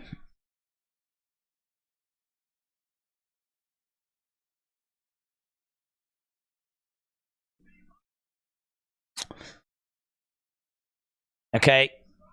The tribal chief, Roman Reigns. Roman's coming out.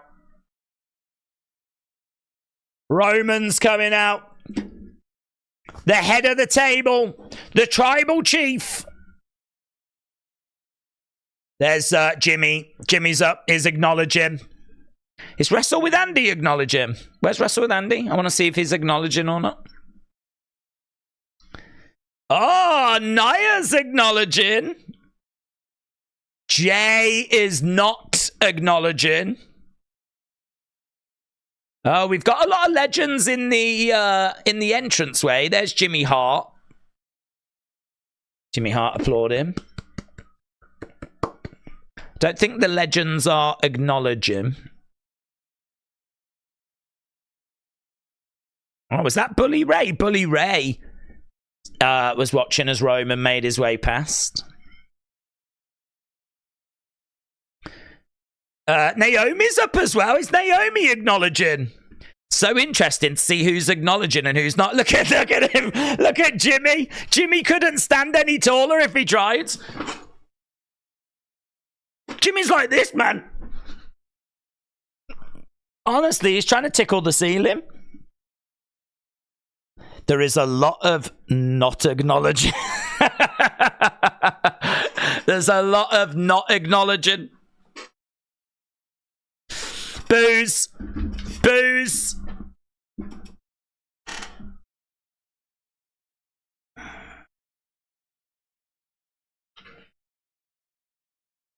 WWE Hall of Fame. Right, Roman.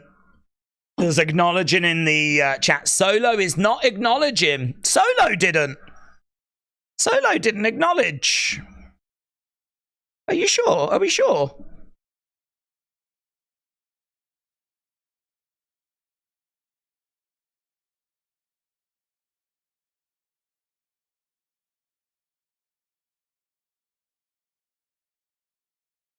I need to cut a promo about the greatest promo in the history of this business.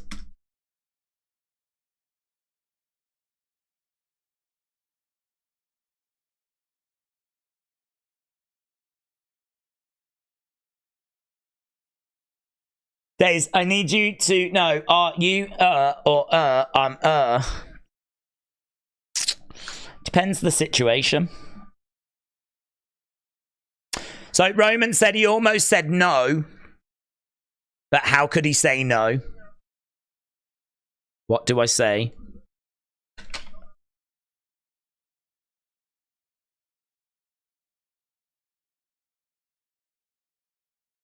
The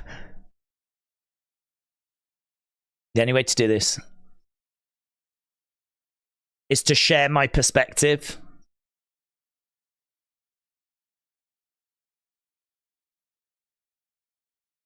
Every week is an audition to be invited back to the next week.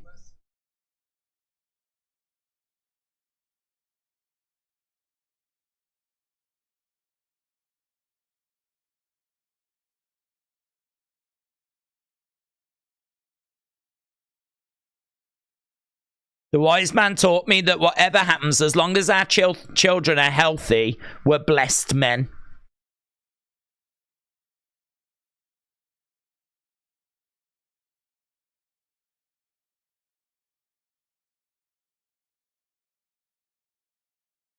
The wisest piece of advice came at 5 in the morning. He was blackout drunk.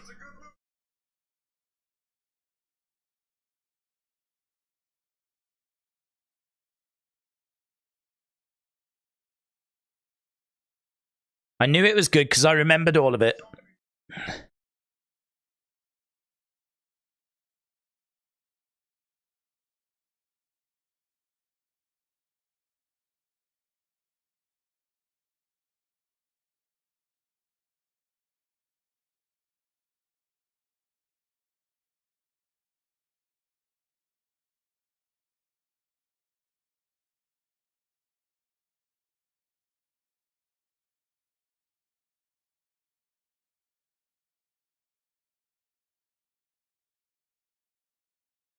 Wow.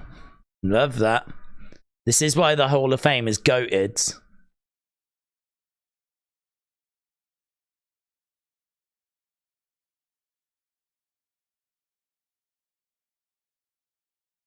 Wow. Oh, God, that's so good. So Roman was driving with Paul Heyman and he said, look, if I had you, Paul, nothing could stop me. Paul Heyman chuckled and said, Joe, which is quite powerful to hear him referring to himself as Joe.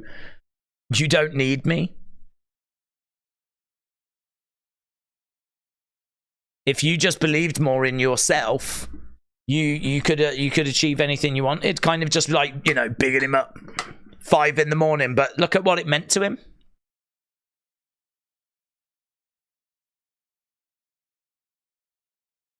Tribal Chief doesn't happen.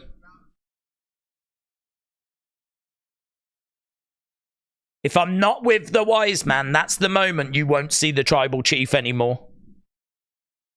He's a good man. He's a great man. No.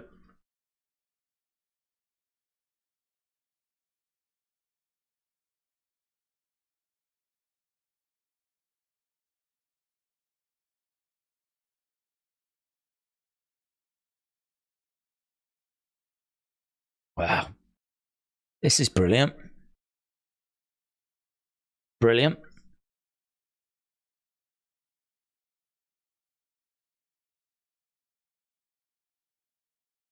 He said, you might judge his book by its cover, but however you judge it, read it, because you won't experience anything else like it. Here's Paul Heyman. And who knew what Paul Heyman's theme music sounded like? EC-Dub! EC-Dub! Oh, we go straight over and he embraces Rob Van Dam. Is that Tommy Dreamer? I couldn't see. His EC-Dub theme. There we go. And goes over to Bully. EC-Dub boys. Goosebumps. That was so good. That was so good. Roman did a great job, man. Roman did a great job.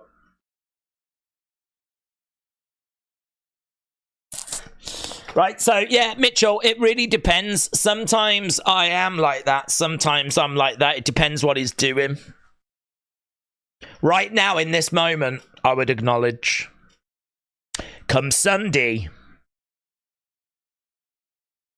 But how can you not acknowledge him after that amazing, amazing induction speech? And they embrace in the ring. I think Roman did a better job than Brock would have. Man, good. Me eat now.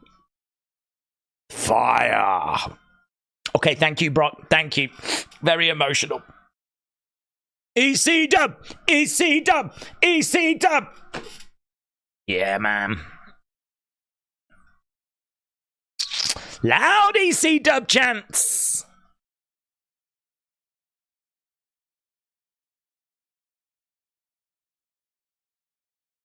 He's got a box. What's in the box, Paul? He said he was going to wing this, didn't he? Kojiko said Shayna was dressed like a failed magician.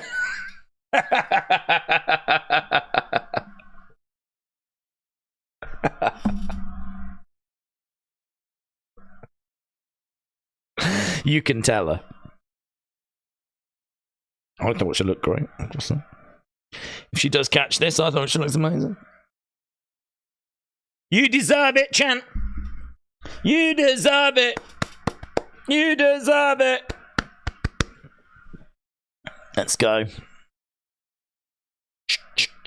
You deserve it.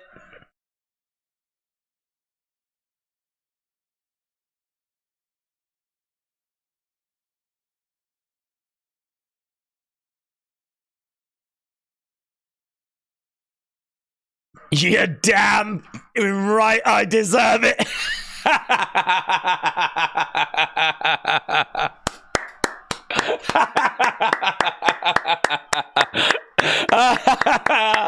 Oh, that's good. Everyone's on their feet. Like, yeah, let's go, man.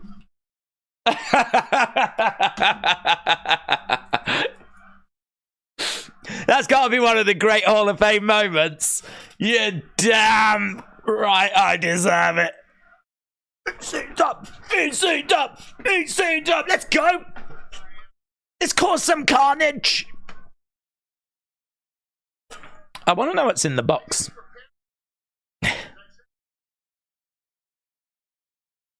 He wanted to feel the room.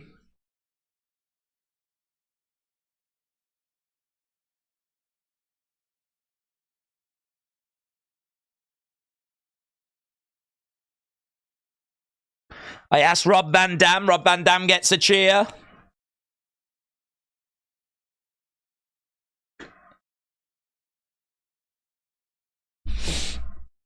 Rob won't remember that conversation. Rob won't know where he is right now.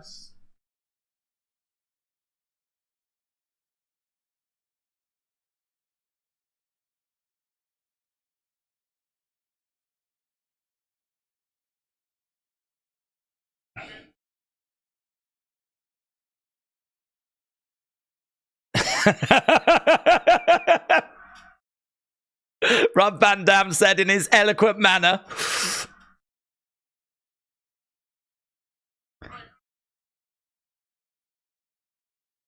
Is that all the advice he got? That was literally it.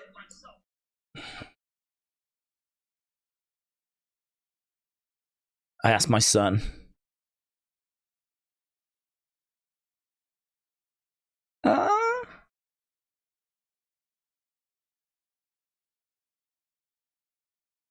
His son and his daughter.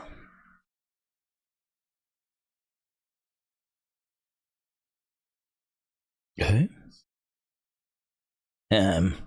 Punk. Oh. Heyman says he's got indescribable respect for CM Punk. CM Punk, CM Punk. This is so captivating.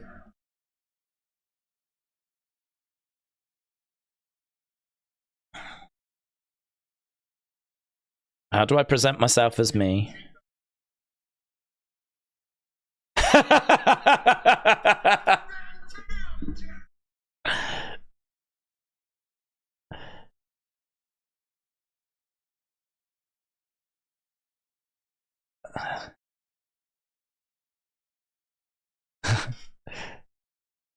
He made out his son had been smoking as well.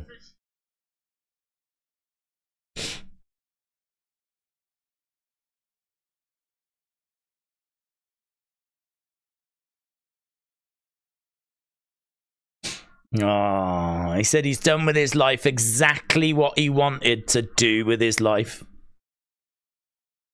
I get to work.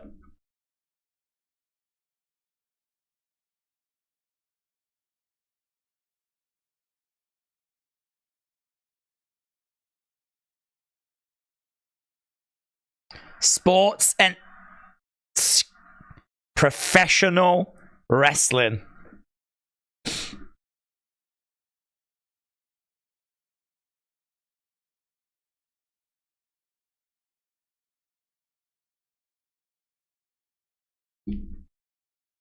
I'm the first headliner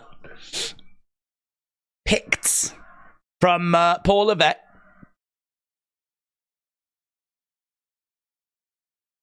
Triple H, Triple H, Triple H.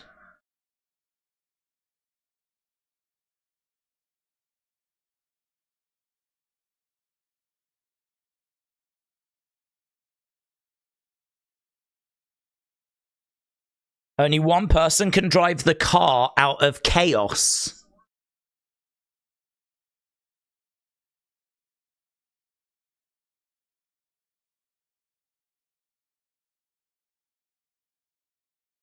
Oh, God, he's really putting Paul over.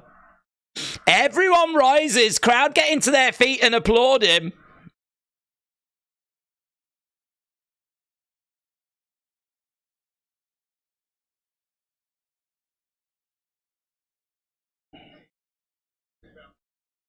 Paul said, please don't speak about me. Heyman says, you know, I had to break the rules.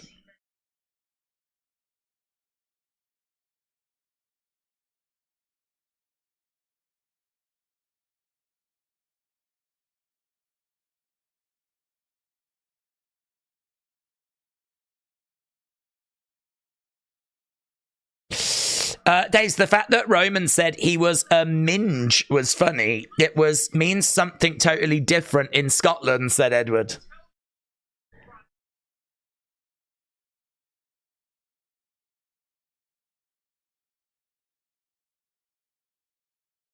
Paul Heyman said, for the rest of my life, I will be a Paul Levesque guy. And they shake hands. Heyman goes over. Uses this as a real opportunity to make sure that his job's secure.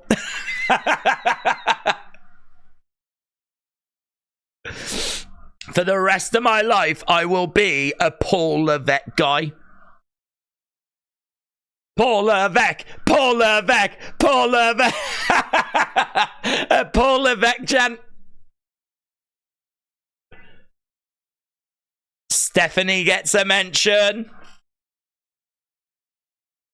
Stephanie gets a mention. Look, she's like...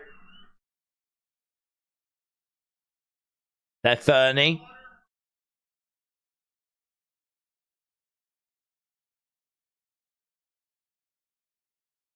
If my daughter grows up to be half the lady of Stephanie I will have raised, a great woman.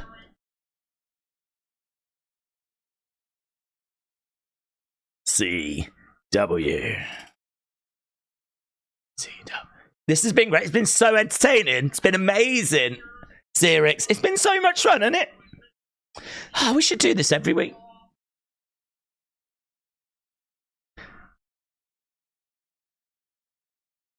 Oh, I missed that line. What did he say?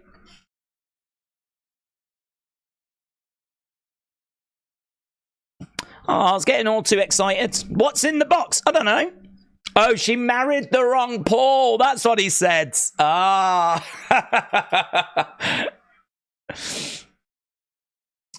Yeah.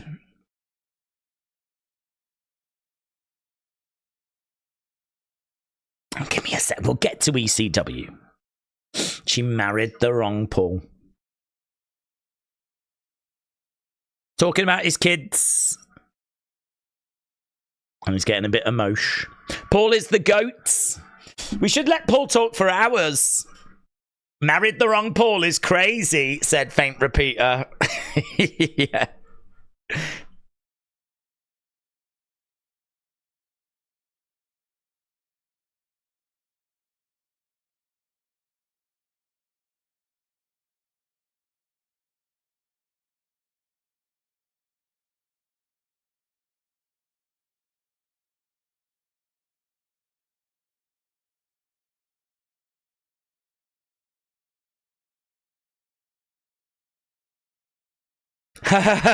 If anyone screws with you, you're 2 seats down from Haku. Haku. Haku in the front row.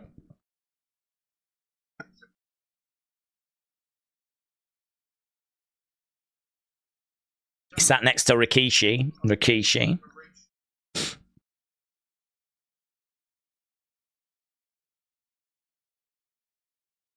It's about pursuing your dreams, failing, and going after them again and again and again.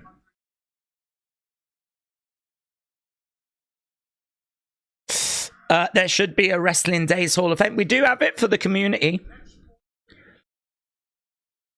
There you go, Sunny. She went in.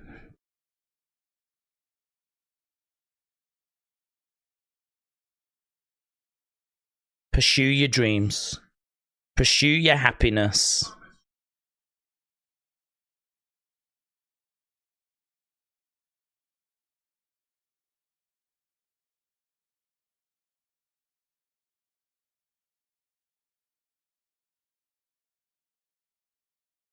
Could you imagine the advice his kids have had over the years? Could you imagine?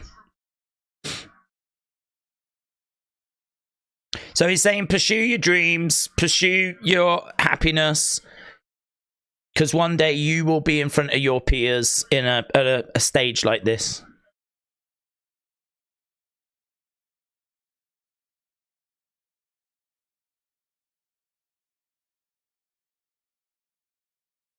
I will never find the words to convey to you how I desperately love you both.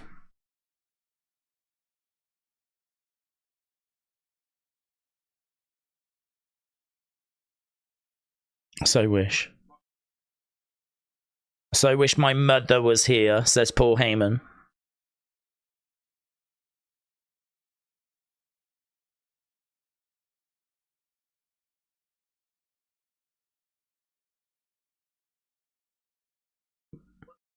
Oh, he gets choked on his father.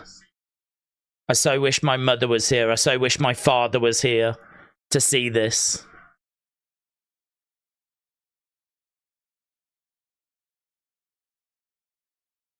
Where's Cody?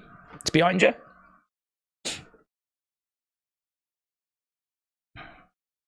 What's Grayson? He's like, he's here, lad, he's here. Go off on him. He turns around and he looks at Cody.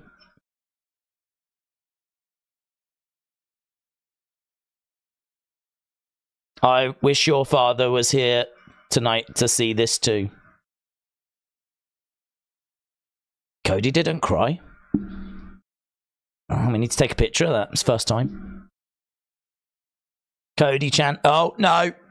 No, he's going. He's going. We cut away. Anna said, this is emotional. What's in the box?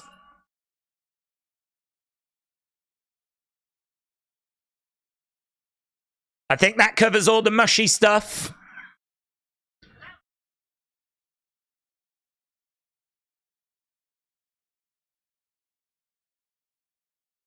E-C-W. Box is opening. There's going to be a head in the box there, Mike. Jeez. No, it's the jacket. It's the jacket, the long leather black jacket that he puts on. Oh, wow. Is he putting the cap on and everything? Headset. Telephone.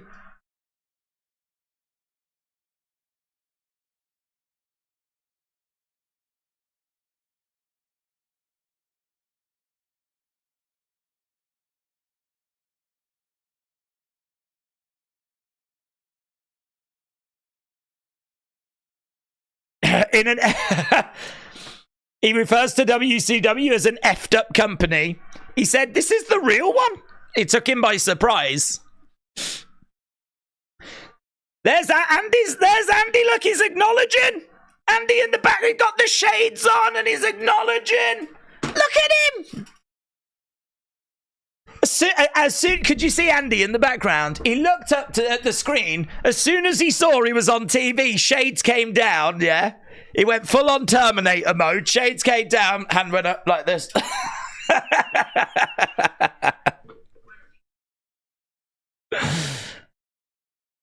Right, here's Heyman in ECW mode.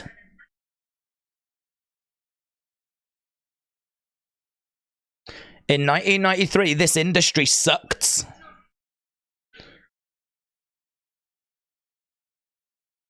We had you clowns.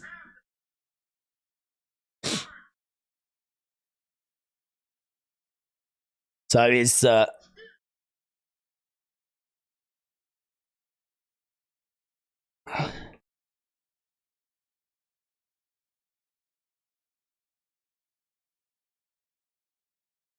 me get my hands on this. I will show them a way.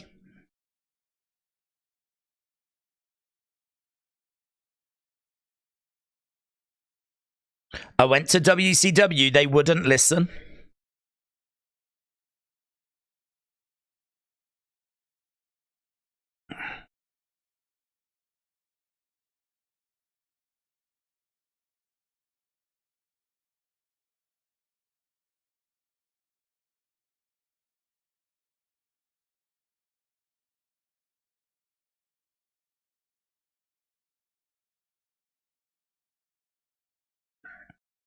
We need to create the tribe of extreme.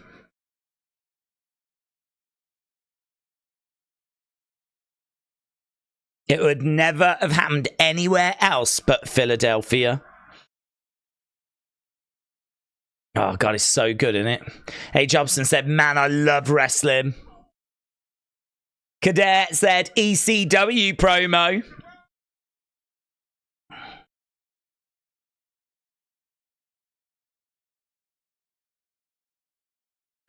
I wonder if he's been there. I wonder if he's popped back there. He must have.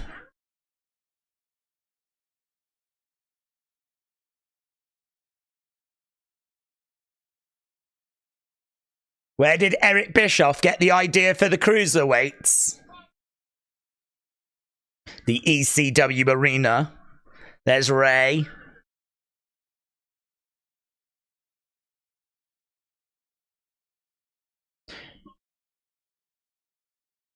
Where did the Dudleys say, get the effing tables?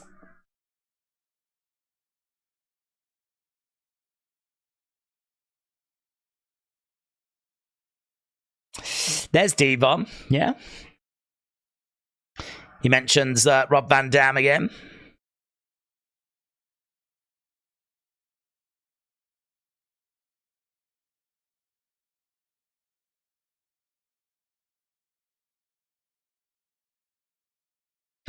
ECW wasn't meant to last. It was meant to disrupt the industry. It was like Napster.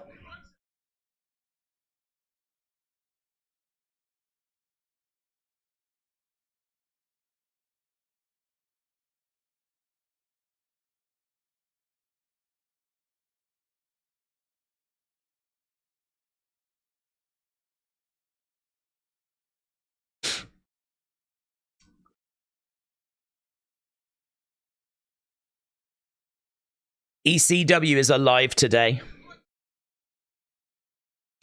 in the concepts that have been adopted by the entire industry.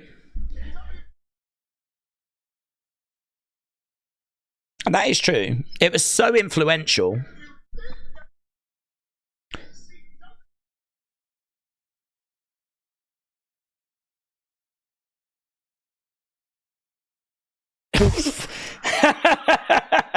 If you think ECW died in a bankruptcy court in 2001, you can suck mine. He said that wholeheartedly. That came out with passion and gusto. Bile. You can suck mine. There was no half measures with that one. No half measures. He's right, though. He's right.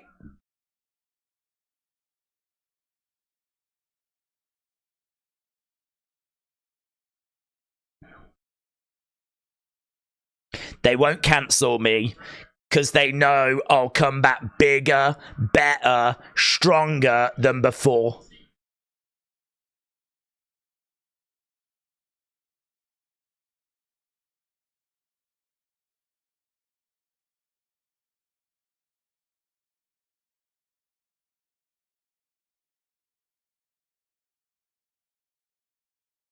So he talks about the Samoan SWAT team. Talks about Undertaker.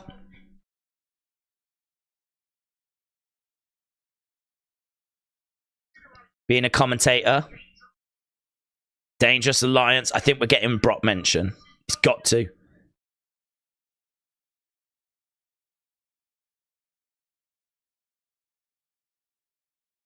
WE.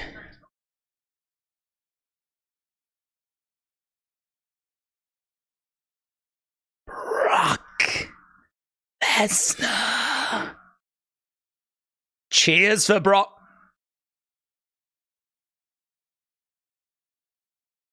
The one in 21-1.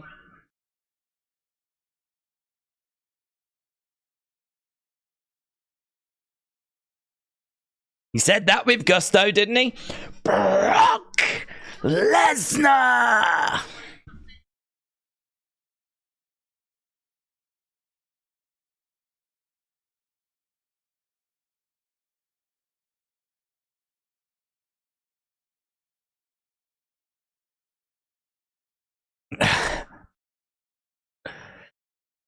Not sure they're happy about that.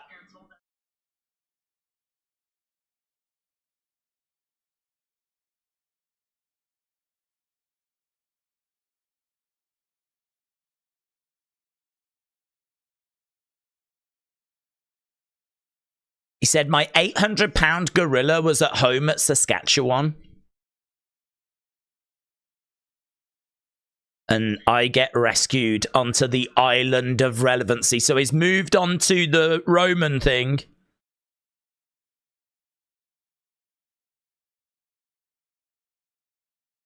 The GOAT. The greatest of all time. People acknowledging. People acknowledging.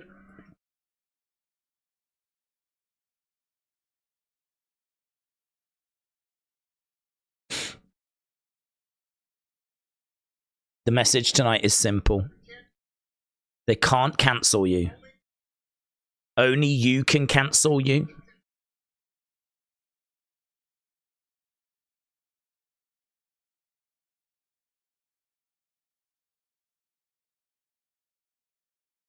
I've been cancelled 100 times.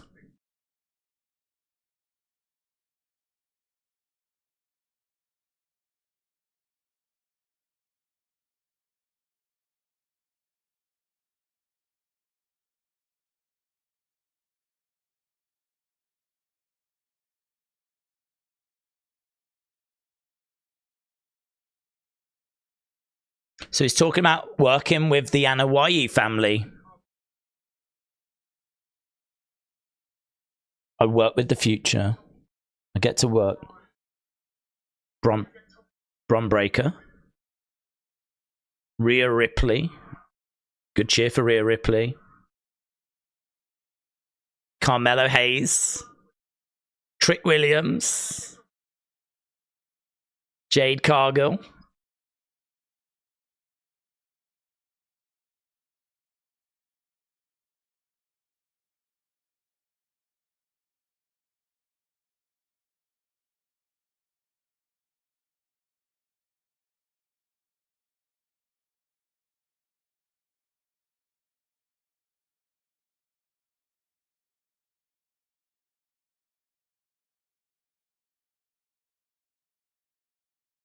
He said, next to her husband, I'm probably her biggest fan in the world. I've got to work with Charlotte Flair.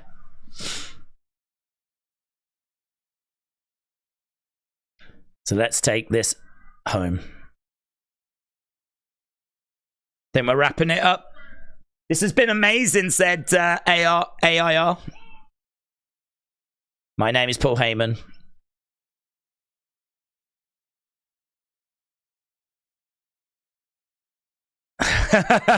Welcome to the Paul of Fame. Another Brock Lesnar mention.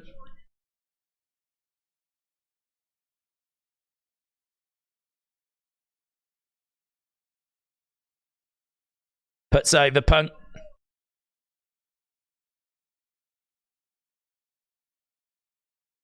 Defending. He's going, man. He's working. He's working. That's such a...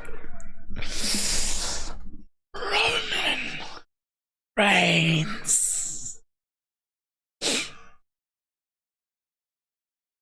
And people thought he shouldn't be the headliner. I know people wanted Bray, I get that bit, but come on. If it's not to be Bray...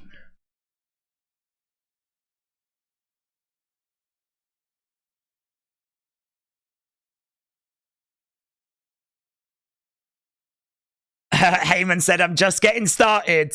You've not seen anything yet.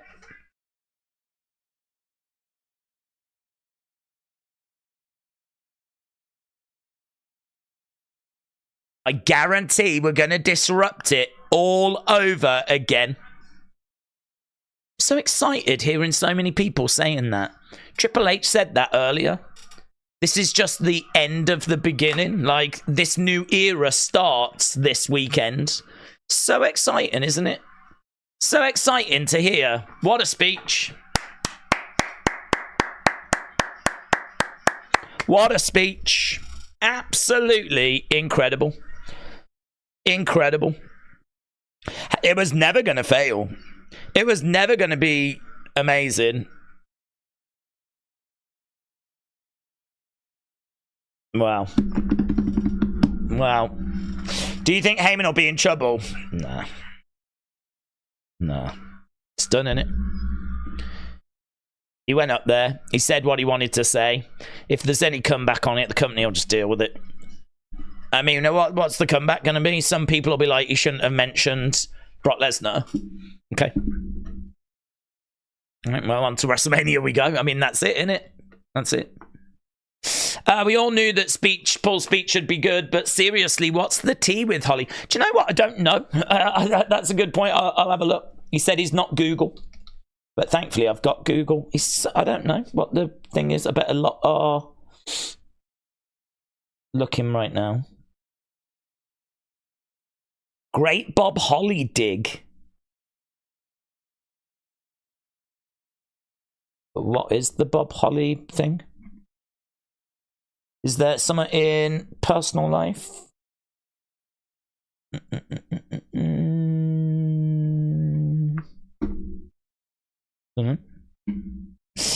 How do you top that? How do you top that?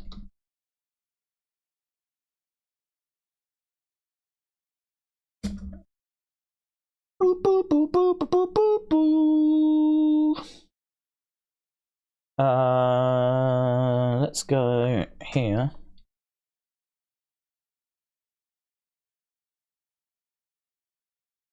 We are moving on to the next person.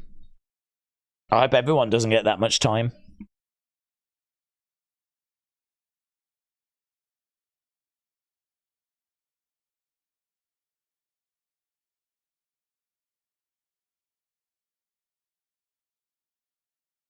So the Brock Lesnar, so it goes back to the Brock Lesnar Hardcore Holly shoot fight when he sort of sandbagged Brock. That's what people are saying.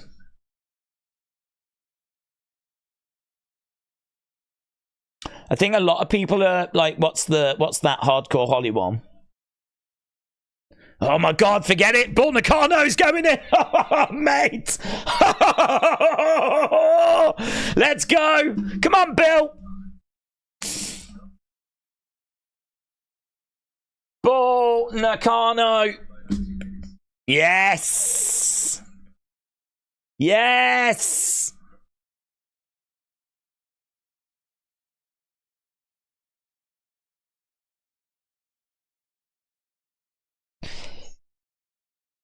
Yeah, she came over. She wasn't over for long.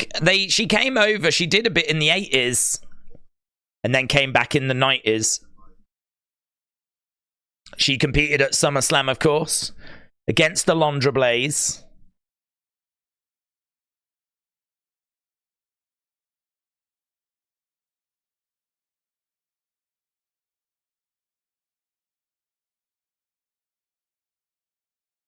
She's a lot smaller now. I wouldn't recognize her.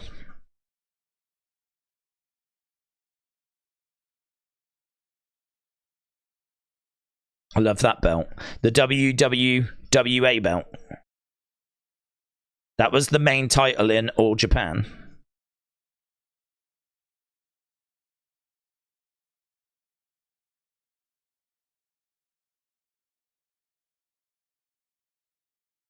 God, seeing these two on stage together, it's going to be wild.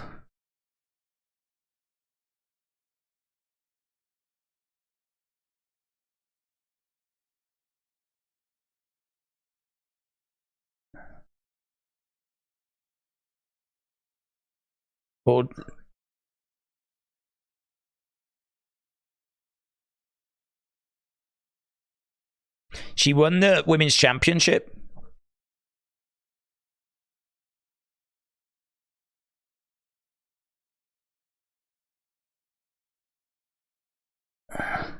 I don't think I can make it through, said Mitchell. Are you upset, dude? I think Blaze will induct... she is. Yeah, she is. Don't forget that Brock broke Hardcore Holly's neck. I didn't quite get the dig, though. To be honest, I didn't quite catch all of the lines, so I need to go back and like rewatch that bit. So it seems like it is a reference to that.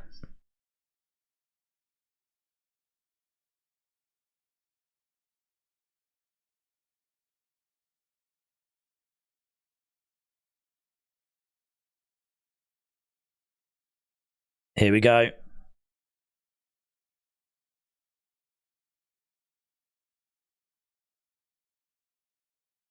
Undertaker's in the house.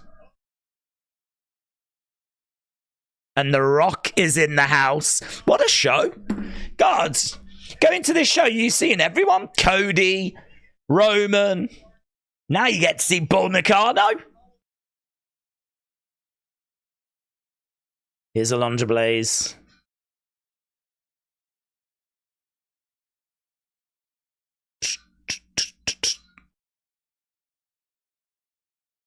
So Alundra Blaze comes out. She's in black. I thought she'd be in white.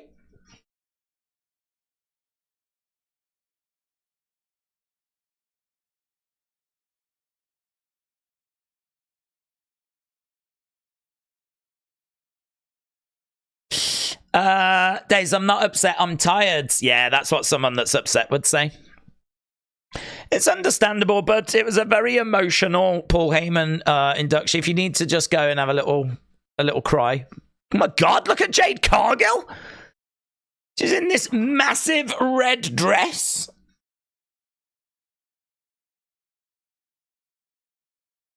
Wow. No half measures. Got a Bull Nakano sign in the crowd. Let's go. What an evening. Hope she didn't throw it in the trash.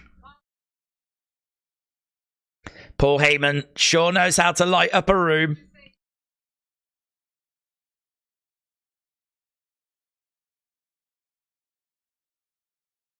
She congratulates Paul.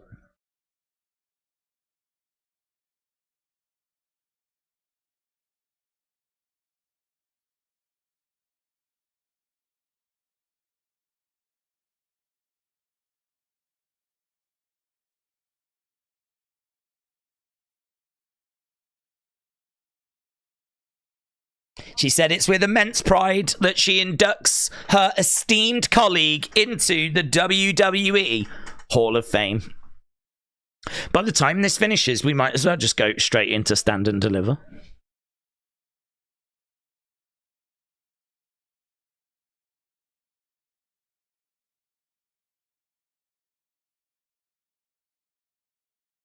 There was hundreds of women vying for a spot with All Japan. And she competed and competed. And ultimately she was selected.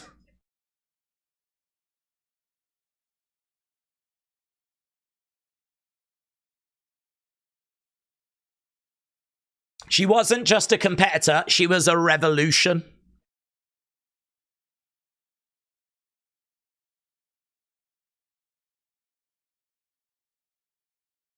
I don't think there's a Bull Nakano book.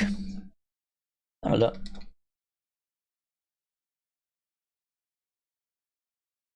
Women's Pro book.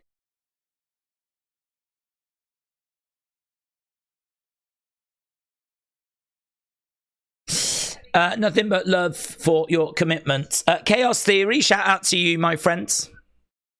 I'm moving to the US. I've had enough of these time zones that are flexible.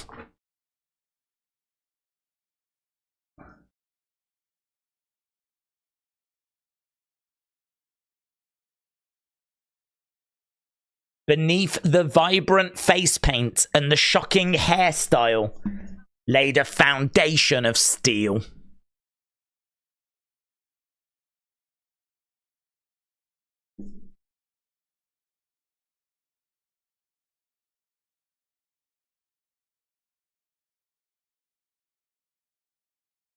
That's another little dig at sports entertainment. She's the second person to do that now. Days, it might be time for bed. Said it. Oh, why are you emotional as well, are you? Cody crybaby. The Paul Heyman crybaby. Bull Nakano's going in the Hall of Fame. We ain't going anywhere. In fact, we weren't just colleagues, we were gladiators. In fact, I'm looking for a book if she's got one, but I don't think she does.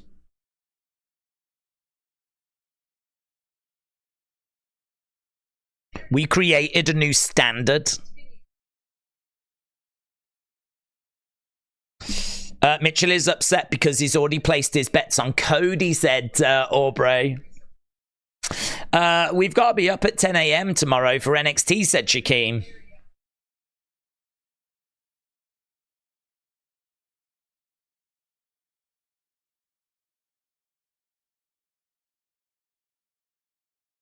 Her nunchucks. Kendo sticks.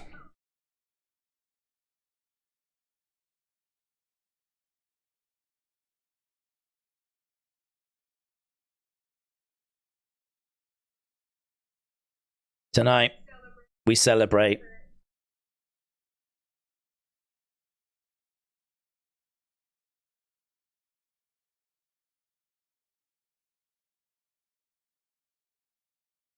You are more than a Hall of Famer. You are a pioneer. That's lovely, isn't it?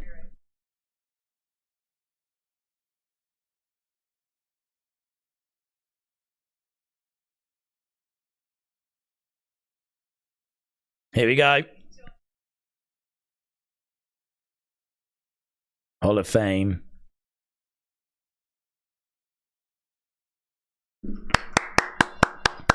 Lovely. Yes. Dun, dun. Generic Japanese wrestler music number 4. I feel like this theme was used for a lot of people. There she is! Bull Nakano! She's got the lines on her face as well.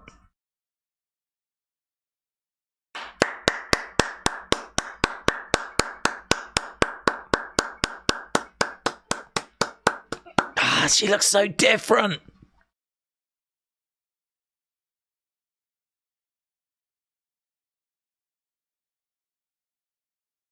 I'm gonna meet Bull Nakano one day.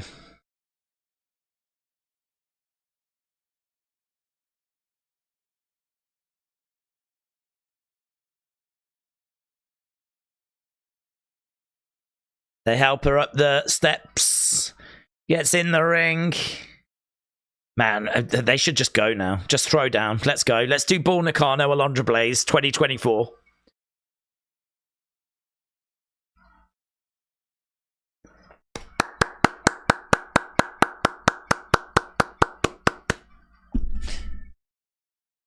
I don't think she can speak English. I don't know how we're going to do this.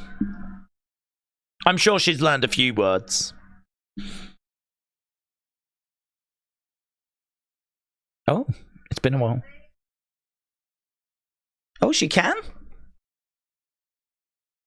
It's been a while. I'm very happy to receive this award.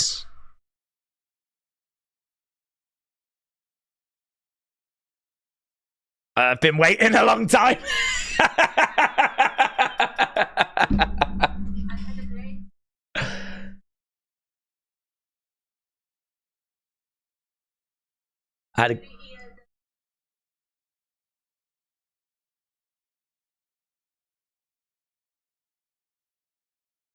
Life with WWE was tough.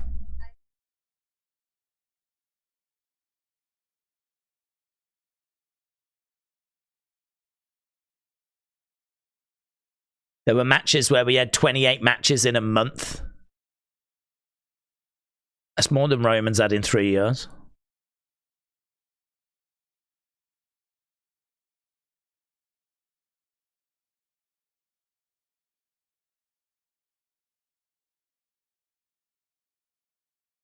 She had a hard time getting to venues because she didn't speak English.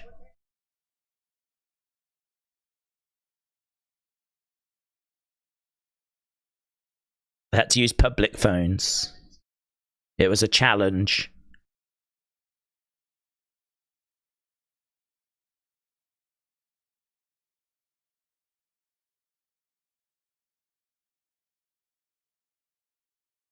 So she said, with the help of friends, I was able to continue the tour.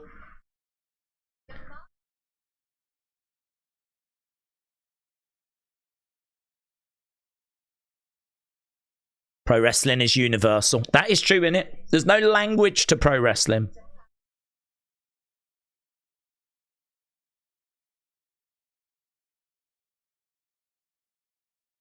When I was in the ring, I felt alive. That has played very well with the crowd.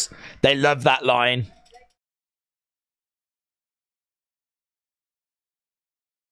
I was able to give my heart out.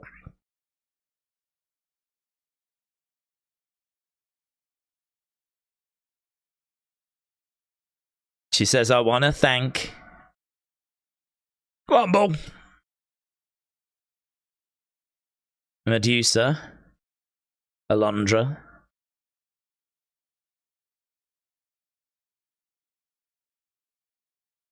I think she's getting choked.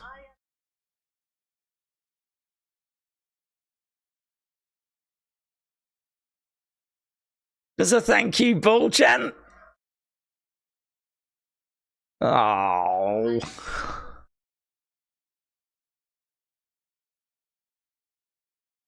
So she thanks Medusa.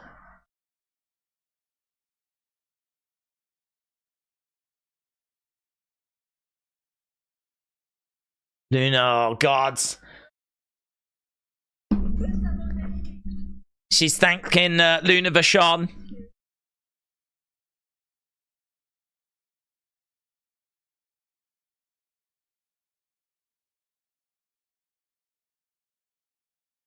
She thanks WWE for giving me. I did my best.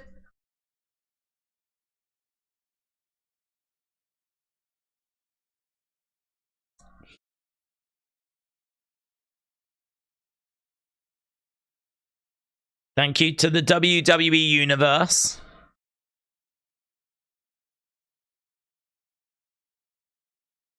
Who accepted Bull Nakano.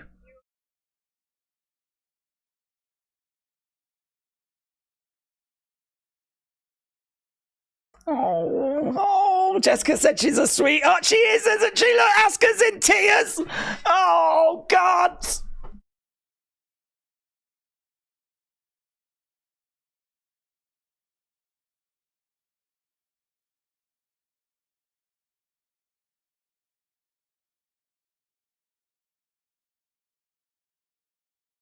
If there is such thing as being reborn, I want to be professional wrestler Bull Nakano again.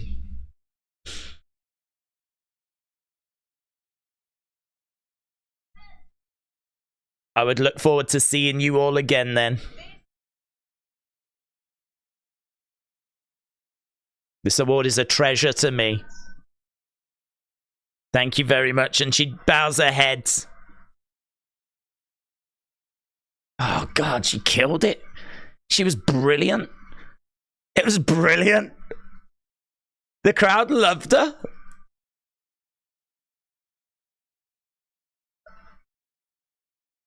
And there's flowers. Look. Medusa brings some flowers. Medusa's in tears. Asuka was in tears. Oh.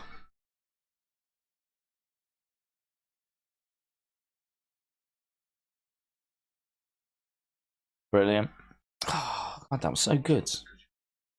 That was so good. Oh, Miguel said, how can you not love her? She's a sweet old lady. It's funny because to me, she's not, well, she is, but she's not.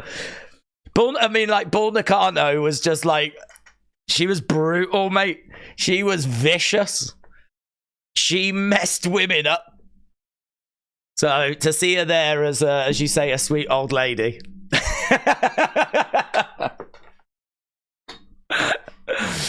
Oh, God. She will be in the 2025 Royal Rumble. WWE AEW fans said, what's that? And it knows how to turn to its advantage. What's this? I don't know what that was. Class acts. Cody just found out who's winning on Sunday, said Blue Chew. A Bray Wyatt commercial. Was there a Bray Wyatt? Was that what it was? I would love to see her have one more match. Yeah, I don't know if she's got it in her. I mean, she said 30 years ago she was 26, so she must be 56. I did that like that. No problem for me, mate. No, I'm not Solo Sikoa. I don't fear math. Just did it. So, I don't know. I don't know if she's got one more in her. She's not got the same size that she had before. We'd have to feed her up. Do you know what I mean? But, yeah. She had such an impact on me when I was a kid.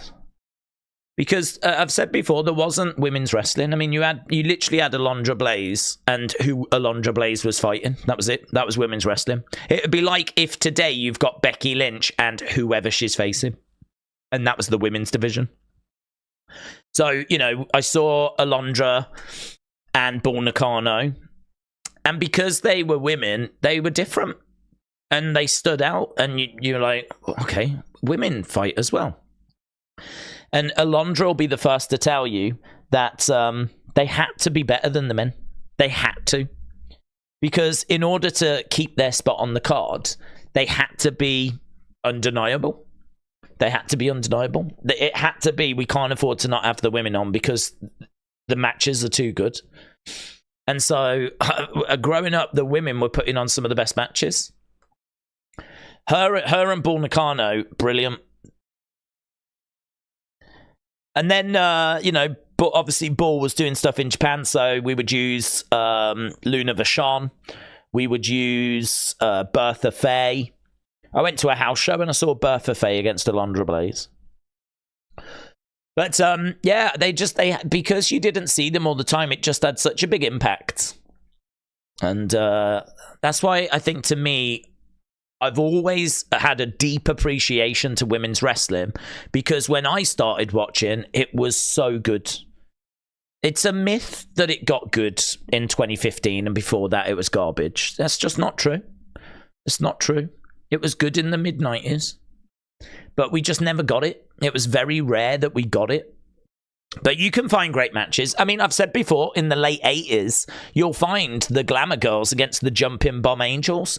If you've not seen that match from the Royal Rumble, I want to say 88. I think it's Royal Rumble 88. It's a great match. Jumping Bomb Angels, women's tag match in the late 80s, 4 women's tag titles in the late 80s. So this kind of rewriting of history of women's wrestling was nothing until, you know, Sasha and Becky and everyone came along. It's not true. You can find moments and matches. And I think Bull played a big part. So, brilliant. She deserves it. Amazing. Loved it. But we move on.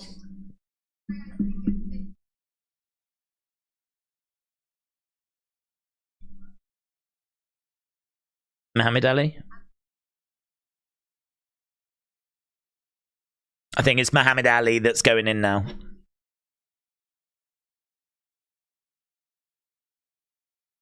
Right, Muhammad Ali is going into the Hall of Fame. Do you know, after you see that Paul Heyman speech, you go, oh, that's why the class is quite small.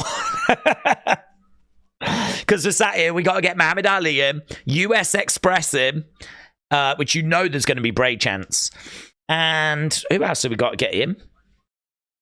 Thunderbolt Patterson. Got to get Thunderbolt Patterson in.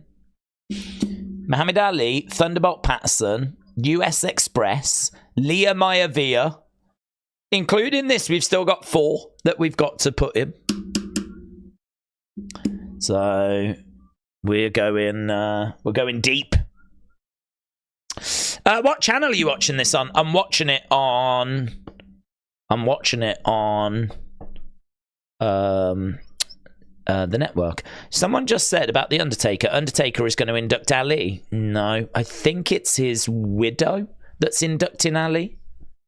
I'm wondering if Undertaker is going to do something for Bray. I mean, there's going to be Bray chants, and Undertaker just narrated Bray's documentary. I really think there's some at Bray here. I don't think that it's going to be an induction, because I think Bray fans would be disappointed at missing it. I know you can always catch it up, but I think Bray fans would like it to be announced and be like built, and then the speculating in who's going to induct him and all that stuff, you know? And word on the street is not this year, because it's too much for the family. So I really don't think a surprise Bray induction. But could there be a segment of, you know, sometimes we do those that we've lost, you know, we remember those that we've lost. So if we're going to do a segment like that, then Bray could be recognized there and maybe Undertaker has a little moment.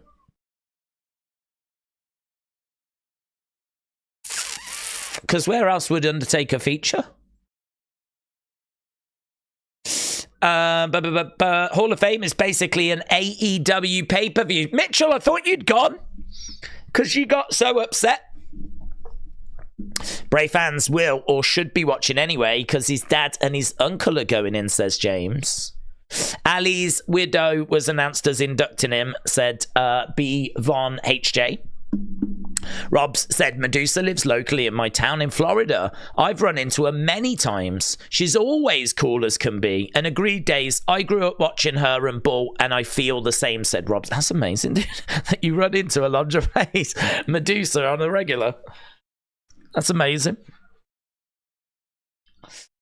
I almost went to For the Love of Wrestling, which was a wrestling convention, just to meet Alundra Blaze. I almost went just for that. I didn't in the end, and I must admit, I think I regret it now. She is also someone I'd like to meet one day. So, did we get a Warrior Award this year? I don't believe so. I don't remember one being announced. So no, I don't think so. We've just got people talking about Muhammad Ali and what he has contributed, how wrestling shaped him, and obviously his love for pro wrestling helped him with his promos. Gorgeous George. He did loads. He did loads. Muhammad Ali.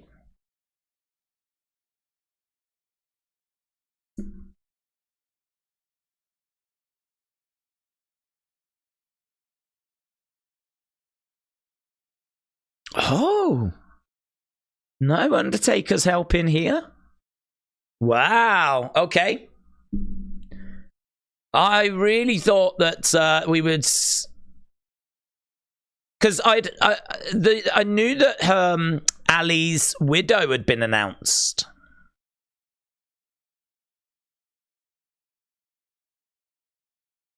Here's the Undertaker coming out. He's just in a suit. It's great hearing the gongs, though, isn't it? He'd better be at WrestleMania. Oh my God. Imagine if he helps Cody.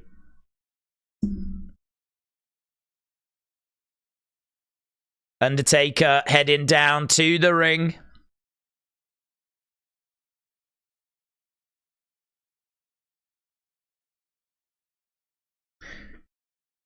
He's got shaved at the sides, and it's all scraped back into a really long, like, ponytail for the Undertaker. He's going through his ponytail period.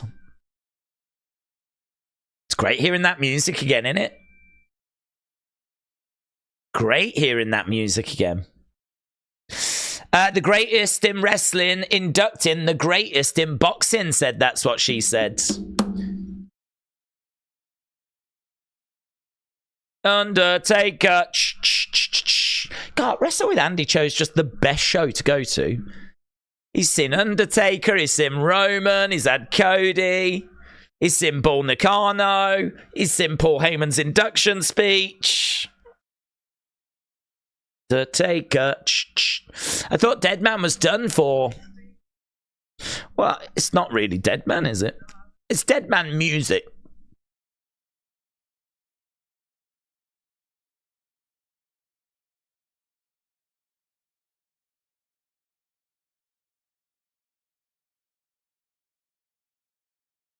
There we go. He quotes Muhammad Ali.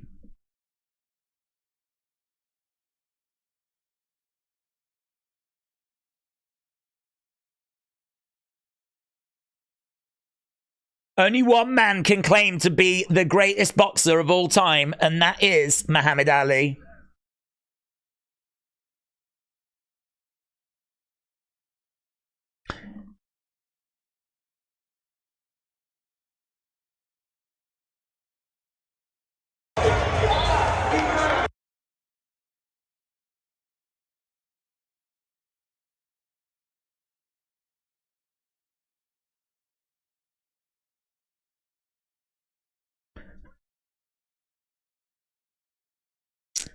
Could double doing US Express. Crowd are getting dead. I can't blame them. It's pretty late in Philly, said Brony. I blame them. They're eating good. They're getting a lot of good stuff.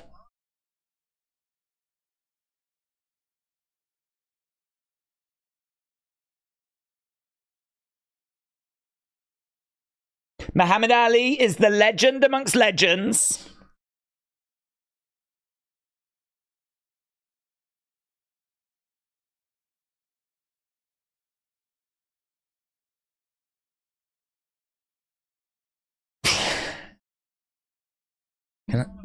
So he said, it's my honor to induct Muhammad Ali in the Hall of Fame. Can I just show you this, though? Because I'm really distracted. Look at that. Shayna Baszler. Shayna Baszler.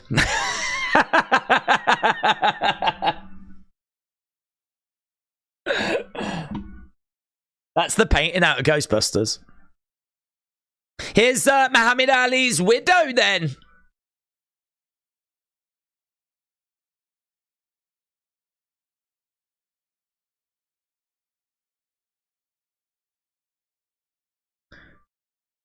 She's great. I don't know her age, but she looks great. I mean, not if she's 24, but I doubt she's 24. I don't think she's 21 like me.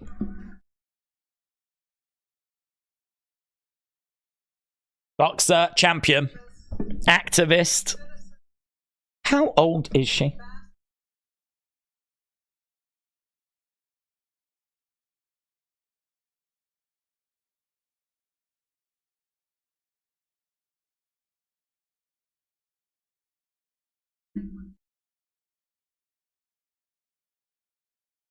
He continues to inspire.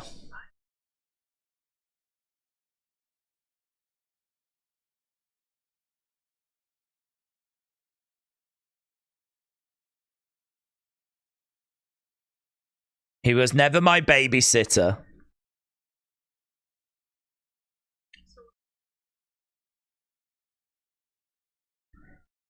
She seems amazing, doesn't she? I mean, I don't even know how old she is.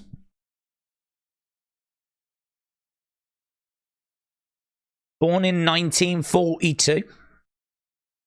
So what's that? She was 60 in 2000. No. She's 84.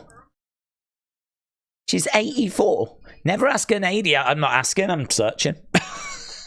84?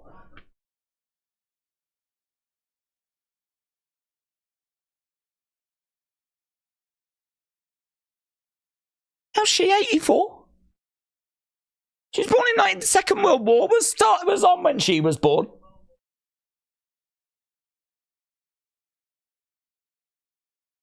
She looks like Zoe Stark's mom.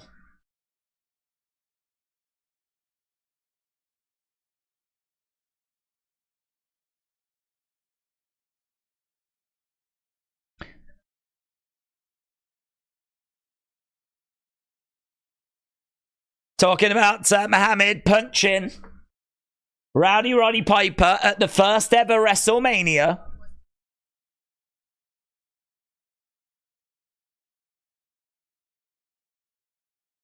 And nothing brought order faster than his signature straight right punch.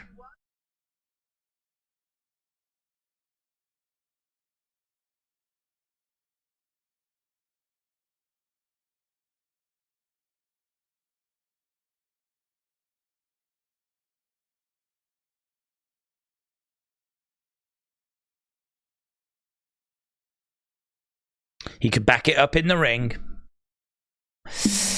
But when you're kissed by the sun, you age well, said J-Lo. Is that true?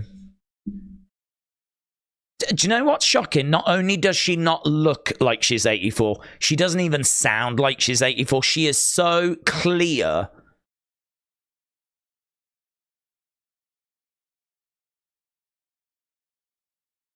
Honestly, if I was to guess, I'd say 59. Maybe one of them where you go 62 and you go, really, 62? God, she looks great. 84 is unfathomable. It just doesn't compute.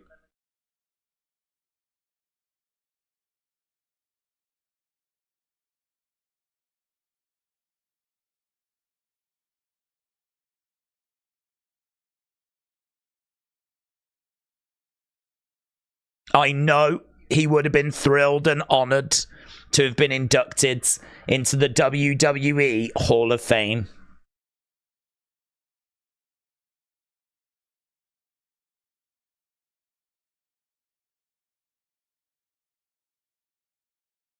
You're the reason why he was called the People's Champ.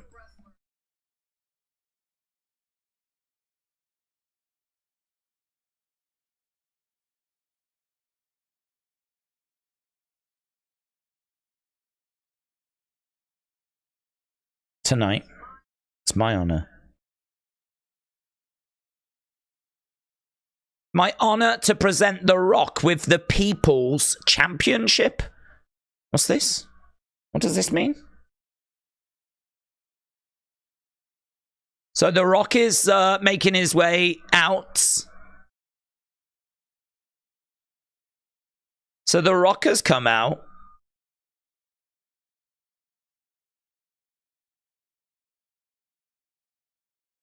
Huggs, Haku, Nehemiah Veer, Rikishi. The Rock just acknowledging his family as he walks past. Rocky chants.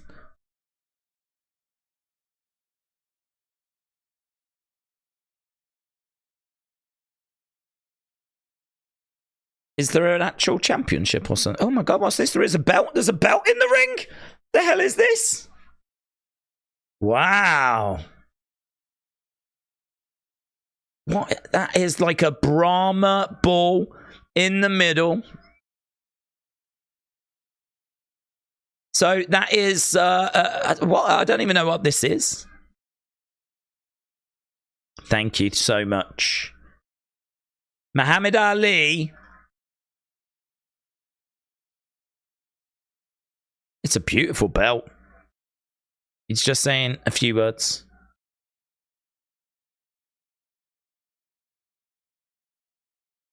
Booze. Booze. He looks at the crowd. Boo! You're going to boo. Well, I don't know that he is the People's Champion. This might not be the best time to give it him. we could have given it him at a different point. Couldn't we have done this last year? Rock is putting himself over, said Mitchell. It's beautiful.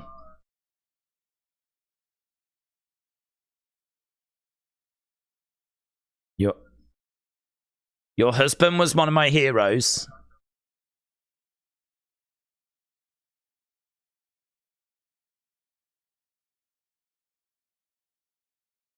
I don't get what the... This is awful, says Mitchell.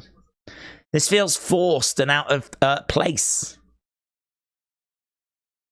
Well, it's just... It's unexpected, isn't it?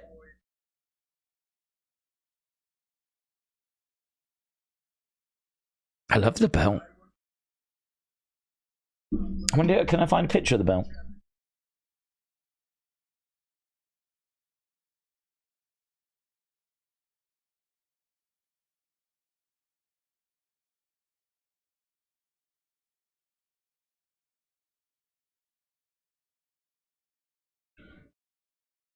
I was getting booed, and I asked Muhammad out of respect if I could call myself the People's Champion.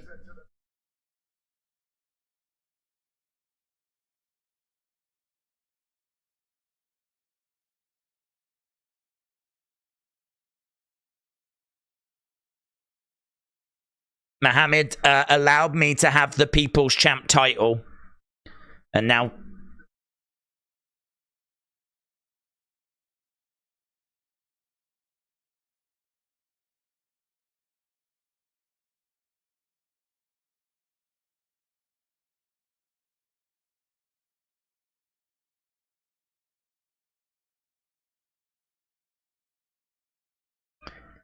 For those of you booing, shut your mouth and enjoy the ride that The Rock is taking you on. Muhammad Ali's widow gives a smile. She's in on it, man. She's in on it. She's gonna cost Cody on Sunday. Muhammad Ali's widow. That belt is beautiful. So much. If that was, take the bull off that, put the WWE logo in the middle, I could vibe with that, you know. I could vibe with that. It's a lovely belt. Lots of detail. That thing kicks Seth Rollins' belt in the ass, man. It batters Seth Rollins. It says People's Champion. Change that to World Champion. It's great. It's great. It's a great belt. That thing is beautiful. That should be the title. Take the bull off the middle. Put a WWE logo instead. That's the belt Cody should have. I wonder if it's a glimpse.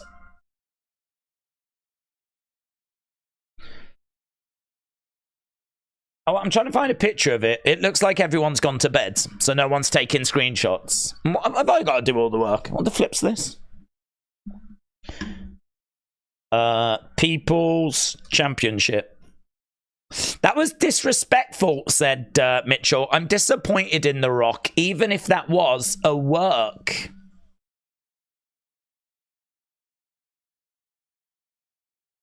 Here it is.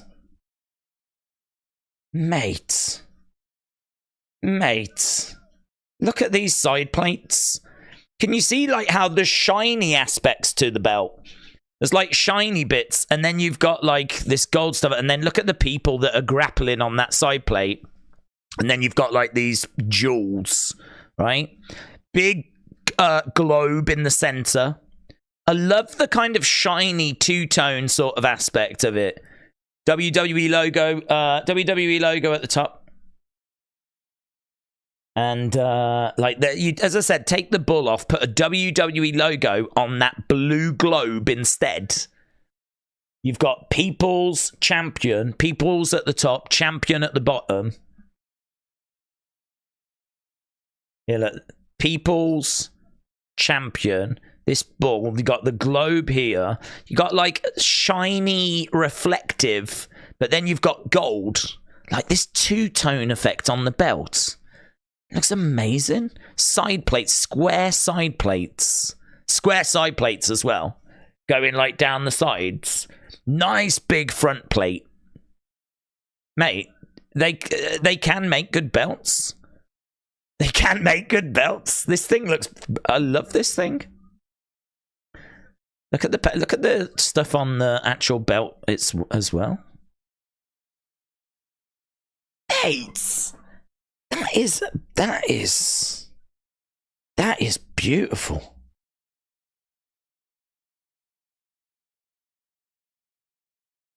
And I think we get to see Steph's boobs. Yeah, we do. There we go. Jesus. Wow. That picture's got everything. Everything. Well done, everyone. Well done.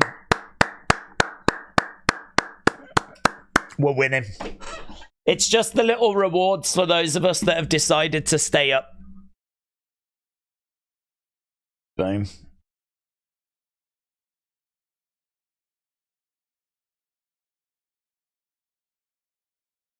Oh, there's a whole new belt for people to make, isn't there?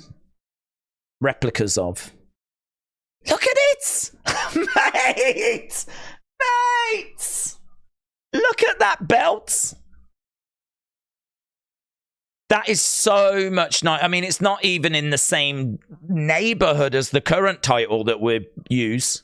This thing is detailed and beautiful and interesting, and you could study it and find different things on it that you enjoy. Flipping the current ones, just a big dub, which is ironic because it's actually a big L. Beautiful. Love that. Love it. Right, US Express are going in now. Is he trying to compete with Roman? That would be fun. I actually don't know why we've done that. I don't know if it's a work or not. It was such a strange thing. I don't really get it, but what I do know is that the belt is beautiful. We ain't messed around with the belt. The fact we're talking about a belt instead of Ali, said Mitchell. Yeah, well, the belt was lovely.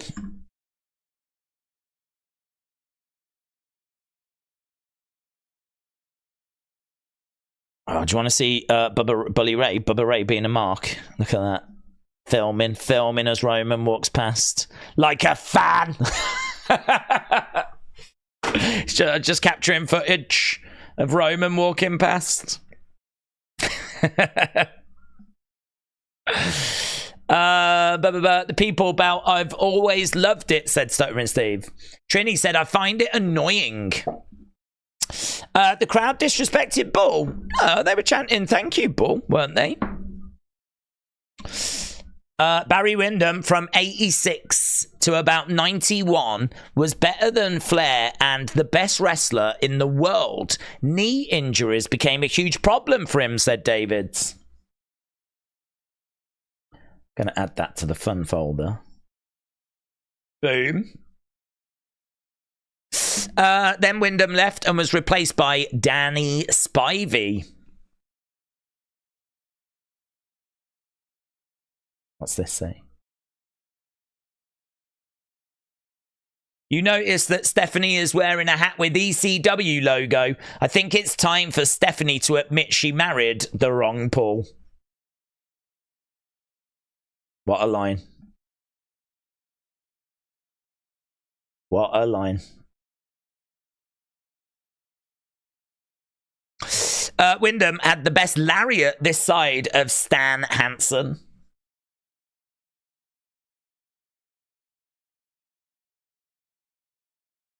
He is a bona fide legend in his own right. Both of them are.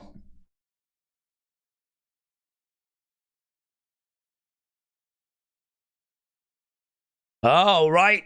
Bo Dallas is there, and so is Micah, who is Bray's sister. Wow, Bo. Bo comes out. Don't know why we're surprised. Micah and Taylor.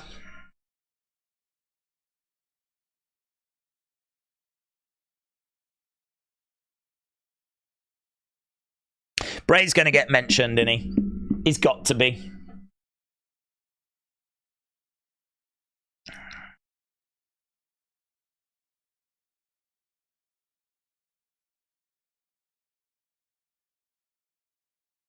Well, there we go.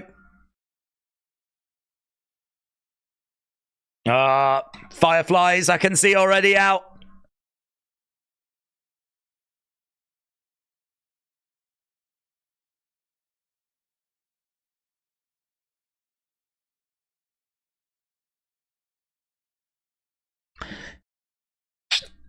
Dreadmare fans, let's go.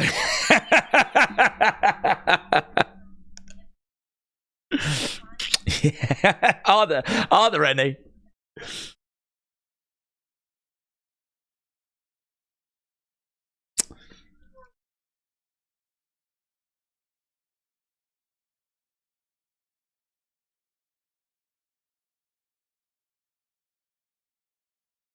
We would be remiss to not acknowledge Wyndham Rotunda, and there's the Fireflies, also known as Bray Wyatt. Thank you, Bray.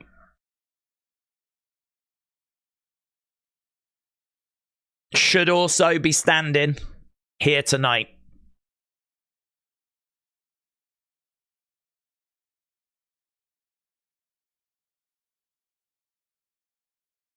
Oh, he might not be on the stage, but we know he's here.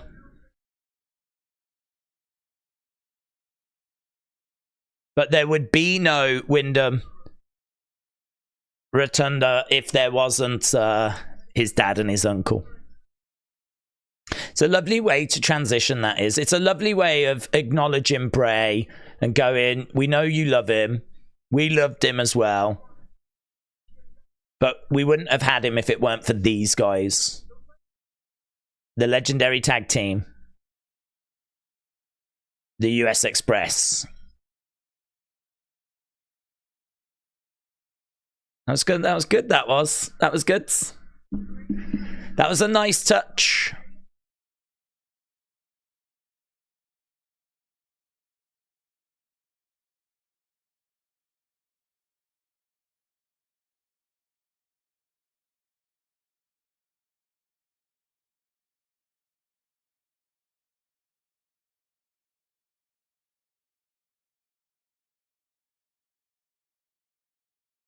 A team that was unparalleled. Pappy said the Bray doc was fantastic.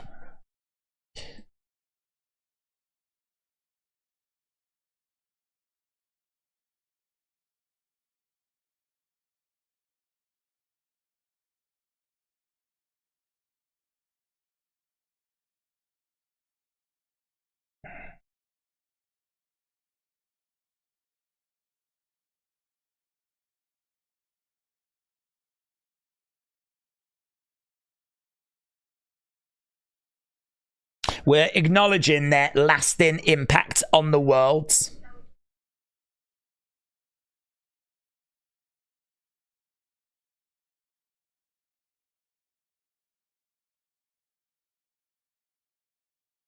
Dad, Uncle Barry.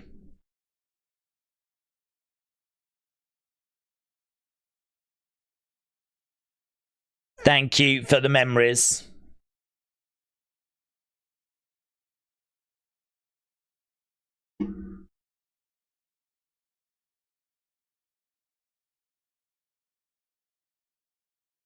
Your dedication and contribution is immeasurable.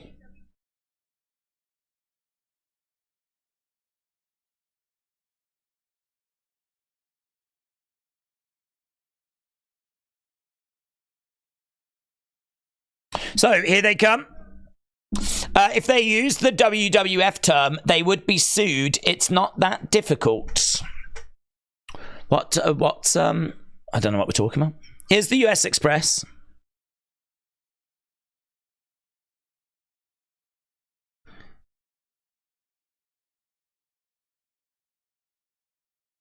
Barry Windham hugs JBL.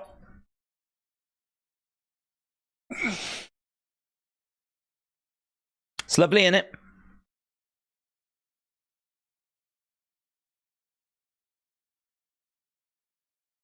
I think it was a little bit of a surprise, this one. Mitchell said, Bo said WWF and they bleeped the F out. Oh, did they? That's a shame. Would the World Wildlife Fund be that petty, would they? Oh, wow, look at that. Mike Rotunda has to be kind of helped up into the ring.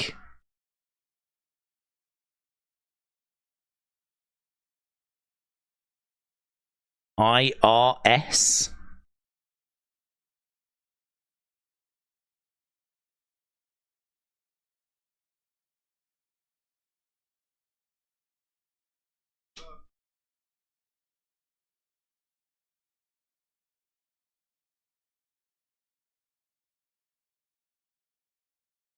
Thank you.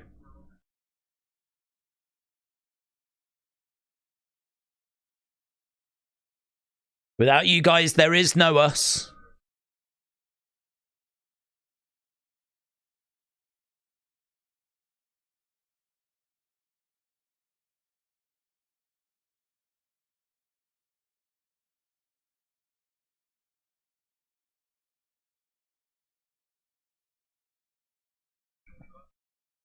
It's interesting hearing, isn't it?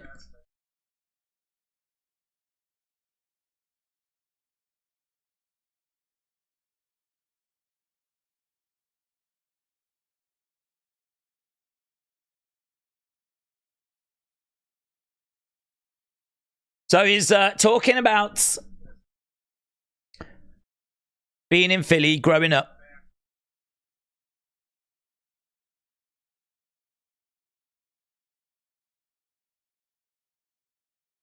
It says, and now I'm back here being inducted in the Hall of Fame with my brother-in-law.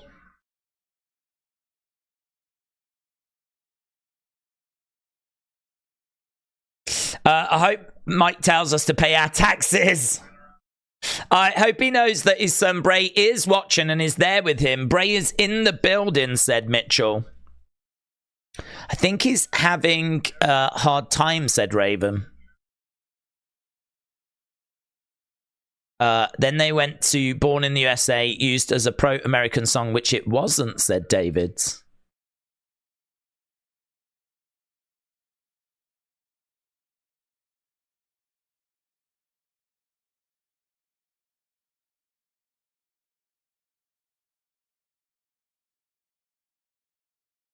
The Destroyer.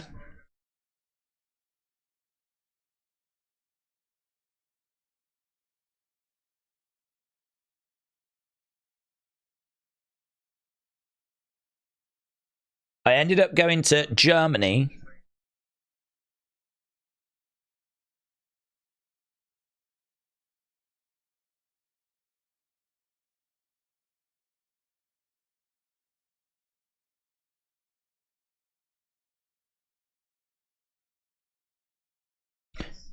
So he's just talking about, like, his career.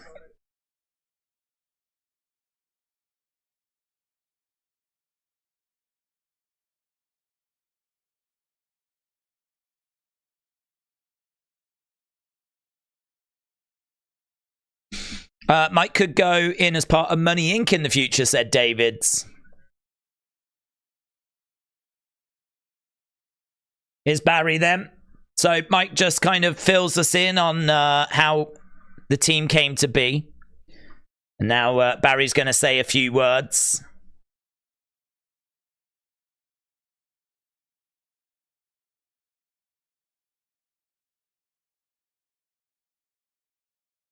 Oh yeah, just had a little jump there.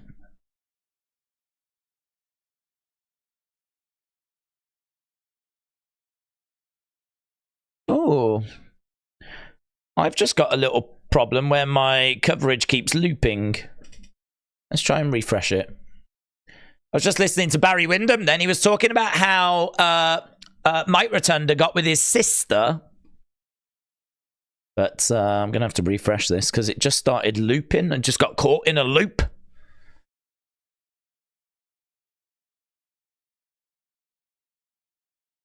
There we go. Oh, God, now it's gone to the Spanish thing.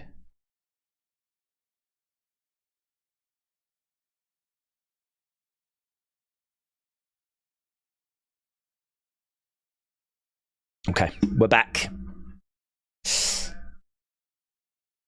Are you Spanish? No, I'm not actually. No, but my computer thinks that I am.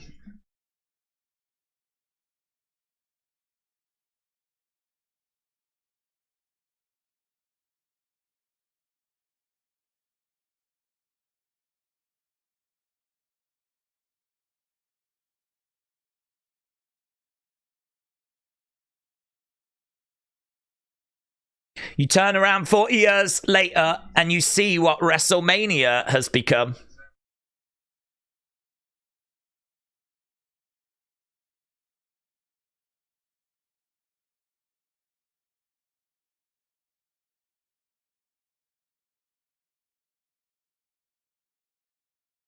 IRS chant is there?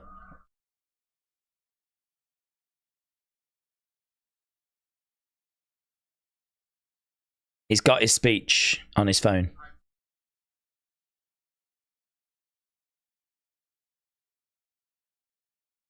I wish our son could have been here. You would have liked to have seen his old man go in the Hall of Fame.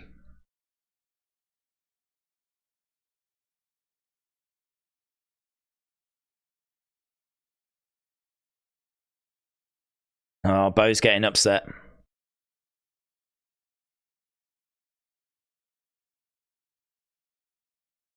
So they, oh, okay. So they turned the thing on and they said, "In honor of Wyndham, please join us."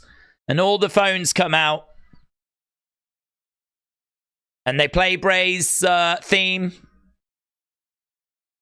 And you get to see all the fireflies.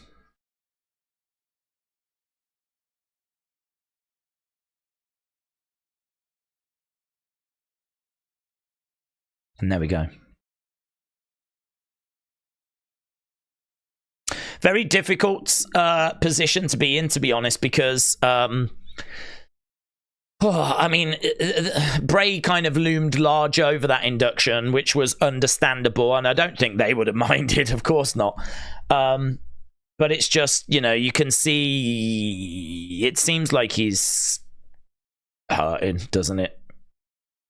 It seems like he was really hurting, and I think like that was just difficult. That just felt difficult. But look, they're in. I'm pleased they're in. It deserves to go in. They deserve to go in. There was the Bray moment in there as well. A couple of Bray moments, actually. And, you know, it was what it was. Thank you, Bray, said Kader. Yeah, there is a little Drew thing. What's this? Is this for Clash? Oh, no. Probably promoting his match, is it? Fiona said, I've never cried this many times. Anna said it is still Raw. I totally understand why Bray didn't go in this year. Yeah. Yeah, I can as well, yeah. I think after seeing that documentary, I understood. I mean, to be honest, my first feeling was, well, if he doesn't go in this year, it might be because they've already decided the class. So I was never really off with him not going in, because I thought, well, there's a chance they've already thought about who they want in. And they've maybe even spoke to people, like tested the waters or whatever. So it was okay for me, him not going in this year. And then you see the documentary and you go, oh, okay, yeah. It's just this horrific, heartbreaking, traumatizing, and amazing at the same time. I mean, make no mistake about it, it's one of the best documentaries you'll ever see. I mean, it's just so many people were like, I couldn't get through. I had to stop it. You know, there's some people that can't even bring themselves to finish it. And you go, oh, right, yeah. That's where we are right now. So, you know, he'll go in. And do you know what? I think, actually, a lot of people that watched that documentary understood, you know? I think a lot of people that watched that documentary were like, right, yeah. Get it. Next year. So, yeah, I completely agree with you. Totally understand. Next year, though, better go in. Otherwise, we're rioting. We're rioting. We'll be like the riot squad.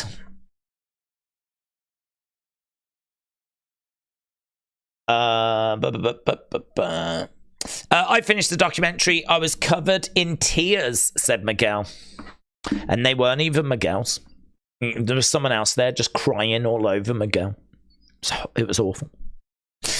I might get on the CFI now, considering Heartland has worked out kinks. I don't know what that means. But William, shout out to you. Shout out to everyone that's still with us. We've still got a good amount of people. There's 700. What? Didn't know that. I honestly thought there was about 50 of you. I didn't know there was 700 people joining us. Mates. Oh, God, I better put on a show. I've just been sat here thinking it was next to no one that was still around, and we were just like, you know, shooting the breeze. I never, ever look at the numbers. I never look at the numbers. Oh, I should start looking at the numbers. Oh, man. Right. Well, I don't know. What do we need to do? Should we have a look at my notifications? I think we've got... Is it Thunderbolt Patterson maybe coming up now? Never forget. Never forget. Right, it's a new day. Yes, it is. Drop a bar. The EST would rap. Livianka. What's that? What the hell's this? What the hell's Livianka? I don't know what this is. But it's Bianca and Liv dropping bars in a studio. Know what that is? I know what I'm seeing. I don't know why I'm seeing it. Here's Big E. Big E's coming down. It's coming down with Xavier and Kofi.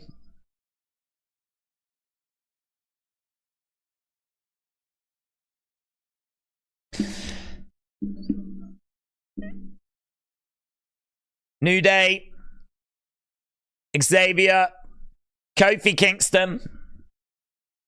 Oh. Dude, over 700 people at like 20 past midnight is insane. It's 5:20 here in the UK. I think Stand and Deliver starts in about an hour. New Day. Let's go. Big E was held down too long by this trio, said Davids. They got to save their energy for nights 1 and 2, said Theodore. Tired. They bought a ticket. Wake up. Yeah.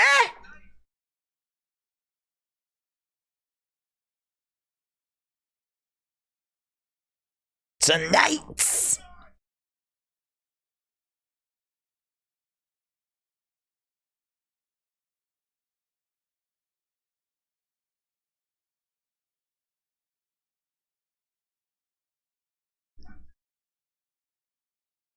Big E's getting fired up. This'll wake people up.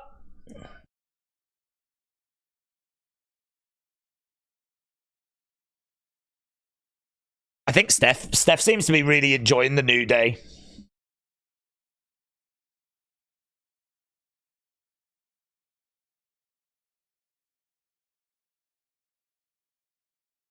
It's that very charisma.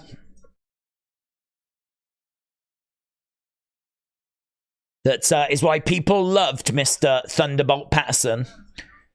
I need to change the name, don't I? Respect where it's due.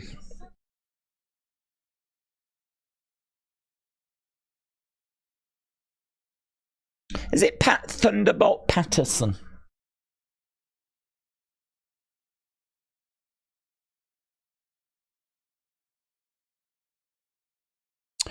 The crowd has probably been there 5-6 hours. And we've been streaming 8 hours 17.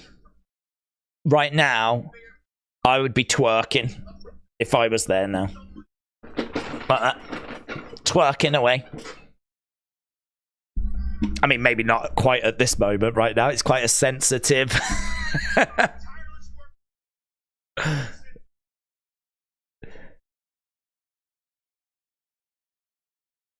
We're talking about bringing down the barriers and, you know, the kind of the racism that existed. It's existed, still exists. You know, we've certainly not got rid of racism. What I can say is this would not be the right time for twerking. That I can definitely say that. But I would do some twerking after.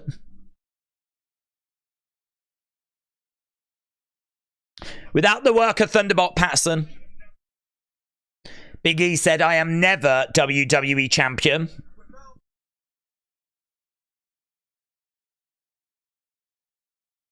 Without the work of Thunderbolt Patterson, there is no Kofi Mania.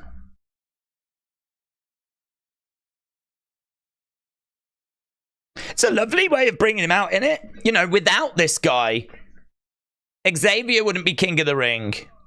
There would be no Kofi Mania. Hold on. We've got to do it right. We've got to do it like this. Oh, Big E's going to do it.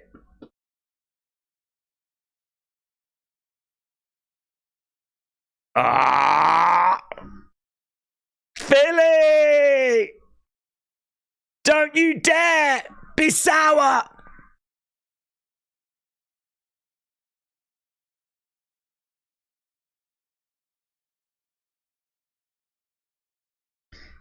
Thunderbolt Patterson then gets his intro and is making his way down to the ring. I don't think he's the best at walking. Ah, they've got him in a chair. So he's being wheeled out. Here's Thunderbolt Patterson. Is he going to stand? Oh, he's in Briscoe. He's trying to get over to Briscoe.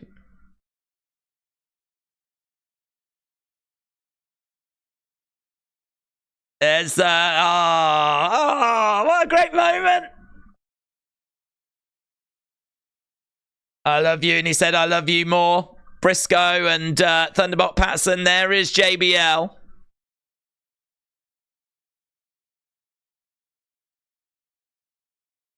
Look at that ring.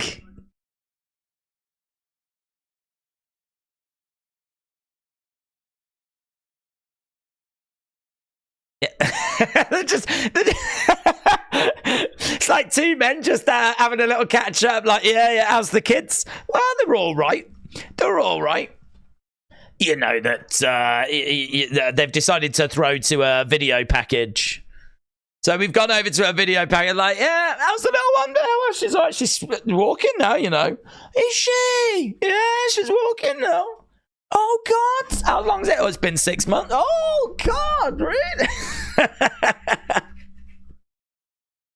You know, in the production truck, they're like, what's going on? Keep him well. Keep him well.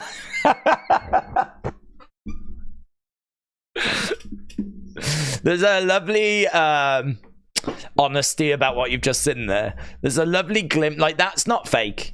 That's like an old boy who's been wheeled out and he's spotted an old friend and he's like, whoa, whoa, whoa, whoa, stop.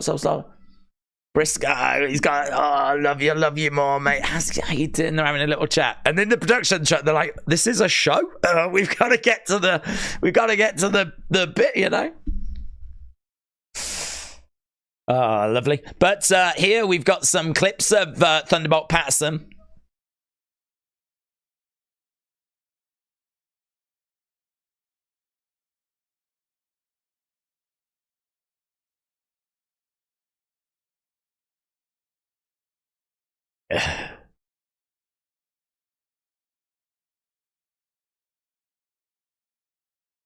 He would tell you a story, not just say words.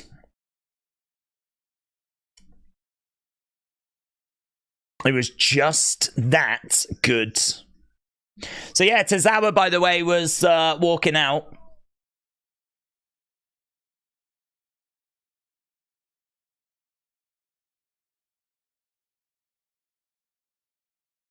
Superstars stole his thunder.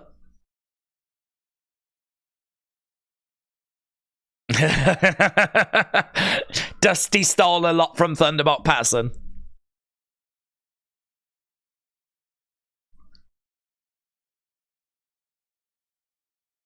Road Dogg said I stole from him and I didn't even know I was stealing from him. Ah, you had to call somebody, and Thunderbolt Patterson said it years ago. It's a new day as well.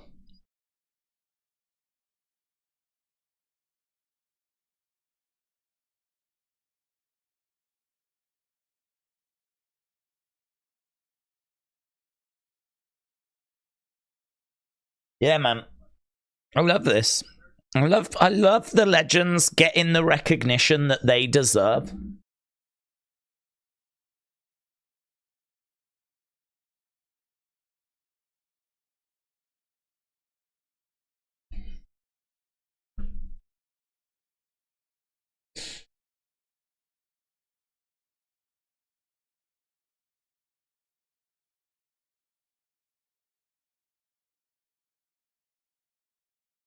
Thunderbolt, you'd better call somebody.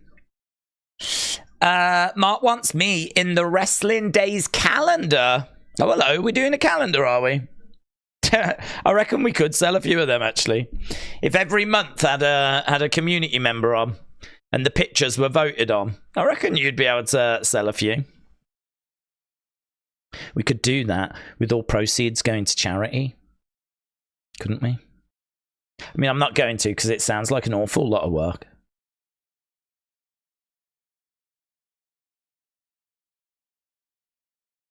So, Thunderbolt's in the ring now. If you guys in the UK can stay up till 6 a.m., I can stay up till 12:28. Oh, what? As your mum said that, has she? If your UK friends were going to stay up till 6 a.m., then I'll let you stay up till 12:30.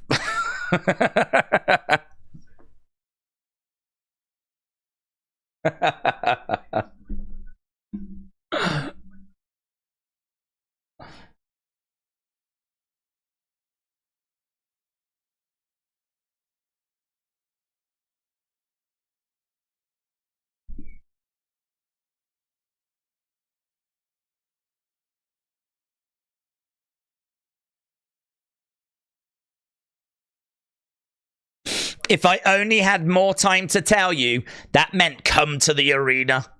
You're gonna see something you don't want to miss.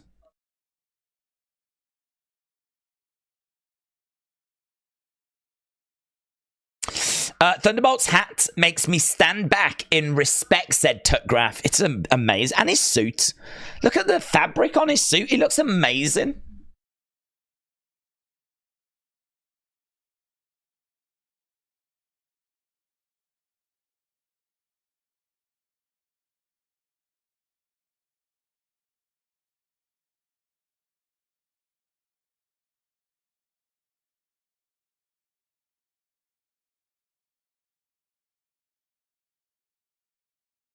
Hating people because of their color is wrong. It doesn't matter who does the hating. It's just plain wrong. Those were the words of Muhammad Ali.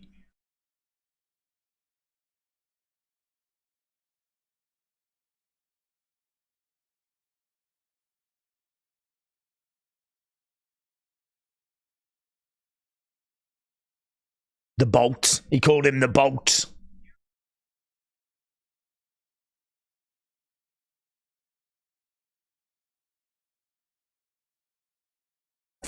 Days, would you join an argy? What's an argy?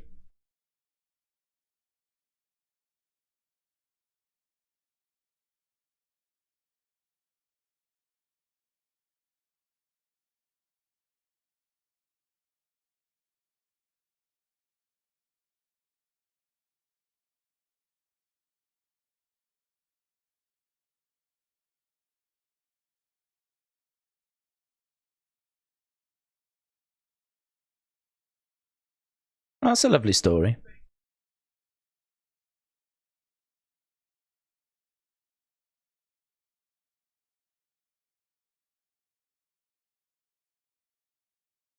This guy speaks well, doesn't he?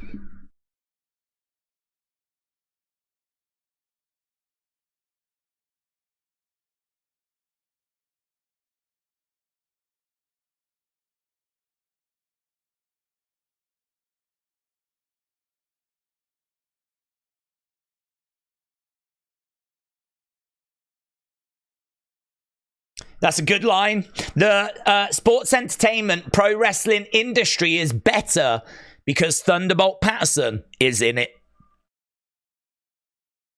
Thunderbolt chant.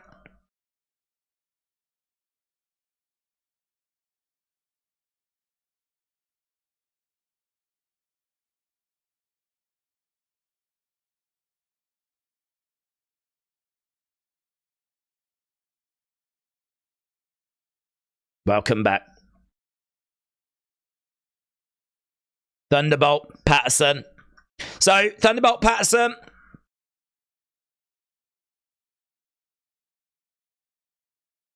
He's going to say a few words. There's Booker T. There's Omos. That was a crazy story, wasn't it?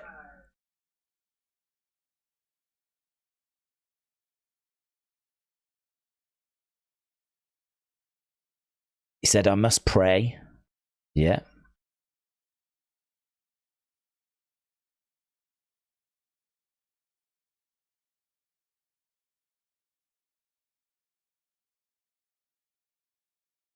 Our Father in heaven, I come this evening. Humble. As humble as I know how.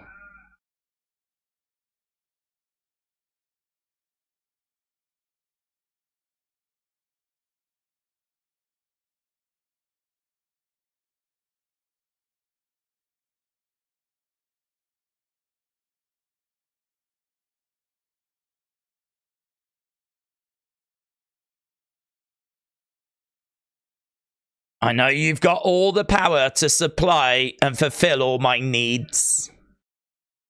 The way he talks. Very powerful. Bianca, I saw Bianca sat there. She was like,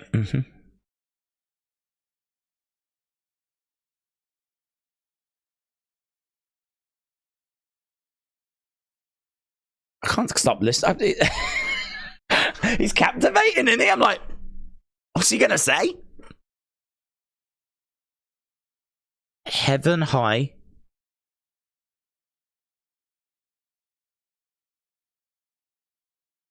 Giving God all the honor and all the glory. Because if it had not been for the Lord,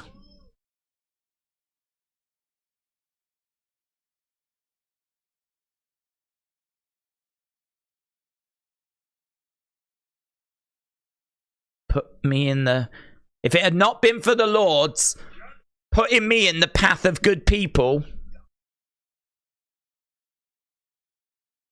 Hold on just a minute. Hold on just a minute.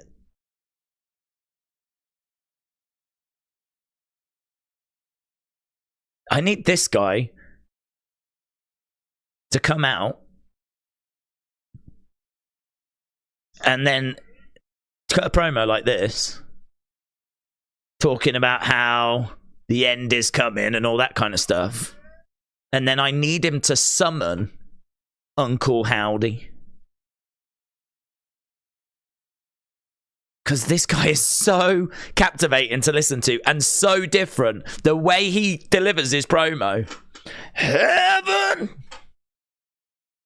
Ha! The devil!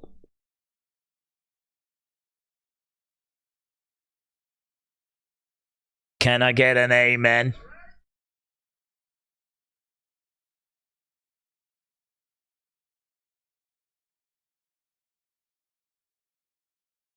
You've seen everything from the beginning of time.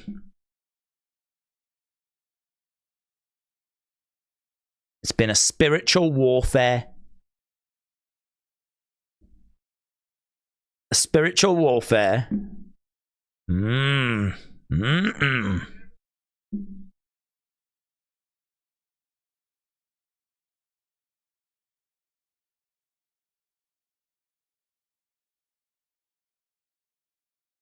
If it hadn't been for the Lord and a few good people, I wouldn't be standing here. The way he delivers it. Has he forgotten where he is? I don't know, man, but he's awesome. I love him. If you can get this delivery and channel it into, you don't know what you've unleashed. Hell and brimfire will be nothing compared to what you're about to endure. You have him kind of really doing what he's doing, but more issuing a warning. It's time. And then he brings out someone like Uncle Howdy. And then Howdy was to come out. Because you can imagine this dude and Howdy hanging out.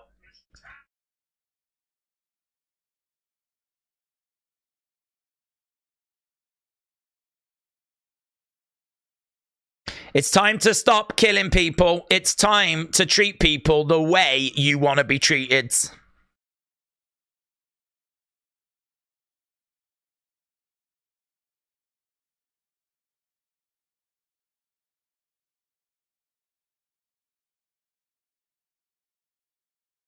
What time is it?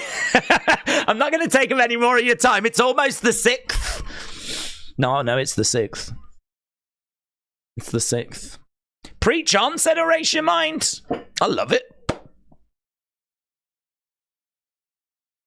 I'm here for a purpose.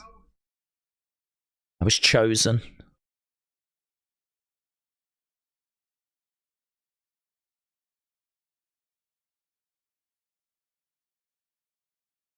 I was chosen by our Father in heaven.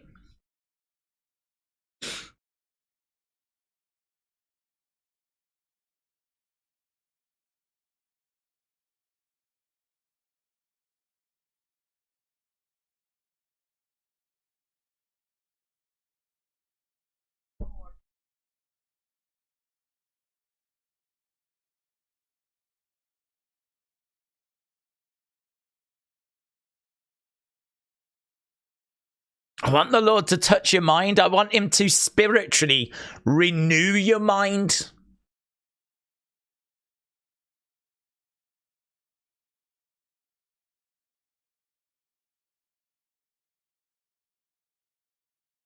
If it weren't for Gerald Briscoe.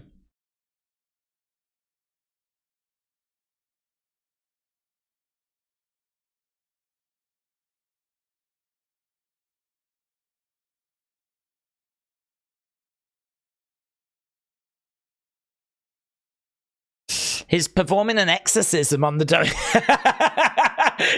yeah. That's Nick Khan's brought him in. Ari Emanuel has asked him to come in and just provide an exorcism on this new era. Dude, you gotta tweet that out. That's so good. It is true. We're getting rid of the demons of the past. Be gone! Be gone!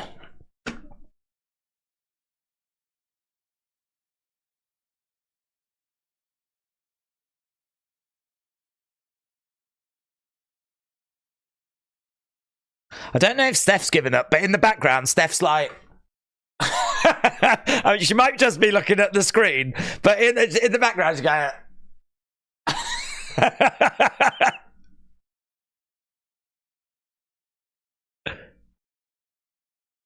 WWE, yeah. I gotta say, the fans, though... WWE, yeah.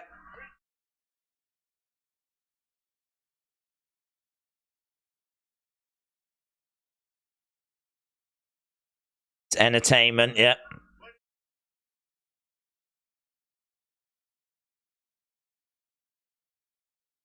It's about wrestling and real bad people. God, this is like, you ain't gonna see anything like this for the rest of the year. Drink this in.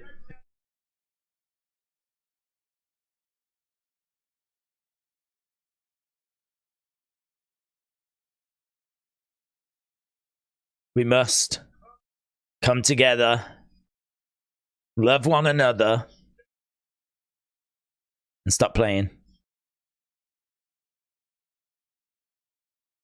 the race cards.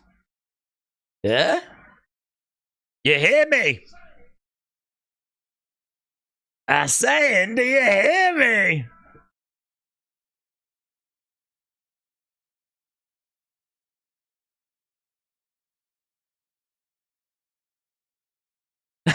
I wish I had a bit more time. We need to go home, Daddy-O.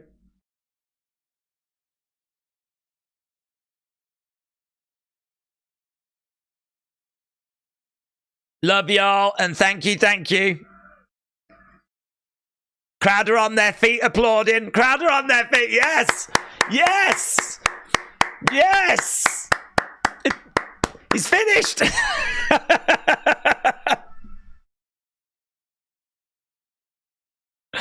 I love, though, look at this. Big E has come over and really been like, thank you so much. Gotta say, you know, considering the time and everything, the crowds, you know, I would have been a bit nervous in the past, but the crowd, very respectful there. Very respectful. He said what he wanted to say. He made some big points in that, you know. He had a platform and he used that platform. Definitely respect that. His delivery was very captivating. I think when it started to get a bit repetitive, you know, then you're like, okay, we can probably send this home now. But you ain't gonna see much like that, are you? In WWE. Thunderbolt was amazing. It was just like the Heyman speech, said Dro. He said facts, said Dartley. Patterson is based. Yeah, people enjoyed it. People enjoyed it. Let's go. Right, I think we've only got one more, haven't we? Oh. Can't we put more in?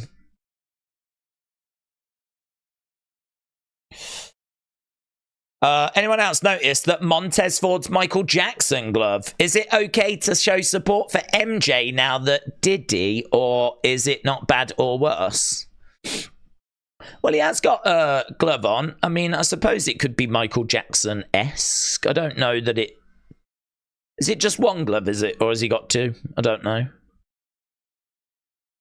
I don't know that it was Michael Jackson.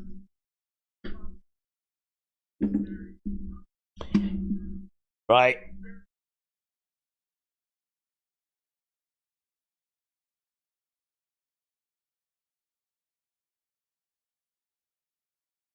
Here we go, the final one. That speech took me to church.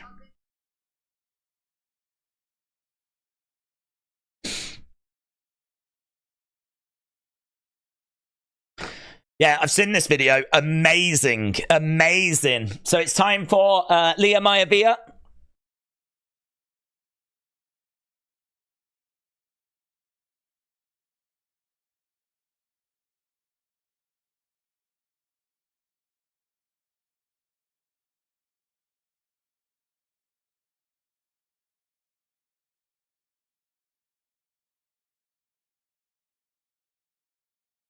Brandy Rhodes is so done hearing Dwayne talk. Oh, what's this? What's this? There's Brandy. She bored? I don't know. There's not really much to that. I mean, she doesn't look thrilled, but I don't know that anyone looked thrilled at that point. Maybe something to that. Nia doing the point and then Jey. Yeah, it's true. Nia was acknowledging. Jey was not acknowledging. Look at, she was loving it, weren't she? She was absolutely loving it. He was not loving it. The Yeet Man was not loving it. Loving it. Not loving it. Loving it. Not loving it. Loving it. Not loving it. Not loving it. Loving it. She was acknowledging.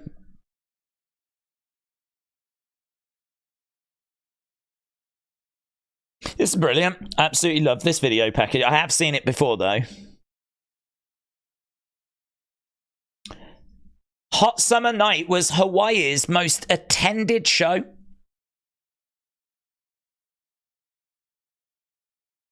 It makes me proud to carry on what my husband started. Final induction coming up.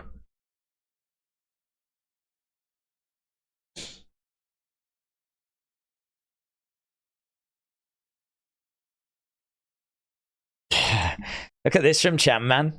He says, we've got Macho Man. Right. Where's Waldo? Just behind him. Naomi, Rhea Ripley, and Cody Rhodes, and Jimmy behind. You can sort of see that's Jimmy. All in the same photo. Legendary. It is true, isn't it? Macho Man.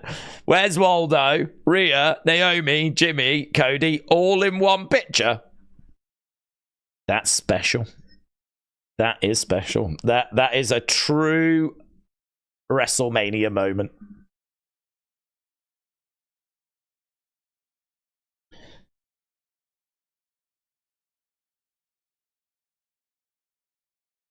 A lot of people are in Philly for SmackDown are going to get about 15 minutes in their hotel room before they need to leave for Mania. Yeah. I've got no sympathy. They're at WrestleMania. I mean, in what world can you complain? Do you know what I mean? You might be like, oh, it's getting on a little bit, but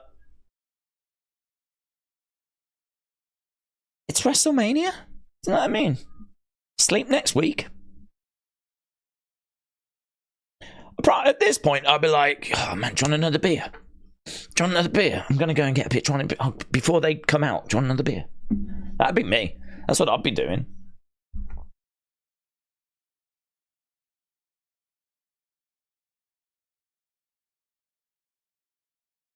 Oh, would they be serving at this time? Oh my God, what if they're not serving? Oh! What if the bar's closed? Ah! Get me out of here!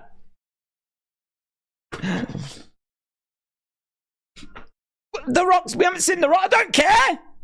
But the Undertaker's cut, I don't care if the bar's closed! I think it's still open at the hotel. I think they serve till 3. Here's the People's Champion. They are serving, said Amir. Oh my God. I was so worried for the. I'm the real People's Champion. I was thinking for the people.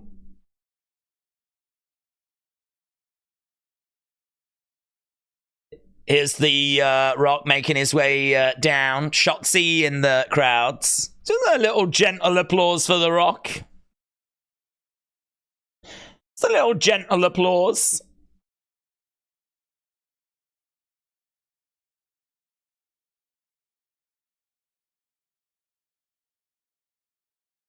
So the Rock heads down.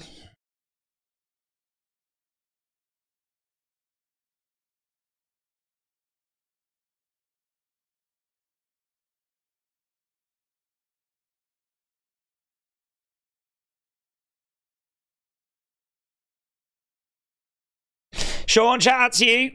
Cody gonna cut off Rock's GMA like Kanye and Swift. It's gonna jump on and say this People's Champ Award should have gone to Beyonce.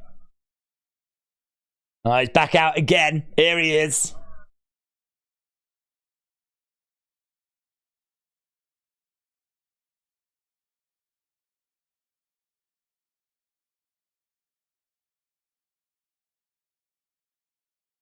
We got a big weekend.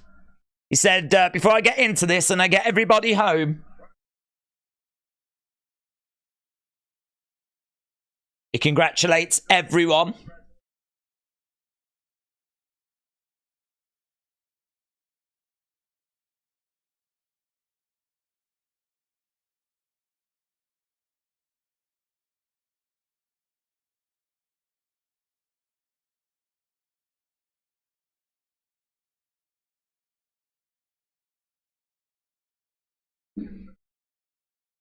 So he's talking about it being male-dominated and shark-infested waters.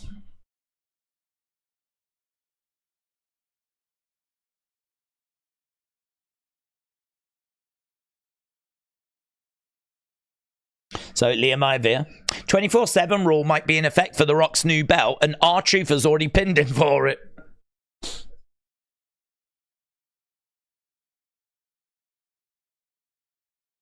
As the High Chief was passing away.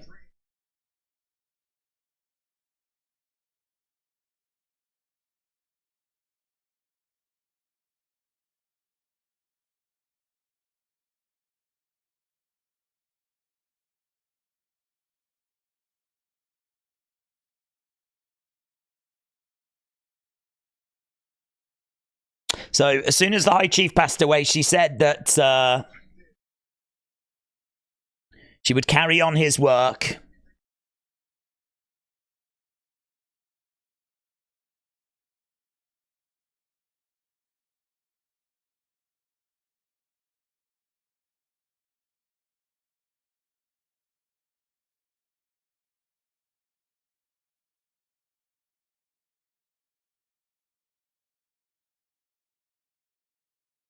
Talking about all the promoters sending their talent to his grandmother.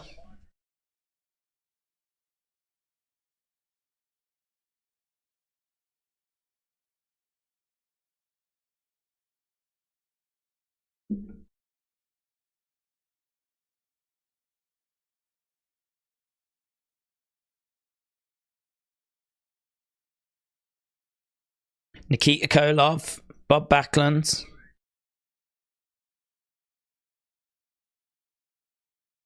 Dusty Rhodes. He said, including one of his heroes, Dusty Rhodes. He has to know that that's going to get a reaction.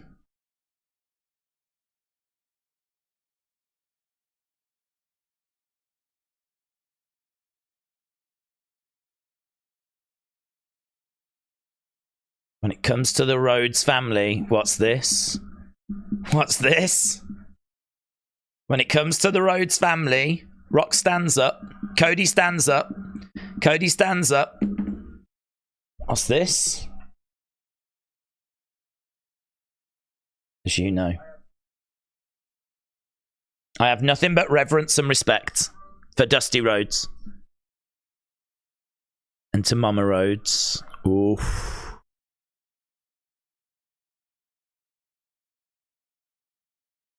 What? In less than 24 hours. I want you to know. What happens here?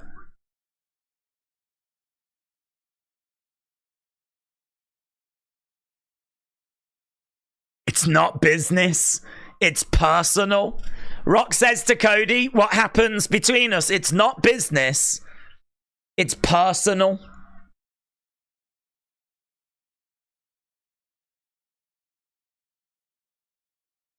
Is Cody going to respond?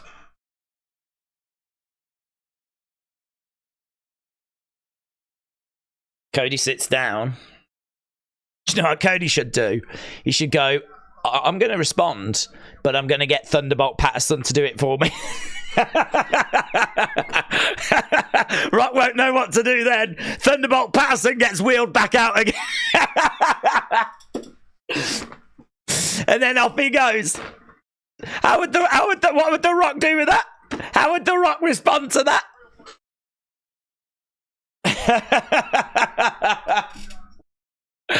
That would be a checkmate moment, I tell you.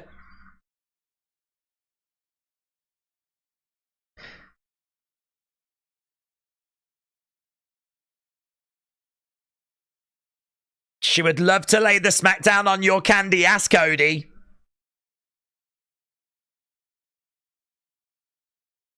But I told her I'm gonna get it.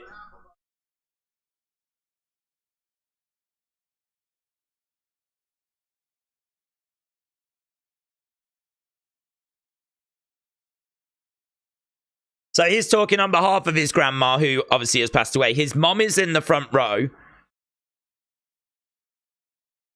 I think he said, do you want to say a few words? And she was like, no, it's okay.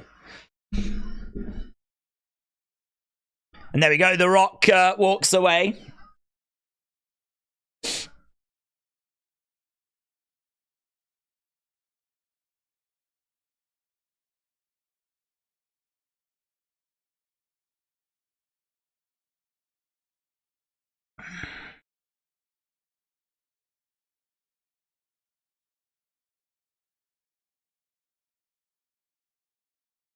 And there we go. It comes to a close. Who told The Rock it was open mic night? Yes. Yes. Who told The Rock it was open mic night? Very good. Very good. Cody's going to cut off Rock's GMA like Kanye and Swift. Right. There we go. Done. Should we watch last year's WrestleMania now? Just go straight the way through to Stand and Deliver. I always find those very difficult to stream because you have to listen to what's being said. You know, with wrestling, you can watch it and talk about things because you're not necessarily missing stuff like from an audio point of view. I'm sure commentary come out with the odd thing, but really, you know, watch-alongs are brilliant for doing wrestling. Sports in general, brilliant because you can just watch and get it. But with that, you know, there's all these little mentions, these little references. It is a very difficult thing to... Not difficult, but I think it's a hard thing to do a live stream for, a watch along for, because a lot of it is like listening, you know, and reacting and talking. So it is one of the more challenging parts of the year when it comes to that, just because you have to sit and listen. But I enjoyed it. It was insightful. It was entertaining. it was quite long. I mean, it's clocked in at around about the 3-hour mark, you know. To be honest with you, I think it's the wrong time.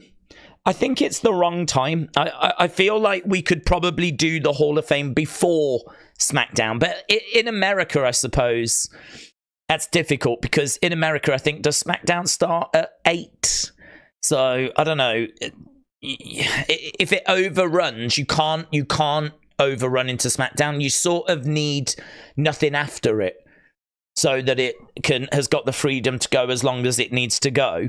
So, oh God, in that sense, it's a little bit tricky, isn't it? It's a little bit tricky as to when do you do this thing? When do you do it? But I sort of feel like, you know, that you got to a point where people were starting to get a bit tired, were starting to feel a bit drained. And I think that that's where you have to sort of draw the line then. But no, God, enjoyed it. I thought SmackDown was okay. I don't think there was anything mind-blowing there, but I thought SmackDown was okay. Got bits from it. You know, it set up the weekend well. Hall of Fame was just easy watch, man. Honestly, if there was another couple of people going in, I could quite happily just still sit here. But listen, it's all set up, innit? It's all set up for the next couple of days. Hall of Fame should be on a Thursday, said Nando. That would be good. I don't know if they've got the arena, but they might do. But you could do it on a Thursday. Yeah, you could do it on a Thursday. They should do Hall of Fame in a smaller arena on a different day. The crowd had to stay 6 hours, and they're probably going to NXT, which is in 9 hours. That's true. Thanks for being on for so long tonight, said Goodfellas. Cheers from New York. Goodfella, shout out to you, buds. Shout out to you. Sean said perhaps they could do Hall of Fame on a Saturday morning where Stand and Deliver is. Have the NXT Premium Live event on Sunday before WrestleMania. Yeah, you could probably do that. And then that way they would still be honored on both days. And gives you the first night of WrestleMania to even promote Stand and Deliver on the second day. That actually makes a lot of sense. You'd have to move the Slammies. Maybe we do the Slammies now. Slammies would be a lot easier to control because obviously all the winners are going to be superstars. And so that way you say to everybody, you keep this short. And no one's going to give you a speech like what you've had tonight, right? So you could do the Slammies in, say, 2 hours. Rather than 3. You could easily do the Slammies in 2 hours. 2 hours for the Slammies, I think, is absolutely fine. Two hours, I mean, 2 hours would take you up to midnight in America. That's okay. Right now it's 1, you know? So maybe going forward, I mean, like, we're not sorting this out, by the way. We don't have any say on this. But Slammies after SmackDown would be good. And then you do Hall of Fame before WrestleMania, and honestly, I mean, that's took 3 hours. That's probably about the amount of time Stand and Deliver is going to go on for, I'd imagine. I'm expecting it to do 2.5, so if it goes 3, won't be a problem. And then you should have enough time to go to your kickoff show, go to WrestleMania. They've been honored, so they can be shown on both days. And then you've still got Stand and Deliver for the... I think we've sorted it. I think we've fixed this. I think we've sorted it. Congrats to Mark Briscoe, said Aubrey. ZA said they need to go back to the old stage. It would save space and give the inductees the chance to look at all their peers.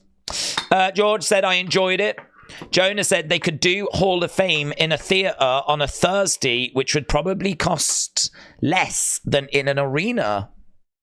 Mike said, what did the fans say? You think The Rock was angry at that guy? I don't know. I didn't see him go off on a guy. Rock ruined the Ali segment, said A. Jobson. Well, I don't know, right? I don't know. I don't know what that was. I don't know if... I mean, I know that The Rock, when he was the People's Champ, I've heard that story before, that he went to Ali, or he got blessing from the Ali family to be called the People's Champion, right? And So for them to use this moment to present The Rock with a People's Championship, I don't know. I don't know whose idea that was. I don't know why that needed to be done, or whose idea it was. I don't know that. I don't know that that was The Rock's idea. I don't know if that was going to play into a story going forwards. Maybe it feels a bit awkward now, but like actually, if he starts carrying that belt around, it might form part of the feud with Roman in the future, because, you know, he's got a belt and Roman doesn't anymore if he loses to Cody. I don't know.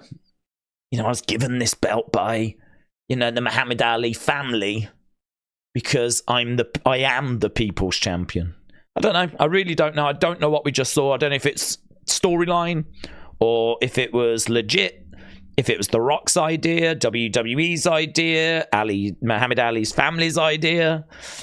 I'm hoping it'll sort of explain itself over time. But that was strange because it was a distraction from Muhammad Ali going in. It was not. I would say it was not necessary. It was not needed. But yeah, I love the belt. I think the belt looks good. It was strange, says ChatGPT. It was a weird close to the Hall of Fame, said A. Jobson. I sort of feel like they should have ended it with Bray. You know, the Bray thing. That, to me, should have been how we ended it. So, yeah, I don't know. 3 hours is crazy for a Hall of Fame.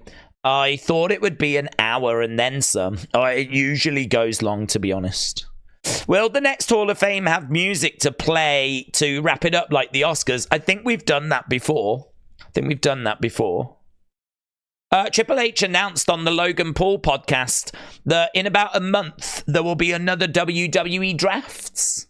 Well, when was the last one? Is it coming up to that time again? It might just be time. It might be time. Rock bringing up Cody during his grandma's induction. I don't get it, said New Tomorrow. Well, to be honest, with that bit, she was a promoter and she's going in for being a promoter and for being one of the first women to be promoter, right? And carrying on the work of the High Chief. So I really don't think, and I'm sure he would have asked, but she would probably have enjoyed playing a part in helping to promote something, you know? That might be something that she would have got a kick out of, you know, because wrestling's in the family. So rather than them coming out and just saying how amazing she was, if they could use that time to help build like this WrestleMania, like, you know, whatever, just, I know the build's done, but you know what I mean? And I suppose in a way it's symbolism. It's more symbolic that they took a bit of her time to sort of throw a bit of shade towards Cody and build up this big 2-night WrestleMania. Like, they kind of took a bit of time to do that. And I think in a way you could make the argument, you know, she was a promoter and that's what she's going in for. And that's what I don't know her, but that's maybe what she would have enjoyed, is like, you know, a bit of that time being used for that. So I wonder if that was some of the thought process, you know? I don't know. And you know, Muhammad Ali loved wrestling as well. He loved wrestling. He was a real wrestling fan. And again, maybe some of the thought process was, well, we use some of that time to show off a new belt and to kind of maybe put some more heat on The Rock. You know, we're gonna give him a belt. We're gonna make him the People's Champion. Like, you know, the people won't like that, and we can actually use some of that time to put heat on The Rock. And I wonder, Muhammad Ali, I've no doubt would have loved that. He would have been absolutely fine with that, because again, just giving to the industry, you know, being a part of it. I think that, you know, maybe that was part of the thinking. We won't know. We don't know. I don't know. Maybe it will come out, but that's kind of my initial thoughts of it. Right. Rock showed up late to appearances, making himself the star at the Hall of Fame. Hope it's just kayfabe and not him really being an egomaniac now. Hall of Fame should be moved to a Thursday so that it doesn't come on after SmackDown. Mike said days when The Rock was exiting the ring, the fans said something, and The Rock looked genuinely aggravated by it. I'll have to have a look. I'm sure it'll be doing the rounds. The fans said to The Rock, "It's over, you're going down." And The Rock told him to shut his mouth, says Elmo. But there we go. When is the NXT Premium Live events? I can get a few hours sleep before then. I actually don't know. When's our stream start? I don't even know when the stream starts. How long have I got? It starts at... when does it start? Where's the time? Oh, there. It starts in 9 hours. 4 o'clock it starts. Right now it's 6:10. So 9 hours, 50 minutes. We will be back. 9 hours, 50 minutes. I only need 7 hours sleep. That means I've got 2 hours. I'm going to see if I can do an unseen. Try and squeeze an unseen in. I could do with some food as well, actually. Well, do you know what? I think that's probably the right time to wrap this baby up, isn't it? A massive thank you to everyone that joined us. And don't forget, we are on the verge of a humongous weekend. This was just a little, not even the starter. NXT Stand and Deliver is the start. What's before a starter? Is it an entree? I don't know. We've had the peanuts. That's what this was. We've sat down at the table and there's a few peanuts there and we've just had them. So Stand and Deliver will be our starter. Then WrestleMania night 1 is going to be our main course. And then, of course, we've got dessert and coffee on night 2. So lots coming up this weekend. So really appreciate the support. I'm going to run away and do an unseen. The peanuts. I am your father. You are right. It's the peanuts that we've enjoyed. So I'm going to run away and do that. Thank you so much for joining us. Appreciate the support as always. I will see you in a few hours' time for NXT Stand and Deliver.